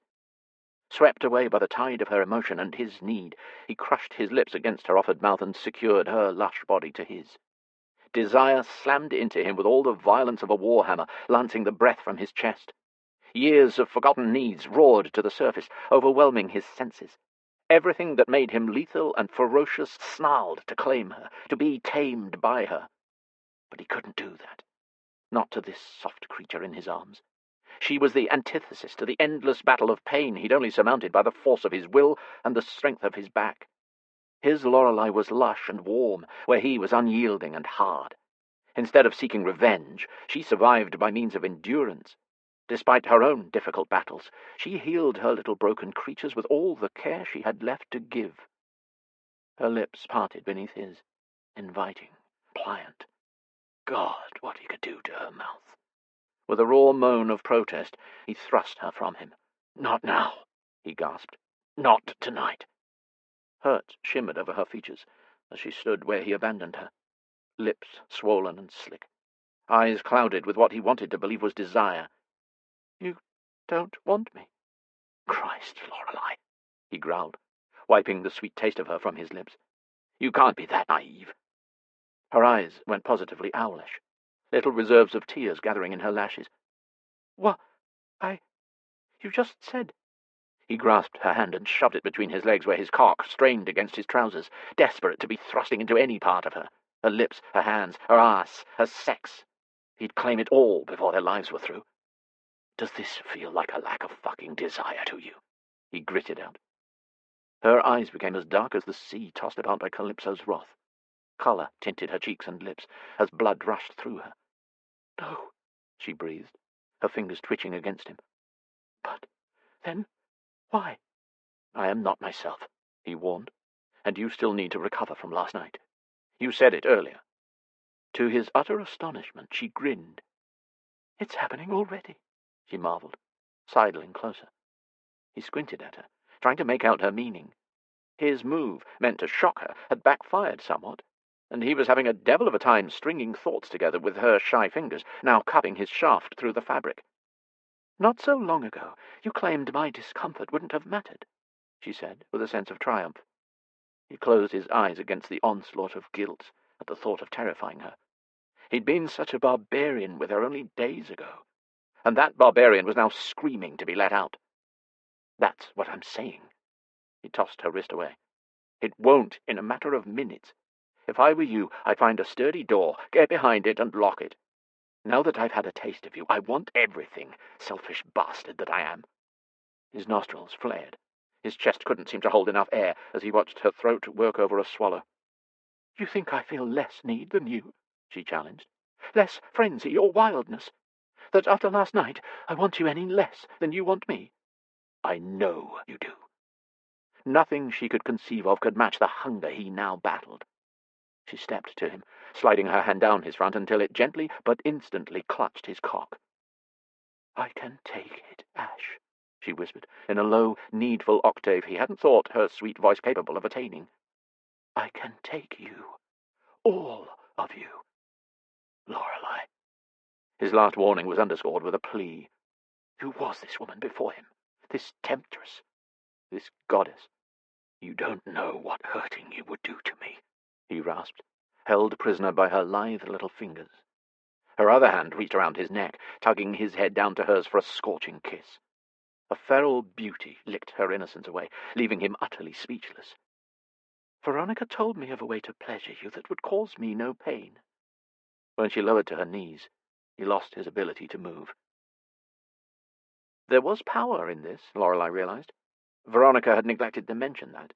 This beast in a black suit, this primal, ferocious male, was hers to command. It was her hand that absorbed him, her lips that would claim him. He mouthed her name, but no sound escaped. His nostrils flared, but he remained motionless, his eyes swirling with unmitigated lust and something else that broke her heart. The gasp that fled his throat as she freed him from his trousers was laced with pain. She'd almost forgotten how intimidating his sex could seem, every bit as immense as the rest of him. His body went splendidly rigid as she wrapped her hand around the thick base of him. Moisture suffused her mouth as she breathed over the length of him. "Lorelei," he groaned. "You don't—" The words were ripped from his throat by a harsh cry as her lips closed over the blunt tip in a vulgar parody of an open-mouthed kiss. She found she enjoyed the flavour of his flesh. Salt and musk, and something so intoxicating she felt a bit light-headed. Another desperate sound ripped through him, this one an overt plea. Slowly, she slid her moist lips over the plush velvet head of him, and let her tongue ease down the ridge beneath until he met the back of her throat. She felt his knees tremble, and was rocked by a wave of victorious feminine lust. She widened her jaw to its capacity, and secured her lips over her teeth before dragging those lips as far as she could, leaving trails of moisture in her wicked wake. Despite his desperate growls and incoherent curses, she refused to hurry. She rhythmically explored his shaft with her fingers as she sucked him deeper. Her tongue found the absorbing ridges of veins beneath the thin skin and swirled and darted about them. His hand clamped behind her head. Strong, demanding fingers ruined her coiffure as they threaded through her hair and tightened to a fist. Something slick and succulent welled from his sex, easing the glide of her lips. Lorelei greedily enjoyed his broken breaths, the black inferno she found when she looked up into his eyes. He bared his teeth like a wolf, and his grip on her hair became more dominant than demanding. Did he want to play with power? The thought both excited and frightened her. She braced her hand against his hips, which had begun slight instinctive thrusts in time to her own rhythm. So she changed her pace, drawing back so completely he popped out of the seal of her mouth with a lewd sound. "It would behoove you to behave." She echoed his words from their wedding night against his sex, giving it a playful lick. He let loose a string of blistering curses, not all of them in English, as he, one by one, uncurled his fingers from her hair. Satisfied, she latched on to him again, taking him as deep as she could, using her tongue to swirl around his engorged head as she let her hand resume its previous rhythm.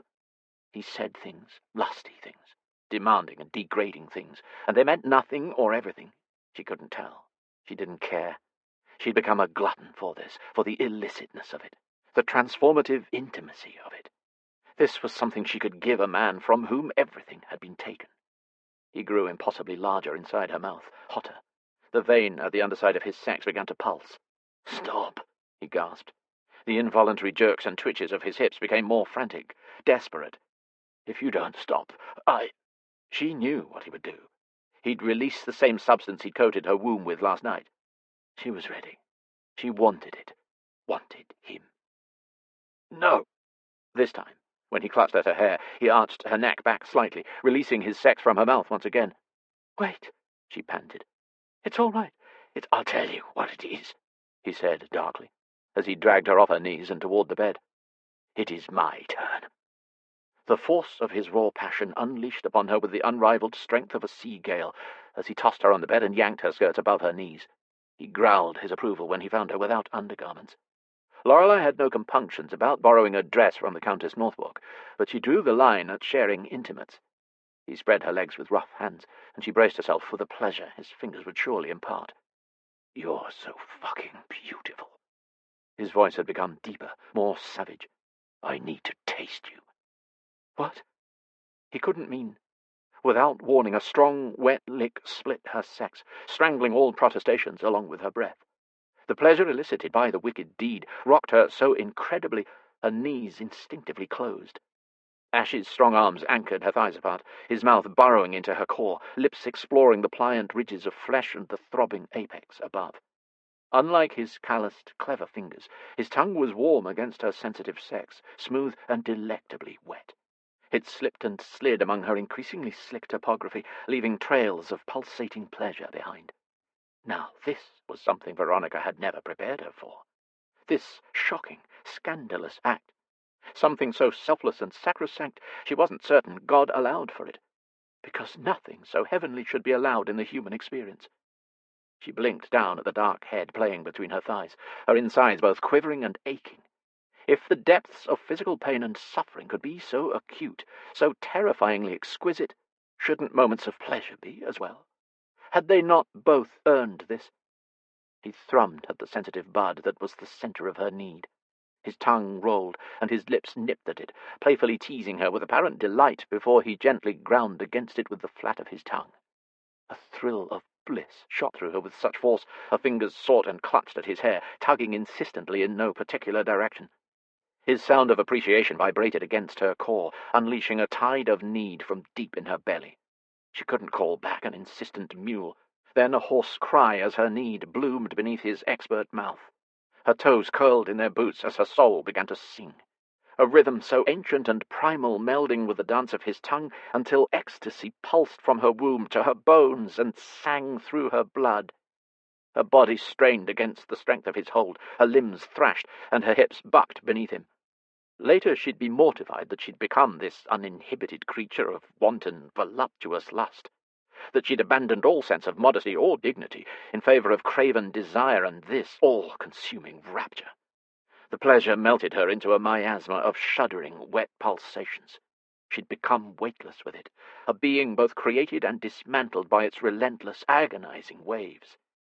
A few helpless sobs escaped her, as the sensations flowing from his mouth to her core reached a peak so indescribable she wasn't certain her body could contain it. As though he sensed he'd overwhelmed her, he lifted his head, allowing her hips to float back to the bed. She'd been unaware they'd ever thrust away from it. He crawled up her body, licking his glossy lips like a satisfied cat, his eyes glittering like volcanic shards of dark intent. Her muscles, replete and heavy, melted beneath him. "Did you mean it?" he asked tightly. Can you take all of me?" Sighing, she wrapped her arms around his wide torso with more urgency than even she had expected, her heart contracting with the 1,000 different forms of love. "Every part of you." He sank inside her, stretching her untried muscles in warm, luscious increments. Her still pulsing core gave way reluctantly at first, but his second slide was faster, wetter, and he didn't stop until he was buried to the hilt. "Yes," she hissed into his ear, as he buried his face into her hair. "Please." It wasn't the insistent plea that caused him to set a deep, stroking rhythm that quickly catapulted them both to the stars. It was what she whispered next, what she'd cried before her intimate muscles clenched around him in yet another release. "Ash!" Chapter 21. Lord and Lady Southbourne. Ash didn't recognize the designation as belonging to him until Lorelei said, "What is it, Jenkins?"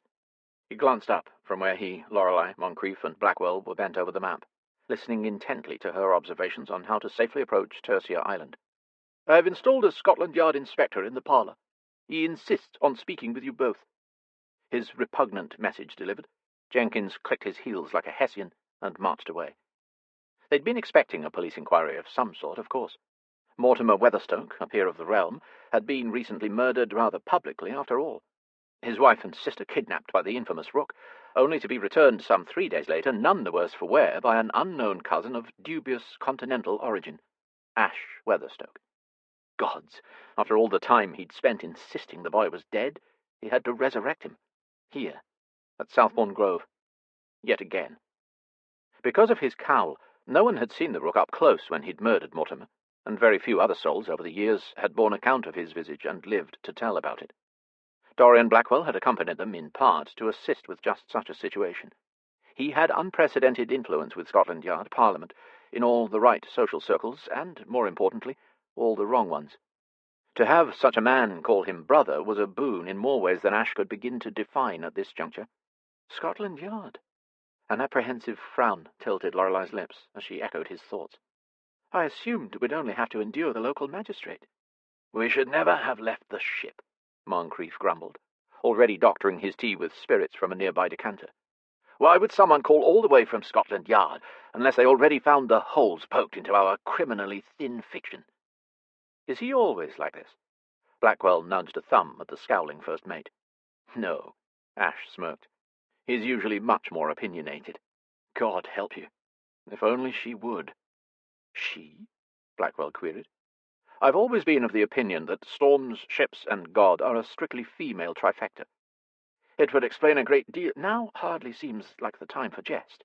Lorelei interrupted their smile of collusion, stepping in front of a red-faced Moncrief, her own features pinched with anxious disapproval. "You could be in profound danger from the law." Ash traced the line of her jaw, yearning to kiss those lips back into a smile. "Darling, men like us are perpetually in profound danger from the law, or so the law likes to imagine." "Do you think they mean to threaten us with Newgate?" Dorian casually speculated, picking at an invisible piece of dust from his cuff. "Perish the thought," Ash volleyed with equal dispassion. "Maybe it's the gallows for us this time. Or the firing squad. I suppose they could resurrect the practice of drawing and quartering." Ash cocked an unrepentant brow at Lorelei. "I should hazard that my nether quarters are the most desirable. Our heads would look altogether sinister next to each other on the vacant pikes at London Bridge," Blackwell suggested. "You make an excellent point. Do you suppose they'd leave the eye patch on? It'll be my final request, as it should be." "It's rather iconic, if you ask me." With a startlingly animalian sound, Lorelei seized his lapels. "Do you not understand what this means?" She tugged at him frantically. "They could take you from here in chains. I could lose you again. Forever, this time. How can you act as if your execution would be nothing more than a lark?" Sufficiently chastised by the threat of hysterics, Ash sobered immediately. "I jest because the idea of anyone taking me from your side is laughable." He covered her hands with his own, touched and feeling guilt because of the tremors of panic he sensed in her elegant fingers. "An entire contingent of Scotland Yard bruisers couldn't overwhelm us," Dorian soothed from over his shoulder. "They'd have to bring an army, and we'd see the army coming and make our getaway," Ash amended, pressing a kiss to the wrinkles of worry on her forehead. "Come now, all is well. Let us rid ourselves of this nuisance and be about our day, shall we? We've treasure to hunt." "Count me out," Moncrief growled, swiping the entire decanter from the sideboard. "I'd rather lick bog mud from the devil's twat than share a room with a member of the London Metropolitan Police." "Can't say as I blame you," Blackwell told his retreating back, before turning to Ash. "I don't think he's over fond of me. He loves none so much as himself." Ash stared after Moncrief until he disappeared up the back stairs. "Though I suppose I should remind him of his place." "Perhaps you should instead assure him that his place at your side isn't threatened," Lorelei suggested, casting a surreptitious glance at his new co-conspirator. "A wise woman, your wife," Blackwell approved. Ash glanced down at her, enjoying the way her small hand felt in his as he tucked her against him and sojourned the long marble hall from the library to the front parlour. A part of him had expected an army, or the fall of an executioner's axe upon entering, maybe even the devil come to call him home, because today he'd awoken with an angel in his arms, her soft curls draped over his torso in a waterfall of spun gold, her breath warming him and her lashes fluttering against his chest as she slumbered. For the first time in 20 years, he'd felt settled. No, more than that. He'd felt as if he'd come home. Even when her head had rolled to his shoulder and eventually blocked the feeling in his arm, he found he'd rather chew off the limb than disturb her. Instead, he navigated the downy curve of her cheek and the slope of her patrician nose, the peachy fullness of her generous mouth. Generous in every possible sense of the word. He'd found grace in that moment, true enjoyment. Dare he say, happiness? So he'd approached the rest of the day with a sense of caution. Contentment led to complacency, and that was a condition of which to be wary. Which was why he advanced on the parlour, expecting the absolute worst. Only one man awaited him, however, surrounded by arabesque wallpaper and anachronistic objets d'art acquired by generations of deceased Weatherstokes. One lean, elegant male with golden hair and eyes the colour of the Adriatic Sea. He wore his affability like armour. His handsomeness was approachable, his strength politely contained within a lean-cut jacket, patently crafted to make him appear less threatening. Ash's heartbeat erupted into hundreds, imprisoning both his boots to the ground. His chest filled with rocks and his mouth with sand, weighing him down with an almost bone-crushing sense of impending doom. An abrupt and absurd image transposed upon the man. Nordic features smeared with grime, sharp incisors bared in a snarl as sharper fists flew, hidden blades, lockpicks, patchwork clothing. He was a cutter? Strange word. A dead-eye. Had they met before? He flinched as the sound of shattering glass echoed in his head. Shattering glass and the crunch of bone. And blood? So much blood. That infernal axe came back to pick at the nerves behind his own eye as he swung his gaze to look at Blackwell, who regarded the man with a friendly sort of recognition. "Chief Inspector Morley." Blackwell strode forward and exchanged a familiar but wary handshake with the man. "May I introduce my long-time friends, their graces, Ash and Lorelei Weatherstoke, Duke and Duchess of Castel Domenico, the Comte and Comtesse de Lyon et de Verdun. Though on English soil, I suppose they're most lately the Earl and Countess of Southbourne." He swung his arm expansively at them. "Your Graces, this is Sir Carlton Morley, Chief Inspector of the London Metropolitan Police." Ash fought the overwhelming urge to press his fingers to his throbbing temples, keenly aware of Lorelei's reassuring squeeze on his arm. He almost missed the way the inspector's hand went loose in Blackwell's grip, virtually as slack as his angular jaws, as he stared at Ash as though he'd been cuffed in the mouth by a ghost. "Dorian, are we finally on unofficial terms, Inspector Morley?" Blackwell smirked. "I'm not certain I'm comfortable sharing the intimacy of first names with you just yet." Ash's brows drew together as he studied the pair. They had an obvious past, one not unoccupied by enmity. Without warning, the inspector's composure completely splintered, and he struck Blackwell in the nose with one lightning-fast jab, causing the Blackheart of Benmore to stumble back several steps. "All this time," Morley bellowed, "all this time you lived as him. You let the world think he was dead." The pain in Ash's head intensified. His missing 17 years pounded on the inside of his skull with a sledgehammer. The world beneath his feet became as unsteady as his ship when tossed about in a storm, and he fought the urge to grasp onto the high back of a chair to acquire stability. "Gentlemen, please contain yourselves." Lorelei tucked tighter against him, and he miraculously drew strength from her nearness. But why did he need it? What was happening? Blackwell regained his equilibrium with impressive speed, lunging for the inspector with murder etched into his features and blood dripping from his nose. Ash barely reached them in time, placing his body between the two men who'd apparently lost control of their faculties.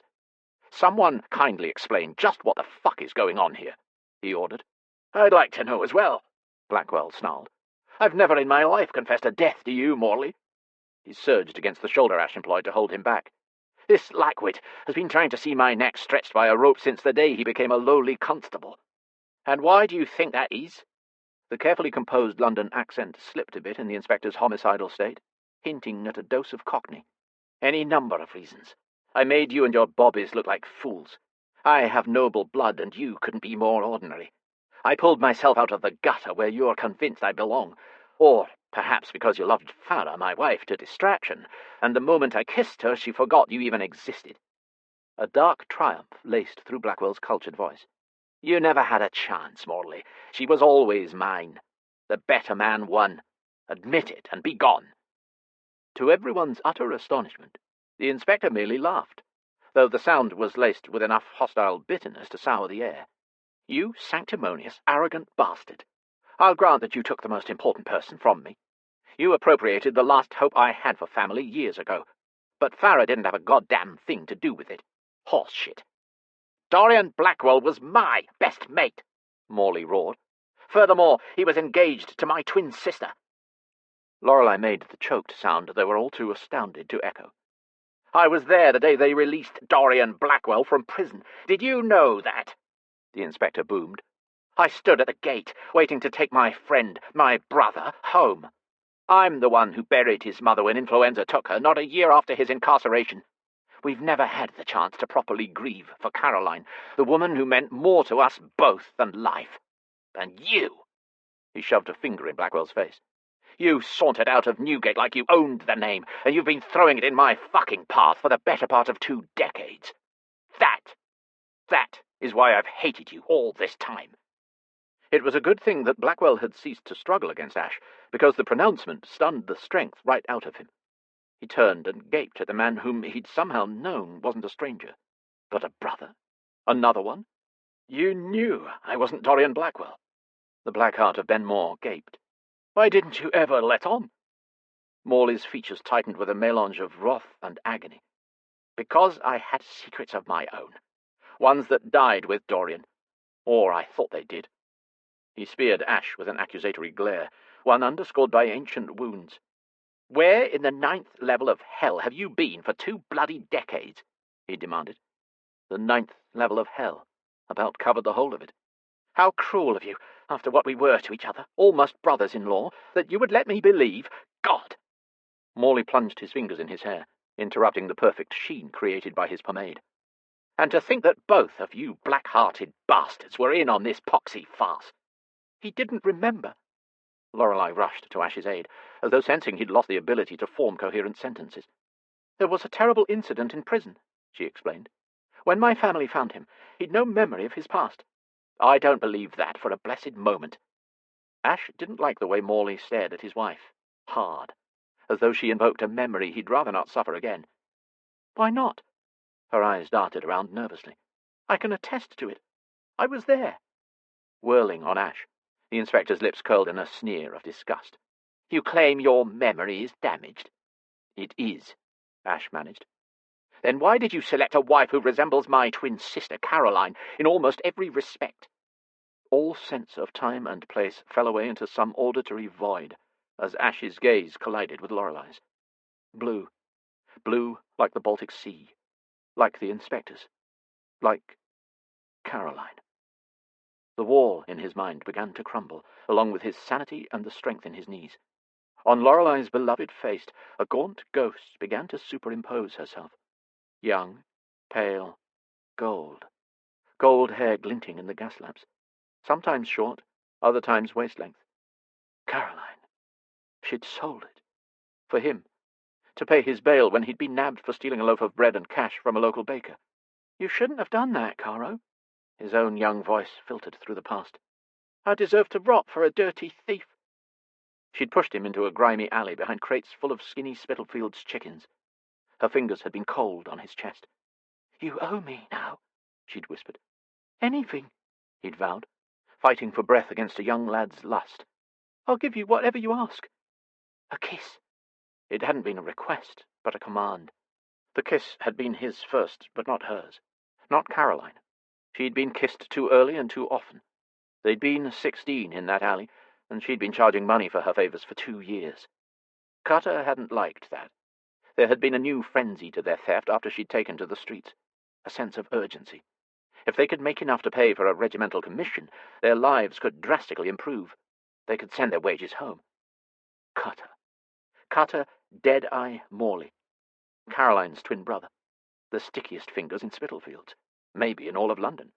He could throw a pebble in a pail at 50 paces and break a window with his slingshot from down the row. He'd been light and fleet-footed, scaling buildings and scanning the city from rooftops, while Ash, then called Dorian, had been the brute on the ground, lifting, beating, or breaking what he had to. You could marry Caroline, Cutter's young self suggested earnestly, as he balanced on a dock rail while they dawdled through the markets, smelling worse than the wares of dead fish. Then we'd be brothers. If you died, she'd get a widow's pension. Could do, Ash had agreed. He could marry the pretty Caroline. He could save her from the streets. If he excelled, she'd be an officer's wife. Could do, he'd repeated, liking this idea more and more. But if I was supporting your sister, who'd get your pension if you were killed? Easy. Cutter's slim shoulders shrugged as he slid his friend a sly look. Your mother. She's still got her charms, hasn't she? Think she'd marry me? Bugger off. Ash had snagged at Cutter, and he'd jumped away, laughing. Don't be sore at me. I won't make you call me Papa. They chased through the markets, upsetting both crates and fishmongers in their mad dash. Ash had been fast, but no one could catch Cutter. If he had, he'd have done the boy no true damage. They'd have grappled and brawled, as brothers are wont to do, before one of them cried peace. Theirs had been a merry threesome. Cutter, Caroline, and Dorian. He couldn't remember all their years together. He couldn't recall their meagre meals or their magical moments. But an innocent, boyish love speared his chest with a point so exquisitely sharp it robbed him of breath. They'd been family, until there had been blood. Blood and water. Always blood and water.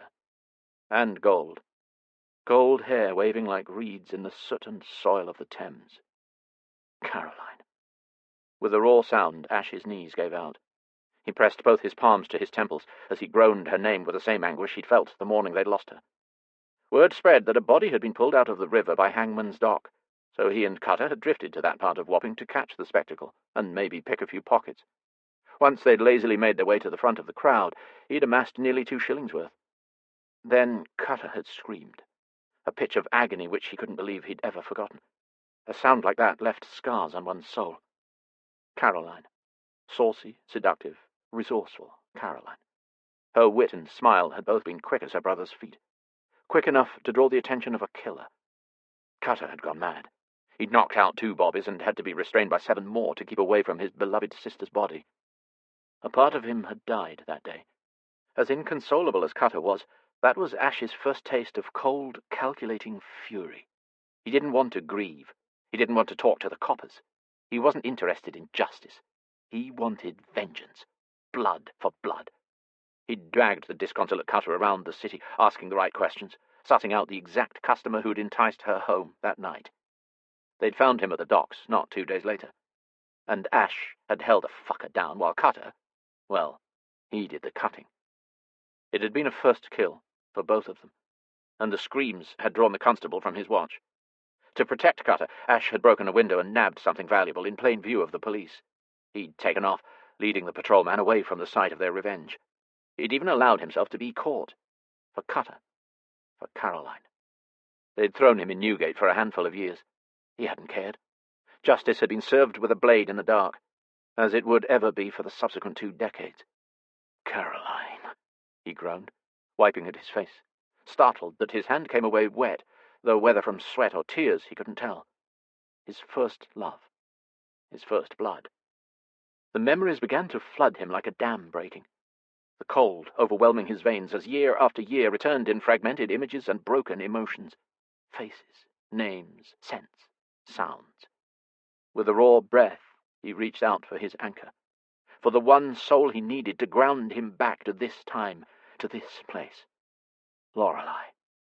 He reached almost to the point of flailing, and it was Carlton, who took his hand and hauled him to his feet before he and Blackwell settled him into a chair. Because Lorelei had disappeared. Lorelei blindly stumbled out to the back garden, gulping in breaths of sea air that were exhaled as broken sobs. She'd never forget the way Ash had said another woman's name. His eyes had been glossy, his voice reverent. His ever-placid, forbidding features had crumpled with a sentimentality she'd never before witnessed. She'd thought until now Ash was incapable of experiencing the depths of such emotion. It was all right, she'd reasoned. She could love enough for the two of them. What a fool she'd been. Because it wasn't that he couldn't feel. It was that he didn't feel those things for her. He felt them for Caroline.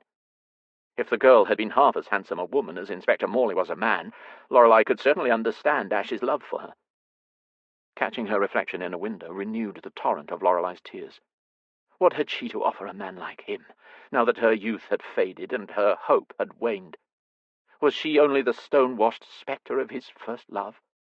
Had his eyes caught the sight of a familiar girl some 20 years ago, and evoked the forgotten passions he cultivated for another?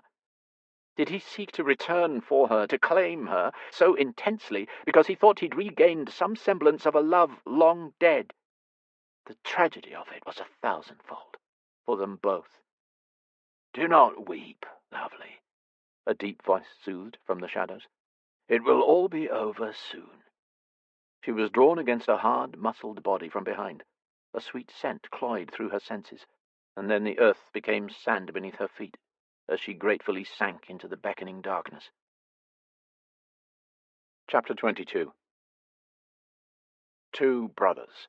Ash stared at the men who'd once been the boys upon whom he relied. Two brothers, not of his lineage. What a tangled connection they all made. He'd remembered nearly everything, and what little he could not, Morley and Blackwell had spent the better part of a morning piecing together for him.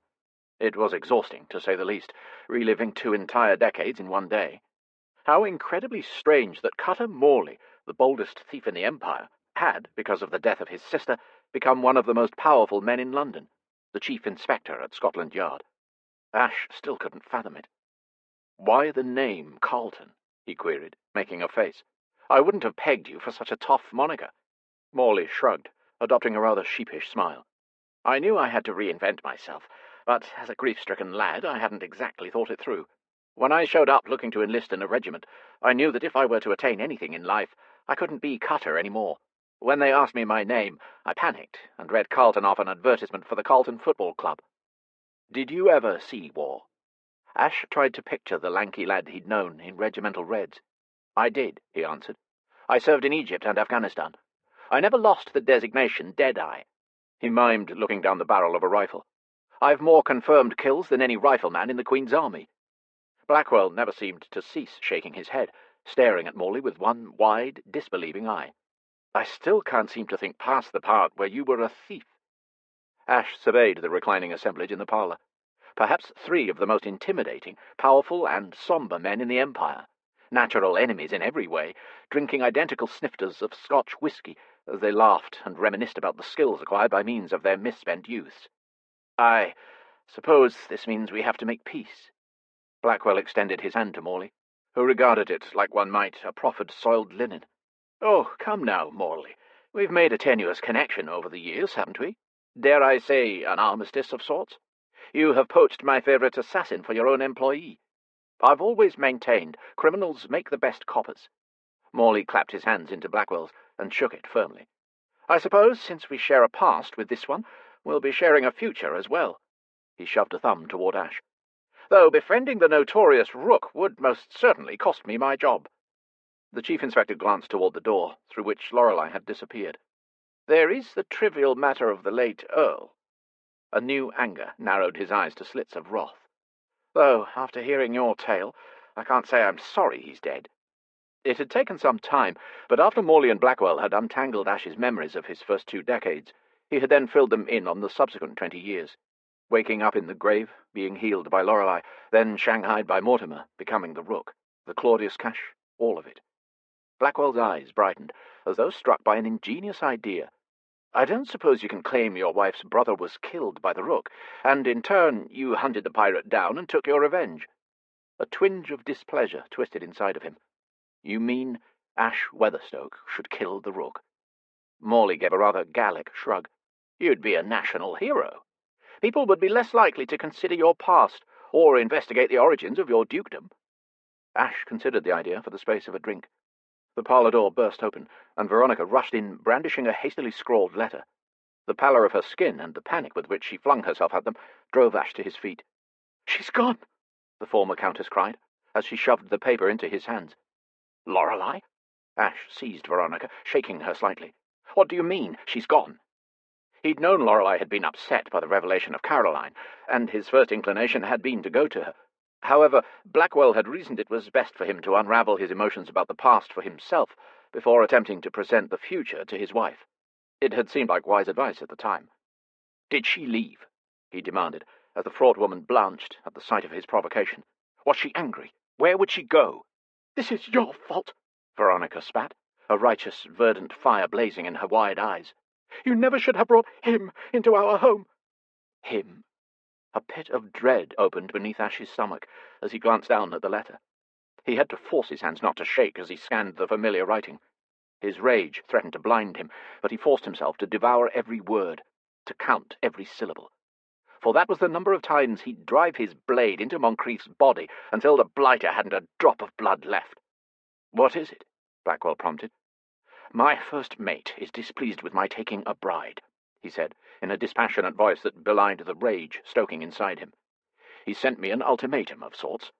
He's taken a large contingent of my crew and gone after the Claudius cache. Conversely, he's appropriated Lorelei and placed her on a flesh-smuggling ship full of foreigners bound for Marseille, from which the cargo will be distributed to places unknown." At the thought of Lorelei, this very moment, sailing farther and farther away from him, the note crumpled in his fist. She was delicate, fragile. He knew the conditions people were forced to endure on just such a ship. If one of Lorelei's eyelashes were out of place, he'd carve every inch of skin from Moncrief's body. He's left me with a choice. I can join him and my crew and plunder the Claudius cache, as was our original plan, or we can chase Lorelei to Marseille and save her. "What's it going to be, brother?" Blackwell asked.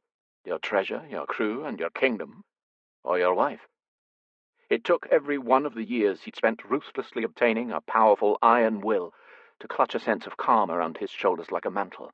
If he lost his mind, Lorelei could lose her life. "The treasure doesn't matter to me," he gritted through his teeth as he glared down into Veronica's colourless features. "The men don't matter to me. Every bolt and fixture on that fucking ship would have been meaningless to me if I didn't need them to reach her." Veronica's eyes widened as she finally grasped the veracity in his words. "She matters," he gritted out. "She is all that has ever mattered. And I'll kill every man on my crew. I'll circle the globe. Hell, I'd set the fucking ocean on fire to get her back." Morley strode to the door, turning to lock gazes with Ash for a protracted moment. He saw Caroline in those sky-blue eyes, but all he wanted was Lorelei. He loved Caroline, but he'd loved her for Cutter, because she was an extension of his very best friend. She'd always be a tragedy to him, a hole in his young heart. But that heart belonged to Lorelei. Somehow, Morley read all of this in his gaze. "Come on, then." He wrenched the door open. "What are we waiting for?" To navigate uneven terrain was difficult for Lorelei with her blasted ankle. She'd never thought to discover how impossible it could be with her hands bound. Every time she looked down the cliff, her stomach took a dive, as her balance threatened to tumble her at any moment into the late afternoon tide. By some miracle, her captor seemed able to support both her weight and his own without slowing down the handful of men who followed them toward a cave set below a treacherous rock face. Her skirts moulded themselves to her legs in the tempestuous wind, further impeding her progress. "Think about what you are doing. What if you don't live to regret this?" she forced, through a throat drawn tight by a strong gust. She knew the threat was cliché, but her life had ill-prepared her for not just one, but two separate instances of pirate captivity. Sebastian Moncrief glanced back from where he pulled her along by a rope secured to the silk bonds at her wrists. The island wind tossed strands of his thick hair from its queue, and he secured it behind his ears. "I regret this more with every moment I'm forced to listen to you, my lady," he said in an indulgent tone that belied the cruelty of his words. "Take care not to tempt me to gag you as well." He helped her over a particularly jagged outcropping of rock across the Tercia Island terrain, before consulting a map he'd copied from Ash's original. Lorelei still couldn't process her astonishment at the sheer boldness of his actions. "Are you not terrified of what the Rook will do to you once he comes for me?" "That's the beauty of all this, you see." His winsome smile might have blinded most women, but Lorelei had long since decided his pulchritude was superfluous. "If the captain comes for you, as you say, he'll end up in Marseille. I've left him a letter informing him that I've sent you there, and are a damsel in need of rescuing." "What compels you to have done such a terrible thing?" "Because if he chases you to Marseille, that gives me and the lads here enough time to plunder the Claudius cache and get away." "Did you allude to the fact that you'd be on the ship with me to Marseille?"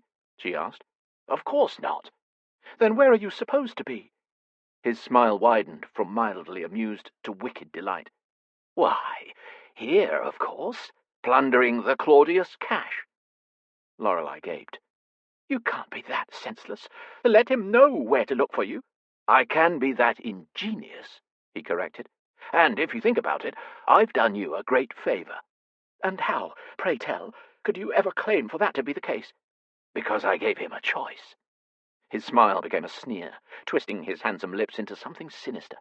"If he goes after you, you'll know that he was weak enough to give you his heart.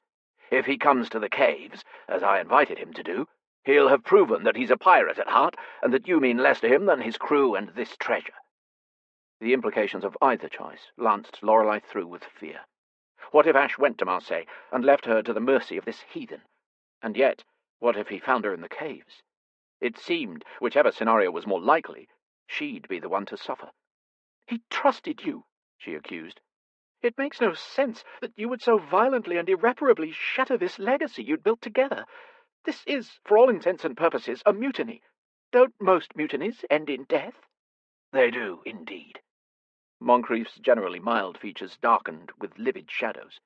"The moment your husband decided that love was worth more than treasure, he no longer deserved to call himself a pirate captain. He'd be the first to admit that. It's not like a commission of admiralty in the Queen's Navy. A man becomes captain of a ship like ours out of sheer ruthless force and unwavering capability. If that is no longer the case, then a crew will do what it must." A chorus of hearty agreement met his proclamation, driving Lorelei into silence. Moncrief had assured her when she'd woken on the longboat halfway to Tertia Island that she'd remain unharmed if she made no trouble. But the closer they came to the caves, the more palpable the dangerous anticipatory aggression seemed to leach from the men at her back, buffeting her with as much tangible force as the wind. Even Moncrief couldn't save her if they decided she wasn't worth the trouble and pitched her over the cliffs. Or worse. "There it is, the mouth of the dragon." Moncrief pointed to the jagged opening, only accessible at low tide. Lorelei decided it was a bit fanciful to have interpreted a dragon into the blunt stones, but she wisely kept her thoughts to herself. At this point, even the wet sand she was forced to stumble through was uncomfortable, and by the time they'd found some even stone within the caves to tread upon, her sore ankle had become less than useless. She'd resorted to dragging it behind her more often than walking upon it. Moncrief gave some terse commands for a few of the men to stand watch at the cave's mouth over some crates of excavation tools. The remaining contingent lit lanterns and followed them inside. Moncrief's excitement only seemed to intensify as he hauled Lorelei into a cave almost as wide as Buckingham Palace, and maybe half as tall. Despite her discomfort, Lorelei marvelled at the immediate change in the wide cavern as opposed to the outside. Where the island was dank, mossy, and inhospitable, the cave walls sparkled like onyx diamonds, shot through with a foreign coral lace coloured a vaguely pink hue. Had she not been terrified, she'd have been awestruck. However, excitement quickly turned to a frantic disappointment, as the mutineers found their treasure cave stark and utterly empty. "Where is it?" one demanded, running his hands over the gritty walls. "Could it be something that needs mined? A vein of gold or gems, perhaps?" You're telling me you've been after a treasure all this time, and you never even knew what it consisted of? Lorelei marvelled. Moncrief shoved his hand over her mouth. "Looks like we'll have to do a little digging, lads. The cache might have been lost beneath the sand over 1,000 years of tides." Grumbles of disappointment were laced with hope as several of the men trudged back toward the cave opening to retrieve their tools. "If the Rook's been lying about the cache all this time," Moncrief muttered, "I'll be angry enough to kill you myself and leave your corpse for him to find." Lorelei swallowed around a dry tongue. "I didn't ask for any of this," she contended. "There's no need for such aggression." Moncrief began to conduct his own examination of the cave. He ran his hand from one side of the walls to the next, holding the lanterns up to the fantastically shimmering wall. A large hole in the ceiling of the cave provided one steady stream of daylight that didn't reach the dark walls. "I'm not generally an aggressive person," he said conversationally. "I don't often have to be. I merely make the suggestion of violence, and find that's sufficient to get what I want." "Lord, must you be so arrogant?" Lorelei wrenched the rope out of his hands, or rather, he allowed her to. It wasn't as though she could make any attempt at escape. "Arrogant is a bit severe, don't you think?" he asked. "I imagine I'm merely confident." Her decidedly unladylike snort echoed off the stones. "Confidence is quiet, and you, sir, are not." "I'll grant you that." He dug at the soft cavern floor with his boot and came away with packed sand. Picking up a black rock he'd unearthed, he hurled it at the wall. A great chunk of it crumbled away and dissolved when it hit the wet sand. "What's this?" Moncrief retrieved the rock again and chipped away some of the black substance, which he caught in his palm. He sniffed it and stuck his tongue out and touched it, then spat it out. "Christ!" He wiped his lips with the back of his hand. "It's salt! Pure black salt!" Frowning, he gave the entire cavern a second look. Why would both Emperor Claudius and the Danish king leave treasure in such a place? Surely they understood the corrosive properties of salt even back then. "What if there is no treasure?" Lorelei speculated. "You'll have risked all this for nothing." "So many men risk so little." He advanced on her, his eyes becoming iridescent in the lantern light. "I risk it all to get what I want." "And what do you want?" she challenged. "My desires are simple." He brought his face close to hers. "I only want everything." A ruckus from outside pierced the darkness of the grotto. Gunshots, then metallic sounds, or rather the echoes and thuds of metallic objects hitting other, softer, fleshier substances, created a symphony of gruesome ricochets in the cavern. The grunts and calls of combat, along with wetter sounds, final cries. Ash! He'd come for her. No, he'd come for the treasure. She just happened to be here. Moncrief seized her abruptly, hauling her against him. "It seems our captain has picked logic over love, after all," he said against her ear. "Then why is there violence?" Her voice shook with equal parts hope and devastation as she listened to the sounds of chaos. "We are pirates, darling. There is always violence." She wouldn't call the emotion in Moncrief's voice distress, but neither would she call it calm. He produced a pistol from his belt and trained it on the cave entrance. "I suppose one cannot love the teeth out of a shark, nor the avarice out of a pirate." A body flew through the portal, and Moncrief pulled the trigger. Lorelei's ears rang so loudly she barely heard her own scream. A scream that died when she realized that Moncrief had inadvertently killed one of his own mutineers. Or perhaps the poor pirate had already been dead. That was a lot of blood on his shirt, more than one bullet could produce. Another man screeched as he was propelled through the opening and thrust directly at them. Moncrief shot him as well. A simultaneous bullet of unknown origin hit the lantern, which shattered. Flames flared, devoured the fuel, and then sputtered out, leaving the only light in the cave from the fissure above. "Your aim is improving all the time, Captain," Moncrief taunted, as he levered them farther into the shadows to avoid the spotlight of sun. "Do you really want those to be your last words, Moncrief?" Lorelei's blood quickened at the unholy resonance of Ash's voice slithering through the darkness of the cavern. It surrounded her, enveloping her in hope. Two twin shadows appeared at the mouth of the cave and dove in opposite directions as Moncrief's pistol flashed with another deafening shot. "Be careful to let your bullets fly at me. I've a pretty shield." Moncrief lifted her more tightly against his vital organs. "Though I suppose she means less to you than I'd expected, seeing as you came for the treasure and left her to the flesh peddlers." Lorelei wanted to be more courageous, hated the tiny sound she made as her arm slid from her chest to her throat. She didn't want Ash to remember her last sound being a whimper. "Let her go, Moncrief." Blackwell's sinister command echoed from somewhere behind them. "Give her to me," Ash echoed Blackwell, while adding the caveat, "and I'll let you have whatever else you find in this cave." "The cave is empty, you capricious bastard." Moncrief pulled the hammer back with an ominous click. "There's no Claudius cash here, as you can see. No Roman treasure worth a soldier's weight in wealth." Lorelei gasped, as Moncrief's words triggered a memory from one of the many books she'd read in the Southbourne library. Worth a soldier's weight in wealth. Worth a man's weight in salt, she whispered. "It's the salt." A stunned silence met her declaration. "Don't you see?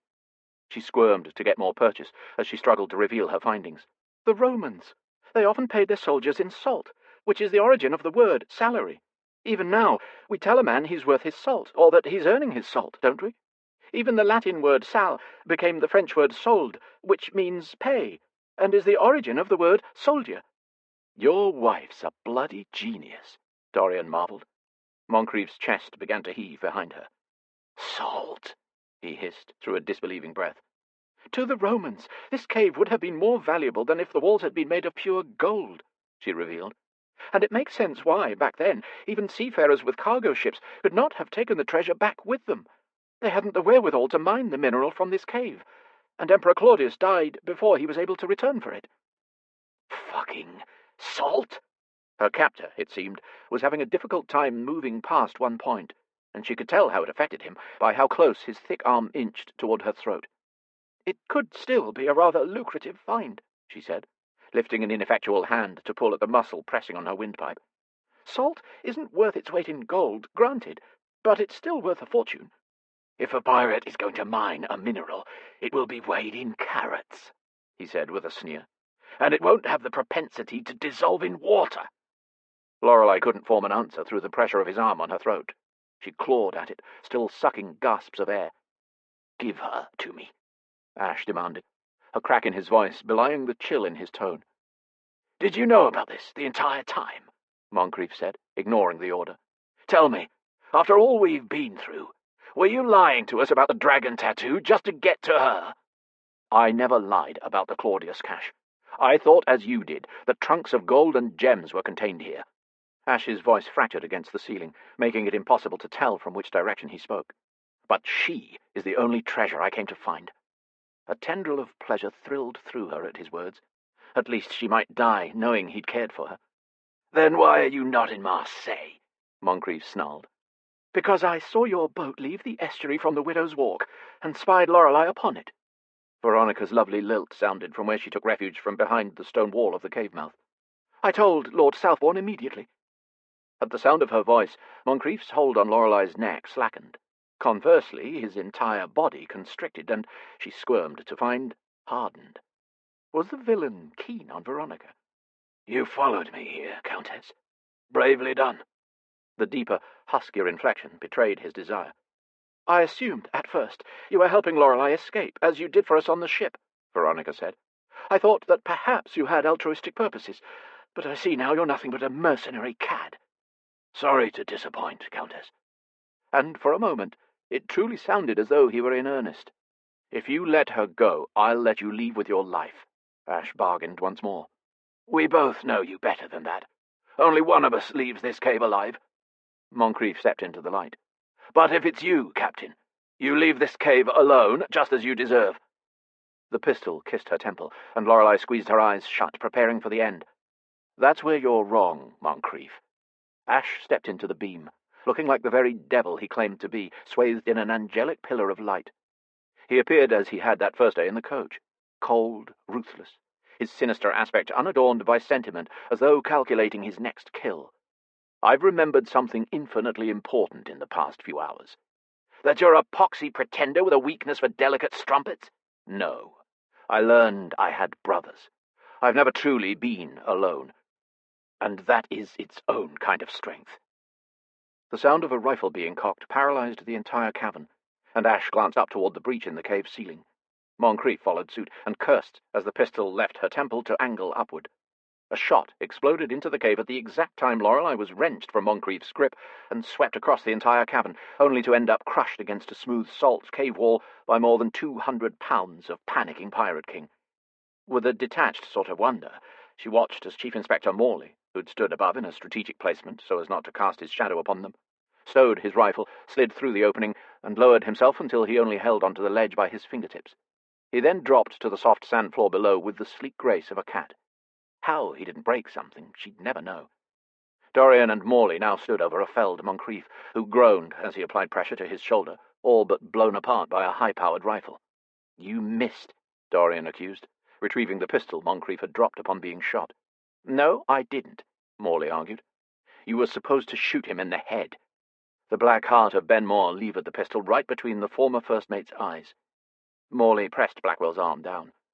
"Well, Lady Veronica made an excellent point earlier on the boat across to the island," he said. "Moncrief is technically an earl, and would be an excellent boon for Scotland Yard to have found and arrested as a pirate under the notorious Rook." "Only to have him hanged later," Dorian protested. "Why not shoot him now and be done with it? Then we don't have to listen to all the horrible sounds he makes, what with that hole in his shoulder," Morley supplied.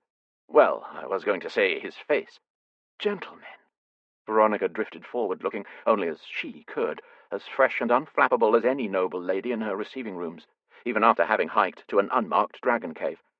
"Perhaps we should find somewhere to secure this brigand." She locked eyes with Lorelei. "I do believe these two could use a moment to themselves." Morley and Blackwell glanced over to where Ash still held Lorelei a hostage of his prodigious, trembling body.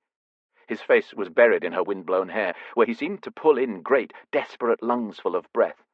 His hand clutched at her with bruising strength. She almost worried that she was in more danger of suffocation now than she ever had been with Moncrief. Blackwell didn't seem alarmed in the least as he regarded them, and Lorelei wondered if he might be thinking his reaction would be the same were Lady Farah in a comparable situation. Morley took a step in their direction. "Are you all right?" Lorelei couldn't be certain if he addressed her or Ash, but she nodded over her husband's powerful shoulder and waved them away before she began to run soothing fingers over the hairs at his nape. It seemed to help leach some of the agitation from his body, so she fused her arms around his trunk. It took some doing to haul Moncrief away, but once he and the bodies had been cleared from the cavern, Lorelei turned her head to press a fond kiss against her husband's temple. His hot breath against her cheek forewarned her the moment before he turned her soft kiss into something hard and ferocious. He drank from her lips like a stranded man who'd been welcomed into an oasis. Lorelei felt the unprecedented tension in him, the emotions he had not learned to identify, tightening the sinew around his bones until they might just snap. He needed her, to feel her, to taste her, to be inside of her. She needed it as well. His primal, wordless frenzy touched her in a way she'd never before thought possible. He was a wounded beast, she realized, running her fingers along his jaw and neck, the flesh interrupted by long-ago scars, one in need of her healing touch. She eased the jacket from the mountains of his powerful shoulders and tugged his shirt from his trousers so she could plunge her hands beneath to find the rest of his unparalleled strength. His body jerked when her palms made contact with his flesh. His breath caught audibly in his throat, though he never took his lips from hers. She slid his buttons open with deft fingers, wrenching his shirt over the impressive swells of his arms. He was a monster, her monster, a magnificent creature crafted of sinew and scars, of darkness and shadow, and lust and yearning, and loyalty and light. All the elements that made a man, and then a few most men sorely lacked. All mine, she thought with a ferocity she'd never attributed to herself, while she explored the inconceivable expanse of his chest, stopping to press her palm to the rough web of wounds, forever marring his perfect skin. She was sorry for all he had suffered. She'd take it from him if she could. And yet a swell of something hot and wet clenched deep between her legs. There was nothing her Ash could not overcome, nothing he'd not endured. He had a resilience and a strength only belonging to men of myth and ancient gods. He was her own personal legend. She clung to him as a wave of lust threatened to buckle her legs. As if he read her mind, he cupped her bottom with his big hands and hauled her off her feet, splitting her legs around his lean waist as he bunched her skirts to her hips. He bit out a harsh noise as she brushed the curious ridge of arousal beneath his trousers before releasing him. Lorelei didn't feel like herself. Never would she have thought she could enjoy a violent lust such as this. She revelled in the caustic grit of the wall behind her, and in the predatory, almost evil gleam in eyes that had never before seemed so very black. The strain in his muscles as he held her aloft did more to stoke her desire than any poetry ever could. She released a rush of wet need on a tortured moan, and a tempestuous sound from him told her that he knew exactly what he'd elicited within her. Lorelei let out an unbidden cry as he impaled her in one sleek thrust, setting her blood on absolute fire. He gave her only a moment to adjust, to dimly wish she were naked against all of his marvellous skin.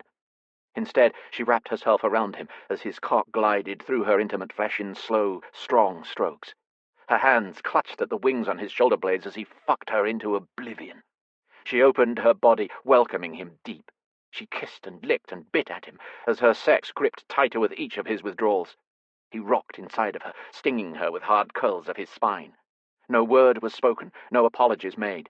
Her body hungrily accepted what he pounded into her. All his rage, his pain, his fear and his loss and his longing. She felt the weight of everything, and wondered how it had not crushed him into the dirt by now. Her body responded in kind, until she used the wall as leverage to thrust her hips back toward him, to meet him thrust for thrust. Her moans became demands, and then incoherent words. Their eyes locked, then their lips, and finally their bodies, every intimate part of them clenched together, pouring secrets and the past through the spaces contained between their molecules. Pleasure sang behind the inferno that had become her blood, immolating her ability to draw breath. She felt the pulses of their sex synchronize, revelled in the warm jets of release he buried deep against her womb as they rode a simultaneous release so incredibly high, the cave echoed with the song of ecstasy that promised to fuse their very souls. For the soft moments after, or maybe an eternity, they rested their foreheads against one another, struggling to regain enough breath to say the words that needed to be said. He used his shirt to clean them, then discarded it to the sand, still unwilling or unable to release her from the prison of his arms. Lorelei collapsed against him, leeched of all strength, a willing captive yet again. "Are you all right, my love?" She smoothed her hands down his heaving back, nuzzling into the muscular cove where his neck met his shoulder. His gasp landed somewhere between wrath, disbelief, and laughter. "Am I all right? Lorelei, Jesus, seafaring Christ! You were just abducted by a mutinying band of pirates, nearly shot, and then ravaged in a way more bestial than human. I'm no worse for wear, thanks to you," she said against his fragrant skin. "See for yourself." He pulled back only enough to look down at her. More like to devour her with eyes so dramatic, she had the sense he couldn't take everything in at once, and it frustrated him. "Ash, no, Lorelei, I'm not fucking all right," he exploded, crushing her to him with even more force this time. "God damn it! I saw you slipping through my fingers once again. I was faced with losing you forever. What if you were killed? Taken across an ocean even I wouldn't be able to forge, as surely in the next life we'll be forced in opposite directions." Lorelei tucked a smile against his chest, as now wasn't the time, and she had to admit to a bit of pleasure in his admission of how much she meant to him. "I could do my level best to be more wicked," she suggested. "After what we've just done, I'd hazard that I'm well on my way. Then, wherever the next life takes us, at least we'll be together." "No," he said, between feathering soft, desperate kisses over the whole of her face. "You are an angel, Lorelei. My angel. And you are mine." "Don't tease me," he admonished darkly. "I'm not. There are many kinds of angels. Fallen ones, for example. Avenging ones." "I will avenge you," he vowed against her skin. "Just as soon as I can tear myself from your arms, I'll cut off every finger he touched you with and make him watch as I feed them to the sharks. I'll hang his bleeding corpse out like bait and watch them leap for him, taking great chunks." "Just stop, Ash. Stop it." Lorelei ineffectually pushed against his chest, only gaining enough ground to look up into his swirling, fathomless eyes. "I don't care about any of that. It's not what I want." He gazed down at her in dismay. "What do you want? Anything. Name it. It's yours." "I want you to love me." She glanced down at his buttons, wishing she'd not admitted it, wishing she didn't suddenly feel so vulnerable. He made that devilish sound she'd come to recognize as his amusement. He tucked a finger beneath her chin, dragging her gaze back up to his. What she read there lifted her soul more than words ever could. "Every word I ever said to make you doubt my love is now a blasphemy to me.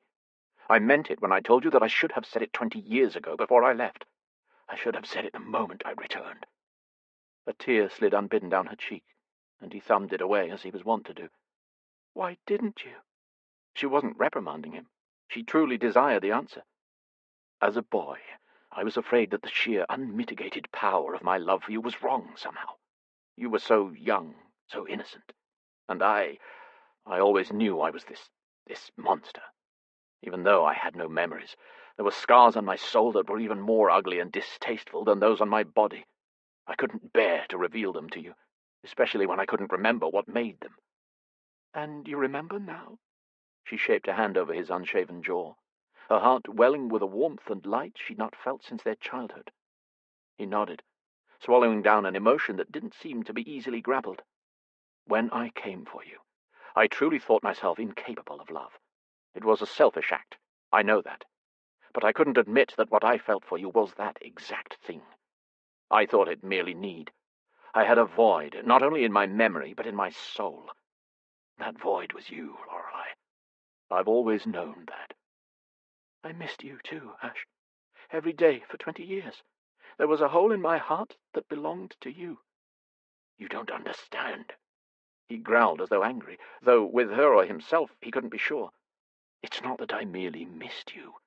You are not a hole in my heart. You are the whole of my heart. When I think of a life without you, it is like a life without breath.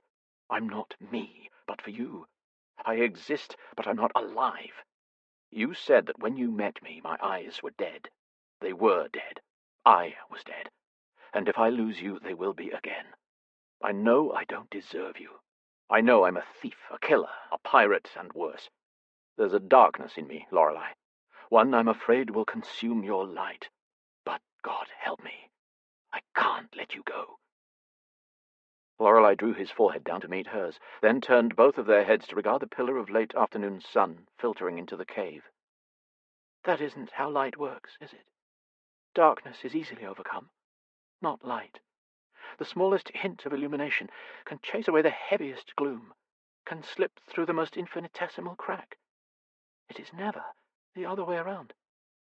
She kissed him softly, and her lips came away salty as a barrage of emotion overwhelmed them both. There has always been light in you, my love, and no matter how many have tried to smother it with their black deeds and blacker souls, it resides within you still. I can sense it, even now.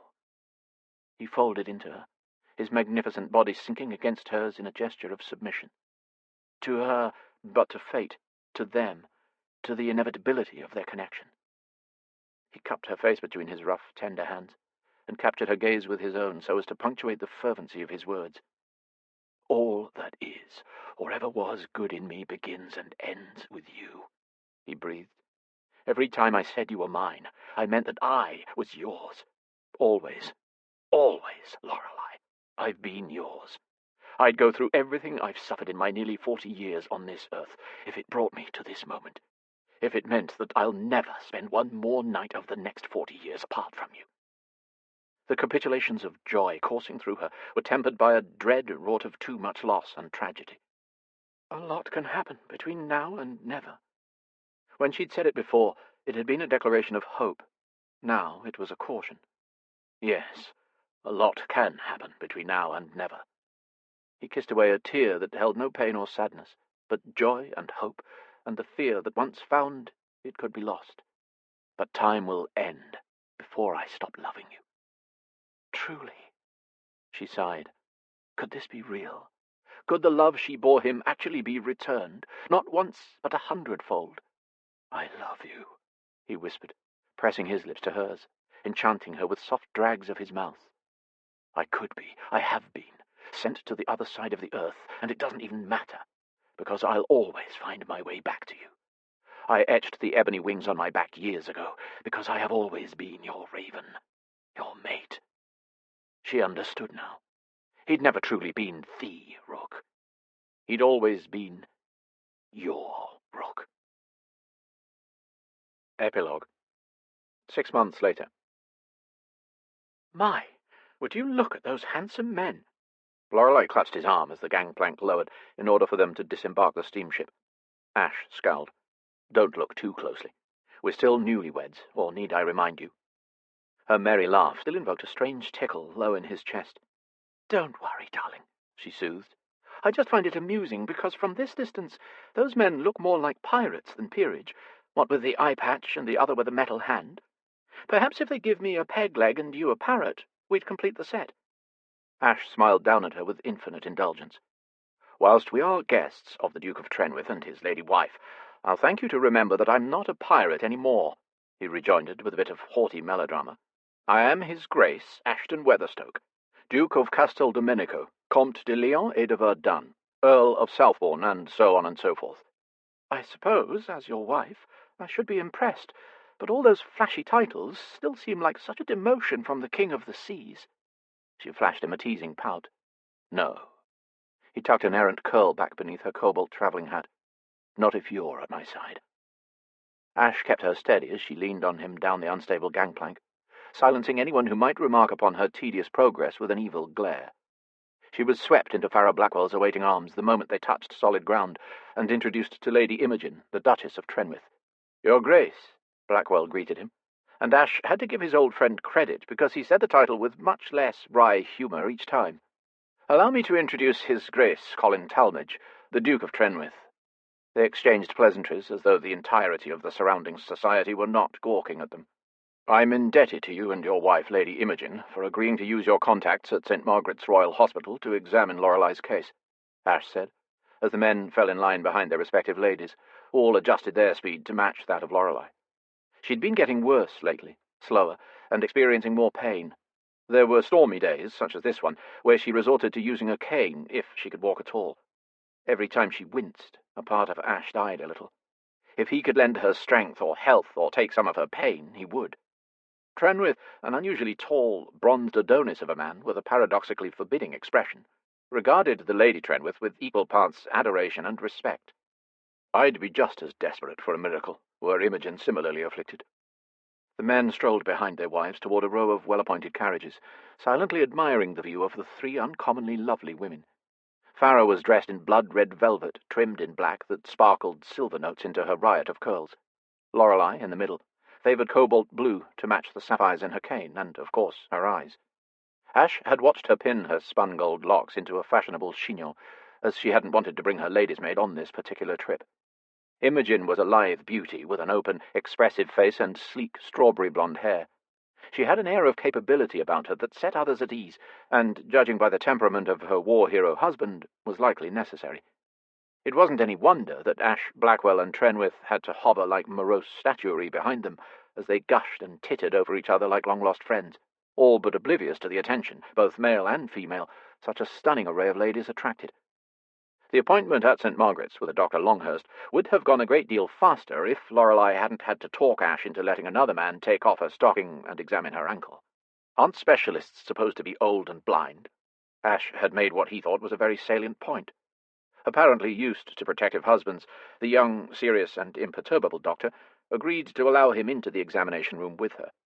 After a painful and rigorous inspection that left Ash more pale and sweaty than his wife, he asked anxiously, "Do you think it can be fixed?" "Certainly." Dr. Longhurst covered her bare ankle and gently let it rest back on the bed. "All we'd have to do is break it again." "Absolutely not." Lorelei put a staying hand on his arm. "If we do this, I'll be able to walk normally again?" Dr. Longhurst nodded. "It's risky, but if I can find where the initial break happened, then I could break it with a small hammer, realign the bone, and coax it to heal the way it should have years ago." "Did he say hammer?" Ash boomed. Both his wife and the doctor infuriatingly ignored him. "With some time and some strengthening exercises, you might not only walk again, but run." Ash swatted the desk with the flat of his hand, garnering him the startled attention of them both. "That was more like it." "You said risk." He narrowed his eyes at the doctor. "What kind of risk?" Longhurst's eyes reminded him of a deer's or a bunny's, soft and brown. They were eyes of prey, shifty, if intelligent. "There's always a risk associated with anesthesia," he stuttered. "But it's less and less frequent the more we learn about it. Then infection is always a worry, but with modern sanitation techniques, it's also become—" "Get your things, Lorelei. We're leaving." Ash gathered his coat and her hat. She stubbornly stayed where she was. "I'm getting the operation, Ash." He scowled at her. "Did you conveniently miss the part with the hammer?" Her gaze was steady and resolute. "I want to do this. I want to go all the places you can take me, and I can't—" "I already told you. I'll carry you if I have to. I want to walk beside you." Ash had to swallow 3 times before he could speak. "It's not worth losing you." She reached up to pull him down next to her, where she took his clenched jaw in both of her hands. "Let this be, my love. Sometimes one must be broken in order to be healed." Sniffing away vision clouded by emotion, he turned to Longhurst. "Whatever fate befalls her, I'll visit upon your bones threefold, you mark me." That taken care of, He slammed out of the office, but not before hearing Lorelei's sweet apologies. Do pardon him, Doctor. He really is working on making fewer death threats on my behalf. It's all right, Dr. Longhurst replied. I'm physician to many of Blackwell's associates and their wives and children. That isn't even the worst threat I've received this week. And here I am, still alive. A year later, Lorelei was able to cajole Ash to attend Veronica's second wedding, despite her shocking selection of groom. Lorelei didn't merely walk or hobble down the sunny lane in the south of France to greet her beloved sister. She ran. This concludes The Duke with the Dragon Tattoo by Kerrigan Byrne, narrated by Derek Perkins.